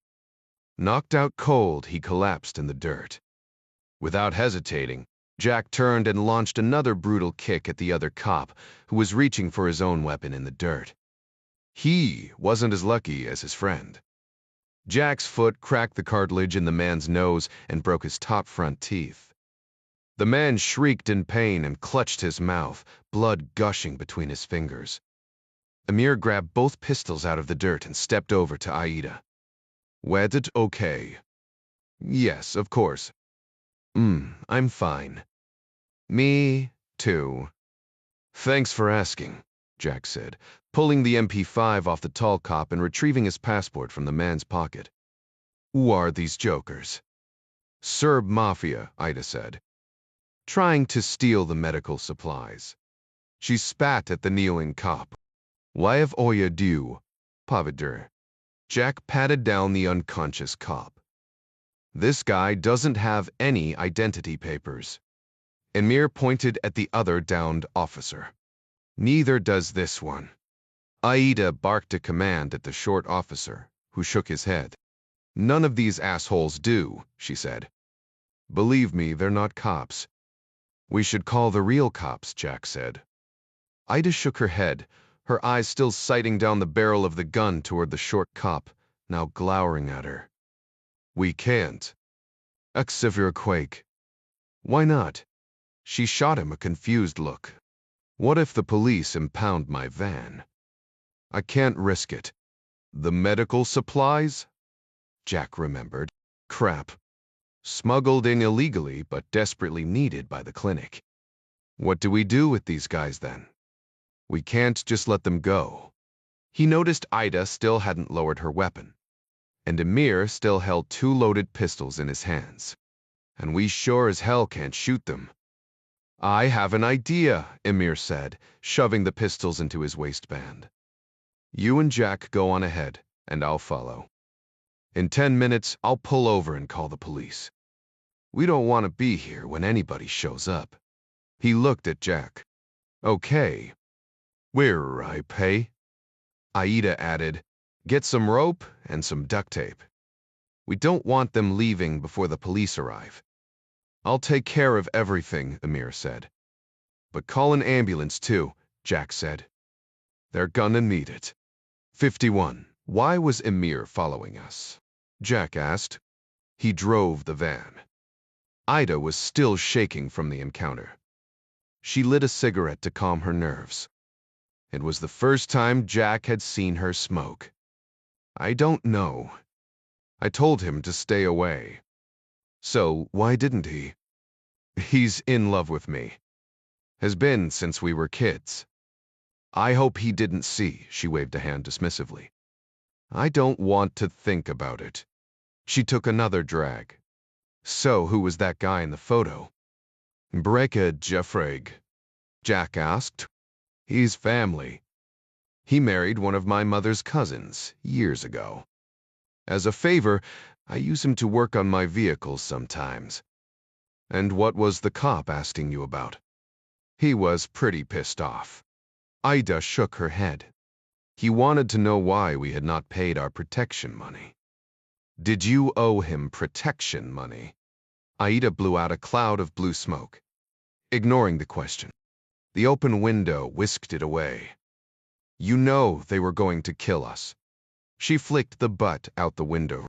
"Wake hage your fucking Serbs." She turned to Jack. Her eyes were wet. She put her hands to her face. "I was so scared." Jack's cage got rattled too. He was deathly allergic to lead, especially the kind thrown at him at high velocity. He laid a hand on her head and stroked her thick hair. "It's okay now. You're safe." She glanced up through her tears. "Why am I praxix?" "Medpersem." "Why not?" "You frightened me, Jack." She pulled her knees up to her chin and wrapped her arms around her legs. Why? I saw what you did to those men. What kind of financial analyst knows how to fight like that? I've been training in martial arts for a long time. Bullshit, Jack. The way you handled yourself. No. No, tiref de tam. What you did back there you don't learn in judo classes. You've done this before, haven't you? I just wanted to protect you. Who are you, Jack? I'm just a guy who can throw a punch. She sighed, turned her face toward her window, and closed her eyes. They rode along in silence the rest of the way, Jack following the prompts of the GPS tracker. He kept running the day's events over in his mind. He wished he spoke the language. There were a few English cognates for sure, but they spoke so fast, he could hardly pick out the words. Drugs. Guns. Money. He just didn't know. The only word he thought he heard clearly was racket. He supposed it must have meant racket, like mafia rackets. Whatever it was, that Serb mafia cop was sure pissed about it. Emir pulled over 20 minutes later after tying up the fake cops and shutting their mouths with duct tape. He picked up the phone and dialed a number, but not for an ambulance. Why are you calling me? Bricky asked. We have a problem. Emir explained the situation. I'll take care of it. You make sure you keep an eye on Ida. There's something else you need to know. What? Emir told the Chechen about that fucking kafir American and his shameful use of Aida. But he added, the American is leaving soon. The sooner, the better. For Aida's sake. The Ukaddo. Sarajevo, Bosnia and Herzegovina, Aida had fallen asleep for the last hour of the trip, but woke up when they hit massive traffic on the outskirts of town. She yawned and stretched and glanced at Jack with a smile, brushing her tousled hair out of her eyes like a girl who had been dreaming pleasant dreams. But her smile dimmed as she suddenly remembered what had happened earlier. Jack could see the gears grinding behind her eyes. Jack pointed at the GPS. Traffic lines were red everywhere. What's going on?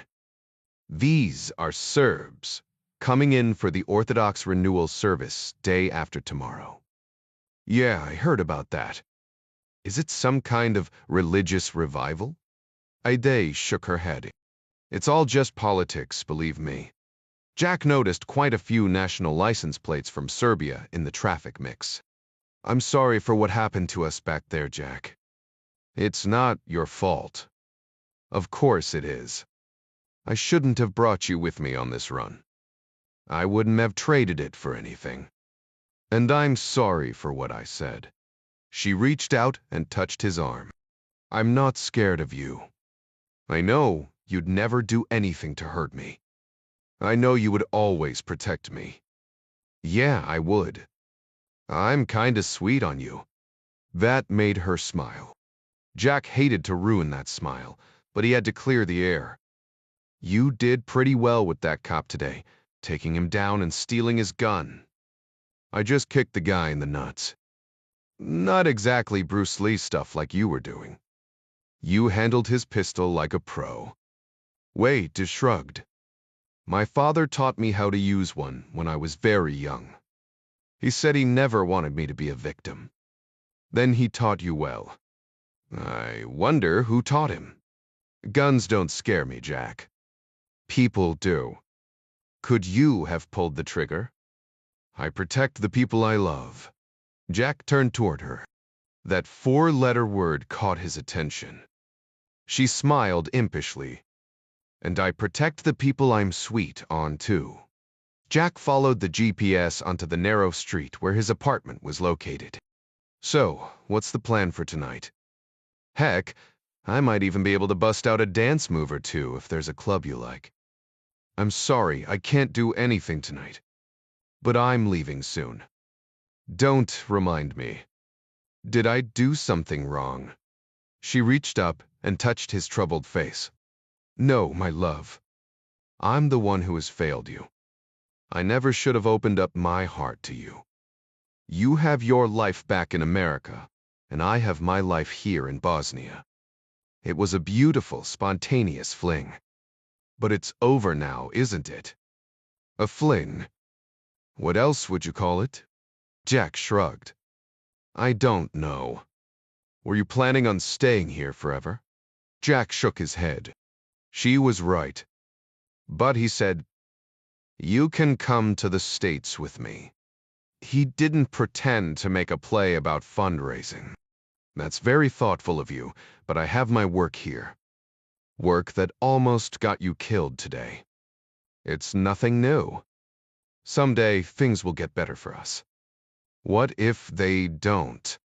Then they don't. I don't want you to get hurt. How can you stop it? Can I at least see you tomorrow? She shook her head. I'm sorry, but I can't. A new group of refugees are arriving tomorrow. I need to be at the center. Then I'll come too. That's not possible. This group is Syrian.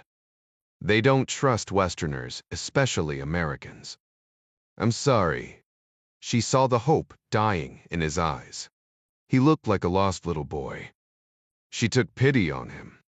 But tomorrow night, I can pick you up and take you to my place for a home-cooked meal. I bet you haven't had one of those in a long time. Jack thought about saying. Not since Mom made me dinner with Dad at the White House.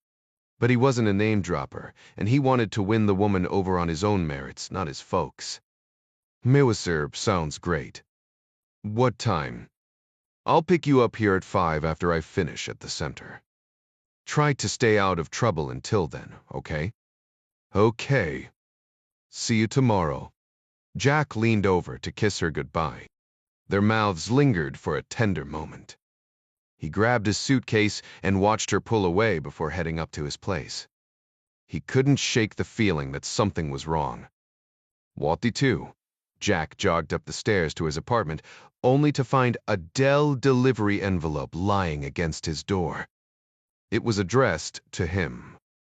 He entered his apartment, kicked off his shoes, and fell into a chair at the small dinette table. He opened the envelope and read the cover letter from Detective Oblak, instructing him to sign the enclosed legal documents, acknowledging that the case of Elena Iligisu was officially closed and he was no longer considered a suspect, nor did he have any legal standing in Slovenia against her since she was now deceased, etc., etc. Luckily, everything was written in English as well as in Slovenian. Jack didn't care about all of that, and he was happy to sign the documents and put it all behind him. His mind turned back to the fake cops.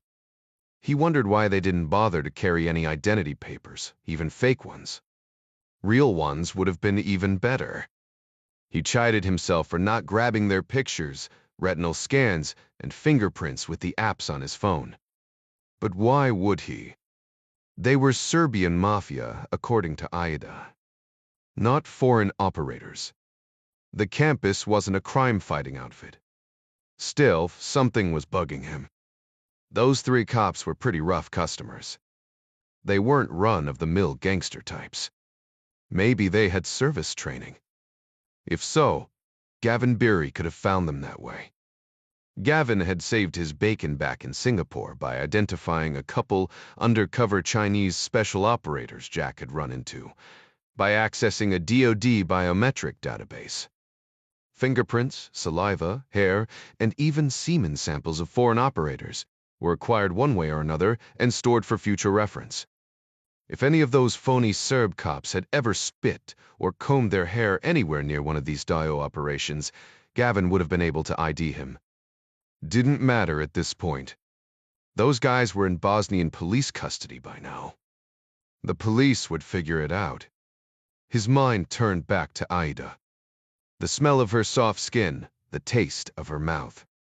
She was an incredible woman, and clearly they were connecting deeply. More deeply than he'd thought possible. But he had to admit that she was a mystery.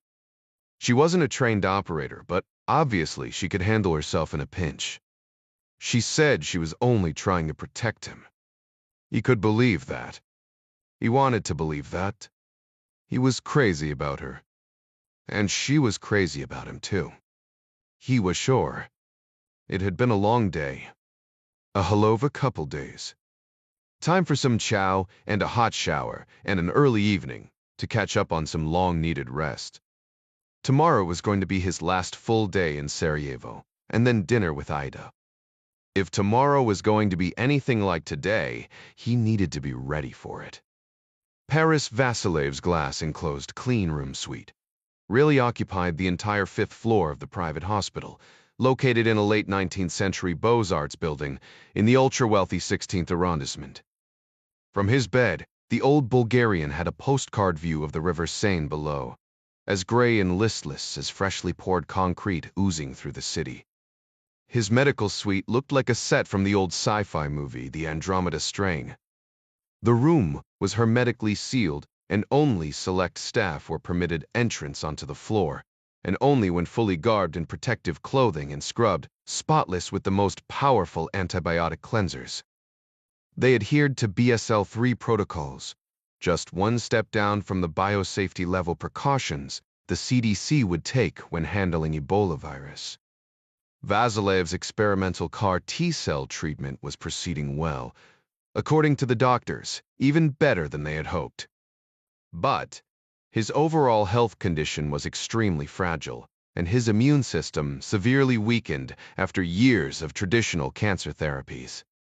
Every precaution was being taken to protect the crime lord from infectious diseases of every sort, even the most benign bacteria, until his body had a chance to recover its own natural defenses.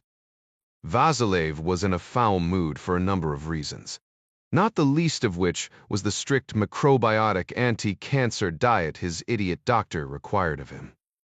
Who the hell can eat spelt and miso soup all day? But it was his blood pressure that was threatening to kill him at the moment.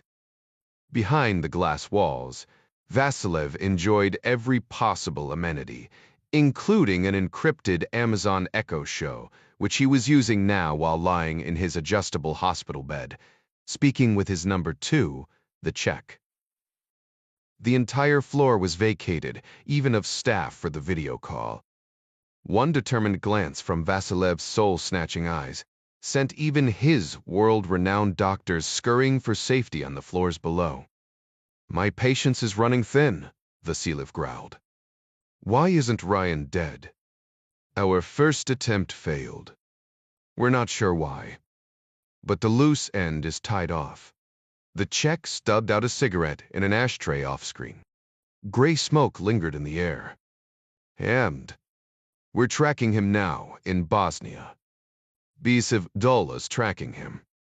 You should be killing him. You said you wanted his head. That makes matters more difficult to arrange. Yes, to mass his head. You hand." Vasilev pounded his mattress for emphasis. The solemn Czech nodded curtly. "We, of course. It will be done." "Uazerk, when?" "Zalik, poultry tuan. Mijef the do. As soon as is humanly possible. However, I do have good news about someone else. Forkel me. They're well bullastain." Vasilev chuckled. "Well done, old friend. Now finish the Ryan job. Everything is being coordinated, even as we speak. How are you feeling these days?" I feel fantastic.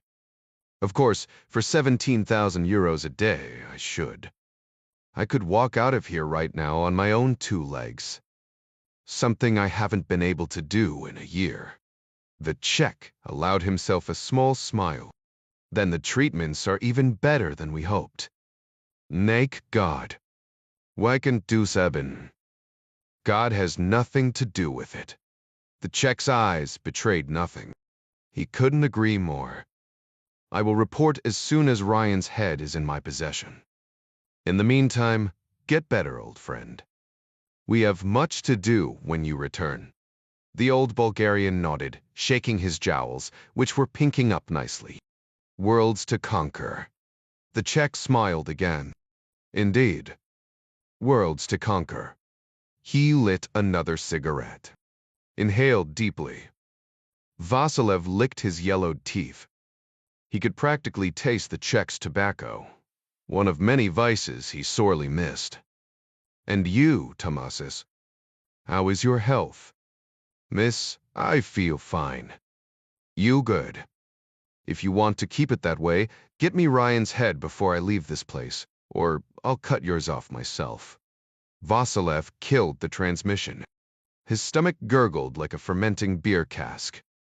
He called down for something to eat. Beans and brown rice, perhaps. Anything but that filthy miso soup. Alexandria, Virginia Jerry Henley, sat at his desk at Henley Associates, studying a piece of proposed legislation that the Senate Finance Committee was about to hold hearings on when his phone buzzed. Yes, Alice. A call for you on line 1. It's urgent. Thank you. He picked up. A familiar voice. It was Jeremiah Morales, the head of the Federal Bureau of Prisons, a man who owed his position to the ex-senator. They exchanged a few pleasantries, but Jerry could tell there was something on the man's mind.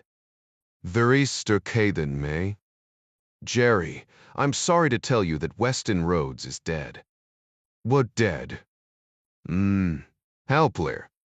Tevin, too, hanged himself. Jerry frowned with confusion. That doesn't make any sense. Weston was only facing 5 years. He had a lot to live for. Some guys just can't cut it. Thanks for the heads up, Jeremiah. My best to Meredith. Jerry shook his head in utter disbelief. Weston Rhodes, the former senator and CIA field officer, was not a hero by any means, but not a wimp either.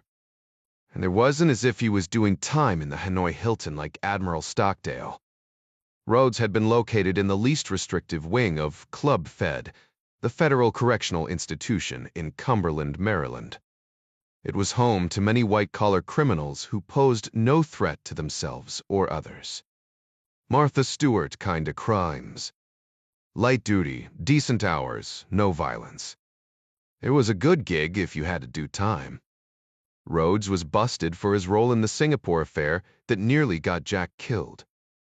He could have been tried for treason, conspiracy, and a number of other felonies that could have put him in for life, or even snatched it away from him. But one of Rhodes's K Street legal buddies bamboozled the federal prosecutor into a bench trial, and the presiding judge was a Yale alum who didn't see the need to recuse himself from the case despite having known Rhodes for more than 30 years. It was rumored that Rhodes had stashed a good deal of cash in an offshore account as well. So why kill himself? It couldn't have been about his situation. Perhaps it had something to do with how he got there in the first place. He was connected to a middleman, the conduit between the North Koreans and the operation, to steal the quantum computing technology and the attempt on Jack's life. What was that guy's name? He couldn't pull it up. He called Gavin. Gavin, what was the name of that yahoo that was running Rhodes like a rented mule on the Singapore operation? Zvezdev. A CIA SOG team found him, or at least parts of him, in a kimchi jar. Jerry thanked him and called the Director of National Intelligence, Mary Pat Foley, a friend for many years. He had her personal number. We found him in Croatia. What Bulgarian? The rumor was he was connected to some kind of criminal syndicate, but we never got more than that. I'll forward the particulars of what we have. Thanks, Mary Pat. I might have to circle back to you on this. You have my number. Bingo, Jerry thought. Rhodes was connected to Zvezdev, some kind of syndicate mobster who wanted Jack killed, but he winds up dead instead. Zvezdev dead. Rhodes dead. And somebody connected to Zvezdev still wants to kill Jack. Zvezdev is the key. That's it. Jerry's email dinged. It was the Zvezdev file promised from Mary Pat. He opened it and scanned it for details. Zvezdev was the link to everything. The Bulgarian had fled to Croatia to hide, and it was the place where he had been killed. Jerry pulled out his encrypted cell phone and speed-dialed Dom. "I'm forwarding a file to you guys right now. I need you to get over to Croatia, pronto." 53 Jack woke up with the alarm, refreshed and ready for a new day. He threw himself on the floor by his bed, banging out 200 push-ups in sets of 50 before he even allowed himself to take his morning piss. Nothing like a sense of urgency to motivate the will. It was time to get his head out of his ass. Time to get after it. Nothing wrong with a vacation, but it was no excuse for letting himself go, and the last 2 weeks had been too much of a slide.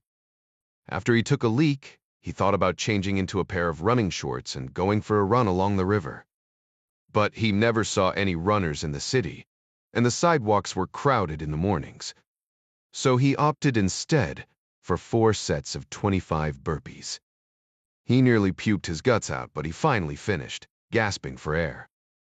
Feeling a nice little pump all over his body and a few aches he hadn't felt in a while, he padded barefoot into the kitchen to boil up enough water for his last bag of Jocko white tea and fry a couple eggs. After finishing up his breakfast, he turned on the English-language local news at the top of the early morning hour. The 2 lead news items caught his attention. The first was about the upcoming Serbian Orthodox renewal service in just 2 days, and the growing excitement among Serbs in Bosnia and the region, with video clips of faithful Orthodox people boarding buses and smiling bearded priests packing suitcases.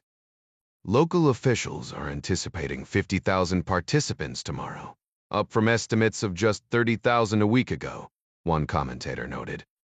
The second story featured the gruesome massacre of a Muslim wedding party 3 days before, near Visegrad in Herzegovina, a region of the country through which he had passed with Ida on their trip to Dubrovnik. The images were horrible and all too familiar to Jack, both on television and, unfortunately, in person. In catechism, the nuns taught him the theological concept of original sin, but life with the campus proved to him it wasn't just a theory. The grim newscasters introduced English subtitled video clips of grieving families and Bosniak community leaders calling for swift justice against the murderous Serb White Eagles. They complained that the corrupt and incompetent government was either unwilling or unable to deliver it. At least one Bosniak called for justice to be taken into our own hands, and a raging imam called for jihad against the Serbs from his pulpit. A news crawl along the bottom of the screen read, "Remember Srebrenica is trending #1 on Twitter in Bosnia." "Damn!" Jack whispered to himself as he powered off the TV and headed for the shower. Jack left his apartment with the pre-stamped daily envelope addressed to Detective Oblak, and a list of touristy things he planned to do, art galleries, museums, and churches. He wanted to get a better feel for the city and the culture. He'd really fallen in love with the country and the people he'd met, but a profound sadness dogged him. This nation had a long and painful history, and it seemed a dim future, barring some unforeseen development. Strong-willed, hopeful, entrepreneurial types like Ida seemed few and far between. There was no lack of human or natural resources in this beautiful country. It seemed like the only thing keeping it down was a culture of despair. Jack found the Doli drop-off, then started his tour, marking off each spot on his list as the morning progressed. After visiting the Sacred Heart Cathedral with the giant metallic statue of Pope John Paul II out front, his stomach grumbled, and he found himself back at his favorite restaurant, downing another plate of fire-roasted etavapi and a bottle of sparkling water. After finishing his meal, he checked his list, but he already knew what was next. The Galerija 110795, with its permanent exhibit on the Srebrenica massacre, was the only stop he dreaded, thanks to Aida's warning. He seriously considered skipping it and going on to the Sarajevo Brewery Museum, but he knew he could catch that later. He checked his GPS on his phone with a sigh and headed for the dark soul of the Bosnian War. The Srebrenica exhibit didn't disappoint, if that was the right word. Located inside a modern minimalist gallery of light blonde wood floors and gray walls, it didn't sit right with Jack. The rooms were uncluttered and antiseptic, but the subject matter was messy and dirty. It reminded him of his visit to Dachau years before, a single, perfectly preserved barracks building standing on well-groomed grounds without a speck of trash or disorder. No grimy, black soot or flaky ash to mar the barracks. No blood-soaked rags dropped in piles around the compound. The German exhibitors had removed all evidence of trembling, urine-stained fear and the groaning despair that boiled up from the merciless ovens.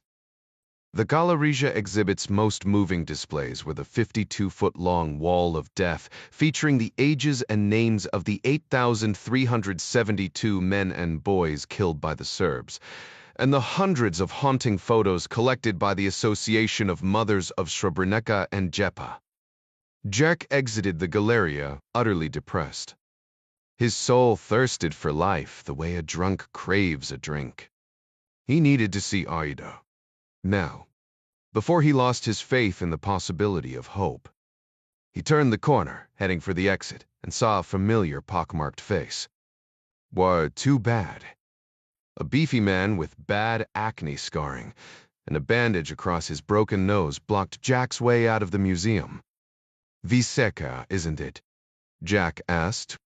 The man smiled beneath his broken Ray-Bans, scotch taped back together at the bridge. He was one of Kolak's goons, the one that jumped him just outside this building a few days ago. The one that Kolak warned would want to get his revenge. Kolak wants you, the man grunted. You come with me. Now.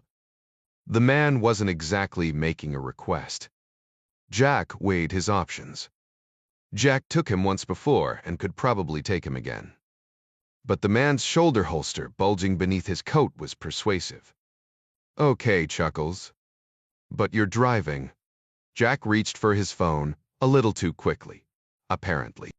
Vieshika tensed, ready to throw a punch or pull his weapon. Just need to call somebody. No calls. Jack's options hadn't changed. He stopped, reaching for his phone. Am I under arrest? Matus Kolak. No. Jack shrugged. Time to see Kolak. Wisher for Visecha ushered Jack into Kolak's cramped third-floor office at Osa Oba headquarters and departed wordlessly. The gray industrial carpet was lightly stained, and the wood-paneled walls were mostly bare, save for the service commendation awards and shooting trophies. At least this time it wasn't another basement interrogation room, but it wasn't much of an improvement. It looked like an abandoned set from the Rockford Files. Thank you for coming, Jack, Kolak said, standing up behind his desk and extending his hand. Jack took it firmly. Happy to be here. You are a gracious liar. Please have a seat. Coffee. Water, Withigistis Timtend Forder. I'm fine, thanks. Jack took a seat. And for the record, I don't have to be here. But I chose to come. Duly noted and greatly appreciated. Of course, if you hadn't come involuntarily, Vasija was eager to encourage you. There's Japatek. How did that work out for him last time? Kolak laughed. I like you, Jack. I doubt that's why I'm here. Just a few questions, if you don't mind. Is it Ishtata pottery min? But a call would have worked just as well. I'm kinda busy at the moment. You disabler. The springs in Kolak's chair squeaked as he leaned back, folding his hands on his belly. It's just that I like to be able to read a man's face when I talk to him. He tapped his cheekbone with his index finger. The eye is the best lie detector. Fire away. And don't blink. Kulak chuckled. Funny. He sat up with another orchestration of creaking springs and leaned on his desk. His round, roomy eyes narrowed. 3 dead Russian nationals were found in an abandoned house last night. each shot once in the forehead. I'm sorry to hear that. My office was contacted. I reached out to a colleague at the Russian embassy. At first, he denied any knowledge about them. But an hour later, the deputy chief of mission called me, and how do you say it? Tore me a new one. And this concerns me. Though, by the deputy's reaction, it was clear to me that these Russians weren't simply unfortunate tourists. But I already knew that. Kulak folded his hands on the desk, his eyes searching Jack's face. The strange thing is, they were wearing Bosnian police uniforms. Jack felt the floor fall out from under his feet. But he kept his poker face. Could those have been the same jokers who stopped them on the road from Dubrovnik? No comment, Jack. What do you want me to say? Judging by their disguises, the deputy's reaction, and their summary executions, I'm quite certain these were Russian security operatives. CR, FSB, perhaps even GRU. I'm leaning toward the latter. The deputy is a retired GRU intelligence officer. A nasty fellow. Makes sense to me.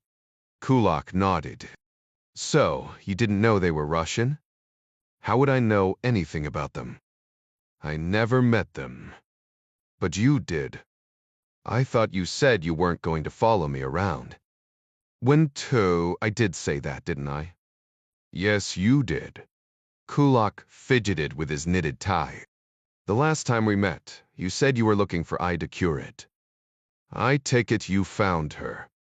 You know good and well I did. I'm disappointed, Jack. I asked you to let me know when you found her. I guess it slipped my mind.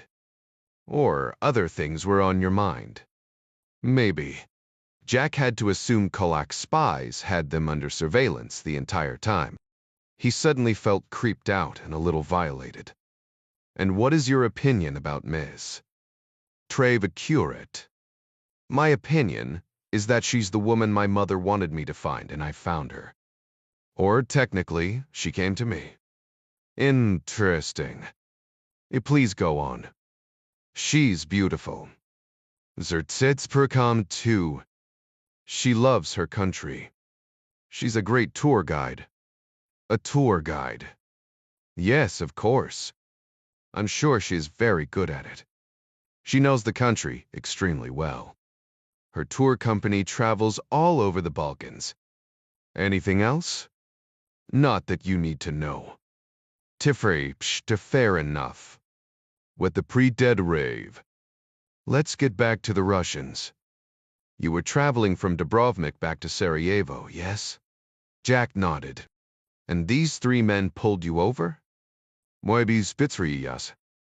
They wore Bosnian police uniforms, one civilian, two tactical. They diverted us off the main road and down to the river. Ida said they were really Serb mafia, looking for a bribe. What time was this? I'd say between 2 and 3 o'clock in the afternoon. I'm not exactly sure. Why did they target your vehicle? Jack shrugged. I'd rather not say. Aida was smuggling medicine, right? You need to ask her. And I don't like your implication. It was medicine, wasn't it? That's what the boxes said. Did you look inside one? Why should I? I had no reason to doubt her. No, of course not. But perhaps it really was only medicine. Kulak glanced at the ceiling, collecting his thoughts. So they pulled you over. They demanded a bribe. You overwhelmed them somehow, and that's when you killed them. Jack's eyes widened. What bistith? Wait, no. That's not what happened. Leguberd Sporstad. Konuk sat back again, smiling at Jack's discomfort. So tell me what did happen. They pulled guns. I took 2 of them down, fists and feet only, no weapons. Ida disarmed the other one. Ida did? How? She kicked him in the nuts and then cracked him on the nose. He was a little guy. Down on the ground by the time I turned around. Interesting skill set for a tour guide, wouldn't you say? You should see my mother with an AR-15, and she's an eye surgeon. What happened next? We tied them up and called the police to turn them in. When we left, they were very much alive. You tied them up, Jack? No, Emir did. After we left. Left to occur. Yes. Aida's cousin. He's the guy who actually runs the tour service, not Aida. She only owns it. He was traveling with you. Apparently, he'd been following us. I didn't know that at the time. Napri. Interesting. You keep saying that. Everything you say is interesting to me, Jack. So tell me, who called the police? You or Aida? Mir did. He told us to leave and he'd take care of the phone call. Why not stay there with him and wait for the police to come? Aida said we couldn't. Why? She said the police were corrupt and that they'd cause her big problems and that she was scared of them. Of course she would say that. Was she wrong? Kunak shrugged.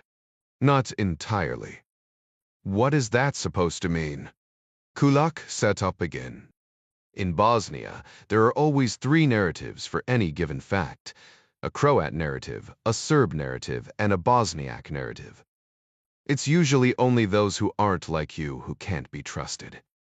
Can you blame her? Who was it that said, "We don't see things as they are, we see things as we are"? Jack knew that it was Anais Nin, but he didn't want to play along. No idea. It doesn't matter. To continue, Aida said that these men who stopped you were Serb mafia. She did. We checked for identification, but they didn't have any. And they weren't offering any, so that explanation made sense to me at the time. Well, we know now they weren't Serb mafia. Why do you suppose the Russians stopped you? Were they after Aida? Nenzria. Why would they be after me?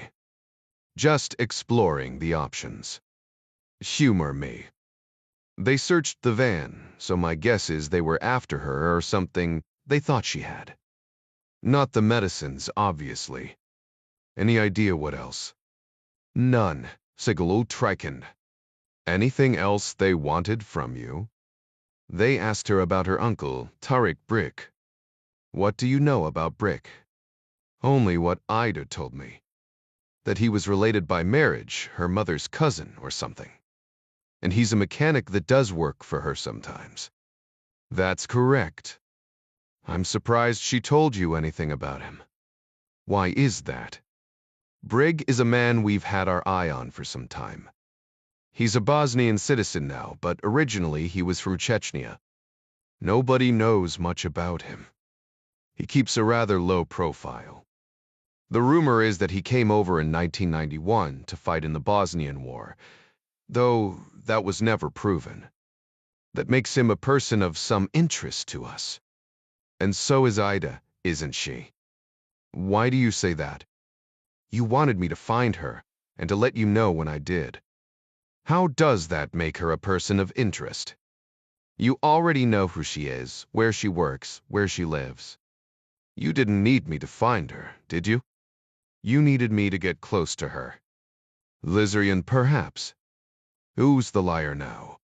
Koak laughed. I said perhaps, didn't I? Yes, you are correct. You're a smart fellow, Jack. I did want you to get to know her. Because you haven't been able to get anyone else close to her, which means you've tried to, which means you're interested in her. You should be an intelligence officer, Jack. You would make a good one. Or perhaps you already are. Wedsa Scapulastard. Hardly. Just a financial analyst. Kulak smiled. No, of course. With Henley Associates. We checked you out, remember? Anything else you need to know? I have a plane to catch. Not until tomorrow morning, if I'm not mistaken. Vueling Flight 1405 to Rome, 8:42 A. What else do you want from me? Just a few more questions. You said that Emir Jukic made the call to the Bosnian police. Yes. And you saw him make the call. Jack shook his head. No, as a matter of fact. But Ida trusts him, and for what it's worth, we met up with him 30 minutes later. He didn't have any bloodstains on him or anything, if that's what you're getting at. I wouldn't suggest Emir killed those men.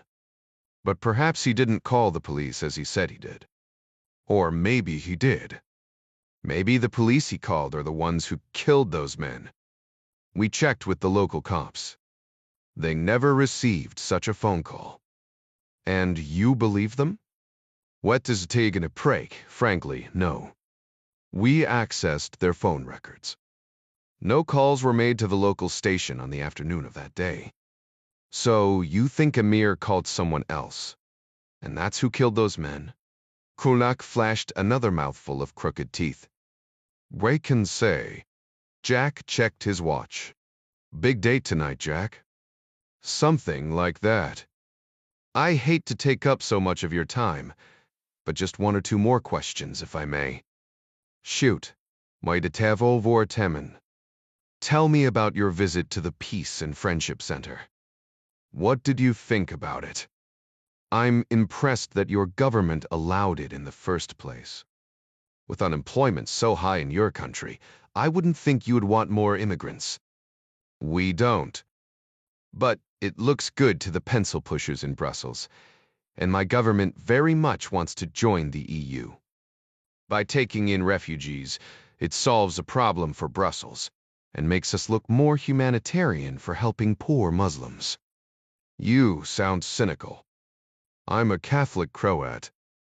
I'm sick and tired of always hearing about the suffering Muslims. I'm sure Ms. Curate filled your head with her propaganda about their unique victim status in our country. She told me about the Croatian fascist Ustasi during the last war, if that's what you're referring to. Kulak nodded. Yes, of course she would. They were terrible, brutal killers for sure. But I wonder, as she was giving you her history lesson, did she tell you about World War II? About how Heinrich Himmler recruited not one, but two entire Nazi SS divisions, composed entirely of Bosniak Muslims. Judging by the look on your face, I imagine not. And if you want a real shock, Google the history of the German Nazis and the Muslim Brotherhood, the grandfather of all modern jihadis. Kulak leaned forward again. History isn't what we choose to forget, is it? If it weren't for the Catholic Poles saving Vienna from the Turks in 1683, we'd all be Muslims now, wouldn't we? Once Tevler, can I go? Yes, of course. But one last thing. I like you, Jack. I really do. And that's why I'm going to say to you that you are in the middle of things you can't possibly understand, including the 3 dead Russians. And yet, despite the risk to my personal safety, you were willing to use me to get close to Aida. A mistake on my part. I hope I have made it up to you by not telling the Russians that you and Ida were there. Motivate, why not? If I had, you and Ida would already be dead. Thanks, I guess. Rest, take my advice. Be sure to be on that plane tomorrow. Better yet, change your ticket and leave tonight if you can. You saw all of the crowds and the traffic on the way over here? Those are thousands of Serbs swarming into the city for the Orthodox renewal service tomorrow. Sarajevo is a powder keg, and there are 50,000 matches already lit and ready to be thrown. And if I decide not to leave tomorrow, have you heard the saying, God must love fools because he made so many of them? Jack stood. Goodbye, Agent Kolak. Kolak stood as well and shook Jack's hand. Goodbye, Jack. Please stay safe. And, if I may, stay away from Ida Kuric. 55 outside Sarajevo, Bosnia and Herzegovina. After processing the new batch of refugees, Ida swung by Jack's place and picked him up as promised. She drove him to her house out in the country, about 15 miles west of the city, not far off the R442, another narrow two-lane asphalt road. How was your day? Aida asked as she pulled away from the curb. Went to the Srebrenica exhibit. Depressing as hell. He wasn't sure if he should tell her about the Kolak meeting yet.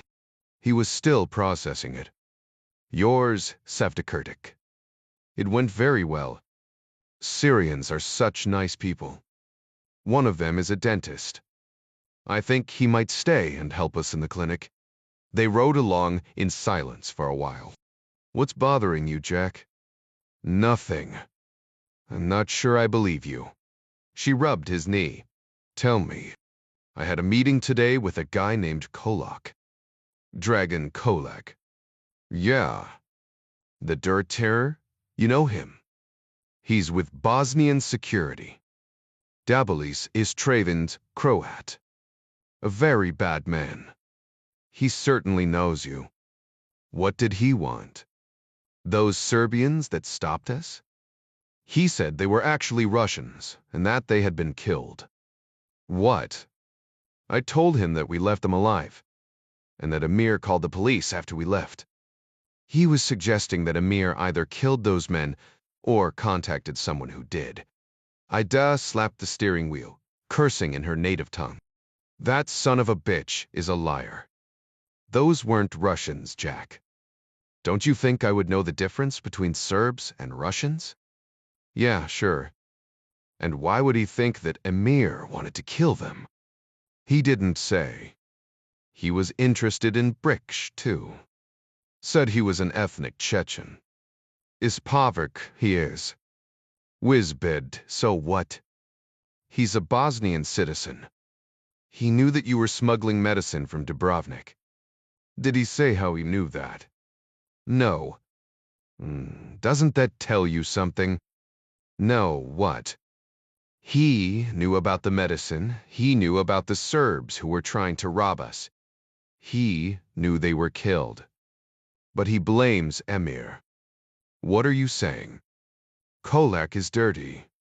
They're all dirty. And Kolak is out to get me because of the refugee center. You see, anything that helps Muslims is a threat to Serbs and Croats and thieves like him. Jack tried to put the pieces together. They still didn't quite fit. There is another possibility. Aida was focused on the hairpin curve, spooling up the mountain. What possibility? What if Kolak is right? What if Emir and Brig are somehow connected? They are connected. They're family by marriage. And sometimes Brig does maintenance work on our vans and helps out with the tours. I told you that already. That's my point. I think Emir might be using your company behind your back for his own purposes, or to help Breck do whatever it is he's into. That doesn't make any sense, Jack. If they did that, they would be working against me. Don't you think I'd know what was going on? Kolak is just using you to try and hurt me. The pessimism. Emir runs the company day in and day out. He and his drivers travel all over the Balkans and into Europe. It's a perfect setup to run drugs or guns or, heck, smuggle people if they wanted to. No way. I'd know about it. Jack laid a hand on her thigh. I'm worried about you. There's something going on, and it might wind up killing you. She stole a quick glance at him as she made another sharp turn. Whoa, Jack. What did I tell you? Bosnia is crazy. And it's hard for outsiders to understand it. Stay away from Kolak. I still think you should come home to Virginia with me tomorrow until we sort it all out. That's very sweet of you. But my people have been dealing with thieves like Kolak for 500 years. We're survivors. I have friends back in Washington. They can do some research on this Kolak guy, and even Emir, if you want. You haven't talked to them yet about anything, have you? No, not yet. Good, because there are things I would want you to check out for me first. But when you do, please be careful. I don't want you to hurt the center's reputation, or mine. The work is too important. I understand. I won't do anything to compromise you or the center. Thank you. But trust me, Aida. I'll get to the bottom of all of this, one way or another. I know you will, and I'm grateful. Aida turned off the asphalt and onto a hard-packed dirt road that led through a copse of trees, opening up to a clearing. She slowed to a stop in front of her place. She nodded at the house. Let's forget about everything we talked about and just enjoy our last night together, okay? Mediterranean, okay? The main house was big by Bosnian standards, a two-story chalet style with steeply slanting rooflines, matching the pine-covered slopes it was planted against. Inside, the chalet was as cozy as Jack expected, a real mountain retreat with heavy leather furniture, woolen rugs on the hardwood floors, and old wooden skis and snowshoes on the walls. She asked Jack to make them a fire while she cooked, handing him a glass of the Macallan single malt whiskey. 30 minutes later, they sat at a thick wooden dining table, eating pan-fried sausages, onions, and potatoes, flavored with a mix of spices that reminded Jack of the Ijavapi, only hotter. The ice-cold beer matched it perfectly. I wish I wasn't leaving tomorrow. I hate it, too. Are you sure you have to? Only if I want to keep my job. He took a swig of beer. I checked my flight schedule while you were cooking, and I reserved another ticket for you. She took a drink of beer, smiling. That's very thoughtful of you, but it's too soon, I'm afraid. Another group of refugees is coming in 5 days, and another a week after that. So you're open to the idea. One förtuet after. This pregesestet. Then come out in 3 weeks. You'll like Washington, and we'll figure this stuff out together. She popped the last bite of sausage into her mouth. The fat glistened on the curve of her lower lip. I've always wanted to visit America. She smiled as she chewed. Wham! Jack had a few pieces of sausage on his plate. Ida stabbed one of them and held it up in front of his mouth. Hurry up and finish your dinner. You'll need your energy.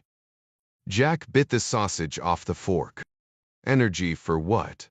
She touched his hand, flashing a come-hither smile. Jack didn't bother asking about dessert. Roderica, Kroshadam, Adara, and Midas stood with the operative from the Croatian Security and Intelligence Agency, a discreet distance away from the modest stone and red-tiled roof home overlooking the dazzling blue Adriatic Sea. It was currently occupied by an Irish family on vacation. Zverezdev's remains were found here, the operative said, fermenting in a kimchi jar. But you already knew that. And no evidence of any kind was found. Dom asked. Nothing useful. The few fingerprints we found were Zverezdev's, and those were mostly smudged. Someone definitely cleaned the place, but we think he wasn't here for very long because he was on the run. I'm sorry you traveled all this way for nothing. Too bad you let your suspect in Slovenia get away. She wasn't our suspect, Dom said. And she didn't get away. And she was killed. By this so-called Iron Syndicate you referred to, yes? With your permission, we'd like to stay a few days, ask around town. Maybe we can turn up something. I am instructed to extend to you every courtesy. However, I must be present at all times, especially in the event you question Croatian national citizens. Badara frowned. That's not how we like to operate. Dom's phone rang. It was Gary's ringtone. Hi, Jerry. What's shaking? Change of plans. 56 near Sarajevo. Bosnia and Herzegovina. Jack woke from a troubled sleep a half-hour before the alarm and stared at the ceiling. What time is it? Aida asked sleepily. 4:15. Go back to sleep. What's wrong? Still thinking about yesterday. Aida sat up, spilling out of her sheet.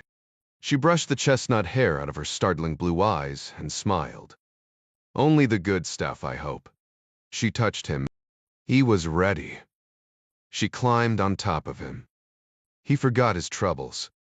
After they finished, she pulled on a plush robe and padded into the kitchen to make a pot of strong Bosnian coffee and fry some ham while Jack checked his phone for messages. The one that caught his eye was from Jerry. Be at the airport at 8 a.m. sharp. No excuses. Jack wondered what that was all about. Just a reminder for him to get there on time for his flight. They ate, then showered. Drying off, Jack said, "Can you drop me off at the airport at 8? Maypult, sorry, I can't. I have a meeting scheduled at 8:15 with a UN delegate. But I have to stop by my office first. Emir can take you." "That's okay. I'll just grab a cab." She crossed over to him and wrapped her arms around his neck and kissed him. "Emir is a good man, Jack. I trust him. You should, too." "Yeah, sure. But he's also a busy man. A cab is easy. And expensive. But I'm a rich American, remember? Well, no hurry, then. We need to go if you want to get packed. Sarajevo, Bosnia and Herzegovina." His orders came from the Czech directly just 5 days ago, confirming Jack Ryan's identity as well as his location in Sarajevo. The orders were explicit. Acquire the man's head and do it without being detected. It was the most insane hit he'd ever been assigned, but the bonus offered was irresistible. Failure to fully comply with instructions would void the bonus. Worse, it meant he would be put on someone else's kill list. It had been hell to actually locate Ryan because he was on the move, and harder still to track him, even when he was just in the city. He suspected Ryan was practicing SDRs, but if so, he did it so effortlessly that it was difficult to tell. There had been only 2 prior opportunities to grab Ryan, and both would have resulted in collateral damage. But the assassin was infamously patient, and his patience paid off. Today presented an ideal opportunity. Probably the last one, too. Ryan was his. All he had to do was wait. Ida pulled up in front of Jack's apartment building 20 minutes later than they had planned. The traffic pouring into town was the worst she had ever seen. She didn't kill the engine. Goodbyes are difficult, yes? Yeah. He had a hard time holding her gaze. "You're not coming out in 3 weeks, are you?" "I said I would try." "Then I'll come back." She touched his face with her hand. "That's not a good idea." "Why not?" I've been trying to tell you, but you won't listen. Things are more complicated here than you can possibly realize." "Then help me understand." "The K. Here is the most important fact. By being with me, you are endangering my work, and even my life." Jack's eyes widened. "So aid, west is the meth. You distract me, Jack. Others have noticed, including Kolak. The longer you are here, the harder they will work to use you, and to hurt me and the work I am doing, which is my life. The people that hate us will do anything, including kidnapping you, or worse. You saw what happened the other day. I care for you too much. I can't allow that to happen. I can take care of myself. There's Steve Vittorio can. But I'm not willing to risk it, or the work we're doing for the refugees. Do you understand?" "No, but I guess it doesn't matter." She leaned over and kissed him softly on the mouth. "Goodbye, my love." "Yeah. Bye," was all Jack could manage. He stood in the street and watched her pull away, knowing he would never see her again. It hurt like hell. Worse, he knew she was in trouble and that he wouldn't be here to help her.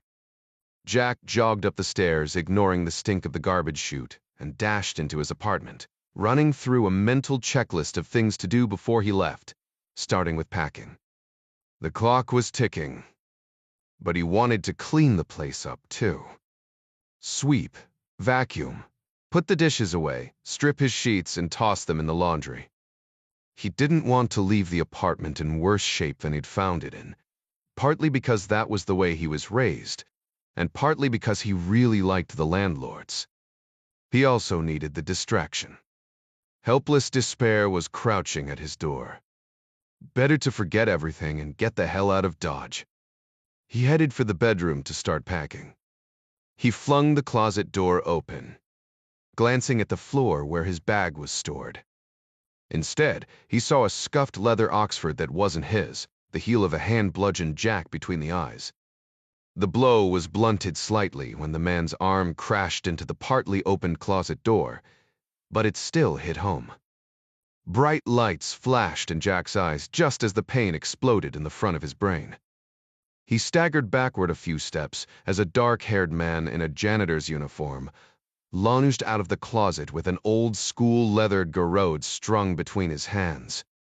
As tall as Jack but thinner, the charging man thrust both balled fists into Jack's chest, knocking him backward against the far wall, stunning him again, and sending the hanging picture frames crashing to the floor in a shower of glass. Reeling from the blows, Jack struggled to focus on the wiry man, who suddenly grabbed Jack's shoulders and spun him around with a powerful twist. Before Jack could catch his footing, he felt the thick leather thong wrap around his neck. The sharp spike of a knee against his spine corresponded to the vice grip of leather choking off his windpipe. Years of CQC training dulled the panic welling in Jack's gut. He was just moments away from blacking out and certain death, but the limbic system dump of pure adrenaline cleared his brain. With his arms out of reach of his attacker's face, Jack's only recourse was to grab the leather thong and drop his body weight to the floor. The man's grip didn't falter, which Jack had counted on. The man stumbled forward as Jack's back hit the floor. But now the man's head was just above Jack's, the perfect place for Jack to thrust his knee into the top of the man's skull with a sickening thud. The man grunted, but his grip didn't loosen at the first blow. Jack kept pummeling his skull with a series of bicycle kicks, alternating his left and right knees, battering the man into semi-consciousness. His grip finally loosened enough that Jack could breathe a little. Jack grabbed the leather garrote and pulled the man down to the ground next to him, where he rained a series of well-aimed elbow strikes just behind the man's temple, cracking the terion, the weakest part of the human skull, where the frontal, parietal, temporal, and sphenoid bones all joined. The man lost consciousness entirely, finally releasing his iron grip. Jack unwrapped the garrote from his throat, struggling to breathe. He stared at the sudden swelling on the side of the man's head. The broken bones had ruptured the middle meningeal artery, exactly the outcome Clark's training had told him to expect. Jack was fighting for his life, and his training took over. He stumbled into the bathroom to splash cold water on his face. That's when he saw the ice chest sitting in the bathtub next to a stainless steel bone saw, a bottle of bleach, and a box of heavy-duty garbage bags. A cold chill ran down his sore spine. Bad enough that someone had just tried to kill him, but the vision of his own head in that cooler made him shudder, and the idea that more than one killer, first the woman in Slovenia, now this guy was trying to behead him and transport his skull to someone else, made him realize his life really was in danger. Who the fuck was this Iron Syndicate anyway? And what had he done to earn their hate? Jack splashed cold water on his face and checked his throat. Definitely red and a little swollen. If that guy had used piano wire, it probably would have cut his head off right then and there. To judge from the bone saw and heavy-duty garbage bags, the man was planning on doing his wet work inside the bathtub and cutting up Jack's body into pieces and hauling it away in the bags, then cleaning up the DNA evidence with bleach. Strange that he launched out of the closet the way he did, Jack thought. Normally, you come after a guy from behind with a garrote.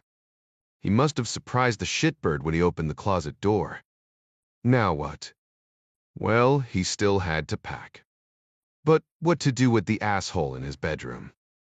Jack stuck his head out of the front door to make sure no one was around, then hauled the wiry man by the shoulders onto the landing and heaved his slim frame head first into the garbage chute. The man's body clanged inside the fetid metal tube as it hurtled toward the dumpster 3 stories below. The man was still breathing, but in the reeking filth he was about to land in, that might not be to his advantage. Jack rushed back into the apartment and, having wiped the items clean of his fingerprints, went back into the hall and tossed the man's ice chest, bone saw, bleach bottle, and garbage bags in after him. He tossed the broken picture frames into a separate bag. The sound of their tumbling and crashing echoed in the tube. Jack shrugged. Given the beaten assassin he'd tossed into the dumpster, the busted closet door, and the broken picture frames, Jack figured his Airbnb guest rating would probably suffer a few hits. Time to go. Woody 7, 10 miles southwest of the Olympic soccer stadium, Sarajevo, Bosnia, and Herzegovina. Tariq Breek stroked his wide, bushy beard out of nervous habit as he approached the camouflaged launch area. He just received a phone call from the brother stationed at the Olympic soccer stadium. The roads this morning were still jammed with cars and buses streaming into Sarajevo. According to the brother, a former Bundeswehr scout, there were already 50,000 people in the stands. That was nearly double the number they had originally planned for. But according to the news reports, today's event could draw as many as 70,000 Orthodox, which the stadium in the past had accommodated for the visits of the Kafir popes John Paul II and Francis. 70,000. He scarcely could take it in. Such a gift from Allah. Was this his plan all along? To ensnare such a host? Was he not Al-Mumit, the Deathbringer? Was this not in accordance with the will of Al-Muntakim, the Retaliator? Still, Brickledge worried. 100 battles had taught him that some plans never come to pass because of the changing fortunes of men, weather, or circumstance. If there were already 50,000 Orthodox in place, why be greedy? Why not launch now? Breck entered the launch area where Captain Walib was sitting in the cab of the BM-21, checking and rechecking his electronics. "Brother, a question," Breek asked. Walib glanced up from his tablet. "Maydi, der Kolmanatu, Mendriche. Tell me again of your rockets. How accurate will they be? We have the exact GLONASS coordinates of both the launch vehicle and the target. The targeting computer is functioning as designed and has acquired the coordinates. But it is the laser targeting provided by the drone that will easily put our strike within 1 meter of our intended target. Our kill box, the stadium, is approximately 300 meters by 300 meters. We can't possibly miss. And if we launched right now, with 50,000 on site already, what casualties do you anticipate? Open air, no place to hide. View fect weather." It was a simple math problem. 9 to 12,000 dead, 12 to 15,000 wounded, many of whom will die of complications later. Many survivors will suffer permanent injuries, blindness, loss of hearing, loss of limbs, respiratory defects. It would be a decisive blow. And if that number should rise to 70,000, Walib shrugged. 12 to 18,000 dead, 20 to 24,000 wounded. And I am being conservative. Brick paced in front of Walib, stroking his beard, calculating. His organization, Al-Qaeda in the Balkans, or OCOB, would broadcast live video of the launch and blast social media with it, along with footage of the carnage afterward, mocking the Orthodox Serb heathen and their impotent Russian puppet masters. The worse the carnage, the more the Russians would be provoked. And the more provoked, the more likely to intervene. And with the forces of the Slavic sword and shield exercises just across the border, they had the means to do so. 9,000 dead would surely be enough to provoke them. But if he waited a few more minutes, it was possible that as many as 18,000 would perish. But then again, planners like Walib always assumed the best-case scenario. What if there were misfires? Or a sudden gust of wind? If his casualty numbers were off by half? 2/3? Yes, better to wait, especially if there were contingencies, Brigg decided. The more slaughter, the more likely the Russians were to intervene and NATO to respond. The blood of the Orthodox would fuel the hellish fire that would be the next world war and save the Uapra from their suffering in Muslim lands at the hands of the Kuffar. This would lead to the uprising of all brothers across Europe and the final conquest of the world under the banner of Islam. All he needed was a little patience, a little faith. Saplić bort the barn. Sarajevo, Bosnia, and Herzegovina. Jack packed and scrambled out of the apartment, reminding himself to send his landlords a text when he got to the airport, apologizing for not cleaning up and for the broken pictures and asking them to bill his credit card for damages. He'd call Kolak after he arrived in the States and let him know about trash pickup. Bosnia and the United States had no extradition treaty, though Jack could reasonably claim self-defense if it came to that. This time, he was smart enough to grab a retinal scan of his intended killer, along with the man's fingerprints from apps on his iPhone. He also took the man's wallet with credit cards and ID, as well as his cell phone, so that he could get those to Gavin for further analysis. He also grabbed the man's car keys. Why pay for a cab if he didn't have to?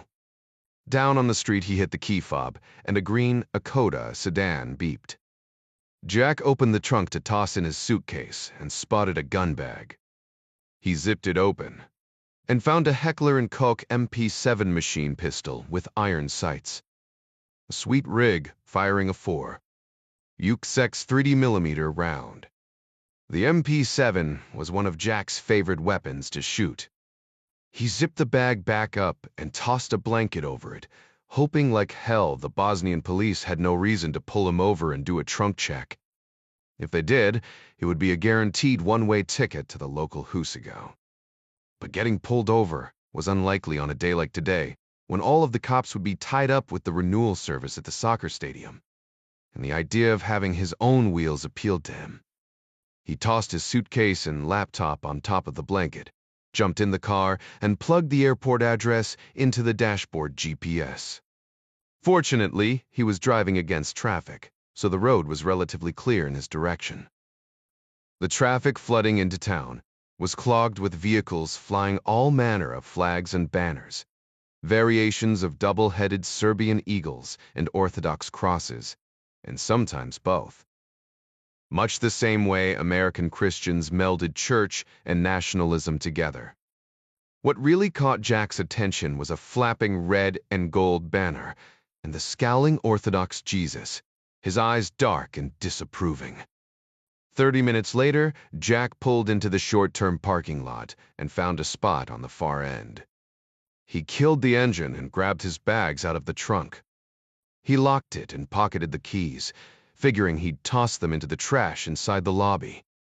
He made a beeline for the glass doors of the small terminal, the familiar smell of jet fuel in the air, and the sound of a turboprop revving on the taxiway, suddenly putting him in a traveling mood. There was still enough time to make his 8:42 flight, but just barely. Before he crossed the parking lot, his cell phone rang with Gary's distinctive ringtone. Jack was glad to get the call. He was finally at the airport, and that would make his boss happy. The Gulfstream 550 was making its approach to the Sarajevo International Airport. Following the entry point and radar vector instructions from the air traffic controller, the pilot dropped speed and altitude toward runway 12, the only arrival runway at the small but efficient facility. They were still 5,000 feet in the air, but descending quickly through the clear September sky. Man, looks like the 110 freeway before a Dodgers game, Midas said, staring out of the window. I'd hate to be driving around down there today. What's going on? The Eastern Orthodox Church is holding some kind of big outdoor religious service in a few hours. According to the local news reports, Adara said, powering down her laptop for landing. Orthodox Christians from all over the region are showing up for it, including a bunch of politicians. Good thing we're just picking Jack up at the FOA hangar then, Dom said. No worries. And then home, Mida said. I'm tired of this snipe hunt. Emir pressed the SA-25 Verba manpads against his narrow shoulder with his gloved hands. His eye fixed to the sight.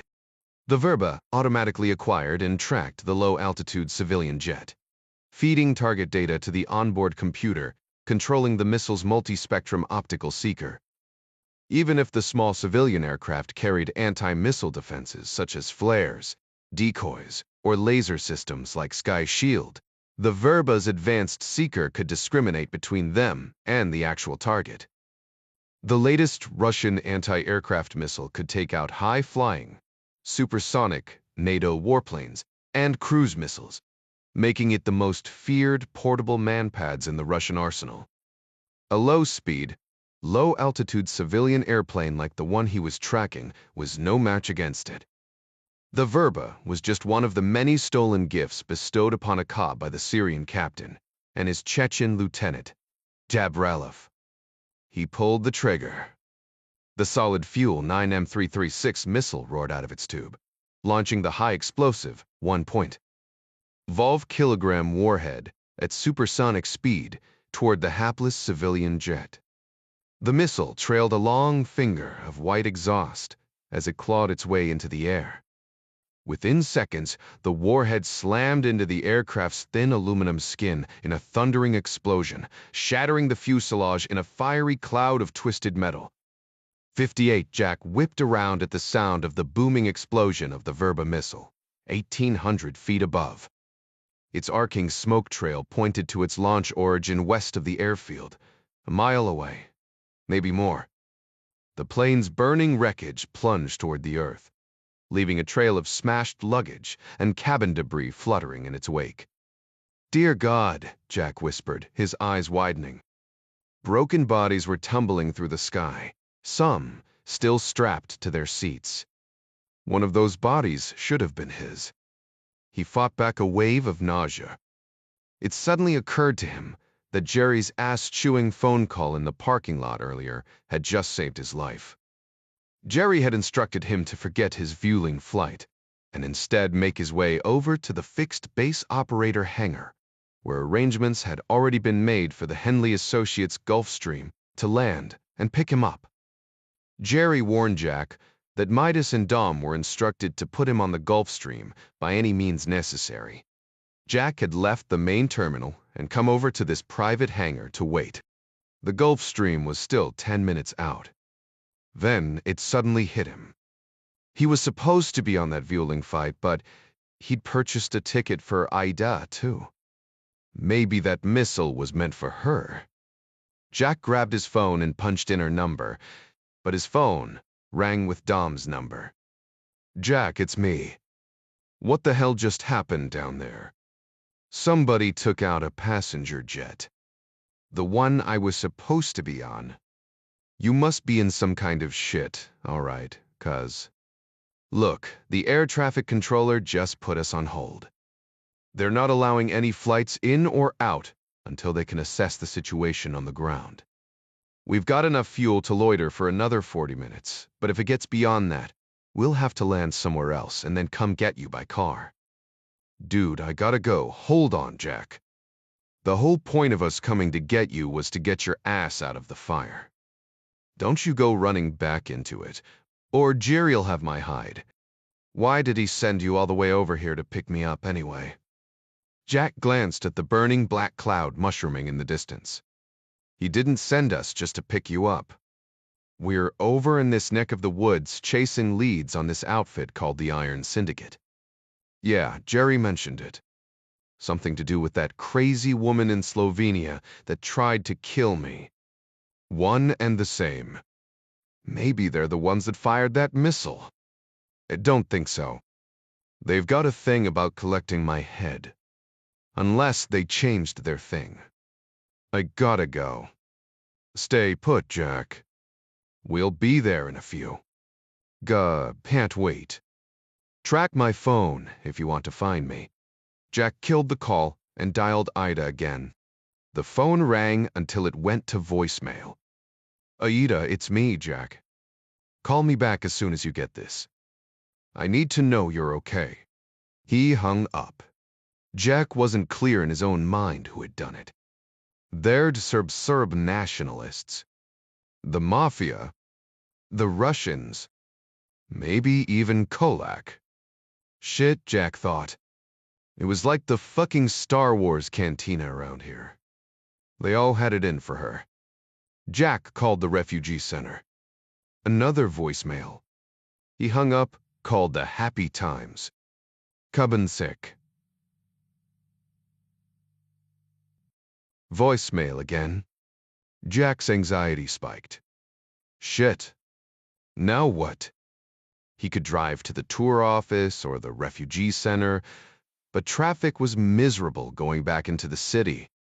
No point in trying to navigate that if he couldn't be sure she would be at either location.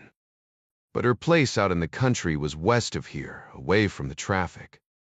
That was his best bet. Chances were she'd turn up there eventually if she was okay.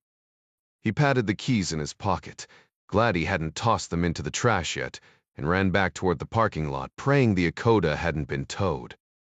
The Akoda hadn't been towed, fortunately, and Jack sped out of the lot as fast as he could without breaking the law, grateful for the Bosnian marks he still had in his pocket to pay the ticket to leave.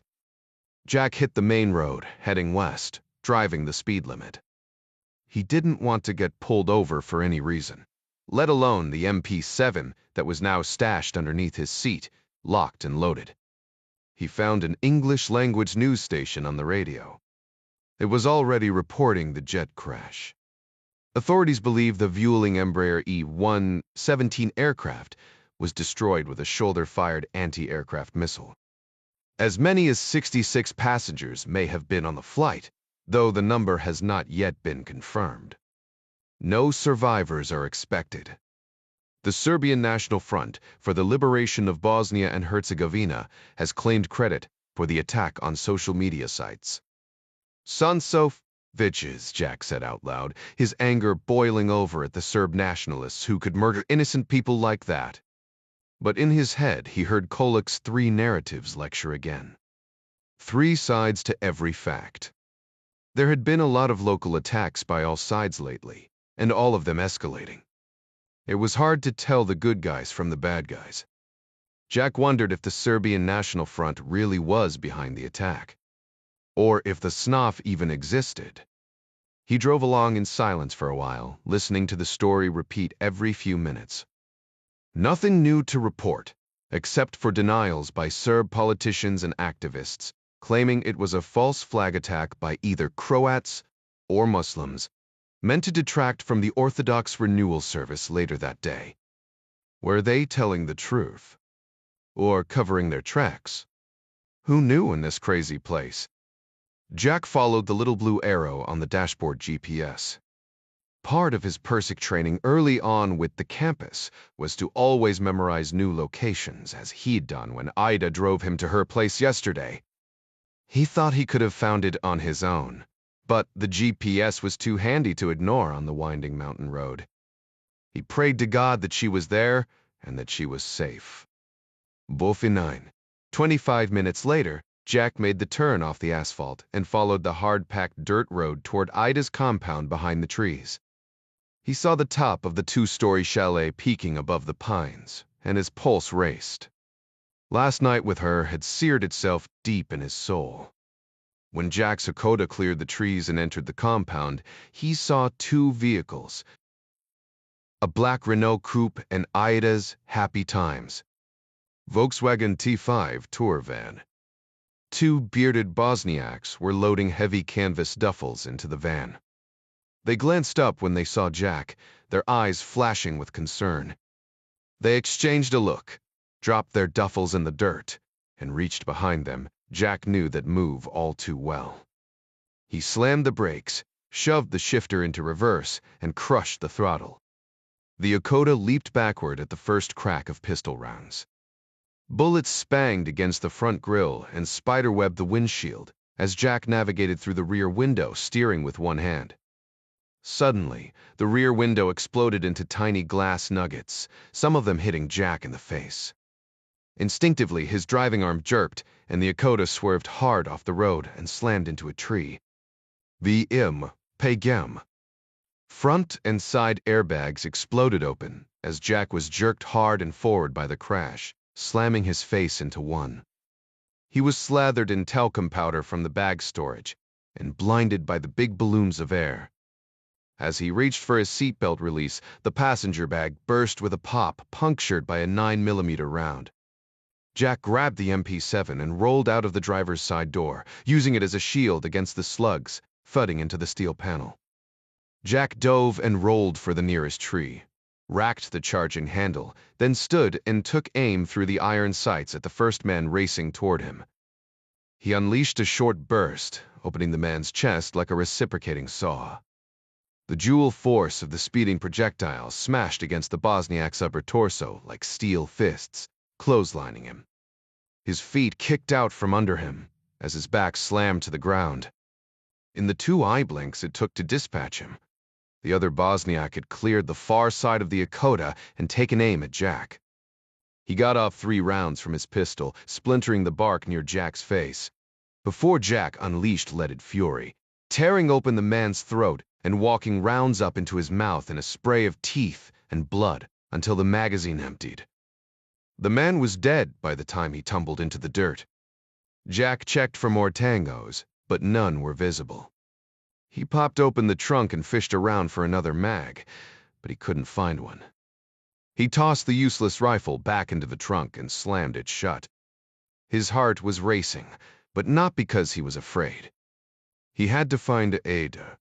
Now, Jack dashed past the ruined Dakota, keeping as close to the trees as possible for cover.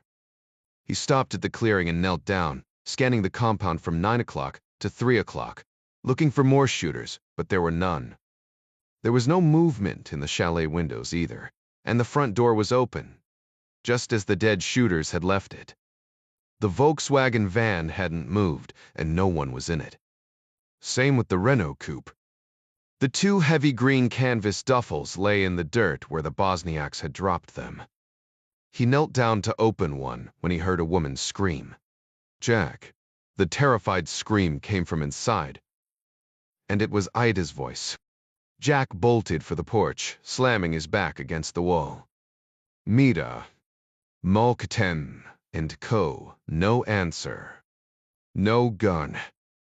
No knife. Nothing but his fists. If there was anyone else inside with a gun, he didn't stand a chance. He didn't care. Jack dashed inside, sweeping his eyes left, then right. Nobody. Just the heavy dining table where he and Ida had eaten dinner last night, an open laptop on top. He listened. Nothing. No, wait. Sobbing, Jack ran for Ida's bedroom, kicking the door open. She lay on the bed, fetal, wrapped in a blanket. Ida. He rushed to the bed, knelt down next to her, still sobbing. You hurt. He rolled her over, carefully. Ida's sobs slowed. Her face was covered in her thick hair. Where's the blizm? He leaned over her, gently pushing her hair aside. Her, Ida. Her face broke into an aching smile, and then a laugh. Whoa, Jack. My beautiful idiot. She jammed a Makarov pistol beneath his jaw, her wide blue eyes bright with mischief. A pistol racked behind his head. She laughed again. You are so fucked. Dem Trchester, Yavagana. But Tabier's freein'. Adshby, lakin bortidert. Jack was duct-taped to one of the low-backed wooden chairs from the dining table, from the middle of his shoulders to his elbows. Even his wrists were taped together, his palms touching as if in prayer, and his forearms lay helpless in his lap. Ida sat at the table, tapping keys on the laptop next to a burner phone. No wonder she never picked up her smartphone, Jack thought. Emir carried a wooden crate, a chromed Colt 1911. .35 shoved into his waistband. Last one. He nodded toward Jack. And then we can go. By which he means time for me to die. He hardly cared. He was raging and ashamed all at the same time. She'd played in big time. How could he not have seen it coming? Because I've been a damned idiot, that's how. Thinking with my head instead of my brain. I'll be ready, Ida said, as Emir stepped into the harsh morning light. Ida stood and turned the laptop around so that Jack could see it. Do you know what you're looking at?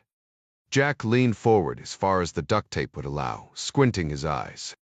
I dunno. The Depeche Mode concert. It's a live video feed from our drone, flying high over the Olympic soccer stadium, hosting the Orthodox renewal. All of those people down there are crowding in like sardines in order to receive the blessings of their priests.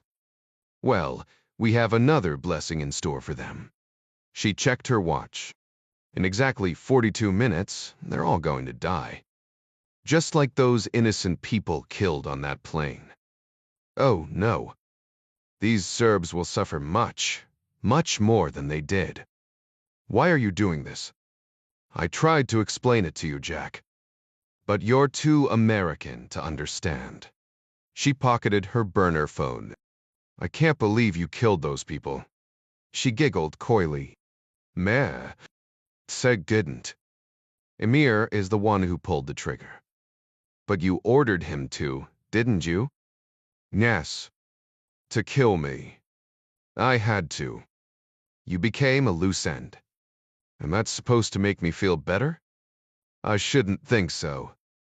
Especially since you're responsible for all of them dying. Kill him now and let's go, Emir said, stepping back into the room.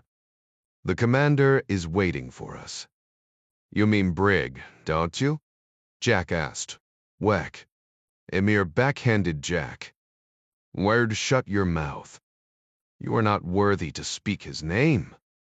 Emir pulled his chromed pistol out of his waistband and pointed it at Jack. Ida laid her hand on the barrel and pushed it down. Frizwan depimed. What are you waiting for? Bitte kommen sixidet. He treated you like his whore. He raised his gun back up. Not yet. I want him to see history unfold before his eyes and to know the part he played in starting World War III. And then he can die. Emir smiled at the thought. Sure, why not? But good, Duralt. You stay here with him. I'm going to the site. When it's done, blow his brains out, then come. She kissed Emir on the forehead and headed for the door. The small Bosniak was visibly shaken by the kiss, as if 1,000 volts of electricity had been shot through his body. His resolve stiffened. Ida stopped and turned, a dark shadow framed in the doorway, the blazing sun behind her. You Americans sicken me. Ignorant. You ever too off-damned. Naive. You are all fools. But you, Jack Ryan, are the biggest fool of all. She laughed as she headed for her van. Emir brayed like a mule. The Volkswagen's engine fired up outside, spitting gravel as it sped away. Luxavy, Emir pulled up a chair and sat in it, still a safe distance away from Jack's long reach, even though he couldn't do much reaching at the moment. Jack glanced at the laptop. A countdown clock was running. 40 minutes remaining. What the hell am I going to do? You know she played you too, right? Emir frowned. What are you talking about? You're never going to see her again. Emir sneered as he shook his head. You don't know anything, do you? I know she's a lying bitch. Watch your mouth, Ryan.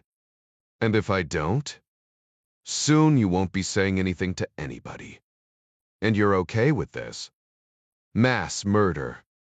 Murder. They are infidels who have butchered my people for centuries. They slaughtered my family in the last war. Therefore, this is not murder. It is holy justice. I thought you belonged to the religion of peace. Sipaver nodded. When all men are Muslims, there will be peace. But until then, his back stiffened. There will be jihad. Except you guys kill more of each other than we do. Emir spat on the floor. The days of the filthy Shia are numbered. Until you clowns can figure out how to invent something useful like an internal combustion engine or a telephone, I wouldn't sweat trying to run the planet. 2. Emir wasn't biting. Tyvo lost his egg for. Time to step it up. Jack turned his attention back toward the laptop. Another 40 minutes of this. Don't you have Netflix or something? Always with the jokes, you Americans. But this is no joke. This is how the world you know ends in fire and blood. That's stupid. There isn't going to be a World War III. It is the truth. Ist der Pesnistemd. A bunch of Serbs get killed. Vidri, so what? Bewiller, who cares? That's like a bunch of dead ragheads whack. Emir backhanded Jack again. Just like Jack hoped he would. Watch your mouth, Ryan. Or you'll watch that screen without any teeth in your ugly head. Jack shook off the sting. Enlighten me, shit for brains. Emir stood over Jack. You Americans don't know history. You don't know anything. Except your filthy rap music and pornography. Don't knock M if you haven't tried 'em. Jack shifted beneath the stranglehold of duct tape. Emir raised his hand to strike again, and Jack shut his eyes, wincing, preparing for the blow. Emir stayed his hand and laughed. Not so tough now, eh? Take off this tape and I'll show you. Emir's eyes flared with hatred. He turned his back to watch the screen. Being ignored wasn't part of Jack's plan. He tried another tack. Okay, so enlighten me. How does killing Serbs start World War III? Emir turned back around. Commander Brickage has thought of everything. We will claim responsibility for the strike. The Russians will invade, and NATO will fight Russia. What kind of strike? A bomb? Chemicals? Biologics? None of your business. Just watch and pray. Don't tell me to pray, you satanic little fuck. Whack. Jack didn't wince that time, despite the welt forming beneath his beard. Shit, dude. That almost hurt. You hit like my little sister, only not as hard. Whack. Seaman, you little goat fucker. That's the best you got? Jack roared with laughter. No wonder you could never close the deal with Ida. He shook his head, grinning. Man, that girl sure liked to shut up. Emir drew his big semi-auto Colt and pointed it at Jack. Time to die. Oh, no, no, no, little fella. Ida said you had to wait until after the big show before you pulled that trigger. Pray to Allah he will accept you into his paradise, infidel. Emir racked the slide. The heavy, 35 caliber bullet already in the chamber ejected, bouncing on the floorboards. You dropped one, Chief. No worries, Jack. Plenty more where that came from. I don't think a pissant like you can kill a man like me face to face. You're about to find out. Emir flicked off the safety. Sure, fire a rocket launcher, kill a bunch of strangers up in the sky. But up close and personal? Eye to eye. You don't have the balls.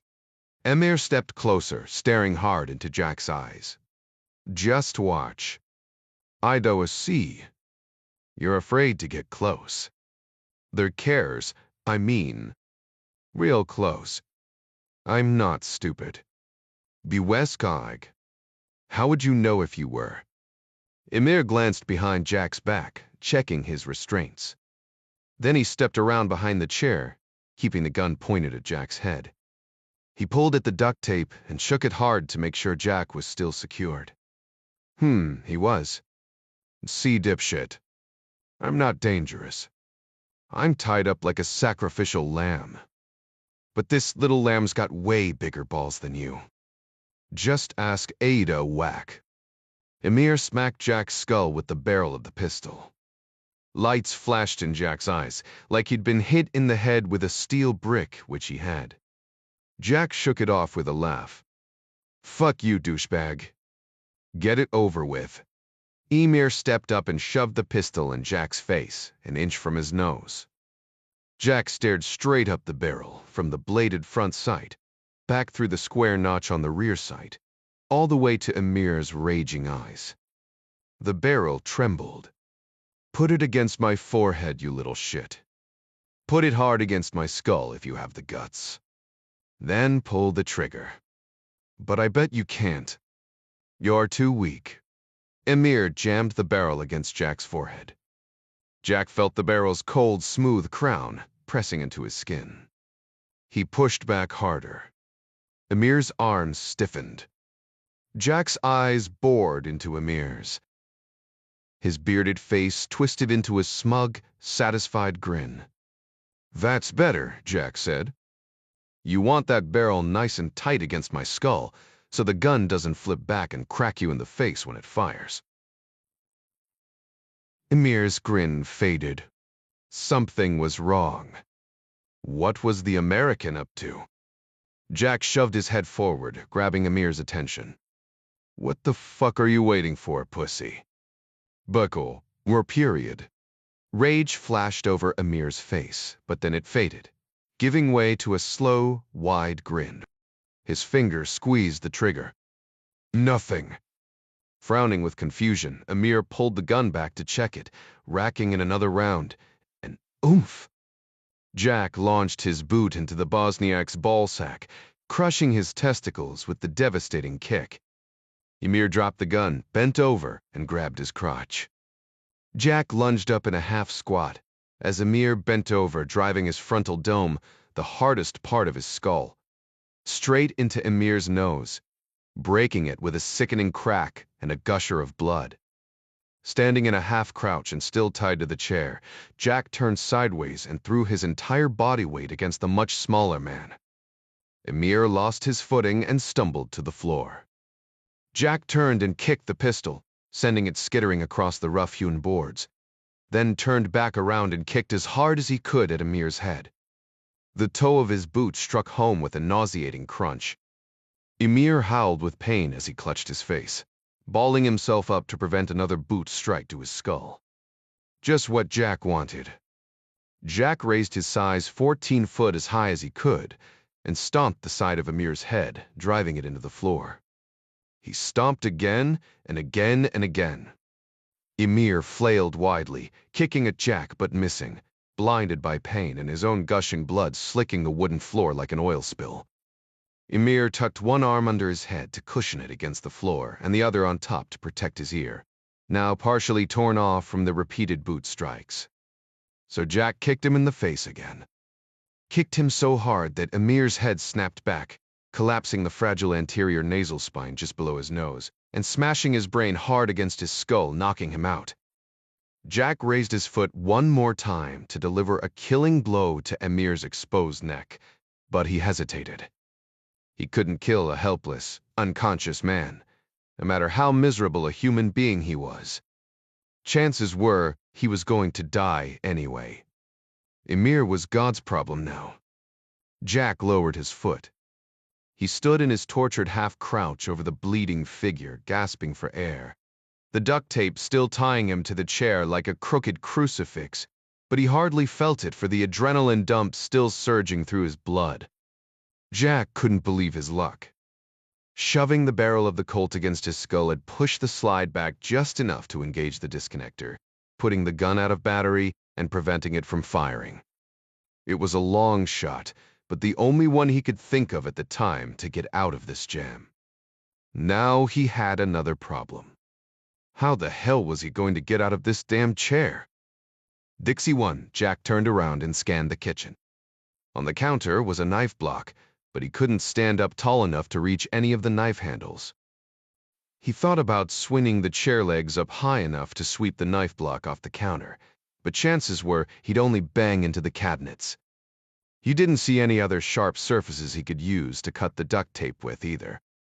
But then he remembered he really didn't need any. Jack sat back down in his chair and steadied himself. He took a deep breath, leaned back as far as he could within the constraints of the duct tape, then jackknifed his upper torso down toward his knees as sharply as he could. The duct tape split at the chair edges from the force of his thrust as neatly as if he had ripped it with his fingers. He stood and shook his body to free himself from the remaining strands of tape, toppling the chair to the floor. He then raised his bound wrists high above his head, palms together, fingertips touching. He thrust his arms down sharply, driving his elbows hard against his sides for additional leverage. The duct tape around his wrists gave way easily, though it tore away the hair on his arms and left a little bit of sticky goo on the face of his iWatch. He ripped away the remaining shreds of duct tape from his clothing before dashing over to Amir's motionless body. He felt for a pulse. He found one barely. He checked for more weapons but found none, save another loaded magazine for the Colt, which he pocketed along with a set of keys for the Renault, and, most important, his own iPhone, which Amir had lifted from him previously. Jack ran over to the laptop. Nothing had changed, but the countdown timer read just 38 minutes now. He punched in Gavin Bury's number on his phone. 2 rings, and Gavin picked up. "Hey, Jack, are you okay?" "I heard about that airplane. I'm fine. Look, I need you to run a search for a Volkswagen van owned by a Bosnian tour company called Happy Times, based out of Sarajevo. It's the only Volkswagen T5 van in their fleet. You got a plate number by any chance?" "Sorry, no." "What do I do when I find it?" "It has a working GPS map guide. I need you to locate its GPS signal and track it for me." "There he is, the track, sir." "Give me a few." Keys began clicking instantly over the phone. "Mazul, take 2. Jack set his phone on the table next to the laptop and put it on speaker. He knew he didn't have any legal authority to do anything, but if Amir was telling the truth, he had to find a way to stop whatever was about to happen at that stadium, and the only way he was going to do that was to find Ada, and find her fast. Besides, she had to pay for those people she ordered murdered today. So did Brick. He thought briefly about calling Kolak for assistance, or even the local police, but at this point he had no idea whom he could trust. Besides, all of those people died this morning because of him. It was up to him to make things right, not pass off the responsibility to someone else. He probably needed to read Jerry in on what was happening, but at this point, all Jerry would do was yell at him and tell him to get his ass back to the airport. "Found it," Gavin said on the speaker. "I'm tracking it live. Can you send the track to my phone?" "Doing it now." "Thanks, buddy. Hey, one more thing. I've got a laptop I'm staring at. We need to find out what's on it and what we're up against. Send me the local IPv4 address, and I'll mirror your machine." "Is it Windows 10? "Yeah. Just give me a sec." Jack found it easily and read it off to him. "Thanks, Jack. I'll take it from here." Keys starting clacking on the phone speaker again. "Gav, we need to hustle." "How long will it take?" "Not sure." A second later, the cursor arrow moved remotely on the laptop screen. "I'm in, Jack." "What am I looking at?" A live video feed from a drone looking down at the Olympic soccer stadium in Sarajevo. "What's that countdown counter for?" "In 37 minutes, that stadium is going to be destroyed. I need you to find out exactly how." Gavin pulled up another window, remotely. It displayed a video of a middle-aged man in camouflage, holding a short-barreled AKE-74U and sitting in front of a black Akka battle flag with white Arabic letters that spelled out the Shahada. The man's full, wild red and gray beard was offset by a white cloth prayer cap. But it was his milky white eye that drew Jack's attention. "This is all in some crazy language, Jack." "Bosanski," Jack said. "Bosnian. I'll run my AI translator. It's good at real-time audio." More windows popped up as Gavin worked. Some were documents, and others were video frames. "So how long?" Jack asked. "As long as it takes. I can't sit around here waiting. Use your iPhone as a local hotspot. Connect it to the laptop via Bluetooth, and then I can stay connected to the machine through your phone wherever you need to go. I'll call you if I find anything." "Perfect. I'm going after that GPS locator you sent me. And Gav, don't breathe a word of this to Jerry. I'll tell him myself when we know more." "Sure thing, Jack. And good luck." "Thanks. I'm going to need it." 62. Jack jumped into Emir's Renault. He set the open laptop on the passenger seat, then took an extra minute and cinched his phone with the Renault's Bluetooth audio so the conversation with Gavin would come through the car's audio speakers. He then set his smartphone on the dash so he could more easily follow the GPS signal from Ida's Volkswagen. Jack punched the gas and headed out of the compound, Emir's Colt in his lap. Jack followed the blue GPS arrow on his phone, generated by the signal coming from Ida's Volkswagen. For the most part, he was just following the two-lane E73 north and west as through the contour of the mountains. She was 10 minutes ahead of him and making good time, heading higher into the pine-covered hills. They seemed to be the only two vehicles on the road. "Jack, I found something," Gavin's voice said over the car's audio system. "It's a video scheduled to go out to social media at 10:16 Local, that's just 35 minutes from now. Some guy named Commander Britch issued a fatwa against all non-believers and crusaders." "Is that the guy with the blind eye?" It's Bollard Seitzer. Says he launched the thermobaric missiles that killed thousands past tense, because the video hasn't gone out yet." "Thermobarics. Holy shit. What's the delivery system?" "One big quar. But there's footage of massed fighters standing in front of a Soviet-era BM-21 Grad rocket launch system, flashing victory signs and waving a black flag. It's basically a 6x6 truck with a box launcher on back. According to Google, it holds 40 122mm ballistic missiles. You think it's possible he has one in his arsenal? The BM-21 is the most deployed missile launch system in the world, and the Bosnian army has had them since Tito's days. So yeah, it's credible. Only thing is, something doesn't make sense." "What doesn't?" "That launch system isn't known for being real accurate. I did a quick check of the stadium measurements. There's a good chance a lot of those missiles won't land inside it. But a lot of people will still get hurt. Still not the kind of casualties he's promising on that video. He obviously thinks his system is more accurate.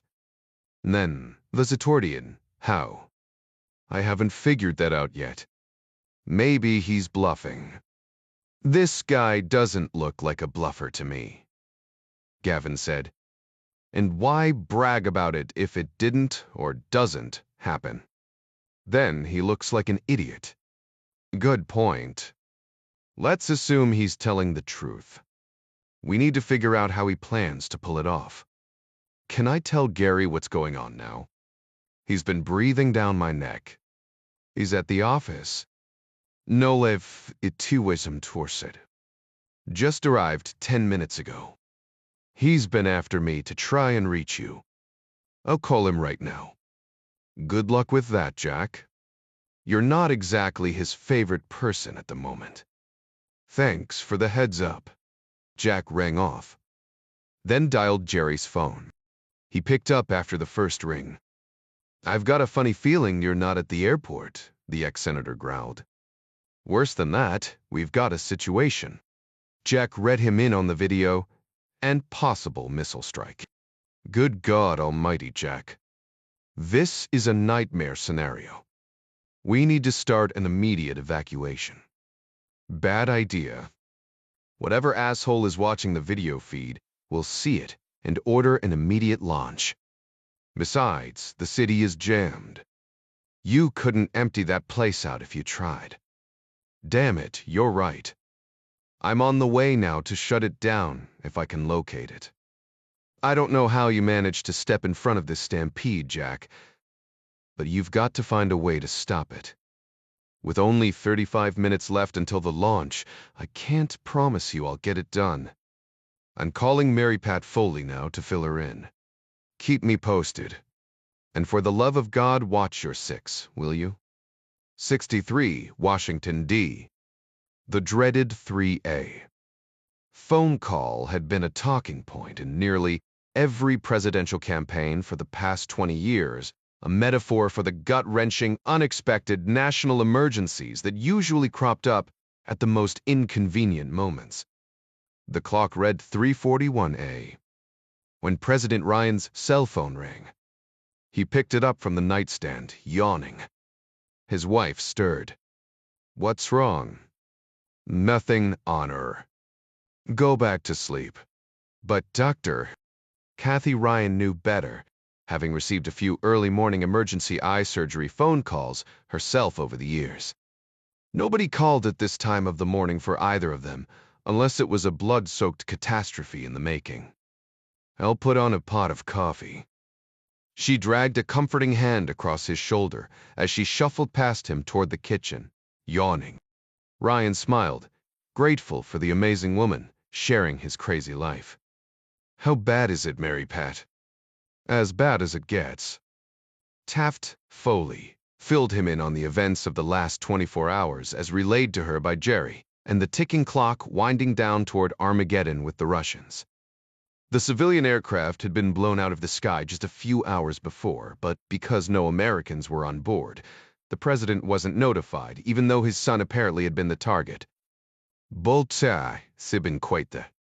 President, if Jack can't find those rockets and take them out. Yeah, I know. We need to get the Russians in on this ASAP. We don't have a lot of options right now. Hell, we don't have any, since we don't even have a target at this point. Right now, it's all up to Jack. The first call President Ryan made was to his chief of staff, Arnie Van Dam. Arnie was a veteran of as many 3A. Phone calls as he was, because Arnie was the first person Ryan always called at a time like this. Arnie, you've got 5 minutes to organize a conference call with Scott, Bob, and Mary Pat. And patch it over to the Situation Room. What's this about? No time to explain. Ryan checked his watch. Maze shit. He'd already burned 4 minutes. And now we've got just 30 minutes to go. It'll take at least 20. You've got 5. On it, boss. Ryan stood in the kitchen in a pair of faded Levi's. A threadbare Usmatana sweatshirt, and a battered pair of Saucony running shoes. Calling on the landline to the overnight White House operator. Get me Admiral Dean, Commander U. Naval Forces Europe-Africa, head of the 6th Fleet, based in Naples, Italy. I don't care if he's on the crapper reading Marcus Aurelius. I need him on the phone now. And patch it through to my personal cell. Understood? Understood, sir. And then get me General Colgan, 31st Fighter Wing in Aviano, Italy. Same drill. Right away, sir. 2 options, maybe, he thought, as Kathy handed him a sealed thermal cup of steaming black coffee and a kiss on the cheek. He bolted for the door, shoving his Bluetooth into his ear, searching his mind for more options. Trying to remember distances and maps and borders in a part of the world he hadn't thought about in a long time. Some men panicked when a crisis hit, but Ryan's mind cleared and focused like a sniper's scope drawing a bead on a distant target. That ability made him a good Marine officer and a first-rate CIA analyst when he was younger. But it served him best now that he was commander-in-chief. He stood on the edge of a perfect storm of bad actors, bad intentions, and bad timing. Everything hung on his next decision, but he didn't want to make it until he heard back from his son, racing into the eye of that same perfect storm. As president, he was grateful a man like Jack was on the scene. As a father, he was scared to death. Dixie 4. The bleary-eyed communications tech working the video teleconferencing cameras and audio in the Situation Room yawned violently behind the control room glass. Ryan thought she looked like she had just graduated from high school, but she must have been in her early 20s. She was damn good, patching in the live video feed from Ida's laptop onto one of the big wall monitors, as well as video teleconferencing with Arnie Van Dam, Kenneth Foley, and SecDef Burgess, all scattered across the country. She also patched in Jack on his phone, along with Gary and Gavin, who were at the Henley Associates office in Alexandria, before the first tray of coffee had arrived. The countdown clock from the laptop displayed on the main monitor. Just 25 minutes until the rocket strike at the soccer stadium. President Ryan stood at the head of the long table, leaning on it, his eyes fixed on one of the wall monitors. According to Gavin's brief, our best guess is that the launch platform is a BM-21 Grad MRLs like the one playing on your screens from the Brickhead video. It's mobile as hell, and we don't know where it is at the moment. That box launcher holds 40 122mm thermobaric missiles with a maximum operational range of 24 miles. Let's assume half that distance because these jokers don't want to push their luck. That means there's over 450 miles of territory to search, much of it tree-covered mountains. How in the hell do we find it in the next 25 minutes? USA 204 isn't due over that area for another 18 minutes, Foley said. She was referring to the NRO's Kaush 11 keyhole orbiting optical satellite. Not that it would do much good in that terrain if they're trying to hide it. Beers is geostationary, but that's only going to tell us when the rockets are launched. Assuming we do find it, our options for taking it out are limited, to put it mildly, Ryan said. F-16s out of Aviano would be my choice, Burgess said. Ryan shook his head. General Colgan says it will take 32 minutes before his Falcons can scramble and deliver a payload. That's 7 minutes too late, if I give him the go order right now. And the nearest carrier is currently on a NATO training exercise off the coast of Portugal. So, naval aviation is out of the question. But according to Admiral Dean, we have a guided missile destroyer steaming approximately 20 miles off the coast of Croatia at this very moment. Tomahawks, Mary Pat Foley said. Precisely. From the destroyer's position to Sarajevo, the Tomahawk flight time is just under 15 minutes. But we still don't have a target location, Arnie said. We have to get it within the next 10 check that 9 minutes if we hope to prevent the attack. Ryan's eyes narrowed. There is one other option. On board the USS Garza, Adriatic Sea, 20 miles southwest of Dubrovnik. One of the cell hatches burst open in a gush of blinding orange fire as the solid fuel rocket booster of a GM-Chum 109E Tomahawk cruise missile roared from beneath the deck. When it reached its cruising altitude of 1,000 feet seconds later, the rocket booster fell away, and the 18-foot cruise missile dipped perpendicular to the water's surface as its turbofan engine fired. The Tomahawk, essentially a pilotless airplane, veered northeast, trailing white smoke in its 550-mile-per-hour flight toward the Croatian coastline. The Tomahawk's terrain-hugging, object avoidance navigation was possible because of its TERCOM and SMAC aided by GPS and its guidance systems. During terminal phase on target approach, The Tomahawk's onboard radar homing systems would take over. 3 seconds later, a second Tomahawk launched from another Volcel, following in the wake of the first, but taking a slightly different course, programmed to arrive at the same time. Redundancy was key for a mission as critical as this one. The only problem was, neither missile had a target. Nixie 5. Jack glanced at the GPS marker on his phone. Aida's blue arrow had stopped moving. Thanks to the Renault's thrumming V6 engine, he made much better time than she did. He was close. A few minutes later, he pulled to the side of the road, where he couldn't be seen. According to the GPS map, the Volkswagen van was parked in front of a house set back from the main road. Beyond the house, toward the back of the property near a steep hill, was a newly constructed warehouse-style steel building. The whole compound was set in a clearing surrounded by trees. Jack checked for passing traffic as he slipped his phone's Bluetooth earpiece on. No vehicles were on the road, so Jack grabbed Amir's chromed pistol, jumped out of the car, and dashed for the tree line. Jack stood in the trees scanning the compound for movement, but saw none. No Aida, no Bird Crick, and sure as hell no rocket launcher. Only the house with Aida's van parked in front, about 100 feet away, and the big steel storage shed 1,000 feet back. He figured Aida must be in the house, but was anybody in the shed? Come to think of it, that shed was big enough to hold one of the really big Happy Times. Tour buses, or an 18-wheeler, or a grad rocket launcher. If he went for the shed, Aida might slip away. But if he went for Aida, he might be sentencing thousands to their deaths if the rocket launcher was located in that shed and started firing. He started to run toward the shed but stopped, his mind racing. Something about that live video feed had been nagging at him for the last 10 minutes. He called Gavin. "Jack, it's Gavin.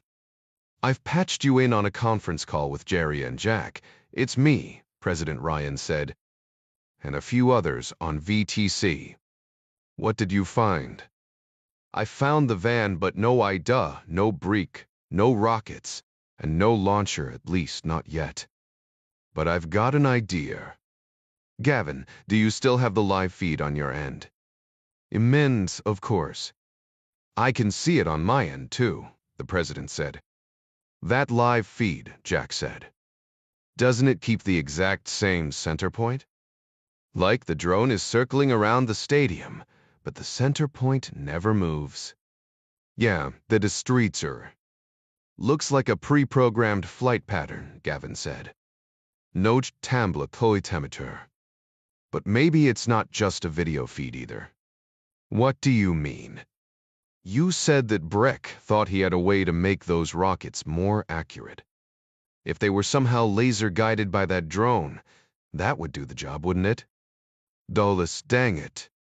Why didn't I think of that?" Gavin blurted. "That drone probably is shooting a laser guidance beam, along with the video image. The Bosnians need to shoot that thing down," the SecDef said over Jack's phone. "True, a toasative. No," Jack said. "Just the opposite. That drone is a link between the stadium and the launcher. Which means I can find the launch site by tracing the launch computer uplink to the drone, or the drone's video signal. Well, unless they're encrypted. Do it, Gav." "Good work, son."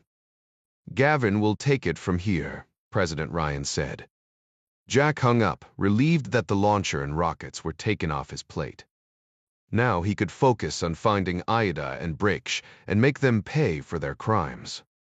Jack sped over to the front of the house and climbed the porch as quietly as possible, the big chromed Colt in his hand. He listened again. Thought he heard some noise inside, but he couldn't tell what. No voices, though. If it was Aida, she was likely by herself.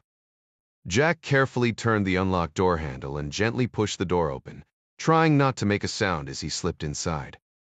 He stood in a living room. There were 2 doors on the left, both open. One was an empty bedroom with bunk beds, the other a bathroom. To his right was a staircase leading to the second story. A closed, swinging door was on the wall opposite him.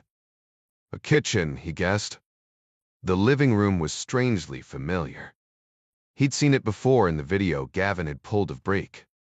A giant black Akkad flag was nailed to a wall, and the video camera Brick used to record himself was still on its tripod in front of the folding chair he was sitting in when he made it.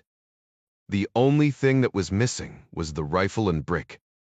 The noise was louder now, coming from the other side of the swinging door in front of him. It's bing. Zipping. Footsteps. Jack stepped forward as softly as possible. Right onto a squeaking board. Wåstered shit. Jack froze. Wessened, poor chafterbrief. Nothing. Wait. In the distance. A sound, muffled. Music. Singing.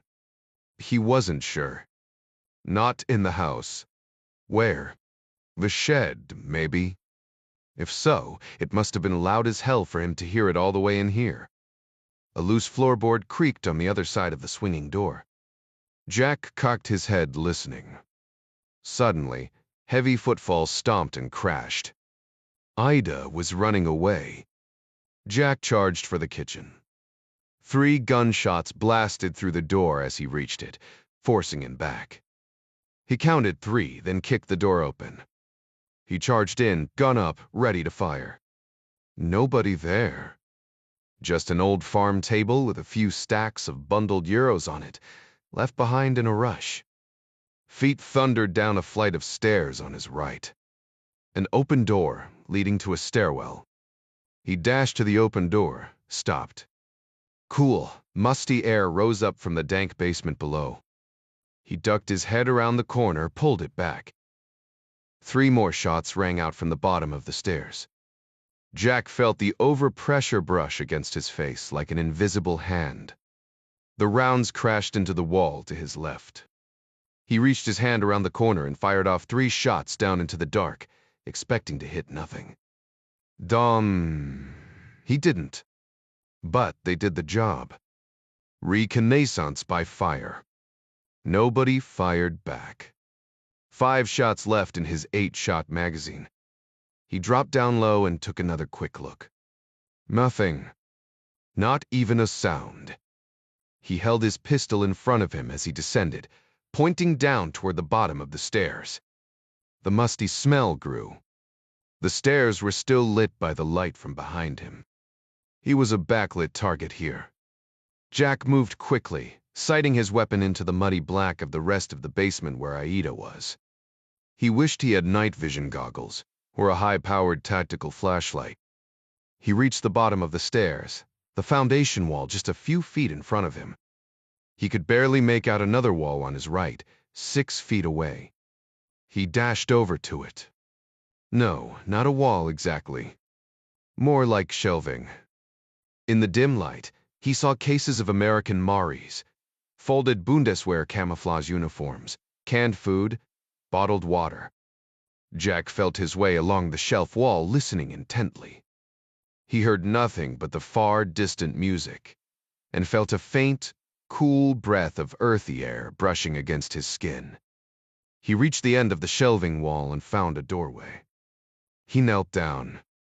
Ida was on the other side, her pistol pointed at the opening, ready to blow his head off. From his crouching position, he reached his pistol around the corner and fired his last 5 shots, emptying the mag. His ears ached from the explosions stabbing his unprotected eardrums like ice picks. The slide of the empty pistol locked open. Jack pulled the weapon back around, dropped the empty mag, slammed home his last full one, and racked the slide shut, chambering a round in just under 2 seconds. He'd done it enough times in training with his eyes closed and Clark firing a pistol next to his face that it was as natural a movement as breathing. He listened again through his ringing ears. Nothing. She was either dead or one cool customer. He didn't really care which. Alive was good because she would have valuable intel. but dead would feel a hell of a lot better. Jack turned the corner with his weapon up, ready to shoot. She was gone.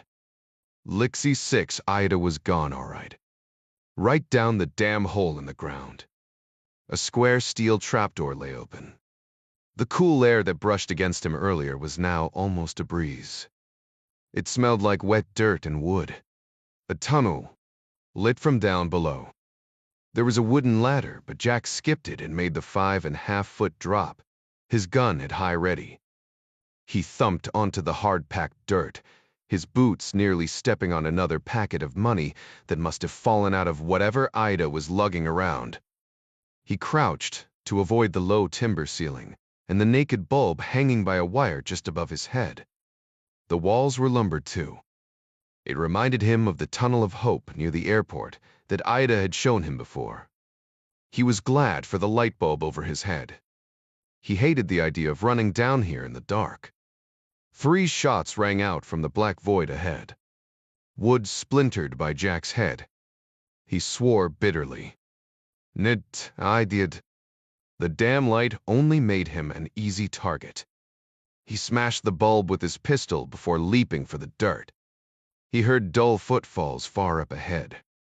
Jack jumped to his feet and charged forward, still crouching to keep from knocking himself out on the timbered ceiling. There was no more light in the tunnel, and the crunching glass beneath his feet told him that Ada had been smashing bulbs as she ran.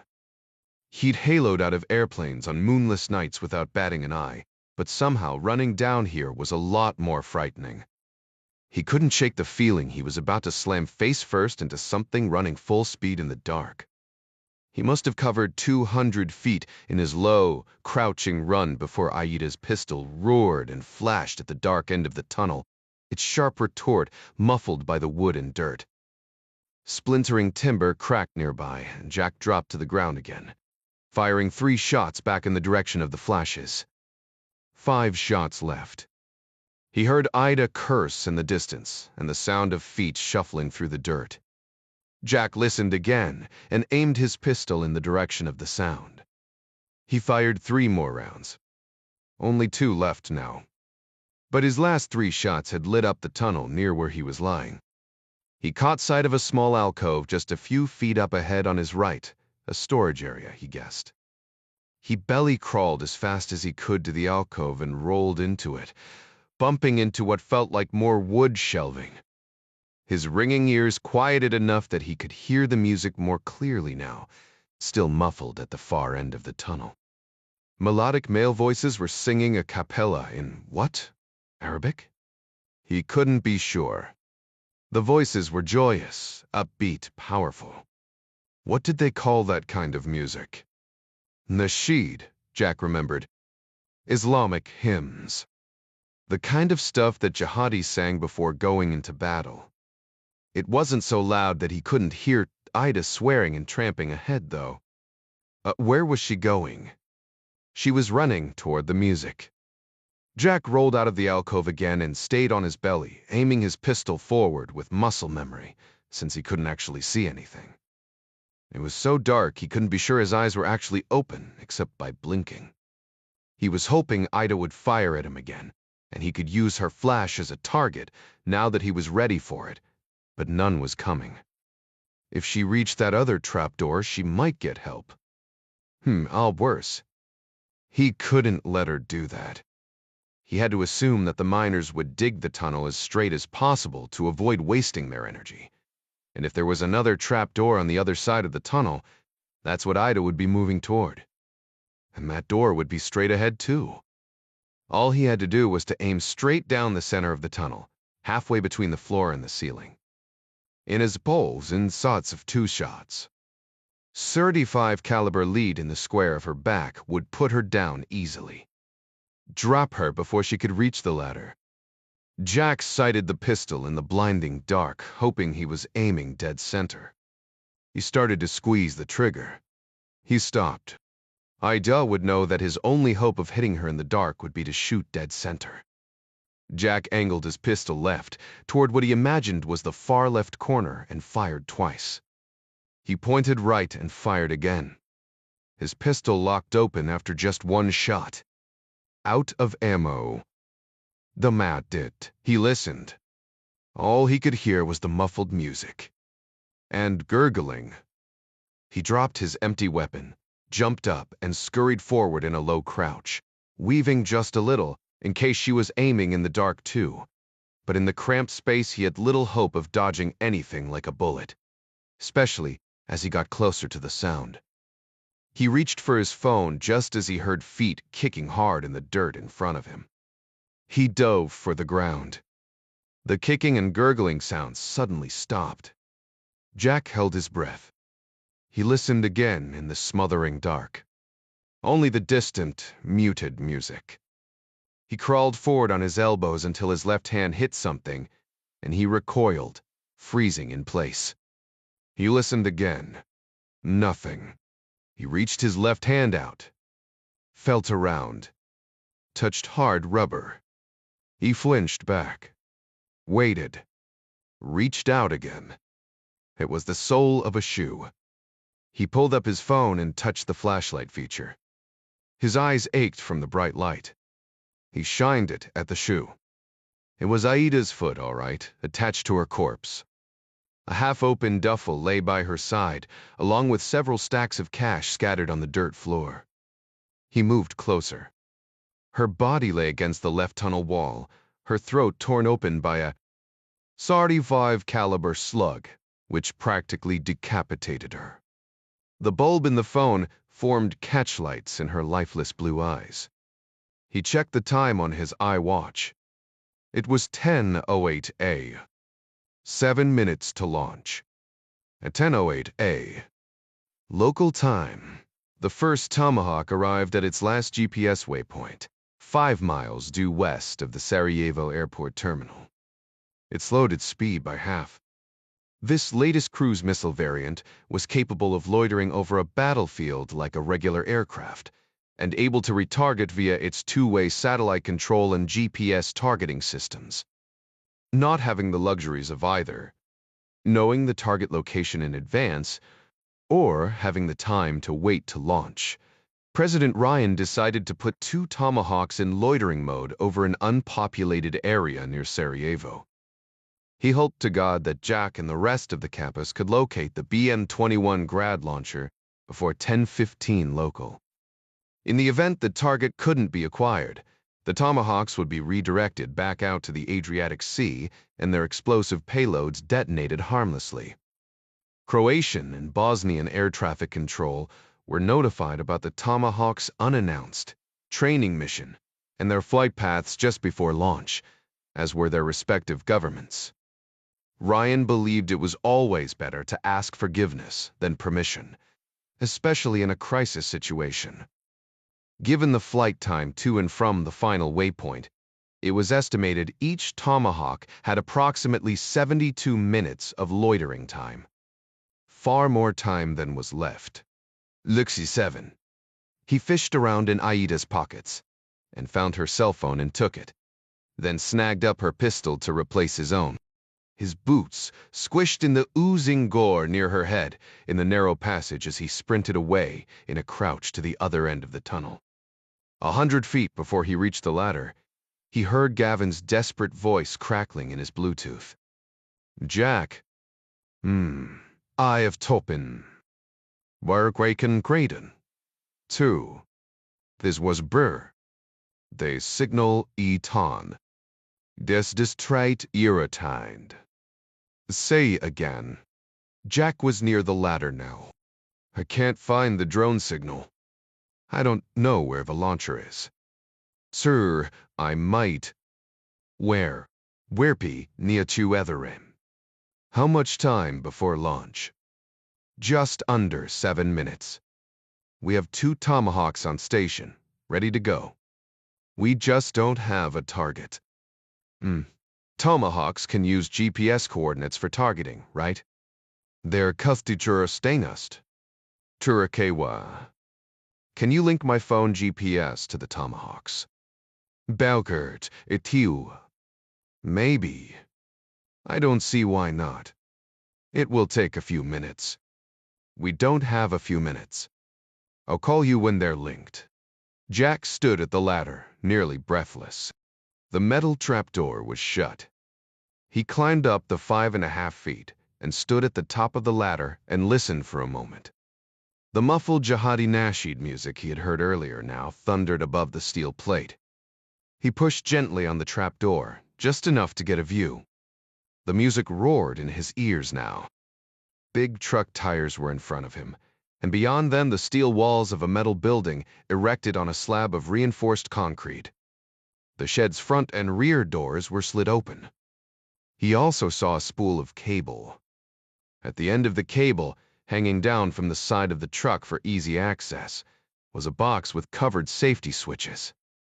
A manual launch trigger. Jack wondered. Jack checked his watch. 6 minutes to go. He looked to his right and saw a big man in camouflage standing outside the building entrance, his broad back to Jack. He was holding an electronic device in his hands, supported by a shoulder rig, his head bouncing to the nasheed. Jack glanced up at the 40-box rocket launcher on the back of the truck, angled ominously toward the sky. Above the launcher, the camouflage netting that served as the roof was rolling back. Jack shifted his gaze. He saw a smaller man in a camouflage uniform standing in the far corner, turning a hand crank. "Jerry, are you there?" Jack whispered. "Yes, Jack. Go ahead." "Mar, I see the truck." Gavin crackled on his earpiece. "Jack, the Tomahawk is now targeted on your phone GPS." "Jack," the president said, "leave your phone there and get the hell out. The Tomahawk will be there in 90 seconds. Clear as far away as you can." Roger that. Bullets suddenly spanged against the metal trapdoor and slammed into the floor, stinging Jack's skin with jagged shards of concrete. Jack flung the trapdoor wide open as he aimed Ida's pistol at the man in the corner, firing off 2 rounds even before he drew a bead. The first shot punched the man in the gut, the second through the heart. He thudded onto the floor on the far side of the truck, cracking his skull, but he was already dead. Jack scrambled out of the hole and toward the big man up front, who was lunging for a rifle propped against the wall near him. Jack aimed his pistol at the man's head and pulled the trigger. Misfire. He racked another round. The gun locked open. The misfire was the last cartridge. Wabstapidreed. Perseganged. Jack swore and sprinted hard at the larger man, swinging the pistol in his hand like a hammer at the man's skull. But the big Chechen lieutenant raised his rifle with 2 hands like a blocking guard and blunted Jack's blow. A stinger of pain shot up Jack's arms and his useless pistol clattered to the concrete. The nasheed roared in Jack's ears. He could barely hear his dad's voice shouting, "Jack! Get out of there now!" Jack grabbed the Chechen's rifle with both hands, pumping his legs as hard as he could to drive the bigger man hard against the steel wall. The Chechen laughed, flashing wide teeth beneath his hairless upper lip. He thrust his massive skull like a cannonball at Jack's face. Jack whipped his head to one side, avoiding the head strike, then whipped his head back to crack against the side of the Chechen's face. But Jack's strike was too weak and did nothing except shoot a bolt of pain through his own skull. As if on cue, they both launched a series of hard, nasty kicks against each other, still wrestling with the gun between them. Jack's shins screamed with pain with every blow he got and every one he gave. Jack twisted his arms right to throw the bigger man off balance, but he barely budged. The Chechen countered by thrusting the butt of the gun with his left hand toward Jack's gut. Jack countered him by pulling the butt hard toward him, using the man's own strength and momentum against him. Jack twisted sideways as he pulled, finally throwing the larger man off balance and toward the hard floor. As the Chechen fell, he fought his instinct to catch himself with his hands, and instead held on to the rifle for dear life. His greater weight pulled Jack down with him, and the two hit the concrete at the same time. The Chechen crashed onto his back and Jack fell on top of him, still clutching the rifle, as the music screamed in their ears. Jack thrust a knee into the Chechen's groin. Jabrilov grunted in agony, but still managed to twist the rifle hard enough to pop Jack in the jaw with the stock. The sharp crack of pain loosened Jack's grip for a second, but not enough to give way. Exhausted, both men kept trying to use the gun as a bludgeon against each other while throwing knees and head butts, but the strikes were weaker and weaker. After another failed swipe, the bigger, stronger Chechen changed tactics and began pushing with his legs and rolling his shoulders to drag Jack slowly back toward the manual launcher, just a few feet away. Dake.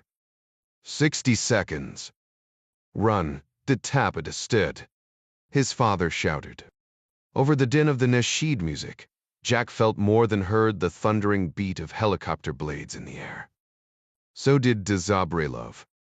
The Chechen kicked and rolled harder, inching inexorably closer to the manual launcher. Jack tried to drag his boots against the concrete and pull back with his arms, but the larger man was too strong. He had to change gears. Jack lunged to his feet to try to use his legs to leverage the rifle out of the man's powerful hands. Jack couldn't stand up straight, and in his low crouch, he was off balance. The wily Chechen took advantage of it. He shoved his boot into Jack's gut and lifted him up with it as he pulled the rifle down to his broad chest with a berserker shout, levering Jack up in the air and over the Chechen's head in a classic judo tumo nage. Jack held on to the rifle, crashing hard on his back on the concrete, which knocked his breath out, stunning him. The Chechen had the tactical advantage now. He let go of the rifle, rolled over, and leaped to his feet. The Chechen's left foot stomped on the rifle, crushing Jack's knuckles against the floor. Jabrilov planted his heavy right boot square into Jack's chest to launch himself over Jack. He stretched out his long arms to grab the launcher dangling just beyond Jack's boots. Jack saw what he was doing and snagged the man's foot and ankle with his aching hands. The Chechen fell hard and short of the launcher, crashing between Jack's legs, screaming with rage. The rifle was just inches from Jack's face, but he had to let go of the Chechen to get it, and if he did, the jihadi would squirm forward the few inches he needed to hit the launcher before he could shoot him. Jack. 30 seconds. If he let go now, he could make a run for it and save his neck. But then all of those people would die. If he held on, the tomahawk would take care of everything. And it would cost him his life. He knew what he had to do. Jack tightened his grip, straining every muscle to hold the Chechen back, the man's legs kicking furiously against Jack's desperate grip. Dust and air pummeled Jack as the black EC-6035 Eurocopter touched down, its whining turbines hardly slowing. Jack twisted around just enough to catch a glimpse of Kolak racing from the chopper toward him, a pistol in his hand. A pistol pointed at Jack. Nikšićid Olympic Soccer Stadium, Sarajevo, Bosnia, and Herzegovina. Ambassador Topal was given the honor of sitting on the raised dais, next to the Catholic Bishop of Sarajevo, and other distinguished guests of the Orthodox Renewal Liturgy. The officiating senior clergy wore fantastical silken white robes, hand-embroidered with silver thread, and large jewel-encrusted hats shaped like crowns.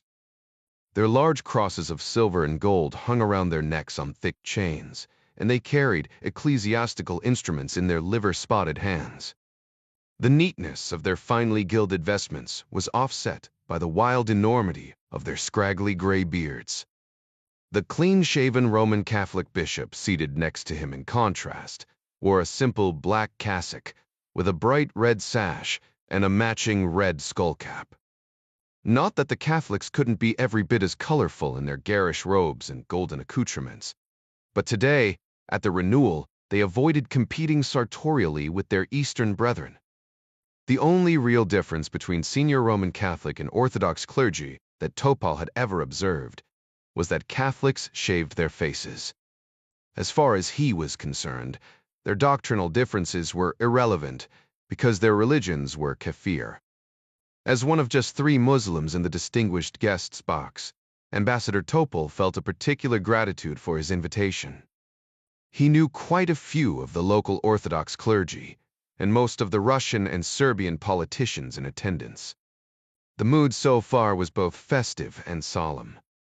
Crowds of faithful were still streaming into the stadium, waving nationalist flags and religious banners, packing in like sardines.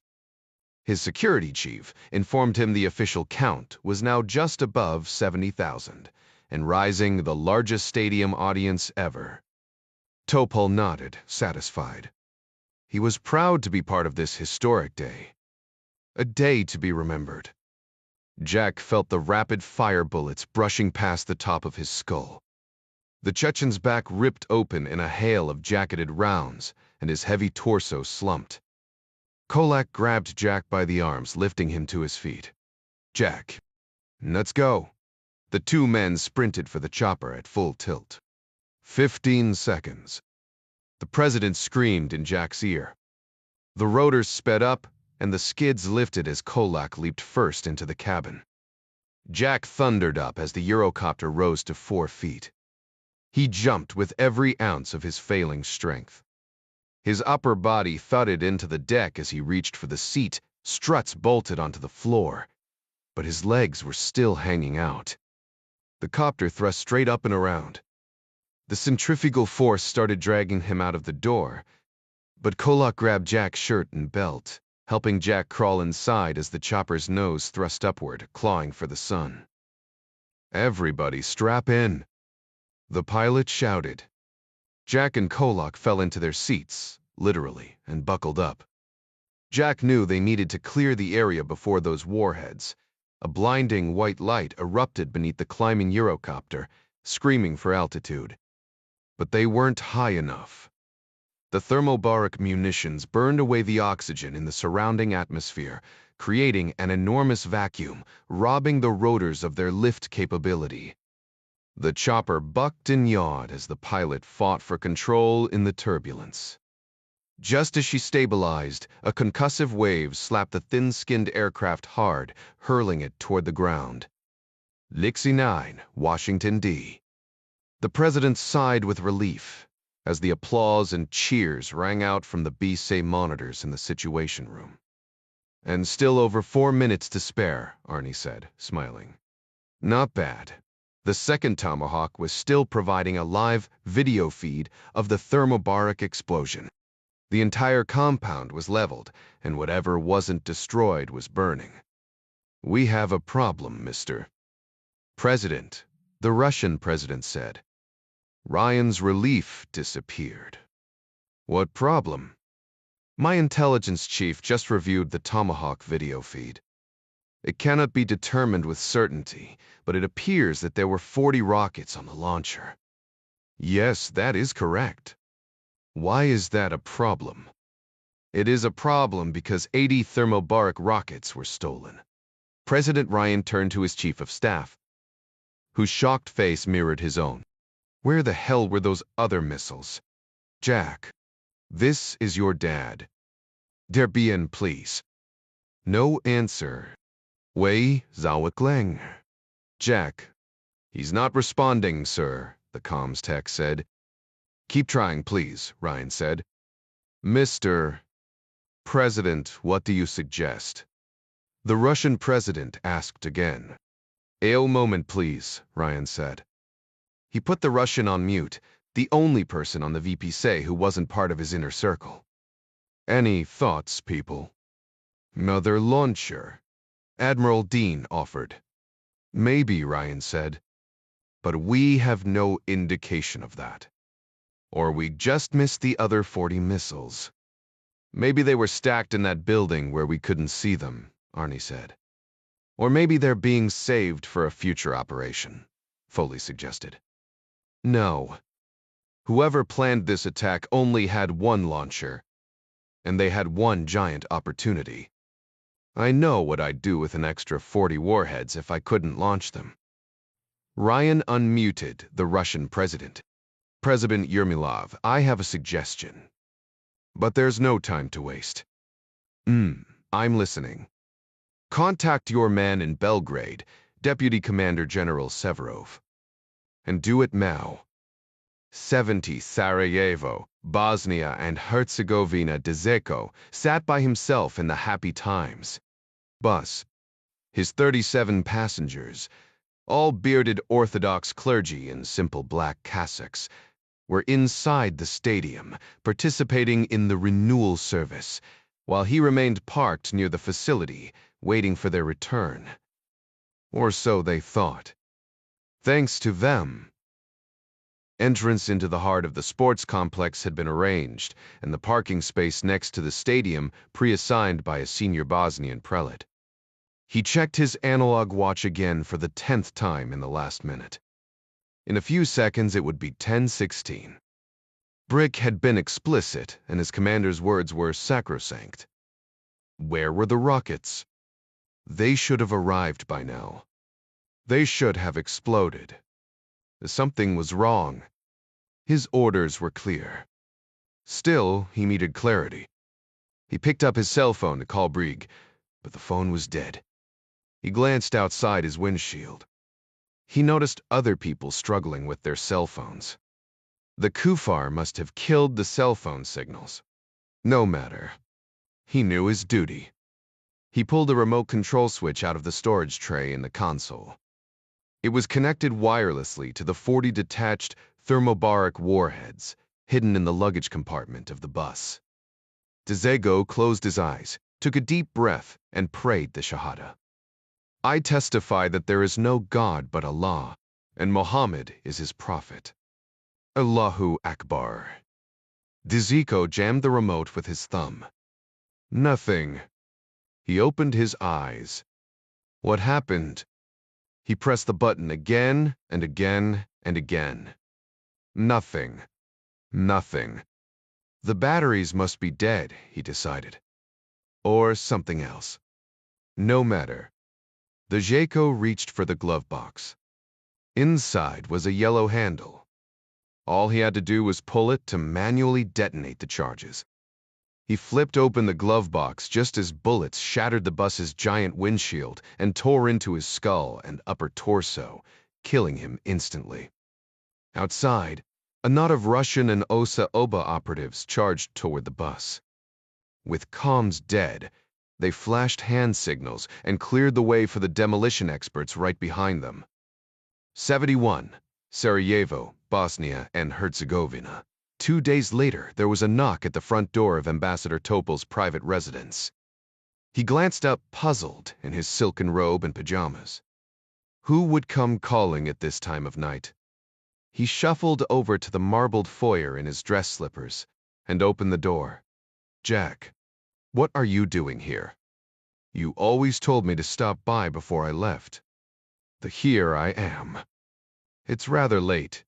Topol glanced past him, confused. I gave your security team the night off, if that's who you're looking for. I don't understand, Topol said with a self-effacing smile. Invite me in and I'll explain. Topol waved him in. Please. I'm all ears. Something to drink. I'm fine, thanks. Topol pointed Jack toward the garish living room with its overstuffed red velvet couches and gold silk chairs. It was a room worthy of a sultan. When zere de cigarette? Those things will kill you, Jack said, taking a seat. His face was still scratched and bruised from his brawl with the Chechen. Topol sat on the couch. First of all, congratulations on stopping Breek in his plot. You're a hero. I don't know about that. I was just trying to keep another maniac from murdering thousands in the name of Allah. An unfortunate desire among too many fanatics these days. Did you know Brick? No, not directly. I've heard of the name. It's common enough. Topol leaned forward. I thought you were already back in the States? I'm extending my stay a few more days. I have some things I want to clear up before I leave. That's why I'm here. Obviously, you want to clear up something with me. How can I be of assistance? Jack slid a cell phone across the ornate rosewood and brass coffee table that separated the two of them. Topol picked it up. What is this? That burner phone belonged to Ida. Jack smiled. I pulled it from her corpse. Aida is dead? Drie du de Peter Pertisau. They e Trevrenzy, this tand Cree. Topol shifted uncomfortably on his couch. He'd misjudged the young American. That's quite unfortunate, Jack. I'm sorry to hear it. But what does all of this have to do with me? We didn't find any burner phones on Breakage, Emir, or anybody else.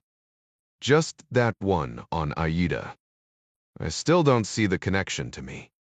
Funny thing about that phone. It's got a voice scrambler and encryption software. Real high tech. Mil-spec, actually, according to my guy. So you weren't able to pull anything off of it? Not yet, but my guy is real good. He'll crack into it eventually. Topol's even smile betrayed his relief. No offense, Jack, but do you have a point? It is rather late. Jack nodded at Aida's phone. Judging by that phone, we figured your outfit must have been practicing some serious OPSEC. We're guessing your people were using and tossing these things just about every day. But the problem with OPSEC is that there are a lot of moving parts. Your people did a good job destroying their burner phones. But we decided to dig a little deeper. And you know what we found out? Breck must have destroyed all of his burner phones, but he kept using the same Iridium Go. Satellite hotspot for all of his calls. Drifter, believe it. He must have been a cheap bastard. You've lost me, Jack. My guy, his name is Gavin, by the way, and he's really good, did a search. He found a connection between you and Brick. A connection. May fix array. Do you have any idea how many times Brick used that hotspot to connect calls to a cell tower right next to your embassy and residence? Topol smiled, setting Ida's phone back on the table. None whatsoever. Almost as many times as his hotspot connected to cell towers near Aida. All coincidences, I'm sure. There are few cell towers in the area. And as you know, Ida and I had a close relationship thanks to the Peace and Friendship Center. And I also believe she hired Breck occasionally as an auto mechanic. So why would they speak on burner phones? I have no idea. Let's not play games. You and Ida were closely connected, and Ida and Breek were connected. With these cell tower records, we know you and Bridget were connected too. You're talking about statistical probabilities, not actual phone calls. Topol glanced at Aida's phone. You can't prove anything. Not in a court of law. At least not yet. Jack reached into his pocket, pulled out a spring-loaded, Benchmade infidel knife, and flicked it open. But I have enough evidence to satisfy my own conscience. So, Ambassador, tell me why you were part of this plot to murder thousands of people, or else I'm going to spill your intestines all over that velvet couch you're sitting on.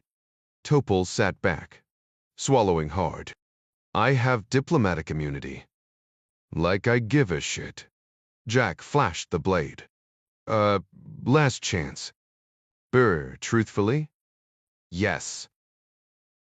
I was using Ida and Brique, but only to disrupt the upcoming unity referendum.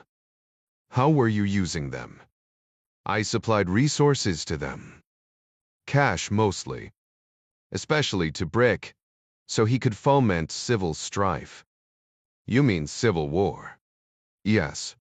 I suppose that was the goal in Bricky's mind, now that I think about it, Topol said, extending the lie.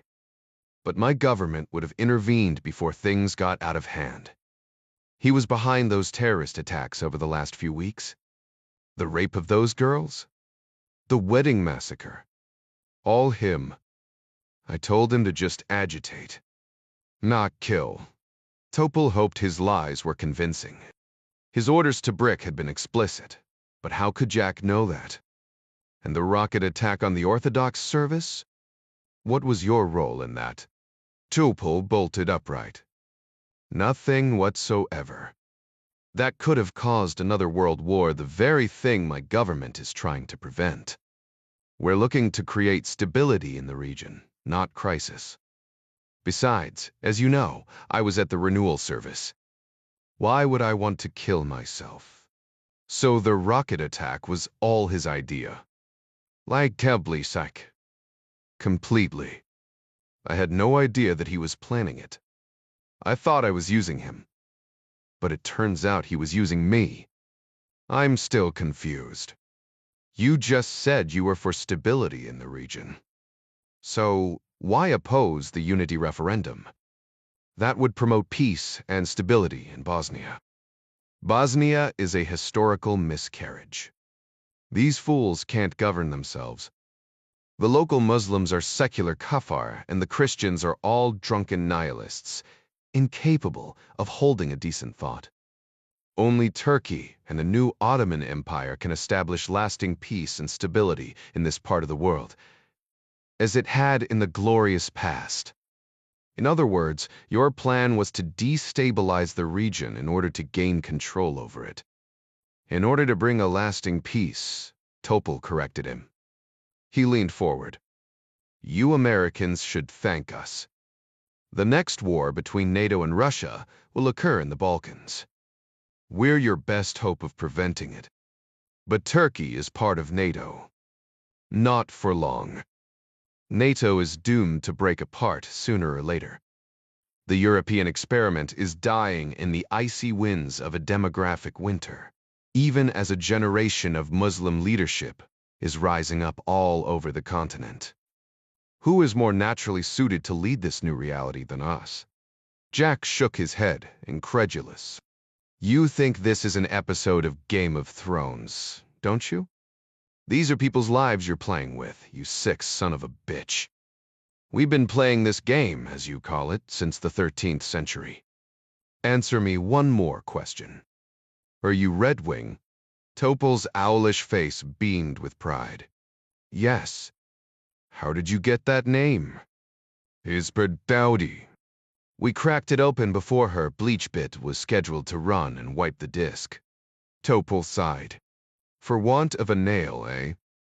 He pulled off his glasses and wiped them with a silk handkerchief, asking, Have I satisfied your curiosity? For now, yes. I'm sure the Bosnian government will want to ask you more questions. I will gladly make myself available. Jack sat back smiling. An uncomfortable moment passed. Anything else, Jack?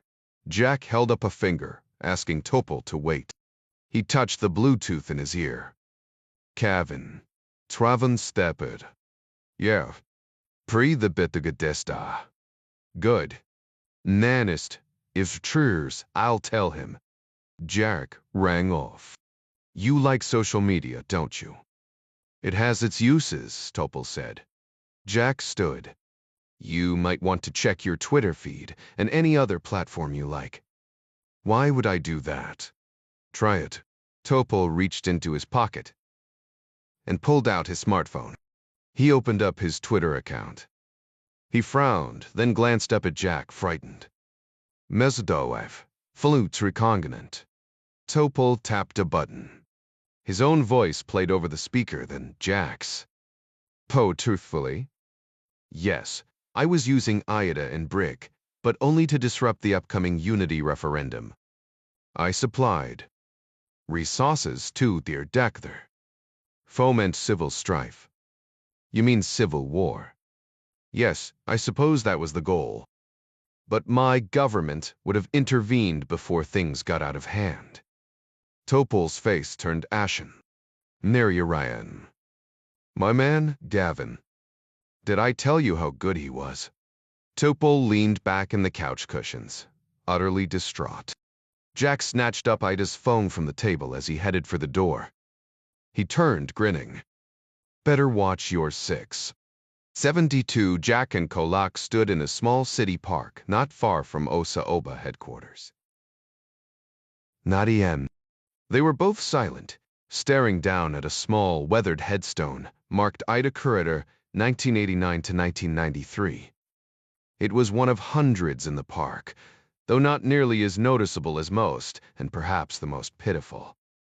"Here is your mother's Ida," Kulak said. "I don't understand." The woman you knew as Ida Courage was actually named Sabina Kaviardrich. She was the only child of Samir Kovacic, the local head of the Bosniak Mafia. Ida's family ran a profitable and well-respected tour company before the war. Kaviardrich was high on the Interpol wanted list at the time. He saw his opportunity to steal the business and change identities when the war broke out. Aida was killed during the war after her eye surgery, and the rest of her family was murdered by Kavarich. The Kavarich family assumed the Kurik family's identities, including Sabina, who took Aida's. When Samir Kavarich died of cancer, his only child, Sabina Kavarich, took over. The Aida I know didn't strike me as a jihadi radical. Wasing, test depression. She was a criminal, pure and simple. She used the tour company to run drugs, guns, and illegals all over the region for years. Topol and Briggs were just her most recent customers. She was making millions, serving both of them. It was brilliant. But she knew about the plan to start the war between NATO and Russia. Why would she do that? Kulak shrugged. Scarcity is profitable. Mafias thrive in wartime. And still no sign of Brick? None. He's probably out of the country by now, but we've issued an Interpol red notice. That should turn up something eventually. Jack pulled out his smartphone and took a picture of the grave for his mother. I never did thank you for taking out the garbage for me.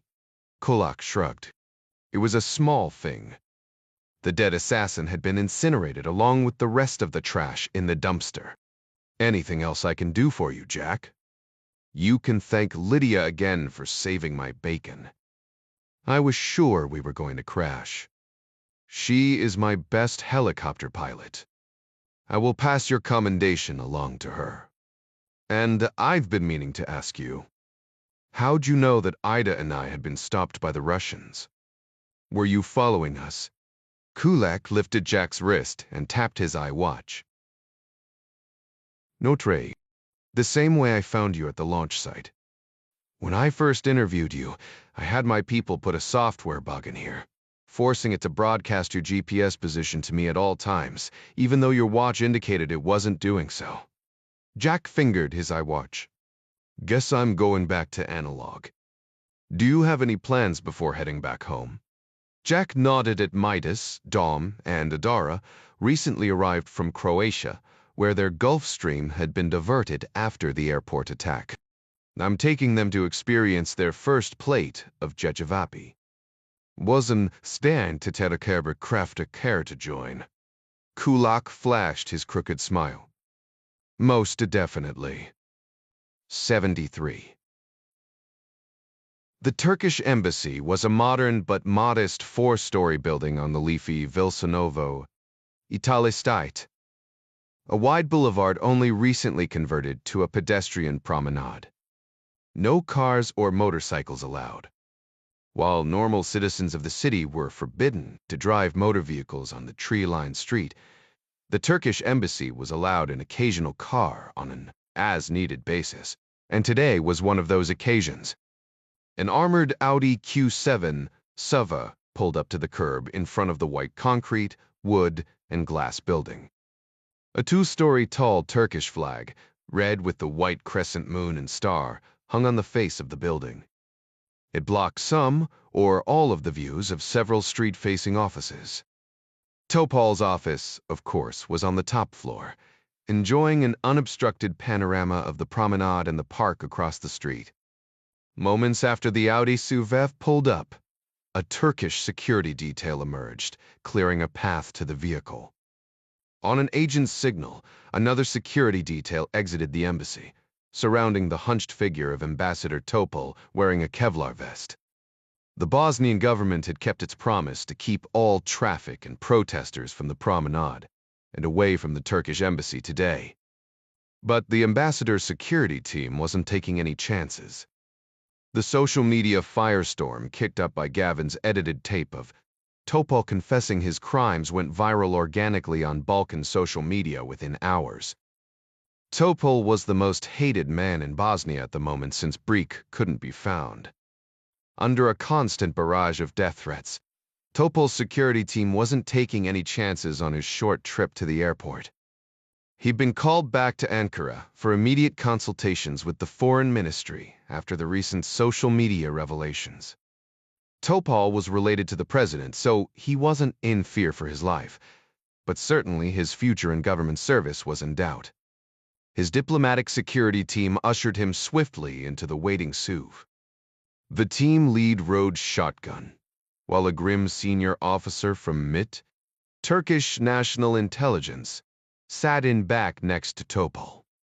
The driver punched the gas and the Audi rocketed forward. 3 minutes into the 16-minute drive, 3 bicyclists pedaling furiously along the promenade dashed out into the street, 3 abreast. The driver slammed his horn and his brakes, burning rubber and slowing to a violent stop to avoid killing the idiots. The bikers immediately scattered. The Audi's stop was just long enough. Ibrahim, Mr. J. Clean had a clear line of sight from the 3rd-story apartment overlooking the quiet street. He pulled the trigger on the RPG-7. The heavily armored Audi was no match for the tank-busting heat warhead. The vehicle erupted in a cloud of shrapnel and fire. Topol died instantly. Not so the others. 74 Slavkov Forest, Eastern Czech Republic. The old man's eyes opened slowly, awakened by the cold steel of a pistol barrel pressed in his ear. "Nice place you got here," John Clark said, admiring the trophy heads and antlers on the walls. "Real rustic. Not all fancy, like some gilded Malaysian whorehouse." Clark sat in a well-worn leather chair, next to the Czech's large but simple bed. His hunting lodge on the wood-studded country estate had been built according to traditional methods using local materials. "Thank you, Mr. Clark. You know my name." "Impressive. I know everybody in your line of work." Clark leaned back in his chair. The old man had been hell on wheels in his youth, according to the few files Gavin had been able to dig up on him. But now the senior crime lieutenant was past his physical prime. So was he, Clark reminded himself. But even in his 8th decade, the ex-SEAL was still in better shape than this mook had ever been. "If you know me, then you know I don't fuck around." "Indeed, I do." "May I sit up?" "Boy, sure. But keep your hands where I can see them." "Of course." The Czech leveraged his long frame up against the pillows and the headboard. "I can't see without my glasses." "May I retrieve them from my nightstand?" "We're not here to watch home movies, Chief." "Then, to what do I owe the pleasure of meeting the famous John Clark?" "We have a little problem we need to sort out." "And that would be?" "Your organization has put out a hit on a good friend of mine. A fellow by the name of Jack Ryan, Jr. Sound familiar?" "Too familiar." "You don't sound happy about it." "I'm not. The hit should never have been initiated." "Good. Then there won't be a problem calling it off." "I'm afraid there is." John leaned forward, his cold-blooded scowl turning even more so, though the half-blind Czech couldn't see it. "Why?" "I didn't place the order. Vladimir Vasilev did. He's in charge of the organization, in case you weren't aware. He's in some hospital in Paris, dying. We were under the impression you were in charge." "I'm the chief operating officer, yes, but..." "He remains the CEO. And his last dying wish is that Jack Ryan, Jr. should die before he does. I opposed the hit from the beginning, but alas, I couldn't prevent it. And I couldn't stop it, owing to certain organizational dynamics." "Organizational dynamics?" "Be more specific. If Vasilev were dead and I were in charge, I would call off the hit in a heartbeat. I would even go so far as to kill Vasilev myself in order to take charge and end the hit. But if Vasilev dies of anything other than natural causes, my life is forfeit. But more to the point, if you kill me now, the next person in line after me would be responsible for carrying out Vasilev's order, and his life would be forfeit as well, all the way down the line, until Jack Jr. is dead. A dead man's switch, John said. That's a problem. But I have a funny feeling you might have a solution. Indeed, I do. But it won't be easy. Don't need easy. But it better damn well be good. Or you'll wake up tomorrow with your brains blown out all over that feather pillow and a suicide note pinned to your pajamas. Those are my organizational dynamics. 75 Stockholm, Goran Faisley trudged through the snow crunching beneath his boots, cursing the bitter cold of a record early storm. His gloved hands were shoved into the pockets of his worn-out down jacket, a gift from an aid agency. In fact, everything the Macedonian immigrant wore this evening had come from a Swedish refugee organization which collected used clothing from the generous souls in the city. The fools. Fazzi had just left a clandestine meeting in a public housing complex in Rinkeby, one of the famous no-go zones in Stockholm, where police feared to appear at all, let alone intervene despite the government's denials to the contrary. He'd been walking for blocks, replaying in his mind the conversations he'd had with the others. It had gone very well. The majority of residents in this part of town were foreign-born, as were so many other people in Sweden these days. The liberal government's generous open-door refugee policy had been particularly welcoming to persecuted Muslims like Fazli. Fazzi wasn't his real name, of course. For the past 23 years, he'd been known by another. We've Tariq Bragg. But of course, that wasn't his birth name either. Brigg used forged documents supplied months earlier by Ida's Peace and Friendship Center to gain refugee status and to climb to the top of Sweden's immigration list. The center had also provided his credentials, certifying him as a victim of persecution, with no criminal record or terrorist affiliations. It even listed him as a skilled auto mechanic, which was actually true. This provided him immediate employment at a Volvo dealership in a refugee transition program in one of Stockholm's affluent suburbs. Bridge blended in nicely at work with his shaved head, shaved beard, mustache, and Western clothing, including a pair of cheap H&M sunglasses he wore to hide his distinctively blind eye. And when he couldn't wear his sunglasses, well, it was evidence of the persecution he had suffered in life, wasn't it? But Breek hadn't picked Sweden because it would be easy for him to enter into it, or to blend in with the locals. Sweden was a hunting ground for him now, a perfect one really. It was another Yugoslavia in the making, with hundreds of thousands of Muslim Iranians, Iraqis, Syrians, Turks, Kurds, Somalis, Eritreans, and even Bosnians living in the Nordic country. Arabic was already the second mother tongue of Sweden, surpassing Finnish. Breach merely shrugged when he heard the BBC News report that the unity referendum had passed with a startling majority. He no longer cared. He was on a new mission now, and soon his wife and children would join him. In the few short weeks he'd been there, Brick had already successfully recruited 7 members into his new organization, the Islamic Front in Sweden, and tonight's meeting with the Iraqi brothers would likely result in at least 2 more. But now it was late, and he was tired and cold, and it was still a long, miserable slog through the snow-covered streets to the nearest bus stop. Moderate Gebein. White man, a voice called in Swedish from out of the alley. Got a cigarette? Brigg didn't speak Swedish. He had signed up for language classes only last week, since most white Swedes spoke English anyway.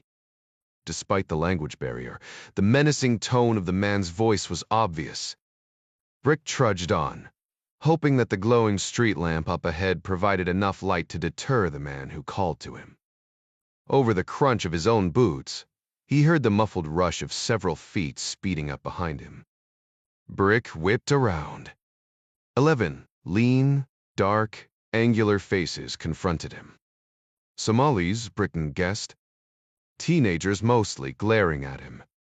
A few flashed white teeth, like smiling wolves. The tallest one of the group approached, his thin skull wrapped beneath an olive-drab Swedish Army winter cap, its flaps tied down around his ears and secured in a bow beneath the triangle of his chin. Thick flakes of wet snow began to fall, collecting on the brim. "You don't belong here, white man. This is our territory. Pay the tax." Brick shrugged, feigning ignorance and fear. But his sharp eyes were sizing up the order of attack he had to make if he hoped to survive this engagement, starting with the leader first. The leader stepped closer, his smile widening, gloved palms open to the sky in a gesture of peace. "Just a little money, eh?" One of the Somalis standing to his left howled with laughter, as another barked like a madman, leaping around in the snow. The wreck turned.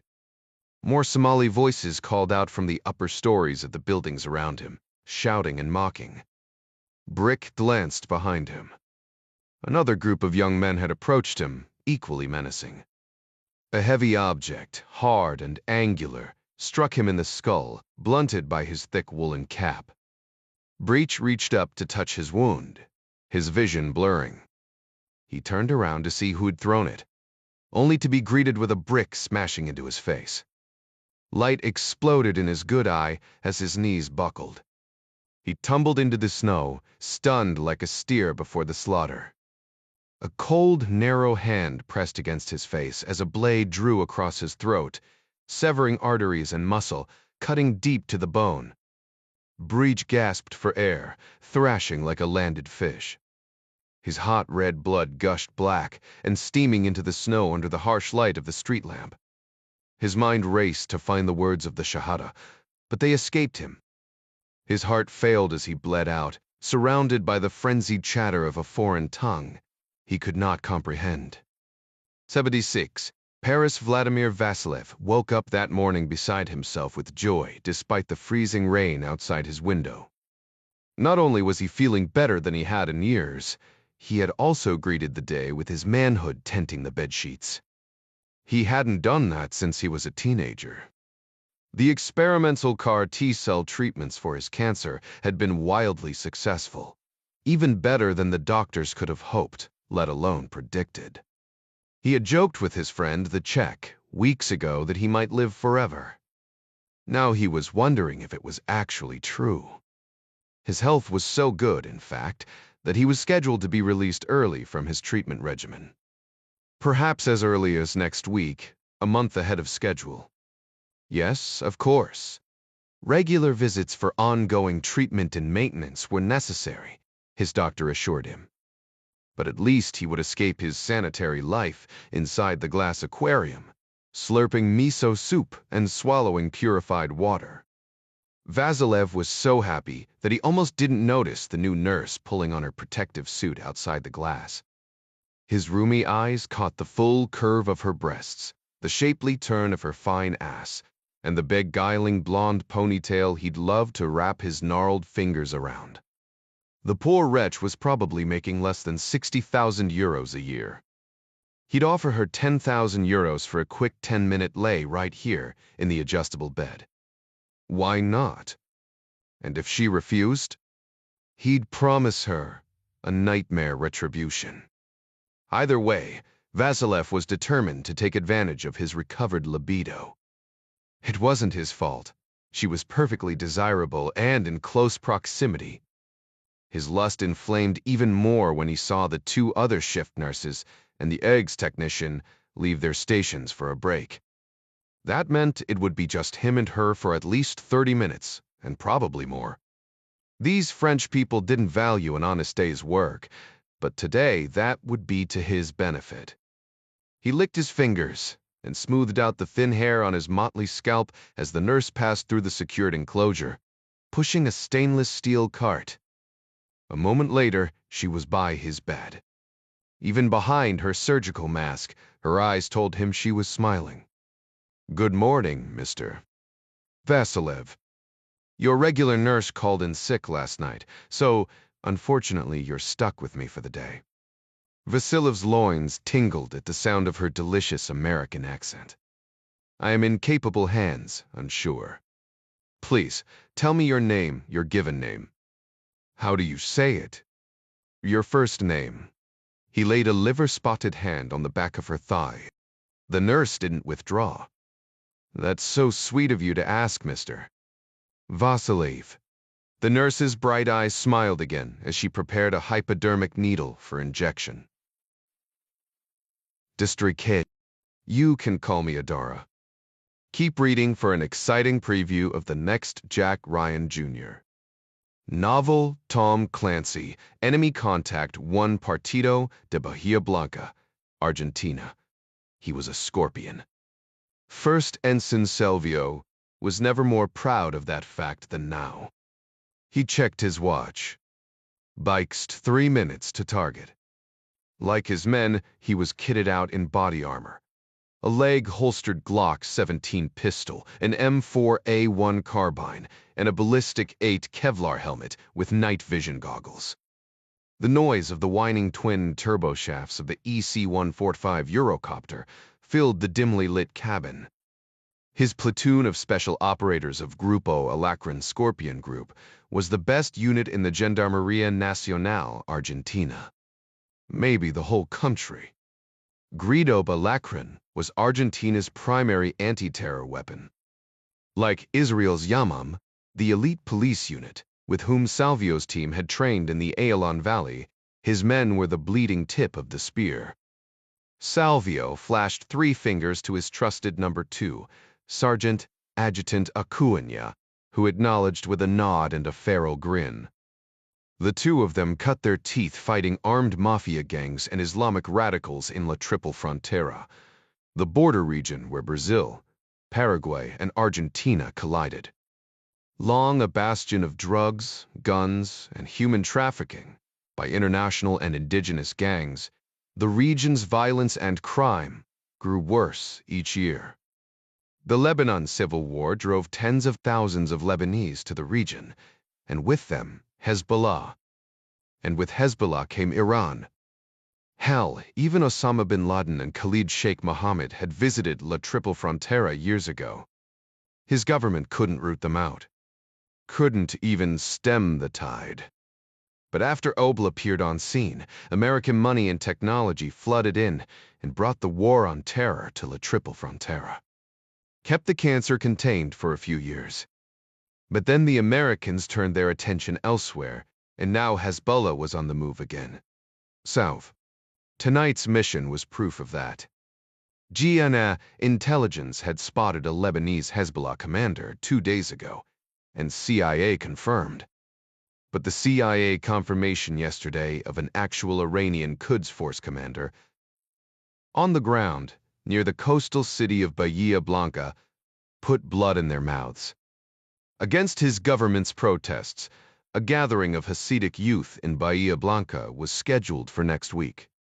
Hundreds of young Jewish people from all over the country would attend. A perfect target. And an Iranian Quds Force commander to lead the attack. Hezbollah had killed in his country before. More than 100 Jews in 2 separate bombing attacks in the 90s. And they promised to do it again. The 2 terrorists were holed up at a small abandoned horse ranch just 26 kilometers north of the city. Capture them alive was his only order, straight from the mouth of the Comandante Mayor. A chance to finally break the Hezbollah network, he said, and to knock the bastard Iranians back on their heels. So they saddled up at their base in Ciudad Evita, loading up 3 helicopters with 23 of his best troopers. The 3 Eurocopters took 3 different flight vectors, avoiding direct routes from the base to the target. He was pushing the EC-145 range limit to the maximum, but there was no point in making it easy for any shoulder-fired manpads the Tangos might have with them. His aircraft would need a refuel for the flight back for sure. 2 minutes out, the pilot said in Silvio's headset. He glanced around the cabin. Tarabini, Gallardo, Zanetti, Crispo, Berkner, Herman. His boys were young but well-trained, good shooters and duros. They met his eyes with confident smiles. They were like hungry wolves in a pack. His pack. Kill the lights, he told the pilot. The dim red bulbs extinguished. Salvio switched his comms channel. Bravo 1, this is Alpha 1. Gas Tiverup, operatives. His sniper team, a shooter and spotter, posted a kilometer away in the flat. Open field surrounding the ranch, replied. UA's on. No movement. Miuavlet. Good to go, sir. At 90 seconds, Salvio said, adding in English, stay frosty. He logged off. Like every other Argentinian man his age, he grew up on American movies, but it was his black hat jump instructor at Fort Benning who'd first barked that order at him. Time to rock and roll. Based on drone surveillance photos shot the day before, Salvio ordered the pilots to put down at 12:04 and 8 o'clock relative to the broken-down main house. The only trees in the area were a few dense mesquites surrounding the house, partially blocking the view of the windows. Fence rails were down in several places, and a few ramshackle outbuildings were scattered around the now horseless ranch that had seen better days. Each Eurocopter flared in near perfect sync to just a meter above the hard-packed dirt 100 meters from the house. Salvio jumped first. His men followed, boots hitting the ground on a dead run. The choppers roared away and took up overwatch, circling high and wide as the Scorpion operators raced toward the main house. Beneath the moonless blue-black sky, the ancient farmhouse was a gray shadow. Salvio landed at the 4 o'clock. He whispered orders into his comms for the advance of the rest of his team, knowing full well his men could do it without him. Bravo 1, we're on the ground, Silvio said. Watch your fire. We have your back, sir. The sniper team was positioned at 6 o'clock. The big Barrett M95, directly opposite the front door. Ready to put a craft. 50 PMG slug through any cabron that stepped into its night vision glass. Salvio's squad advanced at a slow, crouching trot, as did the others. Out in the open on the flat, grassy plains, there was little chance of finding cover, so dropping in close was the only choice. He'd chosen the night, hoping the fighters inside didn't have night vision capabilities. The 24 troopers closed in rapidly from 3 directions, weapons high, rounds chambered, safeties off. Heavy boots thudded onto the rickety wraparound porch, where the squad split up, stacking on either side of windows and both doors, front and back. Flashbangs were pulled. Salvio took the front door. Arab music blared from a tinny radio inside. He whispered another order into his comms. Flashbangs crashed through window glass in 6 places simultaneously. The men closed their eyes and opened their mouths just as the grenades detonated. Doors crashed open under their boots, and scorpions poured through into darkened rooms. The tactical light on Silvio's Glock 17 illumined the living room, as did the swiftly panning lights on the carbines around him. Clear. One of his sergentos shouted from the back of the house. Other shouts of clear soon followed. Soon Acuyana appeared, disappointment in his flashlit eyes. All clear, sir. Nobody's home. Salvio swore as he holstered his pistol. Where the hell were these bastards? Aquí, Sefto die. A man shouted from the kitchen. Silvio and Acuna dashed in. Private Gallardo's lighted weapon pointed at the floor inside a small pantry closet. A trap door. Salvio tore it open and pulled out his pistol, activated the TAS light on the barrel. Gallardo, Herman, with me, Salvio ordered as he dropped into the darkened tunnel. Salvio and the others returned to the kitchen entrance empty-handed. The tunnel ran 70 or so meters to an empty outbuilding. The terrorists must have fled from there, out of sight of his sniper team. Salvio checked in with the chopper pilots on his comms, all deploying night vision and thermal imaging. See anything? No, sir. Not even a rabbit. Damn it. He was supposed to report the capture of the 2 terrorists to the Comandante Mayor as soon as it happened. The old man would be pissed. All he had in his hands at the moment was his own swinging dick. Not exactly what HQ was hoping for. Salvio barked orders. He'd tear the place apart for intelligence. Maybe come away with something to show for their efforts. They ripped through the house front to back, flipping mattresses, tossing drawers, pulling rugs, tearing up floorboards. The place looked like a debris field after a tornado. Somebody had been here, trash and butts on the floor, a filthy, unflushed toilet. But not one shred of intel to bring back for a trophy. While his men stood around, gulping water from their hydration packs and scarfing down protein bars, Salvio called his pilots, ordering them to land for exfil. Might as well get back to barracks at Ciudad Vida and call it a night. 10 minutes later, his unit's 3 Eurocopters touched down, their turbines slowed. His men ducked low to avoid the carbon fiber rotors, raking the air just above their heads, and piled into the choppers. They made room for the sniper and his spotter, who'd had to hump in 6 clicks by foot the day before to avoid detection. The sniper grabbed a spot on the floor at Salvio's feet. At least the men were in good spirits, Salvio told himself. They laughed and joked among themselves, as young men do for release after the adrenaline rush of a combat operation. Even one where no shots were fired. "Ready, Ensign?" the pilot asked. "Let's get back to the barn," Salvio said in English. Just like his instructor at Fort Benning used to say. "Teu guedo gue." Salvio's son, a striker, was finally starting on his football team. With any luck, the refuel would go fast, and he'd make it home in time to catch his game. The turbines whined as the choppers lifted in unison, arcing into the warm, starlit sky, streaking for home in single file. A heartbeat later, alarms screamed. Missile lock. Salvio grabbed a handhold as the helicopter plunged violently to escape, blowing auto chaff in a steep banking turn.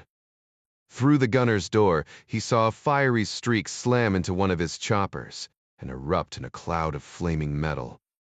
The last thing Salvio heard was the roar of the exploding heat charge that tore his aircraft apart, killing most, including him.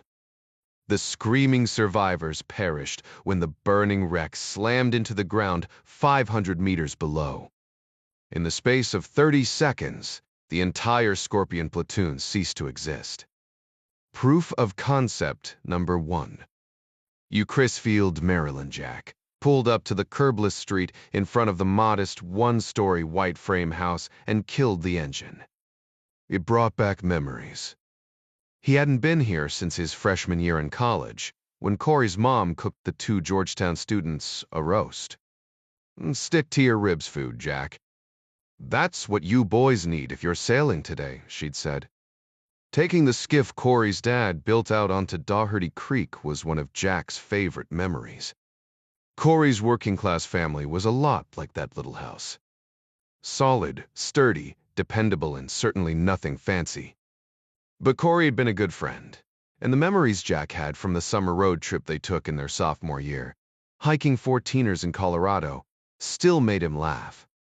Jack approached the front door with trepidation. He hadn't seen Corey in years.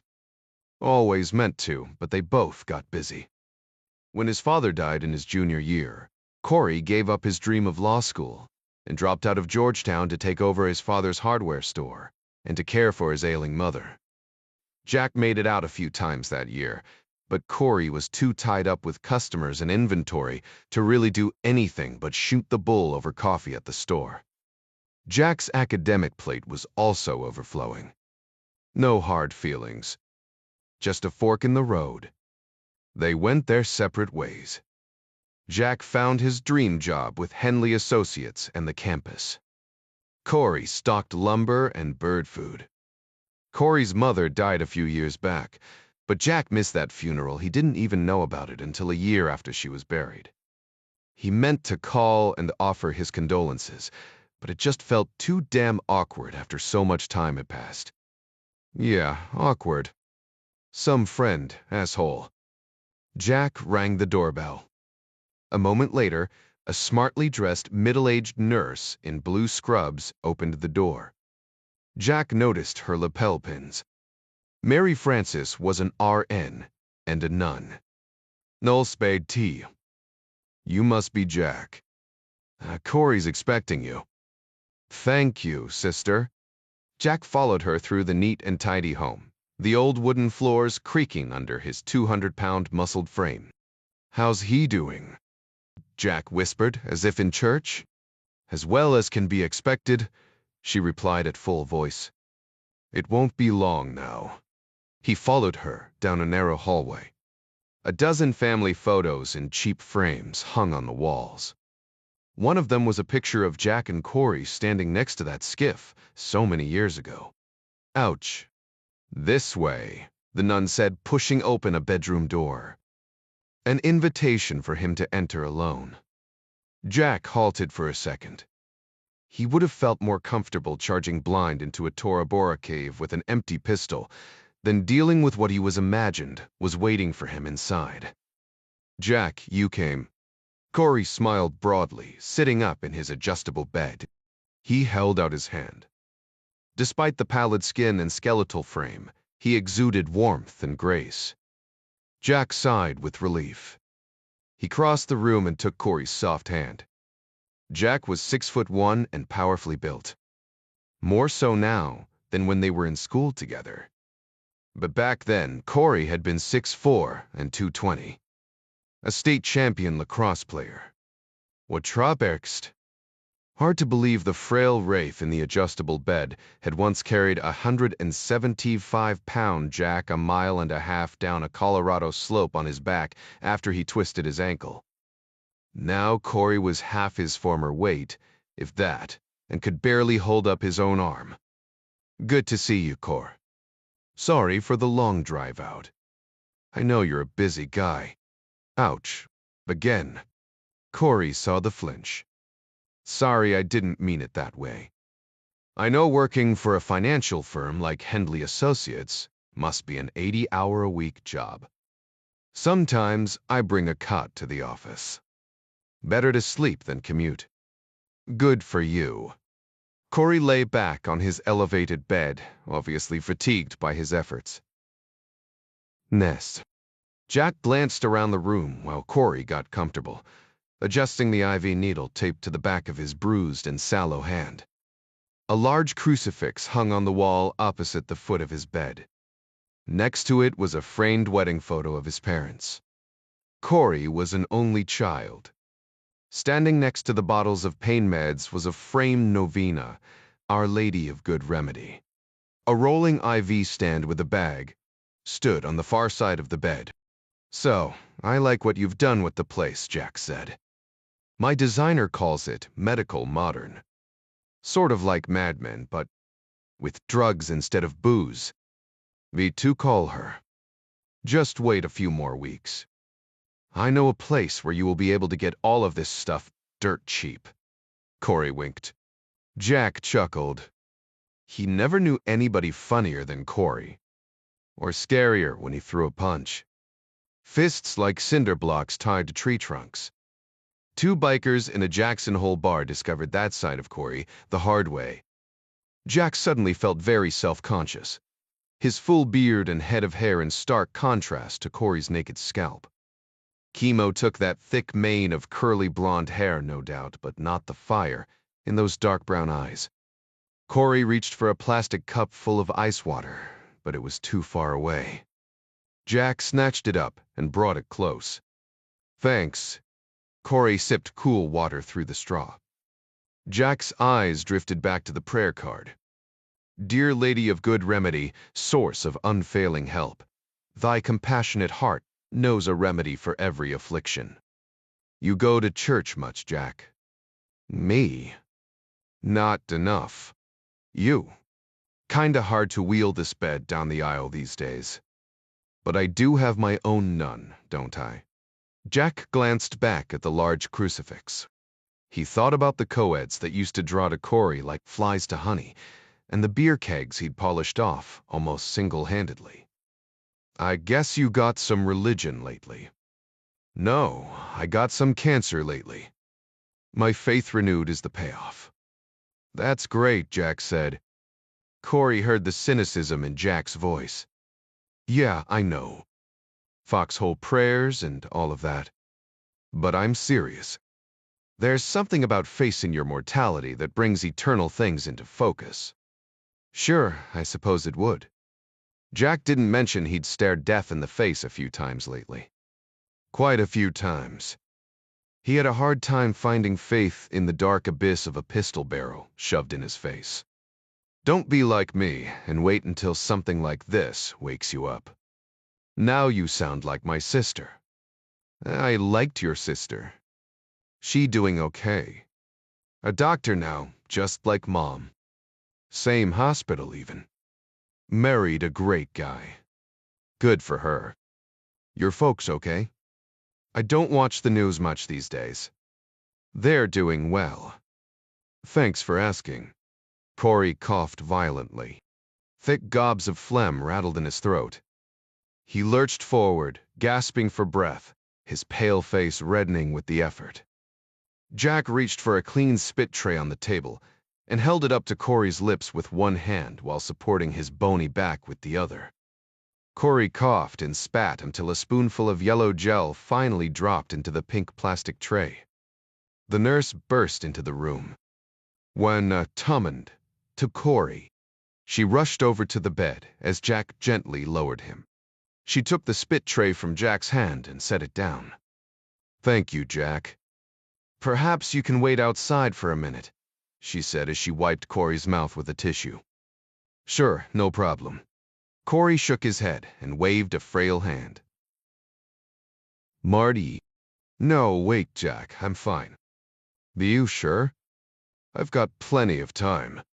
Corey took another sip of water with the nun's help. It surprised Jack how much effort it took him. He finished and sighed with exhaustion. I'll be right outside, the nun said. But call me before you need me, okay? Corey smiled. Okay. She left, closing the door gently behind her. So, Jack, remember those 14ers we climbed in Colorado? Sure do. I was thinking about that when I pulled up. Good times, man. Can't tell you how often I thought about those days when I was counting pallets of sheetrock and roofing nails. Got me through some dark patches. Guilt fell all over Jack like a bucket of warm motor oil. I'm sorry about that, Corey. I should have, oh man. No, metaphilers of Triburna.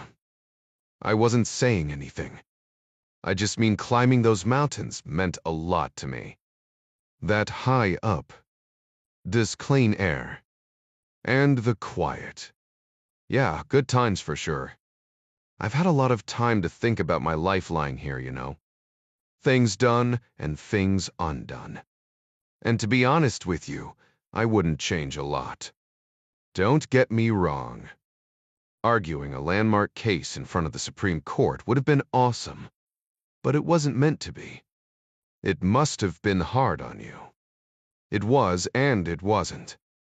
I just did what I had to do to take care of my family. You would have done the same thing for yours. I know you would have. Jack nodded.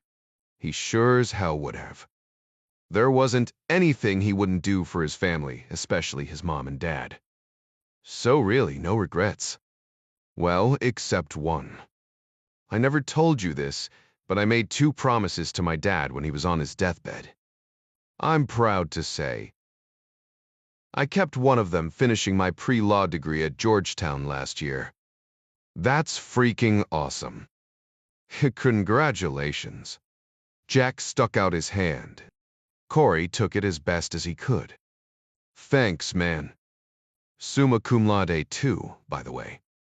Not surprised. Truth was, Corey was the sharpest knife in the drawer. But I didn't keep the other promise. And it's killing me. You do look like shit. But I thought that was the cancer, Jack said, hoping for a laugh. You got one. Ouch, man, Corey said, touching his stomach. Don't do that. It makes me hurt. Sorry. No, you're not. No, not really. They bumped fists. Friends again. One Kurspriber. For life. However long that was. So, what's the promise you didn't keep? Corey told him. Nitue. Jack didn't bat an eye. It's a lot to ask, I know. But I couldn't think of anyone else I could ask, let alone pull it off. But I hate to disappoint my dad, you know. Yeah, I know. But I think he'd understand. He probably would. But this is about me. I want to keep my word. And you're my only shot. Jack fought back the tears welling up in his eyes. It would be an honor. Sister Mary Frances brought in a bottle of 12-year-old Macallan single malt whiskey and 2 glasses Corey had purchased for the occasion. The bedridden man sipped water out of his glass while Jack worked his way through a couple fingers. They laughed and told stories like old college buddies do. But the light began to dim outside, and Corey's eyes began fluttering with fatigue.